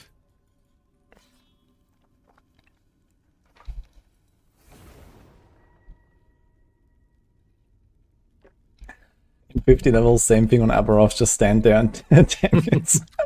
Oh my god, man. I will never get used to that, man. After this race, I need to detox with some rogue action, man. He's gonna try standing shit on his rogue. Hmm? You're gonna try to stand in stuff on your rogue, it's not gonna last long. No, I'm not gonna stand in shit, dude, on rogue. It's fine. You play paladin for a week and you develop bad habits and you lose everything. And like all the skill is gone with the paladin. Oh no. Oh no, man. Yeah, I can feel myself like degenerating with every step that I don't take out of stuff.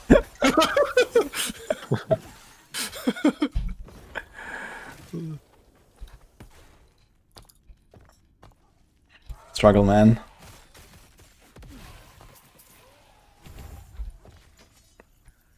Dude, I have so much damage now, it's actually crazy.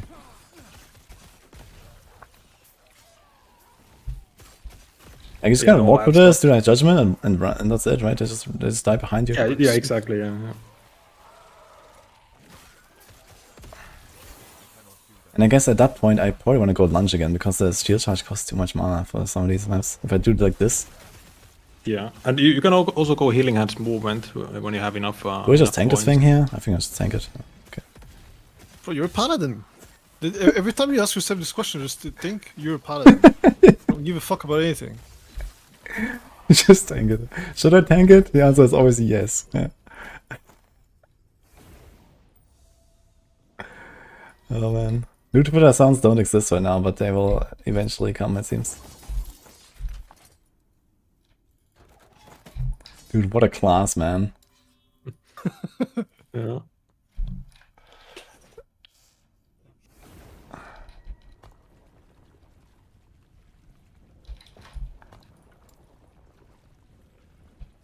Just click damage and then stand in shit. It's fine.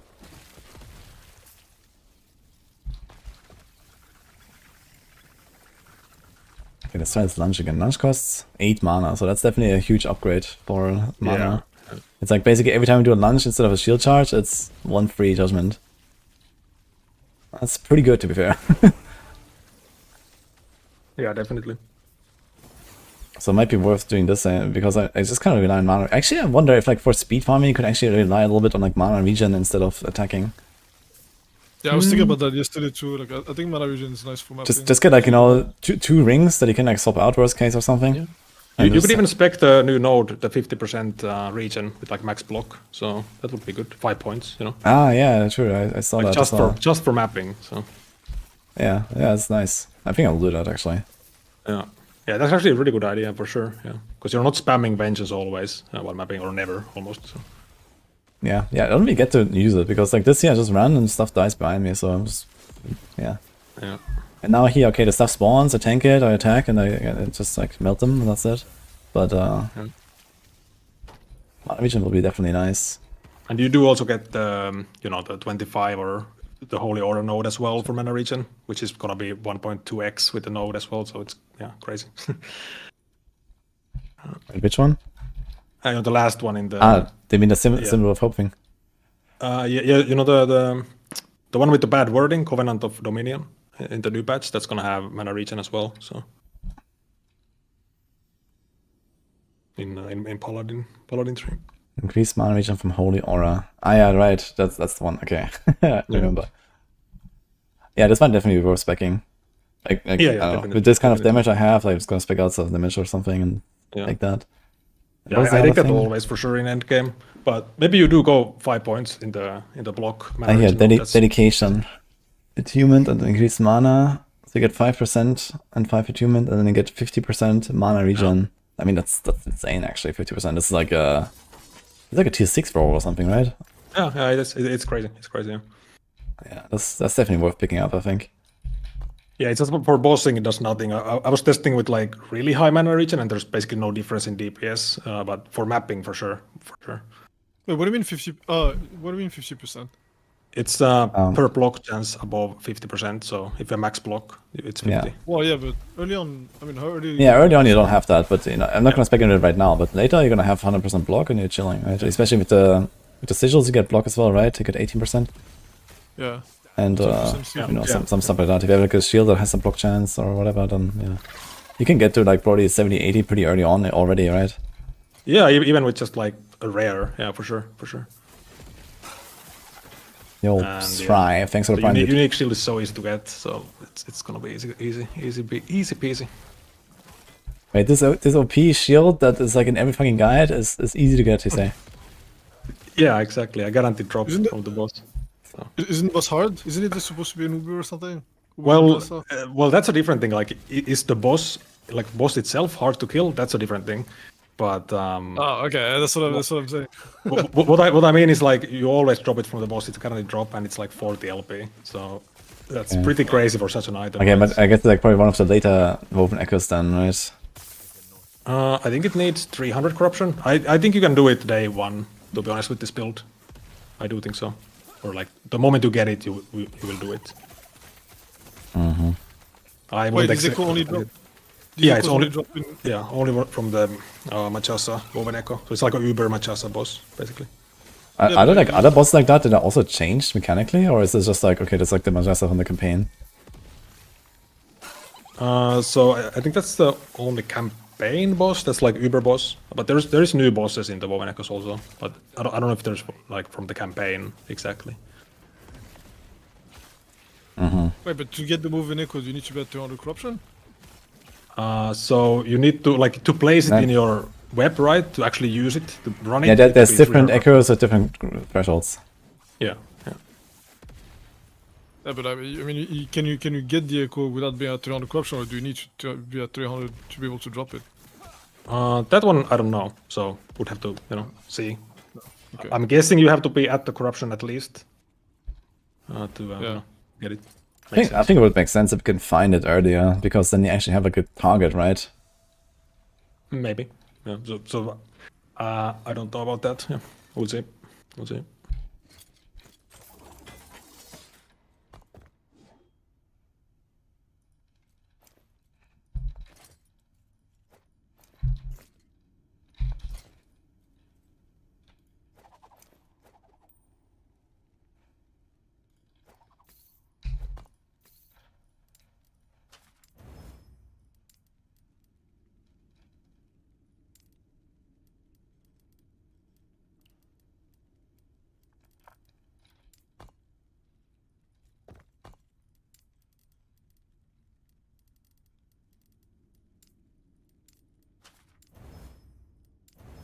Okay, actually, yeah, it's actually is the invoice right there. So minimum drop corruption is 0. So I guess you can drop it even in like non-empowered. That's crazy. Yes. Yeah. So okay, minimum drop level is 100. So it's only okay, the first time basically. Yeah, it has to be a level 100 area, I guess. Yeah. That's pretty chill, I guess.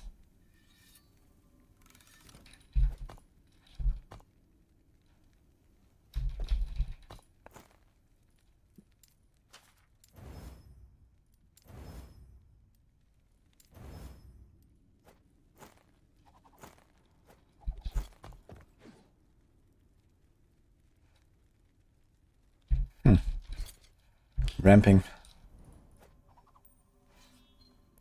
I've got an all red list. Should I use that?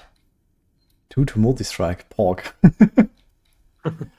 19 damage with spells and melee attacks. I should probably use that actually. I mean, actually, yeah, might be okay for now. As spell damage, but yeah. Let's see it. I really need damage right now. Badly. Yeah. You're super struggling, can't kill anything. Yeah. For sure.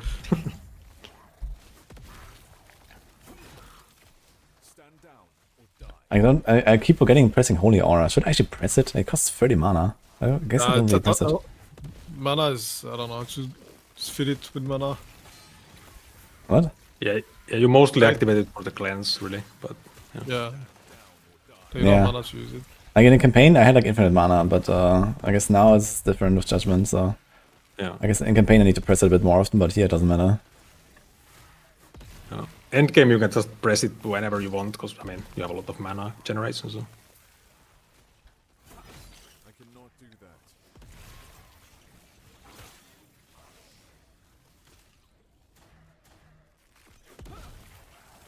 that. Did you try a Fisher, Volka? The smite thing? Or? Yeah. I did try it quickly, but not like super in-depth. But to me, I don't know how can I actually scale it super high, but maybe there is a way. I haven't really like super delved into it deep. No. Oh, it's probably just same scaling as smite. Yeah, like I don't really like see a reason to play non-crit smite. Like why not just go crit with all the new stuff? Yeah, I mean that would be if you avoid knights, there's no point. Yeah.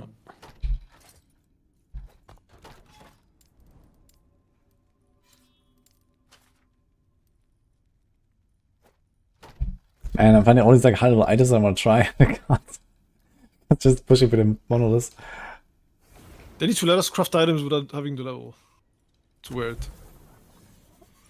True. Yeah, I mean, That I would be guess it nice. does make sense that it doesn't allow you to craft it because then you just can't use it and it prevents you from breaking your Yeah. item, right? So in that way, Yeah, I guess. I think that's fine, but it's kind of weird that, you know, like you go to Mono so early and they have like so much loot that I just can't use, and I have to like remember, okay, like okay, level 58 this was this item, level 54 was that item, like, and then I can maybe wait.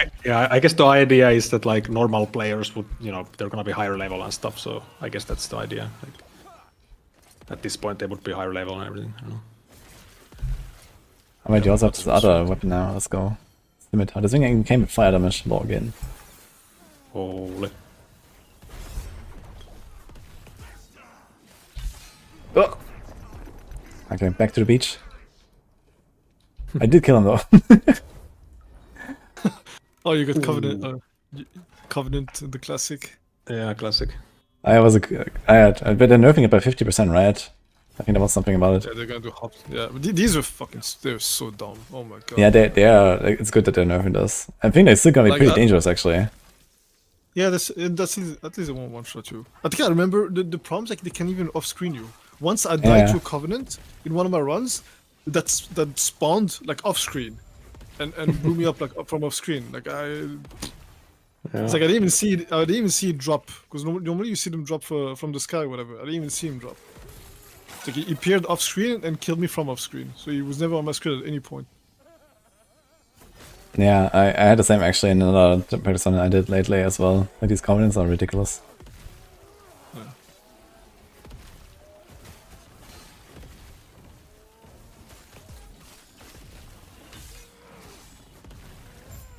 Oh my god, everything is like fucking red on this filter. What's going on? Important. Pick me. Awakened Mirrors of Calandra.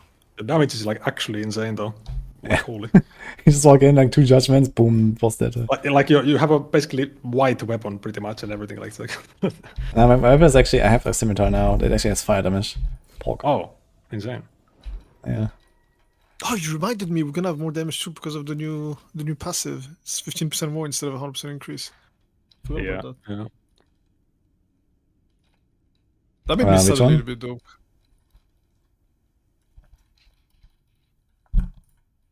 No, the like the passive bonus, like just from being Paladin. Ah, yeah, true. Because now it's 100% increased damage. Like when you first ascend, it's insane. It's like almost double damage. But yeah, next patch is 15%. Yeah, exactly. Obviously, it's a lot better in game. Well, not a lot better actually. It's just better.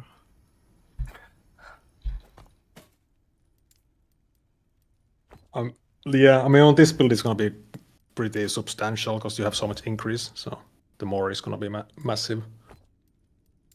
Yeah.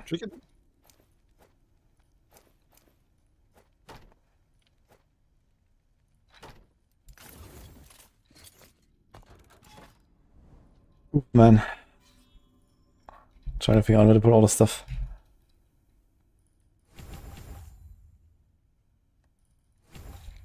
Okay.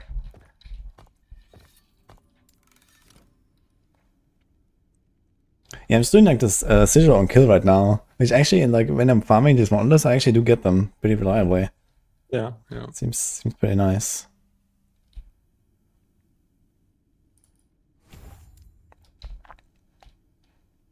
I think it's time. Judgment area. I have like way too much damage anyway, so I don't need the duration right now, so fuck that. Yeah.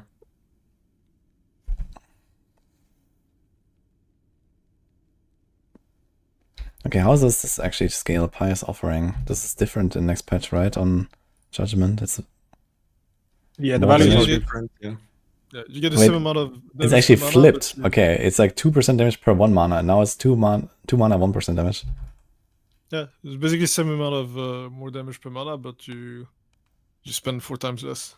Well, not 4 times less because there's the flat 40, right? I think it's more gonna be like half cost.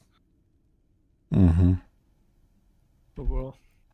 Yeah, it's actually really good for this build because we don't like care about it at all. Like it's so good that we don't consume more mana. So yeah, I don't think I actually want that.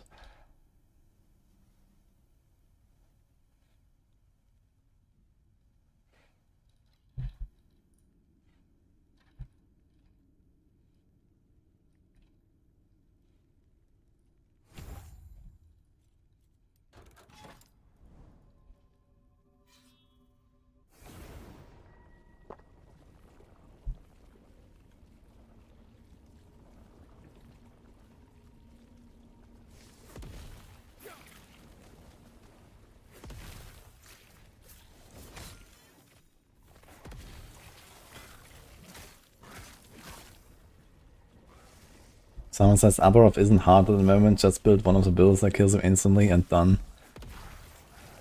Feels bad, man. Luckily we have a new challenge now.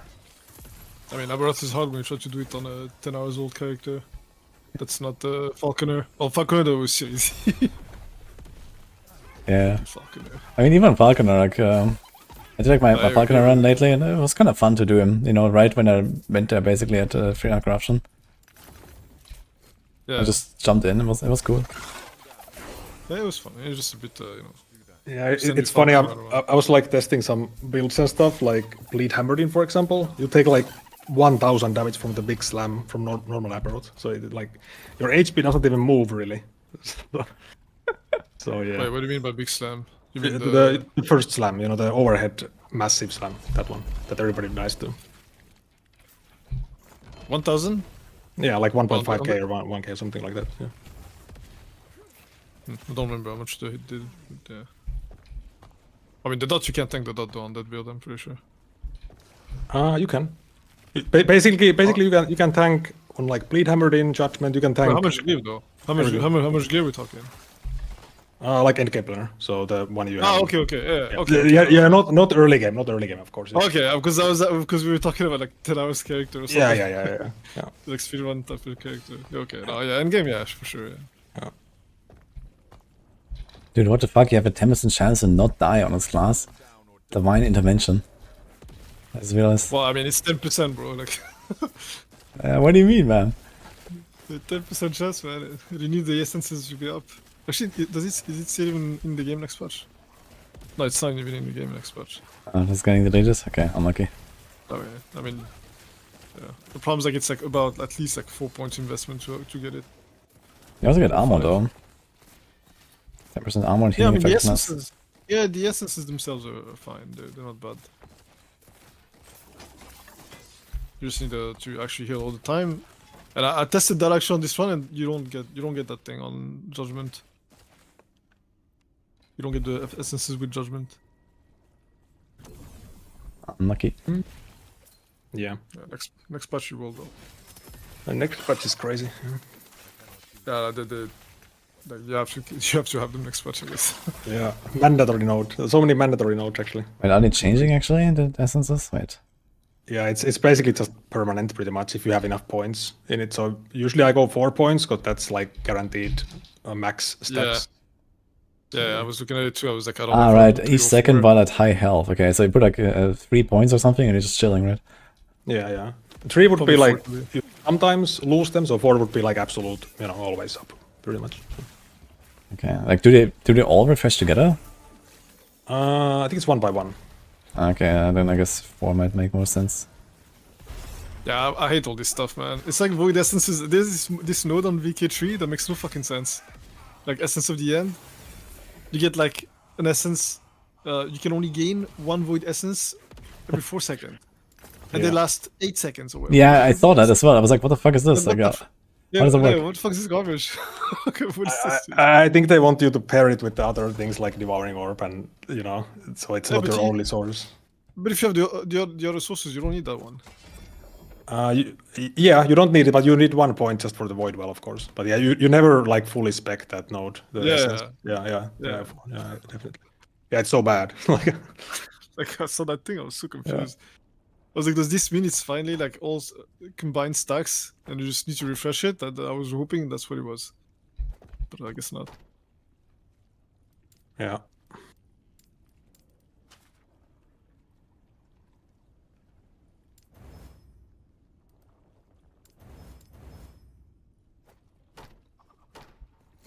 Actually, insane shield here, man. What the fuck? I can't make a tree that doesn't need level fucking. I can't sitting there after planner like trying to. No, I'm trying to get an early game tree, but I can't make a tree that's below level 97. It's impossible. It's cursed, man.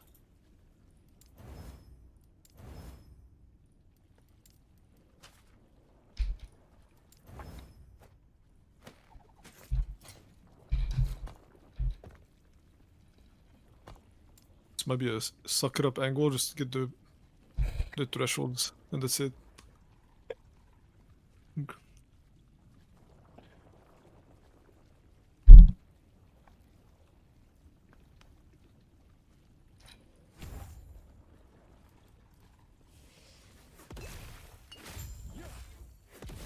How does that work again with the healing effectiveness?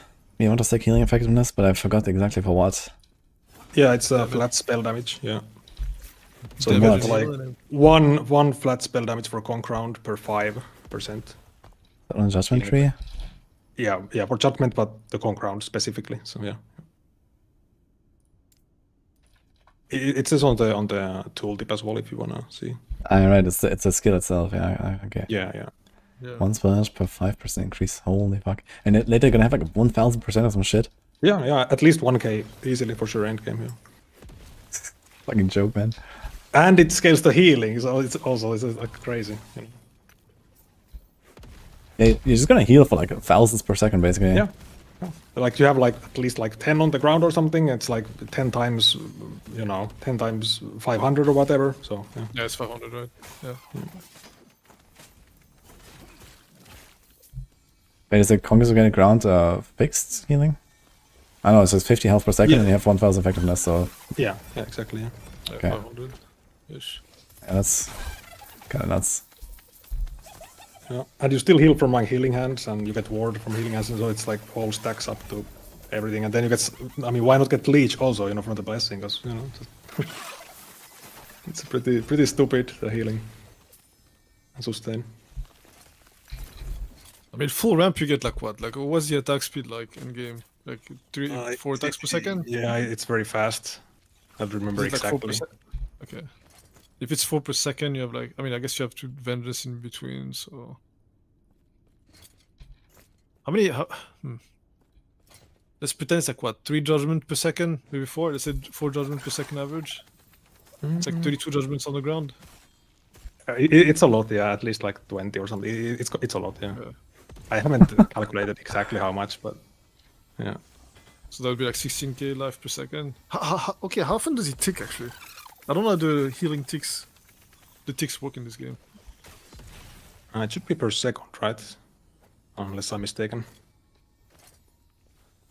Yeah, I have no idea, honestly. Yeah, it's each second 50 HP. But I do believe that's per conk round, so if you have them at different times, right? So Yeah, so they were staggered, yeah. Yeah. It's actually... That makes it so much better too. Yeah, so it's 3.1 melee attack speed on the end game banner. So with like D7s. Is it like what? 1 vengeance, one judgment? What do you mean? Like once your mana is empty, like it's like 1 mana, one vengeance to generate enough mana for 1 judgment. Or is it 2, or what's the ratio? Well, I can test, I guess. NDA, monk. I mean, we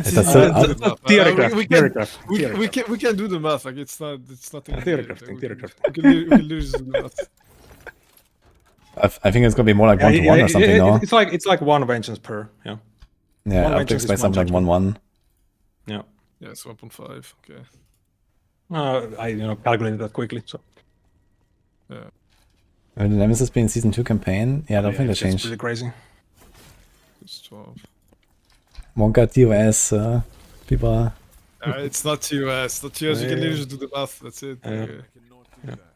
I mean, I've literally everything data mined, updated in planners. I think it's fine to check out how often you can attack per second. Yeah. So I heard that as soon as the patch drops, Lizard is gonna fucking post everywhere how much HP Webras has. I heard that's what he's doing. He's gonna go in every chat. He has bots already ready to post it everywhere. 27 billion. How much do you think he has actually? Because I don't know. I think it's going. I don't know. It's hard because they need to make it like tough for even like the strong builds, right? And we know the strong builds they do something like dozens of millions of DPS. And yeah, apparently everyone is saying you need to play Judgment only, basically to have a chance. So, which has like the survivability to actually like survive the fight for a while to kill him, right? So that leads me to believe it's like at least 500 million. 500 million. Yeah, I was thinking at least like 200 million maybe. Yeah, so apparently normal upload was 20. Yeah, that's why I yeah, said like 10x at least. Yeah. I was thinking like 10x at least. Yeah, I think half a billion. I would not. Yeah. It'll be way more than 10x, I think, but we'll see, I guess. Like, it's actually 10x, and, you know, like, I mean, people insta-kill Avarov with like, some builds, right? So, if you insta-kill him or kill him in 5 seconds, or it doesn't really matter, right? So, they need to do something. I could also imagine that that's actually just, like, a phase where you just can't do, like, one-tap him, right? There's, like, maybe they're actually gonna fight, like, the fucking dog at the end or something, you know? So... Oh shit, actually true. Because actually I was surprised we didn't fight the dog the first time. I was so surprised. Yeah, I think that's like a pretty natural, like, you know, extension to the fight. So I guess we'll see. Oh, yeah. Fight the dog. I cannot do that.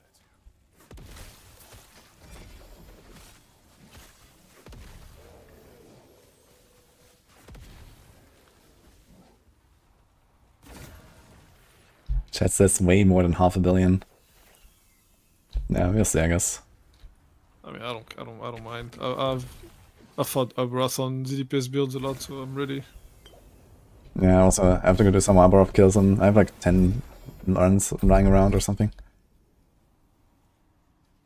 I need to do some kills. Are you guys gonna practice offline if they, you know, if they have it in offline? I mean, if they listen, I fucking hate that shit. I wish Yeah. that was not an option, but if it's an option, I'm just gonna fucking do it. Yeah. Yeah, I mean, realistically, everyone who is trying to win will do that, I think, so... Yeah, definitely.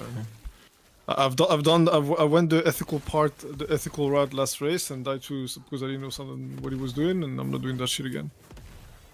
Wait, what? Last time I died because I just didn't know what he did. Oh. Last race. You didn't check out the fight at all, or what? Yeah, I just saw how you diid, and that's it. But I mean, I died way earlier than this. Well, I mean, I also died to something I didn't know about, so... the first yeah, time. that's what I'm saying. So I was like, yeah. I was like super confused and then ripped to that right before they execute, so F. Yeah, because I don't watch anything. This time, don't care, man.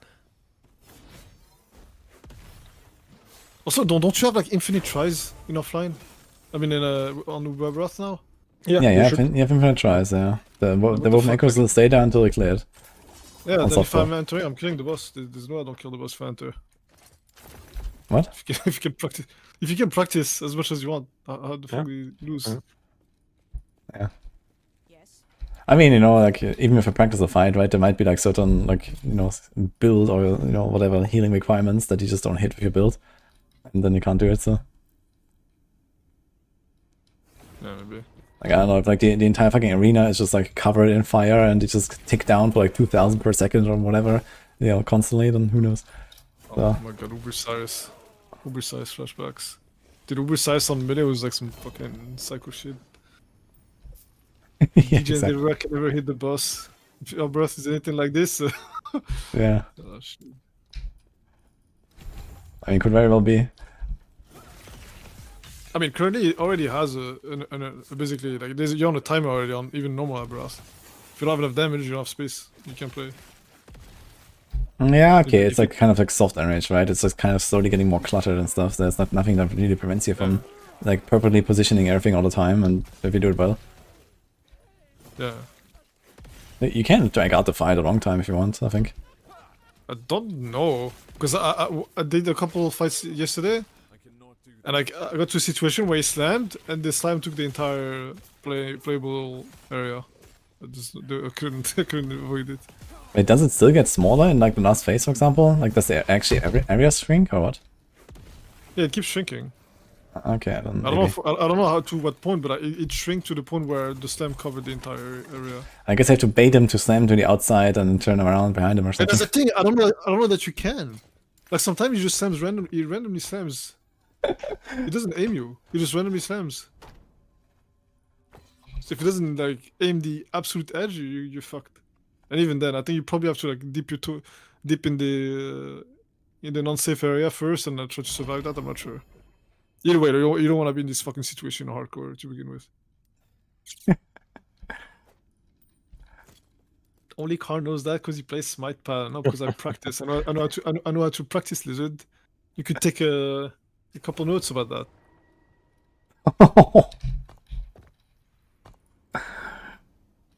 Holy. Oof, the burn.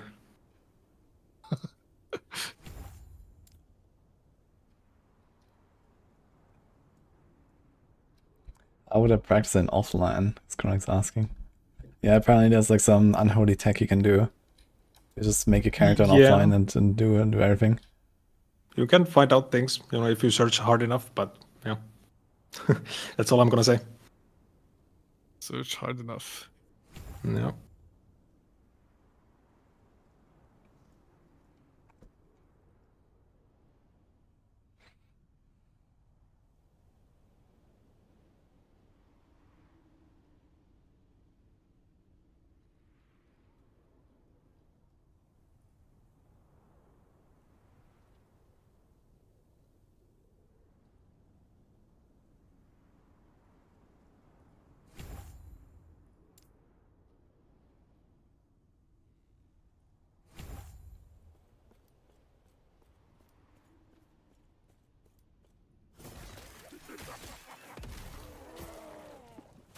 Not like it's secrets. Okay, so apparently it's like just out there. Yeah, yeah.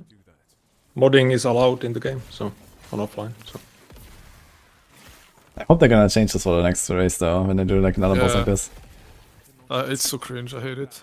But we're forced to do it. yeah, I mean, to be honest, I would like wish the game didn't have offline at all, but you know, it's a thing. Yeah, yeah.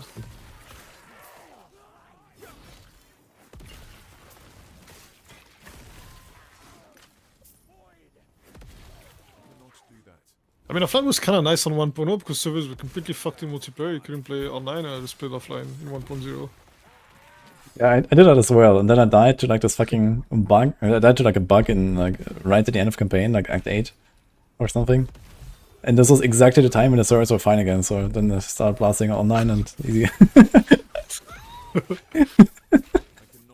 Tactical feed. Yeah, it was perfect, man. It was like right the time when servers were ready and like I don't know 4 hours in or something like that, you know. Like, that was great.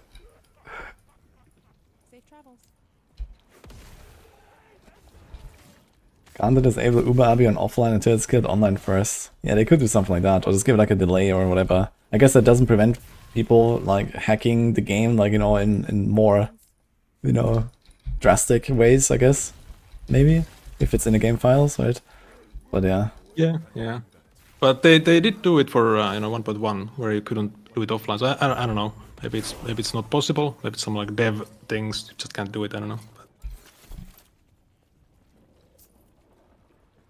yeah, apparently they can't. So unlucky.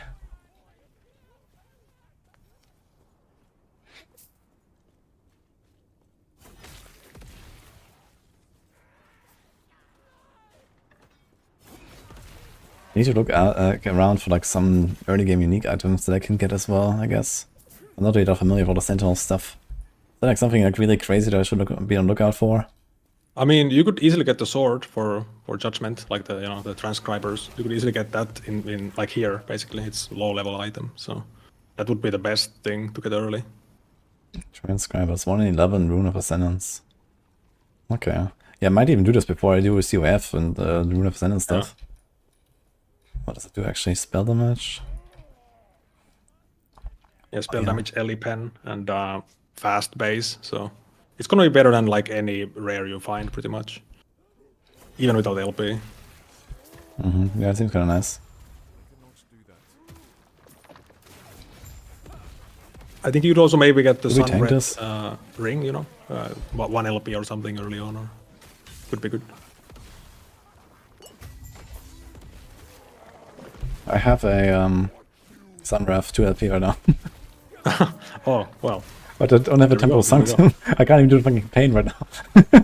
I think I would still use it even without any. I mean, it's so much damage, but maybe you don't need the damage. You just want the. Oh, it's 58 and 28. Yeah, I guess it's fine.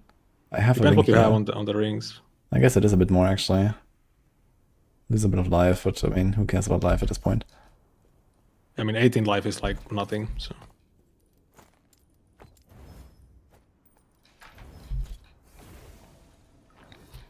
Yeah, I'm just carrying around this 2LP thing. The thing is, I can't even upgrade it until my second Sanctum, right? Yeah. Actually, maybe can I? Wait, can I do this in like a first Sanctum? Well, if you have a key, right? Because that's a low-level item, so it should be T1 Sanctum should be enough.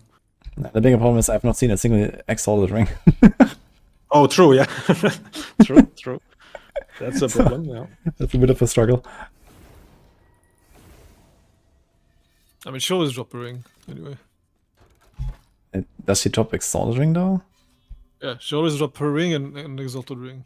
Oh, okay, so I can just do that and YOLO, and I'm just gonna use it for a little bit, I guess. Yeah, okay. That's actually a kind of funny tech, yeah. I think though I would, unless it's if it's already a bad one, I think I would just save the 2LP and wait for like a something useful there, because the T7 LE damage over time, it's like so much damage, 200% at T7, so I don't know, would be a waste maybe using a 2LP early like that. Not slamming with like a good stat. What other ring am I going for though? Oh, maybe we are going for Sunwrath 30 minutes. So that's actually the ring. Kick. I found one of my items already, guys. Easy. And then this Flames of Midnight is from the Harbinger, right? Yeah. Only from him. So. Wait, is that from the fat or from the thin one? Thin one, I guess.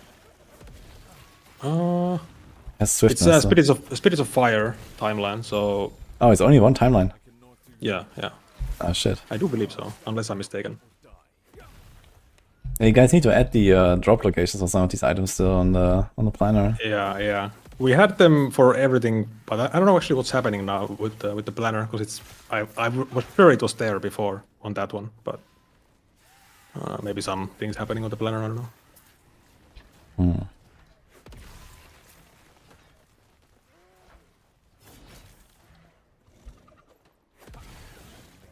Yeah, Harbinger of Ash into Spirits of Fire timeline. Okay, interesting. So this is a fat guy actually, and he gives you a ring of swiftness. Isn't the uptime on the belt a bit weird if you wanna cleanse yourself? Yeah, I mean the belt is like it gives you perma frenzy, like that's the best thing, and it's a belt you can just have as your LP item, so you don't need to look for like Exalted belt. The flat damage it's okay, but it's not like you have so much flat damage anyway, right? So the actual like ignite stacking is kind of like it's there, but yeah. But you do stack up the ignites really fast though with that attack speed. So 6%. That seems 6%, 2 seconds. That seems like the uptime can be that good though with 6% chance. So you can get like 15 stacks on a boss or 10 to 15. It just depends on the attack speed. Oh, it's per stack. Oh, I'm blind. Okay, I didn't see the line per stack. Okay, no, never mind. Yeah, you're right. I missed the fucking crucial. Yeah, we meant the frenzy. Yeah. So it ramps up the chance. Yeah. Okay. Yeah, no, frenzy is perma. Frenzy is perma basically. Okay. Yeah. Okay. Yeah, that's pretty good. Yeah, getting 2LP on those things would be pretty easy. And then, okay, you're missing like a prefix, which would be like fire damage or something, right? And that's about it, so. Yeah, it's true what Lizard is saying in chat, that the Ignite is also overleach, because you're basically always losing a bit of HP. But it's not like it's a huge, difference, because you have so much healing anyways. But I mean, don't you lose the leech as soon as you get back to full HP in last Epoch? No, I mean, yes, you do, but you never hit full HP if you have like something that drains your HP constantly, like the ward per missing HP affix, for example, the low life affix. So you get really even if you're healing for the amounts Judgment does. Yeah, exactly. Yeah. So all the leech instances stay up. Yeah. Yeah, because your recovery is 100% gonna beat the ignite. That's what I was thinking. Yeah, of course, yeah. Yeah, so even on Judgment, you could go for the glove affix, for example, but you don't need to, of course. So you could get the ward per missing HP, you lose HP, and then you have overleach. But it's not worth it. You also lose, like, basically convert your healing hands, healing to ward. I remember trying to play with this after they nerfed it, and it was fucking unplayable. There's no way it was worth. Oh.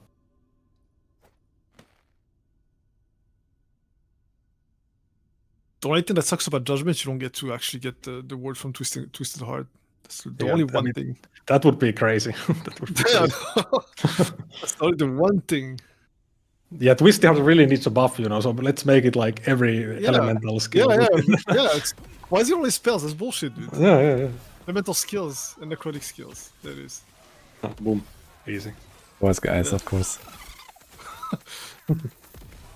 I mean, if you don't like Twisted Heart, then you can get the Uber Armor of Relic real quick. It also has a bunch of life. Yeah, easy. A lot of cool stuff. Oh, true, actually. Yeah, I'm gonna do that for the race. Just do that, yeah. Get my relic real quick. Yeah, just get your mage blood, you know, just spawn with it, basically. Boom. Yes. I cannot do that.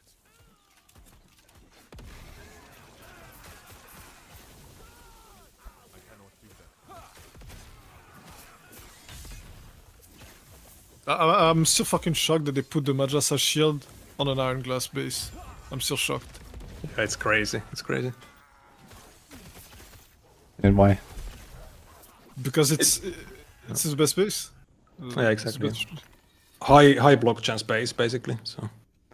35. Okay, that seems pretty high actually. It's easier to get the Majasa shield with tier 7 block than it is to find an iron glass with tier 7 block. Yeah, like yeah, a exactly. random fucking shield. It's like how fucking crazy is Wait, is that rare? What the fuck?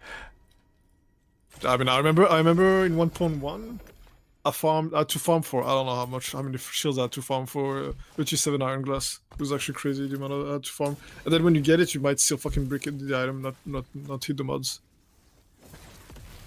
Okay, wild. I finally got my temporal Sanctum key from the fucking chest. There was a chest with all the keys. Okay, Sanctum key now. Holy, nice. Well, you can go now then. Yeah, it's actually level 59. It's actually perfect, I think, for a campaign as well, right? That's somewhere around that level. So lucky. My last run, I didn't get my key until I was empowered. That shit can happen. Yeah, for me it seems like pretty consistent in like around 3rd or 4th timeline or something. Yeah, I think that's where you're supposed to get it. Like, on average, you get it at that time. Yeah, I've done 2 timelines now. Wait, let me check. What's 3?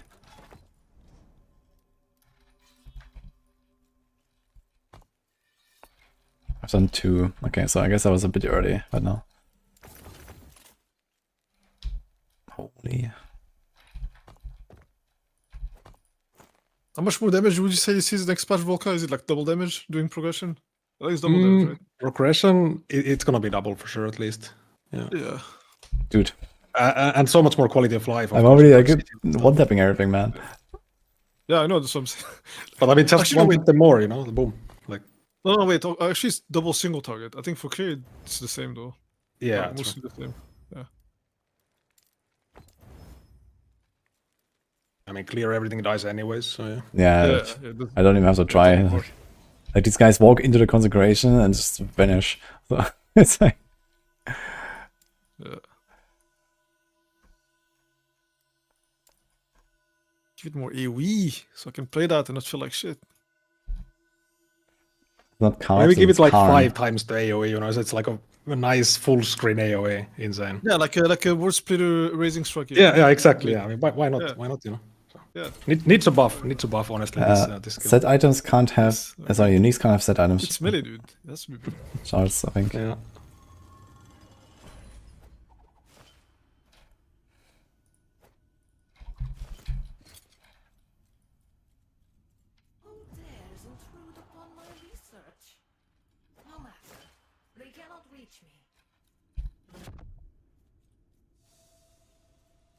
This is Karn and Walker. People asking if I'm Carve. I'm not Carve. I'm Volka. Yeah, from Maxroll. Yeah, we do have the same accent because you know Finnish. So Yeah, but I was about to say that's racist. What the fuck?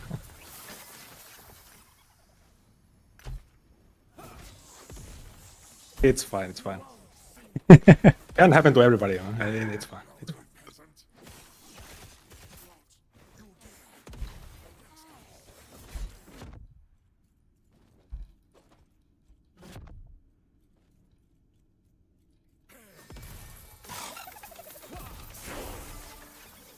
Oh, I love that they added the the shrines with the portals in Sanctum. When I came back and the first Sanctum I did, I found one. I was like, what the fuck? You can actually skip all of it almost. Wait, what? The shrines. They can open a portal. Wait, really? Yeah. I haven't seen that yet. Okay, so I can go straight to the next floor or something or what? Yeah. Oh, that's cool. I need to look at the shrines actually. Portal charm, you just skip the whole thing. That's gonna be pretty nice. Yeah, but are you gonna get enough of the portal charms compared to the dungeon keys? You can actually like trade them in the vendor. Like it's like 3 to 1. So yeah. You can trade keys for charms. Pretty good. So you could trade like 3 arena keys for 1 charm. Yeah, exactly. Wait, arena keys as well? No arena, just Okay. dungeon. Okay, so basically light this arbor to this. Yeah. Okay. Let me know. Arbor is getting 3 to 1.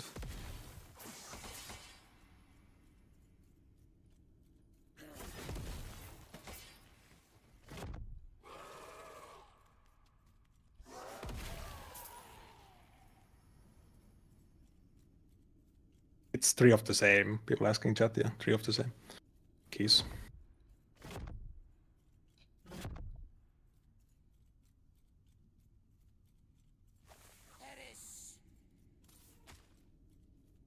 Wait, the game is gonna be 59 gigabytes with the new update? Really? That's No, this other's just talking. He's just yapping. Okay. That would be very large for like a game of like this graphic quality. Yeah. Because usually the art assets that need the most. Yeah, I don't know how much they optimize the like the size of the game, but yeah. Maybe it could be even smaller. I don't know. I cannot do that.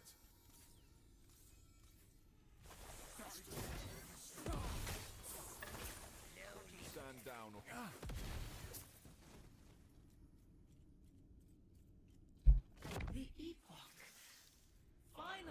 This build looks kind of broken, says chat. What if it's even better next patch? You know. Oops. It can happen, you know. It can happen. Let's see how this will go. Can we tank this? I was literally about to say he's gonna ask if he can tank, forgetting his paladin. Can you tank it? I remember I tried tanking it on my Falconer, and I think I was able to do it in a tier 3 dungeon actually. So I think it does work, but wait a minute. Where's the exalted ring? The filter. Disable your filter. Yeah, filter. Yeah, I guess the filter's just not showing anything here. So that's a struggle. This thing has minion damage, mana regeneration. Nice. Oh my god. Minion damage ring. Insane. This would be good for the Falconer. This is actually insane for Falconer. Oh my god, dude. Could just craft everything to higher. Oh, dude, it has everything. What the fuck is this ring actually? Imagine if you had the new rune right now, you could just swap that to something useful, like holy. Yeah, I mean, I doubt I have many of those runes at this point, but... Yeah, true. So do I just like YOLO my Sunref now? How likely is I gonna get one of these again? 1 in 12 for 2 LP. Doesn't sound that hard.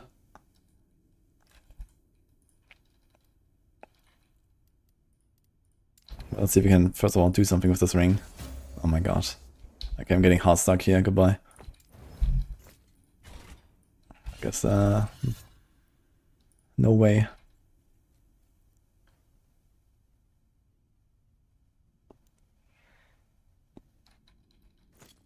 Dude, am I gonna equip fucking Jorah's Stardial?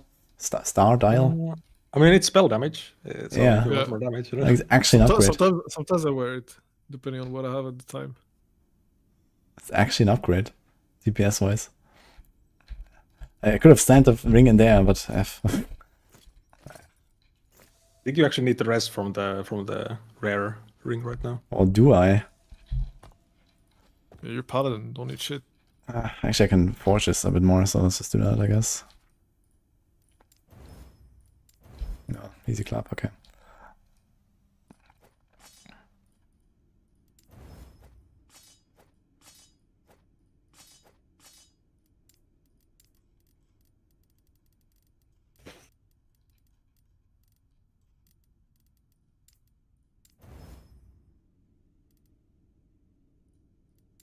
Dude, is there like any other stat on prefix that I can get here? Fire damage?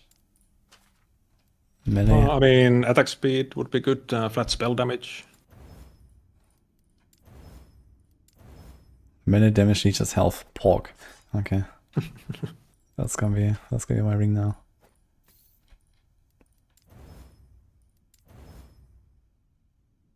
Also have random armor shred here, that is not helpful. Yeah, that's actually one of the things, like when you level through the monolith so fast with the stuff here, it's like, you know, like I forget that, like all these items that I need to be upgrading at some point. Yeah, yeah. And then you realize you have like a level 10 item or something, you know? Yeah. Happens every time, dude.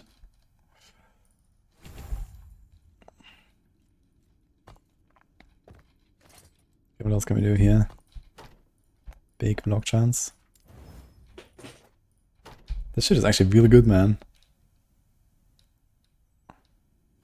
Hey, that shield is crazy. Holy. Yeah, it came from the Nemesis. Holy. Yeah. Sealed T5 HP also. That's pretty giga. Yeah, that's nice. High roll too. Yo. Dude, I'm getting all the shit here. Okay, this thing has dodge and fire rest, so something needs to change. Can't, man. Need level 61. Ugh.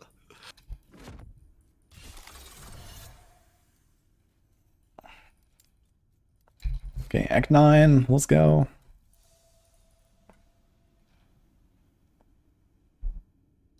It's OP, doesn't need crafting. It's true, man. I've been just kind of like picking up stuff and and I've barely done anything. It's like, I don't really need it, you know? It's like always like when you start struggling a little bit and you're like, oh, okay, I'm dying a little bit, or my damage on boss is not so great. Like then I look at my items at some point and I do something. But other than that, like, I don't know, you just forget it. Is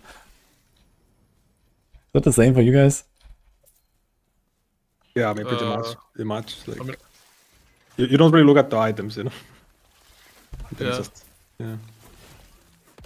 Like, I played Paladin, so I never have to look at anything. Yeah, has like 1 or 2 good stats, and the rest I just forget about, so it's fine. I mean, it's like when you get to monos, you just can't craft, so you don't have a choice. Like you just get the bare minimum, and then you know, you don't change anything until something drops. And I'm like, okay, it's really good. I'm just mainly attacking these guys now. Dude, I just did a 42k crit. What?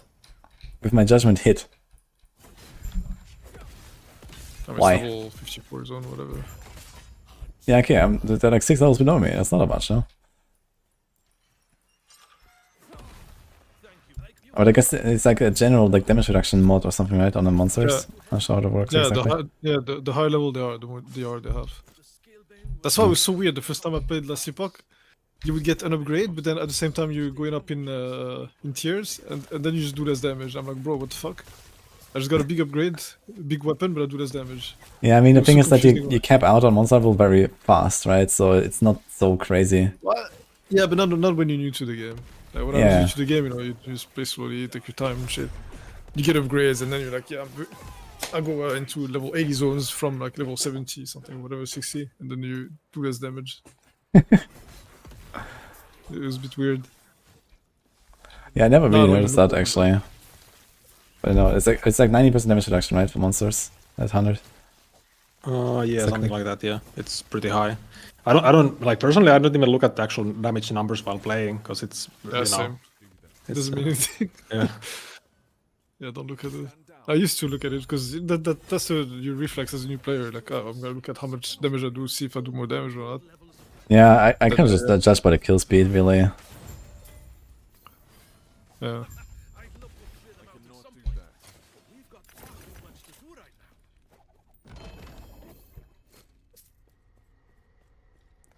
Wizards take more damage. They have DR when they spawn. Interesting. Yeah, I noticed that some monster types don't seem to have this DR. Like the fucking big crabs when they're rare enemies. I feel like I always get like giga crits on those. Did you guys notice that too? Or is it just like a Falconer thing? I think they're just placebo. Just because No, man. Like I just blast them and they pop like for like 500k or something on like my Falconer every time. Like what the fuck, man? But it's only on those guys. I'll say I don't know. I never look at my numbers. Stop looking. A purple stat means it's like a tier 6 or tier 7 mod which can only drop. It's an Exile item. And they're also higher voiding potential. And you can use them to make legendaries when you have legendary potential from uniques like this. You can mix this ring with an exalted ring in the dungeon I just did.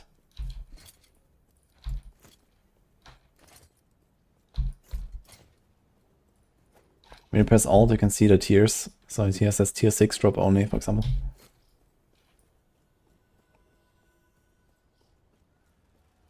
Anyone got a cool Forge Guard build? Well, Volker? I mean, we do have some Forge Guard builds, quite a few actually. But with Whirlwind spawning weapons, igniting and stuff. I mean, we have a Forged Weapons guide, you know. It's like a minion type of build. So you could play Forged Weapons, would be this one. Or you can maybe play like Shield Bash or something like that if you wanna, you know, do some melee enjoyer type of thing. Sis is in chat now and he's asking, are you gonna win? Well, at least I would hope that one of the people in this call will win. That would already make me quite happy. That would be nice. Well, that's just you and me though. Yes. Volker can. Yeah. I mean, I wouldn't mind losing to Khan, I gotta say, but I don't want to. Let's say. Yeah, same.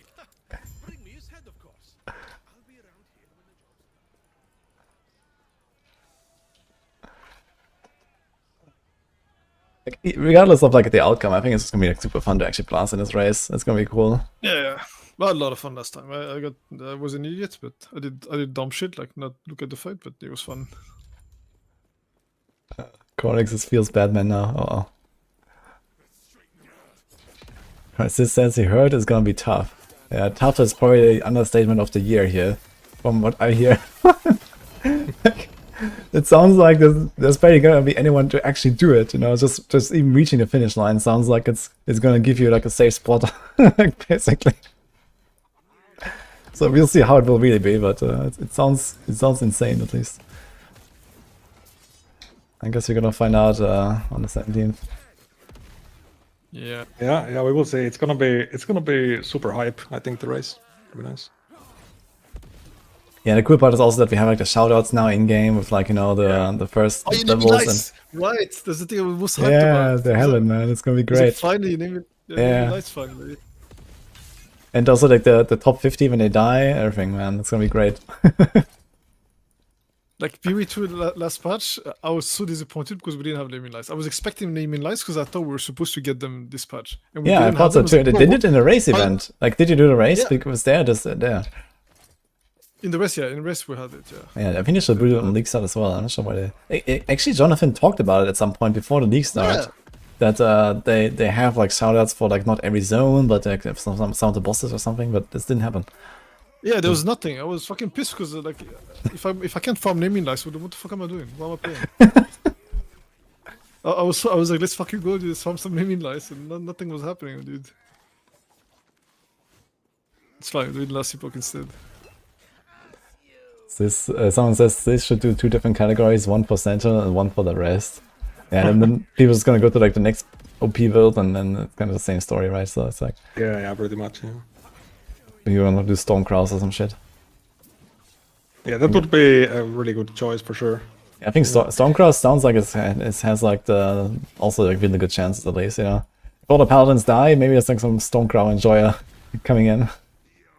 Yeah, also like Abomination on Necro, but we don't have it up yet on Maxroll, but that build with the snapshotting, like you go full snapshot, like absolute, you know, like cancer type of snapshotting, and it's gonna be good. It's gonna be good for that.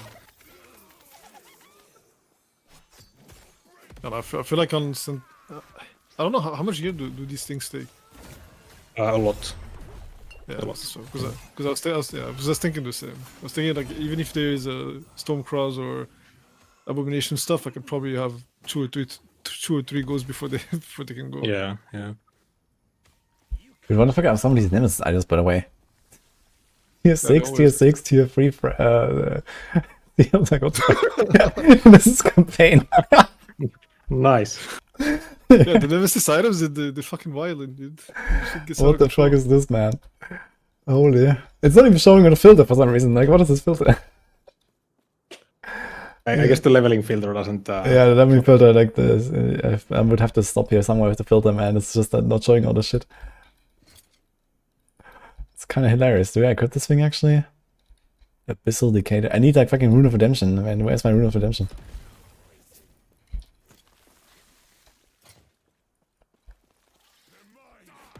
I mean, that item not showing is kind of normal. Stand down or die. Can I help you? Gonna teach Steel a lesson. Wait, what about Steel exactly?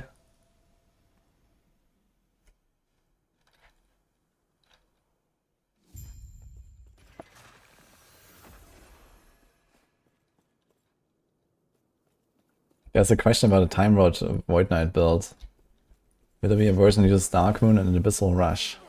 So that build is not mine, so it's Amarati's build. So I haven't even tested Time Rod at all, really. So you would have to ask Amarati, but I think the build we have is what it is. Basically, it's gonna it's the best version of the overall for the Time Rod. So How much more damage is Devouring Orb Time Rod versus Smite? Yeah, it's a lot more damage. It's like we're talking like 20 million type of damage, and Smite is like 10 or about there, like 8 to 10. So, but like Smite is, for me at least, Smite is quite a bit more fun to play personally. Like I like to play style way more, and it's also giga tanky. So. Isn't that better mechanically too? Because don't you have to like get in there with your... Yeah, you have to do like some stuff with Time Rod, with orbs, but you can clear maps pretty easy with that though, so it's not like you have to do the whole ritual every time you clear a pack or something. Can't you just play both anyway? Sis is doing the same build as Steel. Okay, I see. It's like scaling crit and ailment. It's pretty hard at the same time. No, because you could play. I mean, okay, it's more like if you played Smite Time Rod, you could just have orbs on top for clear. Yeah, true. Yeah.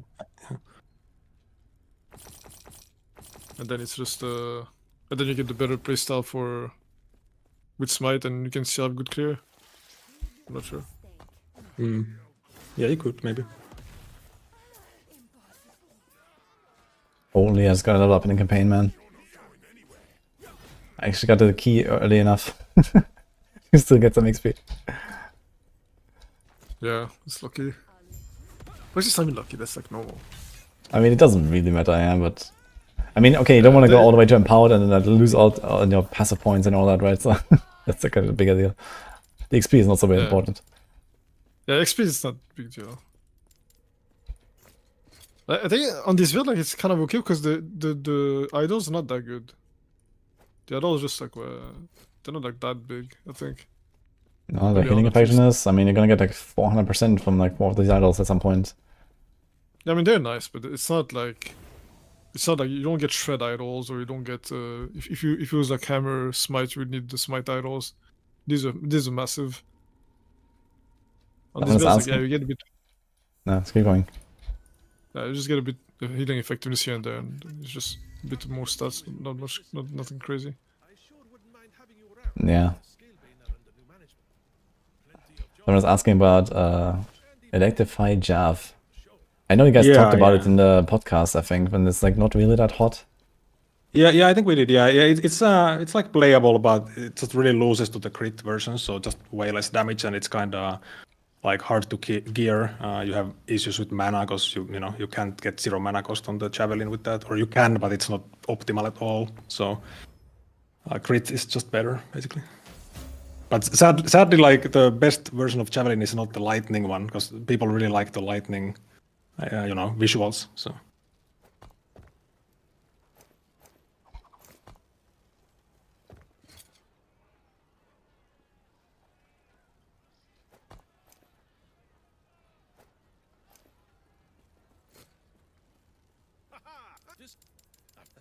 Yeah, I always wanted to make a javelin build as well at some point, because I always find these cool unique items. There's like 2 or 3 like uniques for that, right?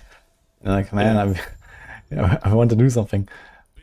Maybe I'll do it anyway. It's finally like usable now that you can actually get AOE with that and stuff. So, and yeah, I guess for hardcore you could go Forge Guard. I now added Forge Guard to my guide, you know, so it's more complete with both of those. So super tanky. You can go shield and spear and stuff. Hey, we are COF now.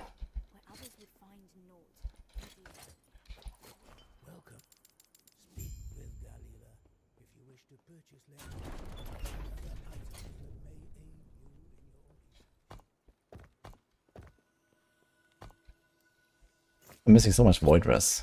Am I not supposed to just be capped on everything? You could spec the passives on Void Knight. I think you do want to do that on hardcore early on. And it gives you physical res also. Yeah, the first 5 there, you could do that, because that's gonna give you the threshold bonus also next patch. So figure out what that does. It gives you like damage Void reduction. and Fizz. Ah, yeah. Okay, minus 5%. That's not bad.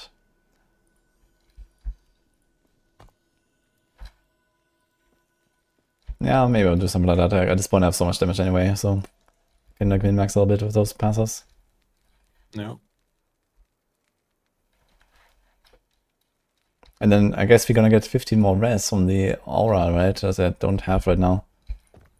Wait, was it the aura? Yeah, the passive is gonna give 15 all res. Oh, the passive 15 auras, yeah, exactly. And then also the effect from Holy Aura, it's gonna give you alien poison res as well. So the passive is pretty huge. Yeah, 15 auras is so much, man. If 7 different resistances, it's over 100 res. Yeah. But I guess I won't get around getting a little bit of res and on some pieces, no? Like, yeah, early on you need something, because you don't have the blessing yet and stuff. No idols, most likely. I think idols are gonna be the best place early on, unless you get the healing effect idols. Those are gonna be better, of course. Yeah, okay, but I guess it's unlikely to find these. You need like exactly those 2 stats on a 4-slot idol. Yeah.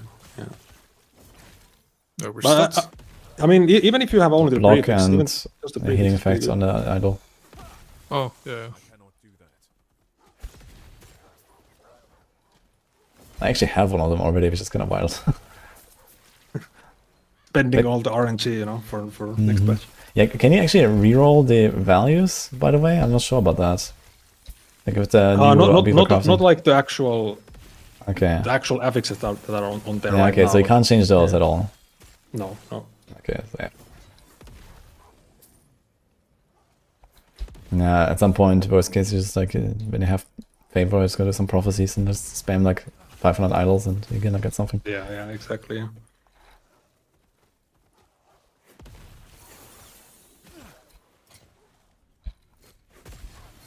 I'm running Weaver's Will Ring right now, man. Holy. 29% of mana spent gain this ward. Insane.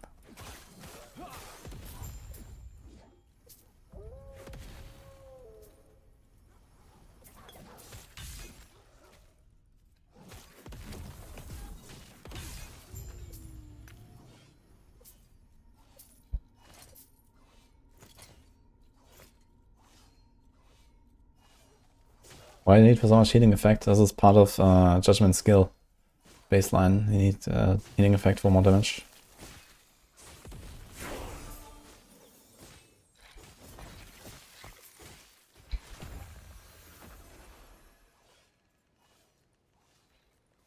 How much life am I actually gonna have with this character? Like I have this like % life bonuses and shit everywhere. We're gonna reach like easy 4k life or something, right? Yeah. More. So I think the endgame planner has like 3.8k. So you're losing a little bit of HP because you go like full uniques early on, but then you can get like over 5k HP on the with more LP and stuff. So yeah, yeah, that's insane. And you still generate ward as well. Yeah. You can get like 3k ward, 4k ward. If you really like spam a lot, it's 5k, but it's not. Wait, how do? Just with the healing hands or what? Yeah, just from healing hands. Yeah, exactly. Damn. Yeah, but that's only it's like what? Well, I mean, I guess you attack fast enough, yeah. Yeah, it's based on the healing effect. I mean, you won't see those numbers until like endgame. So. Also, isn't it bugged now in current patch? Because it doesn't work, I think. Like I tried it with like 200, 300 healing effectiveness, and one attack would give me like 20 ward. Right. Well, it works in the new one, so yeah. Yeah, I think it's bugged right now. No, okay. That's actually crazy. Because I tried it, because I remember trying it like very long time ago, and I tried again with Judgment, and the shit was doing nothing. Is there actually any other like weird bugs or something that we should be aware of? I think they fixed like many bugs this patch, so I'm not aware of any really right now. Maybe for Warpath, I maybe you can call it a bug, but it's actually beneficial for the build. You can like proc the Abyssal Echoes, like a buff from it, even though it says like only direct use. You can still proc it, even though it's non-direct. But yeah, that's what they haven't fixed it for 5 years, so you know. From Warpath, you mean? Yeah, for that. Yeah, exactly. I was looking at that, and then the chat told me, yeah, this is really good, and I was like, what? Why? Why is that good? Yeah. Yeah. I was bamboozled.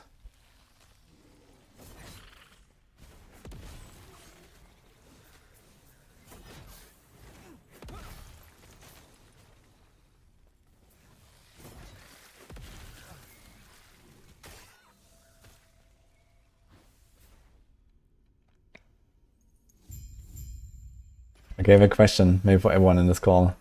How would you rank the three RPGs, D4, PoE2, and LE, in terms of fun and the biggest plus and minus of every game?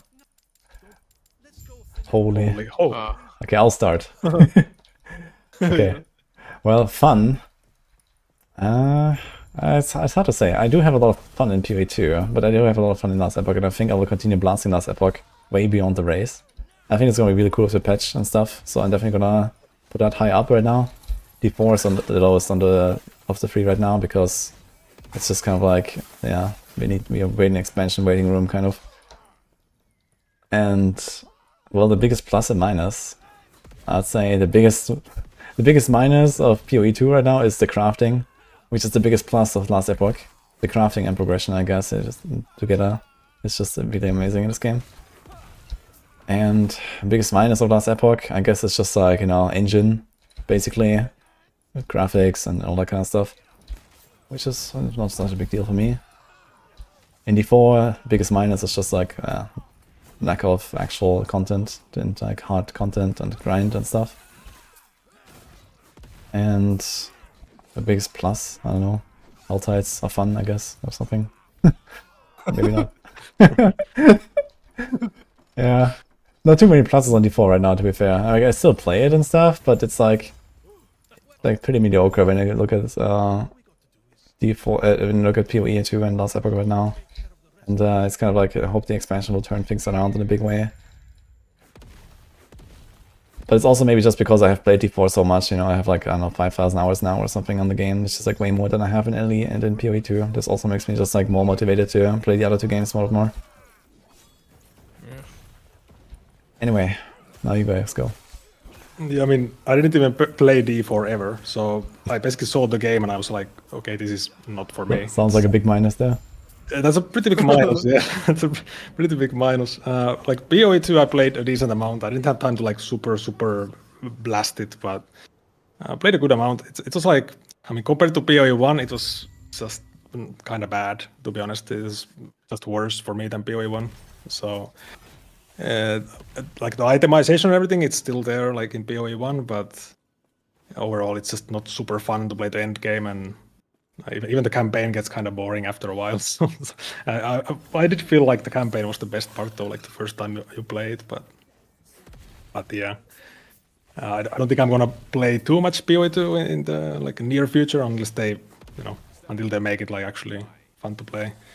Because it's not like my main game, so LE is definitely like the main thing I do. So, but the best thing about LE, that's pretty hard to say. I do like to build, like creating builds a lot. It's just super fun in this game. Yeah, I think that's the best part for me. And especially now with the new like crafting systems and all these things, it just like goes kind of crazy. It's already getting like pretty complicated, the game, so I like it. And now the end game is also gonna feel much better. So that was maybe one of the worst parts before. So that would be the minus before this patch. Like just nothing to do in the end game, no goals and stuff like that. So now with the Uber Aberrant and everything, it's gonna be good. I wonder what's the biggest minus right now in Ellie, like in the new patch. Maybe if the servers don't work, you can't play it. I don't know if there's anything like. We'll see, I guess. What will be the new minus. So yeah. I mean, it's like I think it's probably early on top above PoE2 by a tiny bit. Yeah, probably by a tiny bit. Like PoE2, like you said, like it's fun, but there's stuff that the thing I hate the most, I think, about PoE2 right now is how not in control of your character you feel a lot of the time. Like it feels almost like it's lagging. Like a lot of the time I'm playing, I'm like, oh wow, like I'm trying to move a certain way, but I can't because I'm getting bugged by a pebble or a chicken or something. I don't know what's happening. Or get pushed around. Like this thing is like really, it feels really bad. Like in last Epoch, I don't have movement does not feel weird at any point.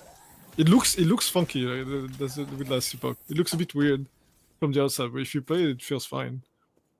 Like movement feels fine. Like I'm in control of my character most of the time. So that's the part I don't like about PoE2 right now. Yeah, actually, like last Epoch doesn't even have a crowd control suite, right? Okay, there's like a chance to get stunned sometimes, but it's like really a rare thing, I think. It's not even about crowd control. Just there's something weird with like the pushiness and collisions in PoE2 that make it feel like you're lagging or losing control of your character, even though you're not getting CC'd. I don't really get that in last Epoch. And yeah, and obviously like PoE2 crafting is non-existent. It's a bit better now, but I mean even then. Yeah. So you can't. Like I like playing as Zef, but the Zef experience is just so miserable in PoE2. It's like, fuck, man. I just wish recoms were better. Like recoms right now, it's like I don't feel like it should be almost impossible to get two really high mods together. Because like you lose the base, right? When you fail, you lose the base. Like when the first time I tried to recom something, it was flaring with tier 2% fees, and that was 0.9% to recombine. I was like, okay, cool. I mean, why would I ever press that button? And it's like you can the only things you can recom are the things with the relatively high weight. So it felt kind of bad. It's like the only crafting is just fracture. Now we have a lot of fractures, but then you fracture and you're just spamming chaos orbs. Don't know, and yeah, I think it's a problem. It's a decent, one of the biggest problems with PoE2 now. Like yeah, the crafting, like mapping now feels fun in PoE2. It's actually fun to map, and the gameplay loop is fun. Towers are not like atrocious to do anymore. They're actually worth doing. Don't feel too bad about doing them. And the maps themselves are good fixed. Like the layouts are way better, way more masters, way more stuff in the maps. So it feels a lot better in game. And last Epoch, like yeah, obviously, crafting and gear progression is insane in that game. It's probably the best. It's like on par with PoE1 probably. Might be too easy though. I'm a bit worried this patch that the gear progression will be too easy and too fast because you can just. Yeah, I mean, you're gonna get really good gear really fast, but you know the thing is that it might have a bit more longevity this time, right? Because you can keep working on stuff a bit more. Yeah, I don't think it's like all bad. My first reaction when I saw the guaranteed slam was, okay, this is too OP. Like we're gonna get gear's gonna be too easy. But then when I thought about it, it only made a difference for the lower end of the end game, where like you get your or for like stuff that's really rare. Let's say you find a red ring with 1 LP. That you win, right? That should be the win. The win should be finding it, not just finding it and then you need to hit the 1 in 4. That would feel awful, right? I mean, for these scenarios, at least you find a red ring 1 LP, GG, you win. And for the stuff that's more common, it's not gonna change anything. Like if you're trying to get a 3 LP item slammed, yeah, you're gonna guarantee 1 mod, but you still need to hit the other 2. So it's not that big of a deal. It doesn't change that much in that regard. Yeah, they had this like big issue before with the like the plateau of item progression where people just give up because you couldn't really like actually progress from your 1 LP item to like good 3 LP, because you always just miss the actual thing you want on the 3 LP and everything. So I think they really fixed that issue like pretty well for the new patch. Yeah, like that part's good. And then combat. I like combat in last Epoch. Like, it's actually most of it actually fight back, especially when you try to go fast. It feels similar to PoE. When you try to go fast, PoE1. When you try to go fast, you get the game is hard. You have to play well, and you have to know what you're doing. Have a real good build, like with steps, every step like thought out properly and planned properly, or you just get clapped. So that's good. I think the main problem is there's no impact in last Epoch. You know, like when you play D4 and P1, they do that very well. There's like big impact, when like it's like one of the things that's like good about D4. It's like when you play a Bob, for example, and you're charging stuff and like a war crying and all these things, or you slamming, you feel it, right? Yeah. All the VFX, all the sound, all that stuff. Huge feedback. Same with PA1, but in last Epoch it's a bit flaccid. It's like you don't feel like you're fucking exploding screens. The weight of the combat is definitely not on the level of like PoE2 and stuff. Yeah. Yeah, and in PoE2, PoE2 doesn't have that problem. Yeah, like that, and I think the speed of the game is fine. Like it's not too fast, it's not too slow. I think it's actually a pretty good pace. Yeah, I mean in PoE2, I felt like I really wanted to have like a spammable leap slam or something, like just like the forward momentum that you have in PoE1 was so nice. I don't know. Maybe I was too much of a zoomer in PoE1, I don't know. But PoE2 kind of has it, and I think the problem with P2 also is like they try to make everything way too slow for no reason. There's forced clunk on everything. Like when you play Warrior, for example, like you have leap slam, you have a shield charge and stuff, but the leap slam is so fucking slow. It's like you feel like if you don't have like an absurd amount of speed invested everywhere, you're just sitting there watching your character leap slam for an entire second and a half, whatever, 2 seconds. So it feels really bad. And that's not a thing last Epoch, so that's another thing. Like last Epoch, when you get some... Also, last Epoch, you just get fucking move speed everywhere. Like, exactly. Again, he was telling me, he was like, bro, everywhere I look, it's just fucking move speed. Everywhere I look is move speed. Yeah, that's why we have the fucking Flames of Midnight ring on every single build, basically 20% movement speed. It's like every build. That's pretty nuts. Actually, is the dash on that the same as an evade? But I think they told me it's the same as evade, except it's a small blink. Yeah, it's like a blink, yeah. But I mean, there is tech you can do with that. If you have like a fire skill and stuff, you can target your fire skill far away and then like teleport to the spirit that it creates, basically. But I don't think many people will do that. But it's like basically like an extra dash at that point, like a big dash, like traversal skill. So interesting. So like, is it like, can you like avoid stuff with that as well, like, compared to like the dodge roll or something? Well, it's like similar to the evade, basically, in that function. Like it's okay. So if you go for the ground effect, they will still take damage. Yeah, there's no iframes or anything. So what was the cooldown? Is it the same cooldown, same charges as evade, or? I do believe it's the same, but we'd have to check to like be sure. But I think it's the same, yeah. Okay. Well then, yeah. Because when I first saw that ring, I was like, oh, what is swiftness? I mean, spirit step. I was worried it would be something like that's not an evade. Yeah, it's like definitely good. Like it's definitely usable in like boss fights and stuff for like like moving out of things. Yeah. Yeah, because I can't play without the roll. Yeah, it's like this. Yeah. It's like the crab ring. It's really good for. Yeah, I was gonna say like yeah. We kind of have a rule in the team, like no crab ring on any planner. Like you can mention it in the guide, but not on the planner. What? Yeah, because why crab ring? It's basically like it disables your evade, and you get. Yeah, I know, but why would you use it? You get 20% movement speed, but like we were talking, you can instead get the midnight ring that you still have evade, and you get the swiftness also. So. Yeah. Also, it's really good for Void Knives because it's a cool ring with vitality on it. You can't get vitality on rings otherwise. It doesn't have vitality. Or do you mean the crab ring or? Yeah, crab ring. Oh yeah, that one. Yeah. Okay. Yeah, but the midnight ring has penetration also, fire, void. So crazy. That's really good. Yeah. It's like a 2 mod item from the start, something. 2? Yeah, it's 2. Swiftness and pen. I mean, the stats on it are actually pretty good, but stats are good, yeah. No evade, dude.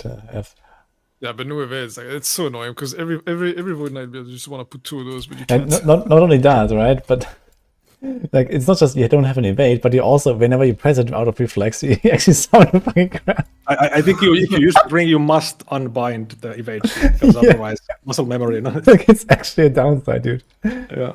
Oh man. It's so sad because the ring is good. Fucking armor, 6 attributes, it's on a cool ring.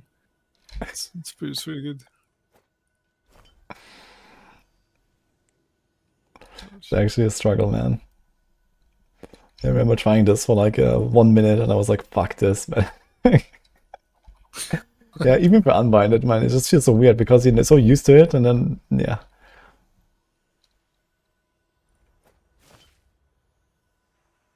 Yeah, and D4, I mean, we all know the problem with D4.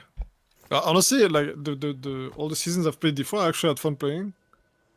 But yeah, it's just there's not enough to do, and Yeah, I also always had fun when I played D4, but it's just like I right now at least I don't really want to like sink like 400 500 hours into a season or so. I'm fine with like 200 maybe 300 if I really like making another build or something. Yeah. But I mean that's already way more than most anyway. So I do still enjoy it, but it just doesn't have the longevity right now, I feel. yeah.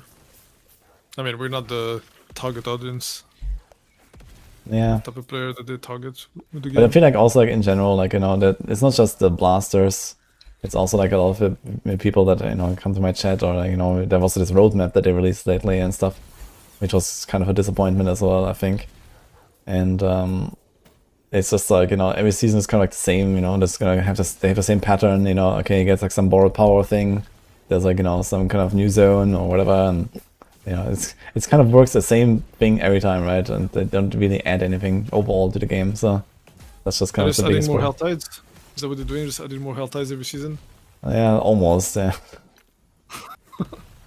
Yeah. And it's just like like why are they doing this, right? So.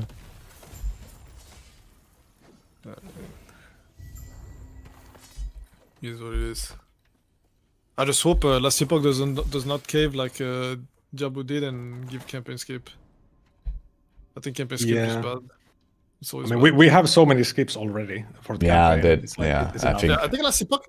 Yeah, Last Epoch I think is really good in that regard. Like you have to do some of the campaign, and if you're a good player, you can skip.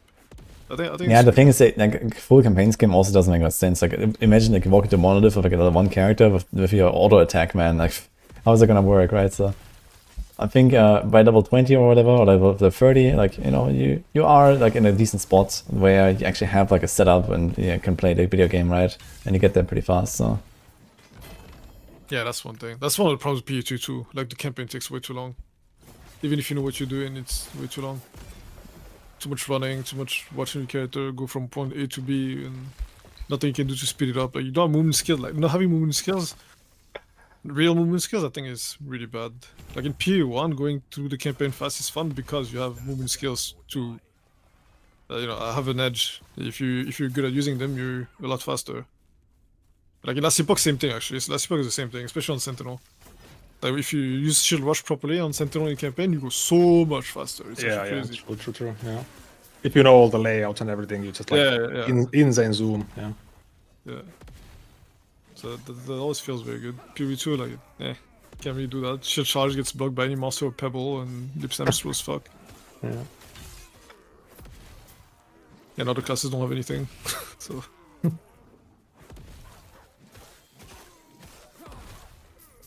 No. I feel like all Last Epoch needs is proper endgame, so you have stuff to grind for and spend a lot of time.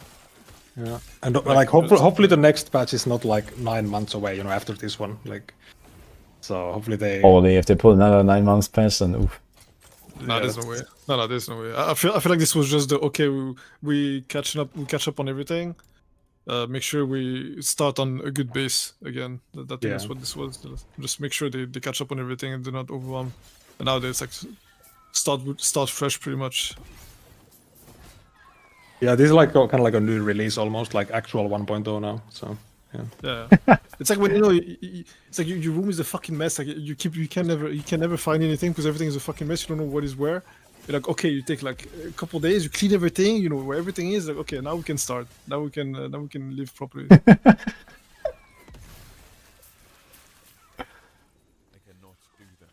Tidying up the game. It's just patch of spring cleaning here. Fixed all the bugs. Dude, did they fix the fucking Umbral Blades bug where it just like flies too far? I'm not sure. There's too many fixes. It's not, but the game feels it wasn't like in the patch so notes, solid so now, that's though. why I wonder if to fix it Yeah. at some point. But I did a test run like a few weeks ago and it was still in the game. But who knows? That is like such an annoying bug. Yeah. By the way, should I actually open these fucking chests after they echo, like the right chests? I feel like this is like such a waste. I always do it, but I don't know. I honestly Yeah. don't know if I always do it also, but Yeah, I do it, but it's like 2 seconds after every echo. and it's like, Well. To be honest, I have got a red ring from that chest, so it is What possible. the You know, fuck? that there can be something crazy. Oh, okay. Well, gotta open them. Could be a red ring. Yeah. I think it was my like first ever red ring when it was like released in the game. convinced. So That says yes. But I don't know, I did my other Abaroth run the other day and I felt like the only thing I ever got from there was like a bunch of runes and glyphs, which I guess are actually relevant now, so I don't know.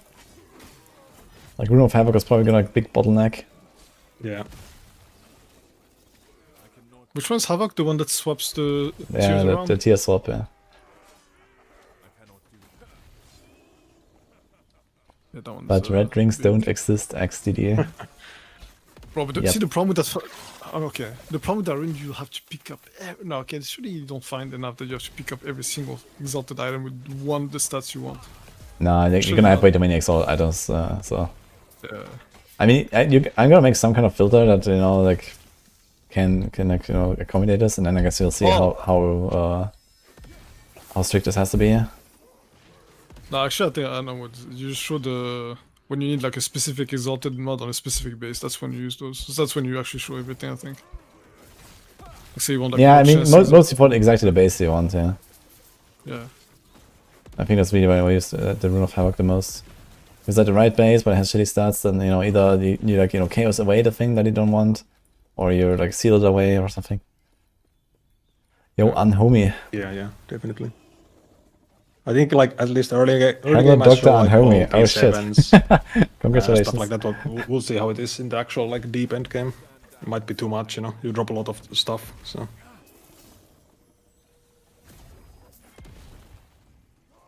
Actually, can you Rune of Havoc an item with 2 mods?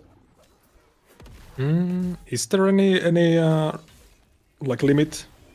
I don't think so. I don't think there was anything, but I think there is something with the with one of the other runes, the Rune of Redemption, that has some effect with like less FXs or something. If I'm not mistaken. Yeah, you I do remember need there was like some 4 kind of restriction. non-sealed affixes on the Rune of Havoc, so it has to be 4. Oh, it has to be non-sealed 4, affixes. okay. Yeah. Okay, so yeah. Okay. That's simple then.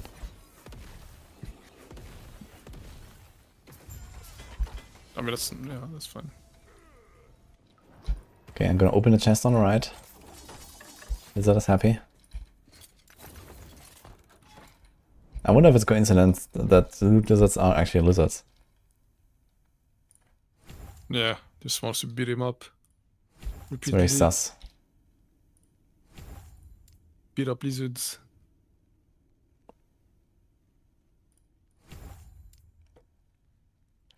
I finally expect a 100% chance to get healing hand. I forgot about it honestly. It's not that important on this build, honestly. Yeah. Yeah. Crip said, and he's a solved game. He's totally off base. Is he off base? I don't know. I feel like it's relatively figured out, I guess. Especially after such a long testing phase and stuff. But I mean, there's always like, you know, weird stuff you can do, and yeah. Who knows, maybe some bugs come up and whatnot, so. Yeah, for sure there's gonna be something that, you know, we haven't found and stuff like that, so at least something good like that.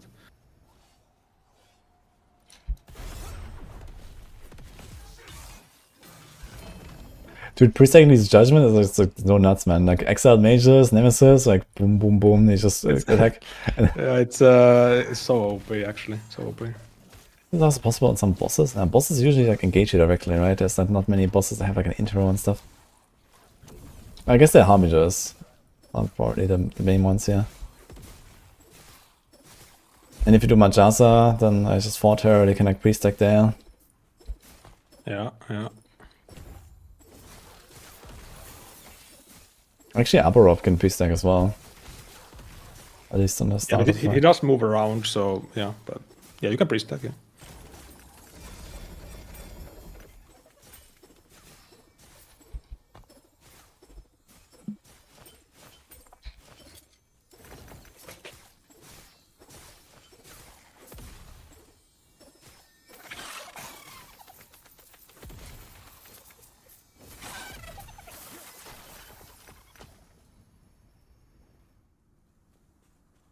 Yeah, I don't know. Some people like the fact that we have guides already, and some don't. I don't know. I guess it depends on the player. If I was just a player, I would like to get like to see what the best players have already figured out. You know, so I can like check like what's the best possible way to kill Uber or whatever. If I was just a player, I would love if it was just forbidden to make guides. Yeah, I Just hate that everything is already. I hate it so much. Like if it were to me, I want no CT. We need to police the entire internet and make sure that no one posts anything. Yeah, actually, no internet really. Okay, no internet Turn off until the internet. launch is the best. Like literally, no internet until launch is the best. You log in, you don't know what the fuck's happening. Yeah, imagine if like they just don't post patch notes, you know, just like launch the patch. It's just good luck, guys. Okay, I think that's too far. I think patch What do notes you is mean? good. I mean, it would be fine. Like, you'll be fine. But I think I prefer because the problem if you don't have patch notes ahead of time, people can get excited about X, Y, or Z. You Yeah, like, you can I'm still gonna put that show on off the this. cool stuff and like say, okay, we also reworked like 1,000 things, whatever. You can show off all the crafting and the woven echoes and so on. I guess that is fine, but you know, like imagine like all the build stuff and so on. Yeah, All but the I mean, the details. problem is like then the problem is like then you have to sit there and like read what changed or didn't change. That's just cancer. Yeah, how are you gonna read that when there's no patch notes? No, but that's what I'm saying. You have to look at it in game. That's cancer. So if I'm in game, I want to play the game, not read every node to see what changed. Mm-hmm. I think patch notes is fine, like, but being able to you know, test stuff ahead of time and like that I don't like that at all though. I would much rather log in and make assumptions based on patch notes. Be like, okay, maybe I think this is good or this is bad, whatever, and just make assumptions, and then on the day you just find out if you're wrong or right, and just try stuff around. But that's more fun.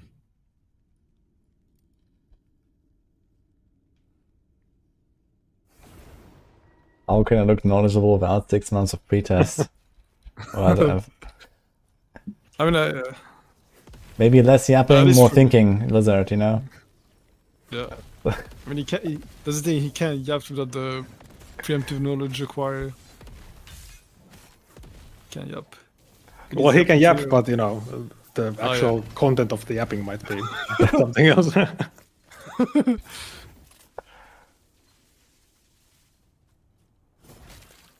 Yep, that's I good. feel like it's, I don't know. You don't agree? You don't think it's more fun if you just if you just log in and don't know what's best? You just make your own guesses with.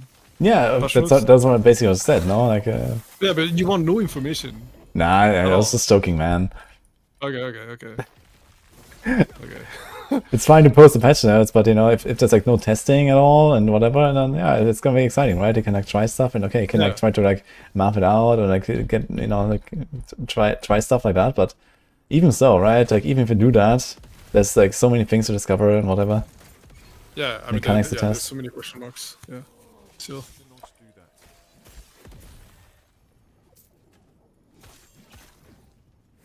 I mean, I gotta say, as like a content creator, you know, like stuff like PTR and D4 and so on, like, I mean, obviously that's like a boon, right? Because you actually, you know, get to try stuff and, you know, like you can make the guides and you don't have to like rush in like the 3 days before the start to like, you know, scramble something together with like half knowledge, right?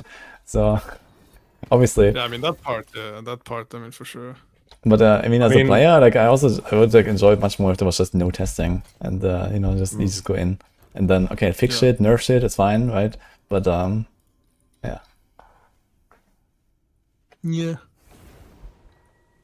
I used to consider game guides cheating. Holy, let's go. Yeah, I mean, like, you know, personally, I also, you know, don't really use guides much. Okay, now in last Epoch and stuff, you see me like looking into Sentinel guides and whatever, but you know, this is for an important reason, let's say. So, you know, usually I like to also just go in blind, and okay, I do my research at some point, especially when it comes to like, you know, a game that I take seriously. You know, like my main games and stuff. You know, I do read up and check out what's going on in general. Like in PoE 2, okay, I don't like look around that much and like what is everyone playing and what are all the build guides and whatever, but I have a generally good idea, I guess, of what's going on. Especially because of a lot of people also bring like information to me from other people, right? So, but when it comes to like other games, yeah, I love just do my own thing every time and figuring it out, and I don't have to like feel too try hard about everything, I think. Yeah, I mean, I'm the same. It's more fun that way. The discovery and the cooking part is the most, like 50% of the fun, maybe more. Yeah. Let him cook. Yeah.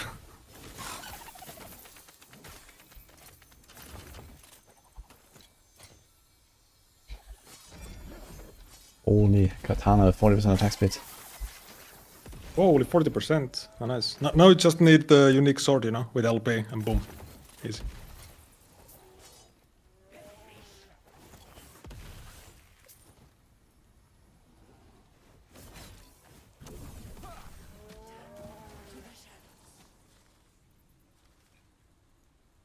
Why do you even compare this and PoE 2? Maybe because they're direct competitors with like a huge overlap in player base, mechanics and everything. Makes sense to compare them, I guess.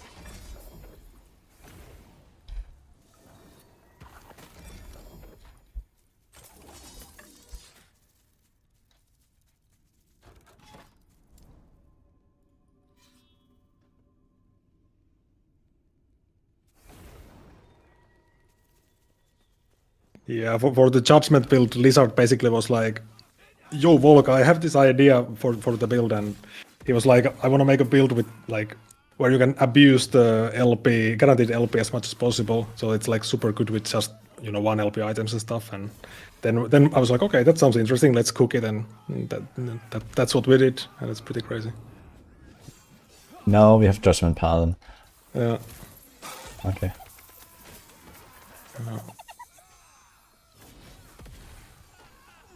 It's really good for shield bash. It's insane for shield bash actually. You can do that. What's so special about Shield Bash? Your weapon needs crit. Yeah, sorry? The event horizon, I guess you mean, or yeah. Yeah, like, even if it's not event horizon, even if you didn't do that, like any weapon needs to have. If you had before you would need the shield with crit, right? So it was Yeah, but you do deal like 4 times the damage with the base. Yeah, I know. Yeah, it's like in general. It's crazy.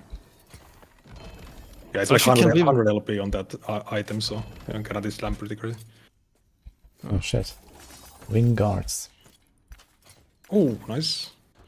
Yeah, like look how easy this gearing is. Like you get all these items, they're so common and everything. You just boom, get everything. So. Just put them on, dude. Put them on. It's amazing, yeah.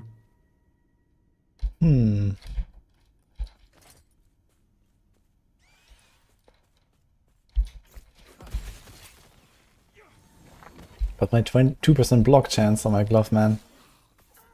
Oh yeah, that's gonna keep you alive, dude. Actually, it's gonna be a little wrong. I have 30% attack speed, haste. I guess I'll do it. To be fair, your gloves do look better. The strength is pretty good for increase and armor and everything. Yeah, let's see how much armor this actually was.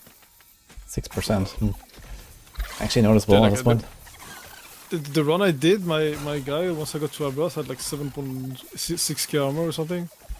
I was like, I don't even know where the fuck it's coming from. Like 2 armor rolls, I think, on gear and just wearing. Dude, what the fuck is going on with these fucking lizards? I'm not gonna sort out these fucking idols, man. Tarek, make a better filter. But he's, Look at this shit. yeah, loot them all, dude. It's time. Yeah. But maybe you should be on a Dude, they keep coming, man. Maybe I should what? Maybe you should already be on like an endgame filter. I don't know. It's showing a lot of stuff. So. I mean, I am long in endgame already, so I guess I should have done it a long time ago, actually. You sure you don't want that, 10% stun chance idol right there? Fucking hell, dude. I also have way too many keys I'm carrying around, man. Dude, there's still lizards everywhere, man. What is this? Oh my god, man. I got this shit. Okay, time to get a new filter. Wait a second. I have to guide open, actually.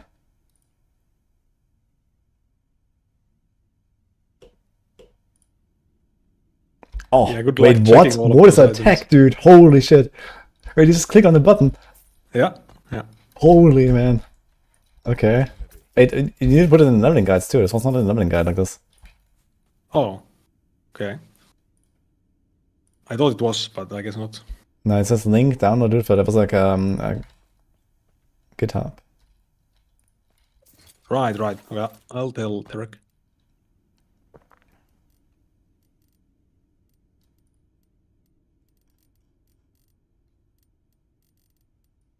Wait, how do I make a new one? Oh.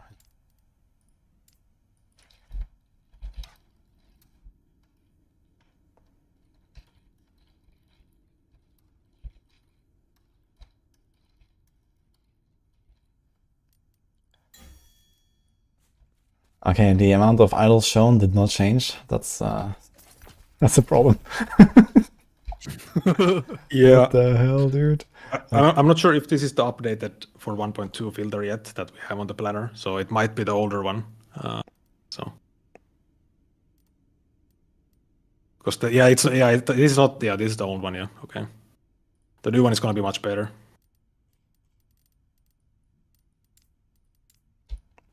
Oh, wait, you didn't put the new filters yet? Yeah, because it has to be. It's like some developing stuff and everything. So we have it made, but yeah, it needs to be added to the planner. So. I'm guessing it's gonna be there on the 17th. I'm guessing. I would guess so at least. Oof. Yeah. The one be nice in charge of the filter. Yeah. Okay, I solved the problem. I just said minus 10 levels on the generic resistance idols, and now everything is gone. Nice. Easy. Okay. Look, guys, this is how I solve problems in this game.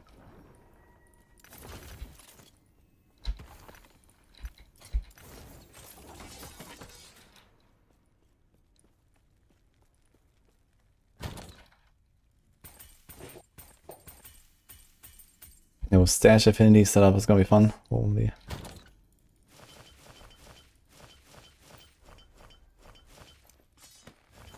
Right, Derek mentioned that he can't have the filters right now, so they're gonna be there for the patch. So yeah, there will be just like a link for the filter, just like on the endgame guides. Nice. So you actually are you guys updating the filters like day one with some new stuff and then put in there, or what? Basically, it like strictly it is like directly draws from the planner, like all the affixes, and it has like a base we make by hand, and then it just pulls the affixes and stuff, idols and whatever you want on the build from the planner, like directly. Okay, so yeah, I wonder how that functions actually. I know there is like the generator for loot filter, but I mean, does it actually understand all the stuff like, okay, these are also like, I don't know, like shatter loot rules or something, like it's just like to build a shatter, like a shard base and stuff. Does it do all that as well? Yeah, it does all of that, yeah. And it's like a really good base, and then you just add on top of that things you want, like very specific. What about like, for example, the item bases that are not actually part of the planner? Like, you put like the best in slot, like chest plate or something, and then what about the second best or something? So I'm not exactly sure how it works, because Bina is the one who like really makes the filters and like the actual filtering. But I do think it shows the. It only shows the like exact things you really want on the build, so it won't show like. Yeah, but maybe I'm talking out of my ass, so I'm not gonna say anything actually on the filters. Yeah, that's like my worry with it actually. Like that just like makes it a bit like too strict, basically. Yeah. Yeah, like what Lizard is saying in chat, basically. Okay, they have the logic void and call rules and logic, and Bina does that manually class by class. Maybe I'll try it.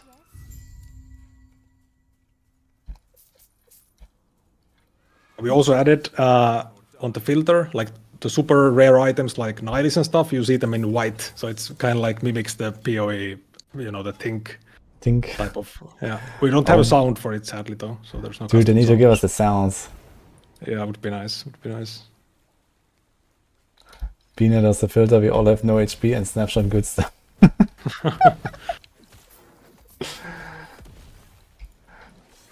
There's a little bit of Bina in all of us, I guess.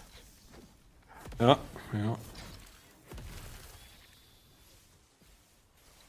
Holding both buttons makes it feel a lot better. Yeah, that's what I saw in the guide. But do I actually want to do that? I guess it overrides the yeah, it just tries to do it, right? Whenever I have mana. Yeah. I don't use it myself, but some people seem to like it. It's like a queue of abilities basically in the game. Actually, can I do this with mouse buttons? Maybe do WASD actually in the future. I might just do this with a mouse button. Judgment. Let me see that. Wait, I can't. Shit, I bound it to... Oh my god. But you can't bind it to mouse buttons, really? Like side buttons. Fuck. You should be able, at least in the new patch you can. Ah, okay. I have judgment on like thumb, but on like mouse 4 basically. Yeah, that's what I wanted. Yeah. Yeah, that's what I actually like to do. This will be perfect. Because then I can actually play this like PoE. With WSD and stuff. Yeah, it's good. And then you just hold like right click and the fun button and you're chilling.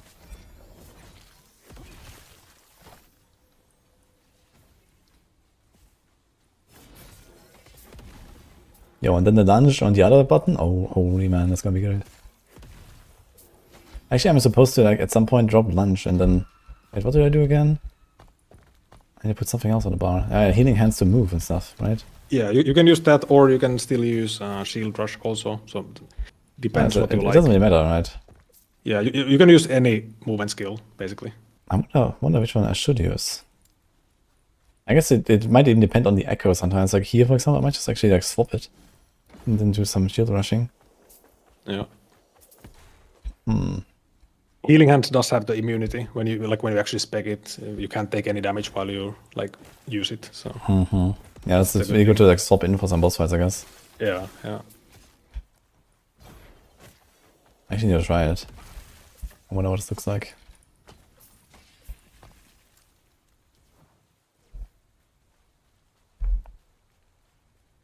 I just add 2 points in the healing hands. I guess it's not a big loss anyway. Yeah. And I just keep it there. And remove, I don't know what. You actually don't even need those, at least in the end game, you don't need those nodes on the left, like the far left nodes with the ward stuff. Maybe it's good at this point, but at least in the end game. So it's like 3 points you can get on healing But I thought you want to get the ward from the healing hands though. You do, but like those nodes are pretty bad, the other ones. Yeah, that one, like the... Whatever it's called.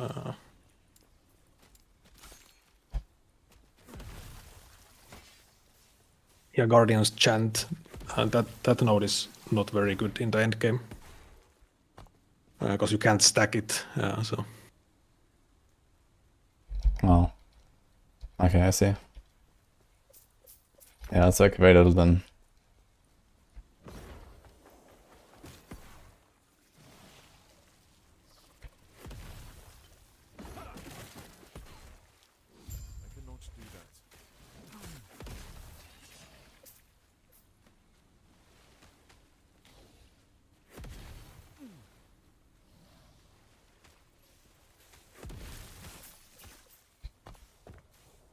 Yeah, Someone's talking about RF. Wait, isn't there like the aura thing? Where's that actually? Yeah, you can spec it on judgment. I'm trying to find it. Here on the top left. Behind the It's duration. on the top left, yeah. That node also is better in the next patch. So they buffed it quite a bit. It gives you now like 100% more damage over time on the node. So. But you still have to cast it every once in a while to keep it going. Yeah, it has a duration, but you also get actually double duration on the node. So it's gonna be pretty long, the duration. Like 10 seconds or something when you fully spec it. I wonder if this would be an option actually right now, since I have so much damage I feel. Yeah, could be. I'm not sure if it's actually faster in mapping, but maybe it's better. I mean, I just cast it and then like lunge around, run around. Yeah. I mean, what have I give up? I have to do 2. It's 5 points from here. And I can get 2 more. I guess I can remove like the... Can't remove much. Yeah, there's like these big damage nodes basically. That's the problem. Yeah, your damage will go down a lot basically, so... It's a struggle. Yeah.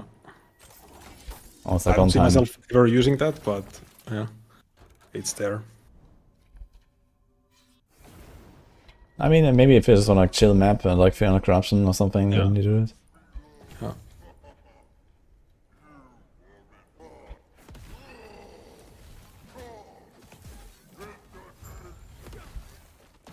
Can I tank the beam?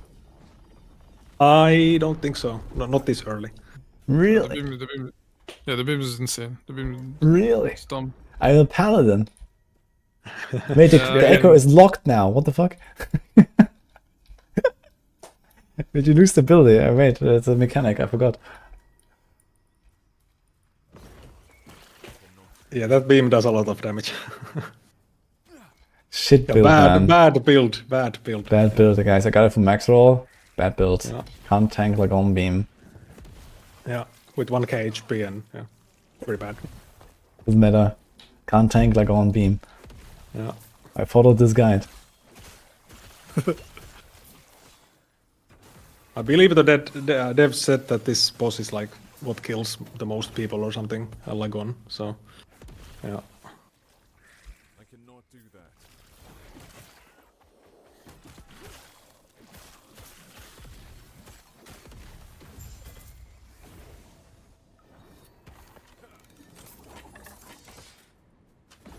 Did you imagine they introduced a tech here where you can like shield charge around corners?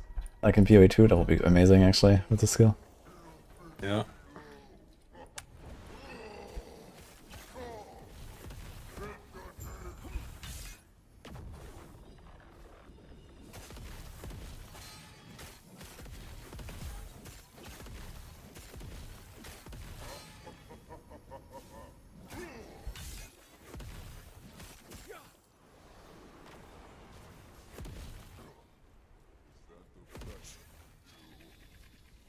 Let's see, can I kill the tentacles? Yo, I'm gonna melee them down. Let's go. Look at that. Holy. I have melee leech. I need to use it. This is the time. True. Yeah. Get the insane value, you know, insane value.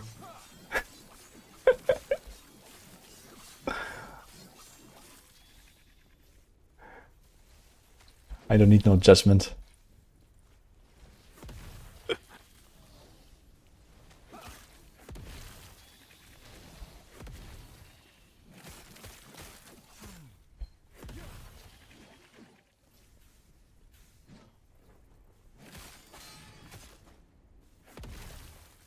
Immortal RF Sentinel. Sounds comfy, yes.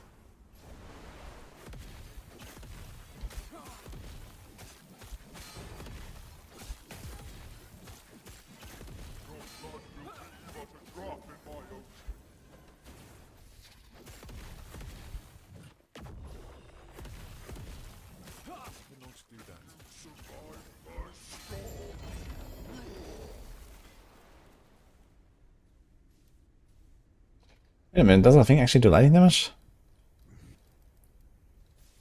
No, It's your fire damage, yeah. It's Javelin, I that's guess fire mana, and lightning, I guess. right? Yeah. It's Javelin that has both, right? Fire and lightning. Yeah, Holy Trail has both. Yeah. Maximum mana, I guess. Yeah, it helps a bit with the sustain, the like mana stuff.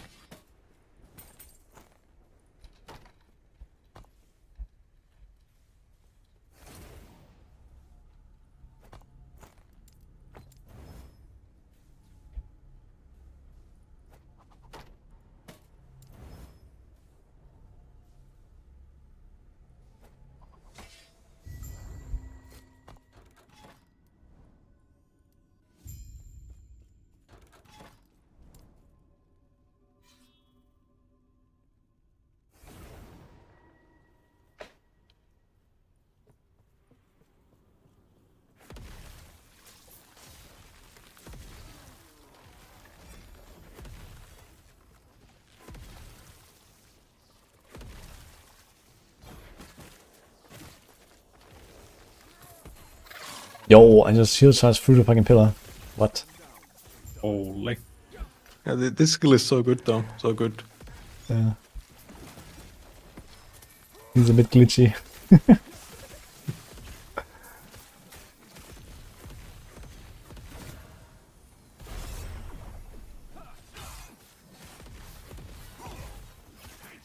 It's actually kind of weird, like this. And you have to remember that you want to stay on the spot to heal. Like yeah. And you can use that in like boss fights also. Like you can, if you have like a tough situation, you want to get healed, you can just drop the ground on your feet, even though there's like not for damage, but just for healing. Mm-hmm. Yeah, it's definitely useful, I guess, in some situations. Yeah. Instead of trying to spam potions, you're like, oh fuck, I'm out of potions or something. Yeah. Actually, what happens when I'm like in a boss fight and log out? I don't think I've ever tried that. Is there even a logout timer? No, there's no logout timer, right? They can just log. I'm not sure actually, because I don't abuse the logging out in the game, so. Yeah, I feel like I've never tried it actually. I don't even know how it works. No, I never did it because I just don't know how it works. Yeah. So in PoE we have experience with it. Like in last Epoch I have no fucking clue what happens if you log. I don't know if you stay in the game. I don't know if you.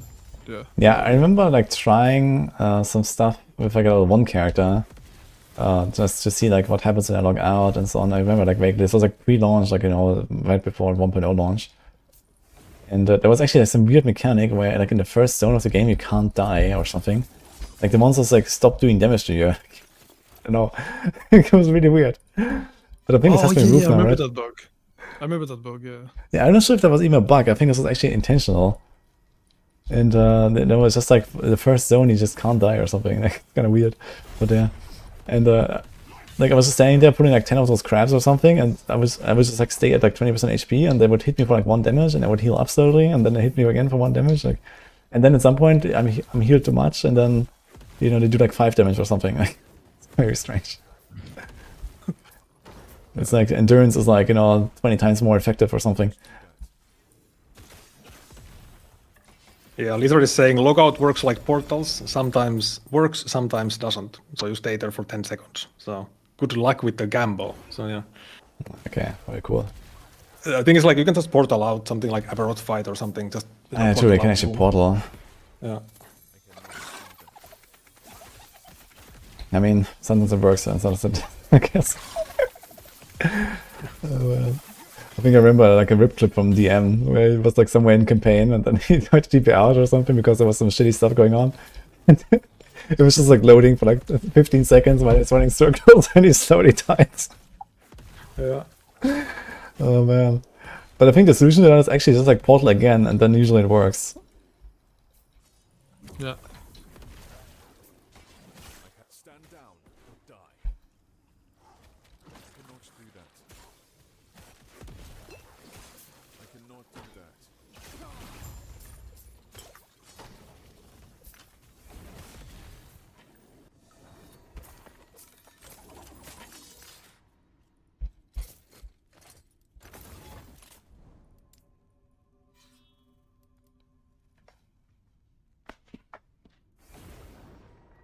Is DM even playing LE this season?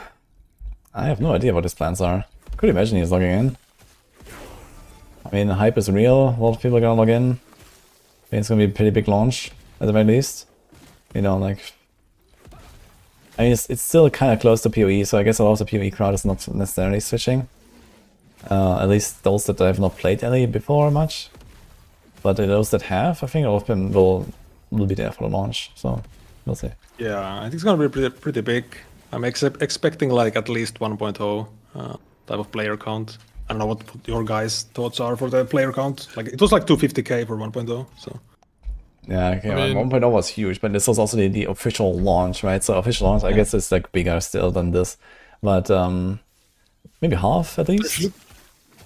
If you look at the videos announcing this season, it's like 2.9 mil views, I think, and then the one that announced Dawn of the Hunt was 1.6. Interesting. So, you know, 2.9 million. What the fuck, dude? yeah, it's somehow like insane views on that. Yeah. Yeah, actually, I'm pumping.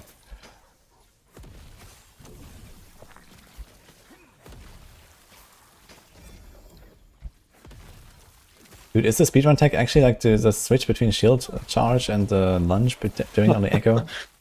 I mean, it could be, but usually you do just use one. I think shield rush is most often like the best, but your mana pool also is pretty low right now. So yeah, my mana is kind of shitty. And, yeah, and the shield charging, I could just I also skip so much. On the other hand, I mean, a lot of stuff follows me then, and I just drop like one thing and they all die, I guess. And then I get no loot because everything's behind me. yeah.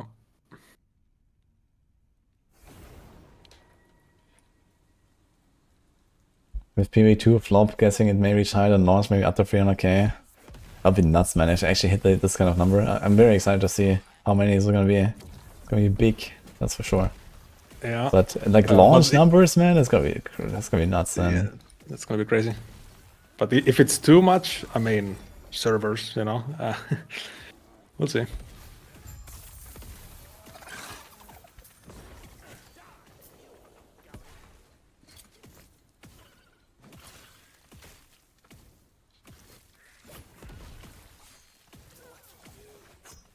How the hell do you get frailty on this build, by the way? Do I just craft it somehow? Or is this also like built in on this class? I actually have to check. I'm a bit cooked, I guess. Oh yeah, from Vengeance, yeah, from Vengeance. I don't think you can get it right now, because it's the old Vengeance. So yeah, Vengeance gives you a frailty chance. You just get it from Vengeance, alright then. Yeah, 20% with just like with 1 point, basically, yeah. Okay, what about chill? Chill, I don't think you get in the build at all. So that's something you don't have. Yeah. Maybe I can sneak it in somewhere. Yeah, you could get it on the weapon with like a 4 LP weapon or something, but you know. Okay, that seems yeah. Okay, like shield can't have it, right? Yeah. Like on Rogue, I know like Quivers, they can have like everything, so I just put it there, whatever you want. So. Yeah. You usually put like a big armor shred and then, I don't know, frailty, chill, whatever you want, so you're chilling. You could, I guess you could go Oseron also for like, instead of Sunred, in like deep endgame, you could go Oseron that has chill and like less damage taken from chilled enemies and stuff. Some more damage also. That could be okay. It's just a pretty rare item, so yeah. Which one is that? Oseron. It's like, well, it's like a blue ring. You can maybe see it on the planner. I'll check in a second. Yeah. That would actually be a good option, but the Sunred is just like super easy to get and a bit more damage actually, so.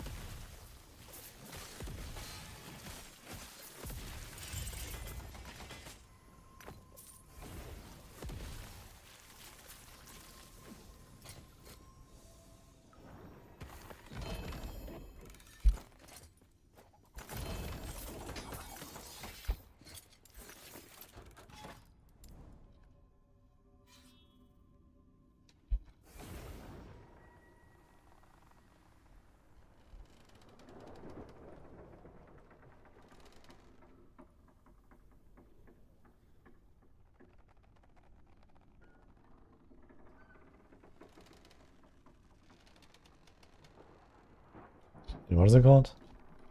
Ocearon. I don't know if it's pretty hard to pronounce. But it's like ocean. You write it like that. Yeah, it's in chat.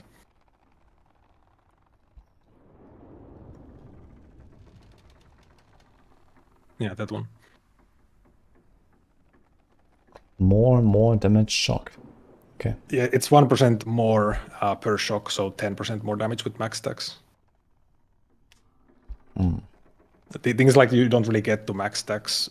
I guess if you get the blessing also for shock chance, but yeah. Okay. It's actually not a bad ring. Yeah, it's good, on it's good. Yeah. It's just quite rare, so that's the kind of the issue. Okay, what to do now with all this stuff here? Attunement, mana regen.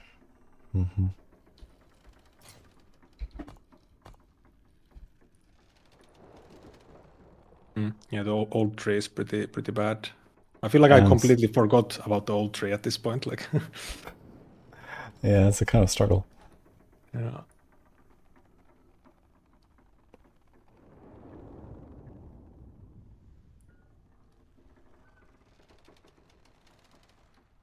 Like here, especially at the end of this tree, like half the stuff doesn't even exist, dude. Yeah. I mean, maybe you go for the move speed. I don't know.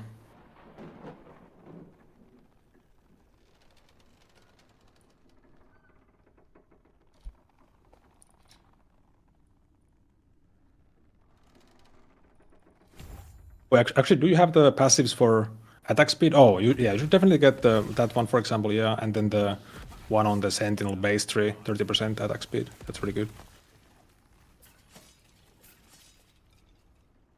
Oh yeah, that's a lot. Wait, where do we invest though to get us? I guess the vitality and health regen. Yeah, vitality, yeah. So need 10 points basically to max it out.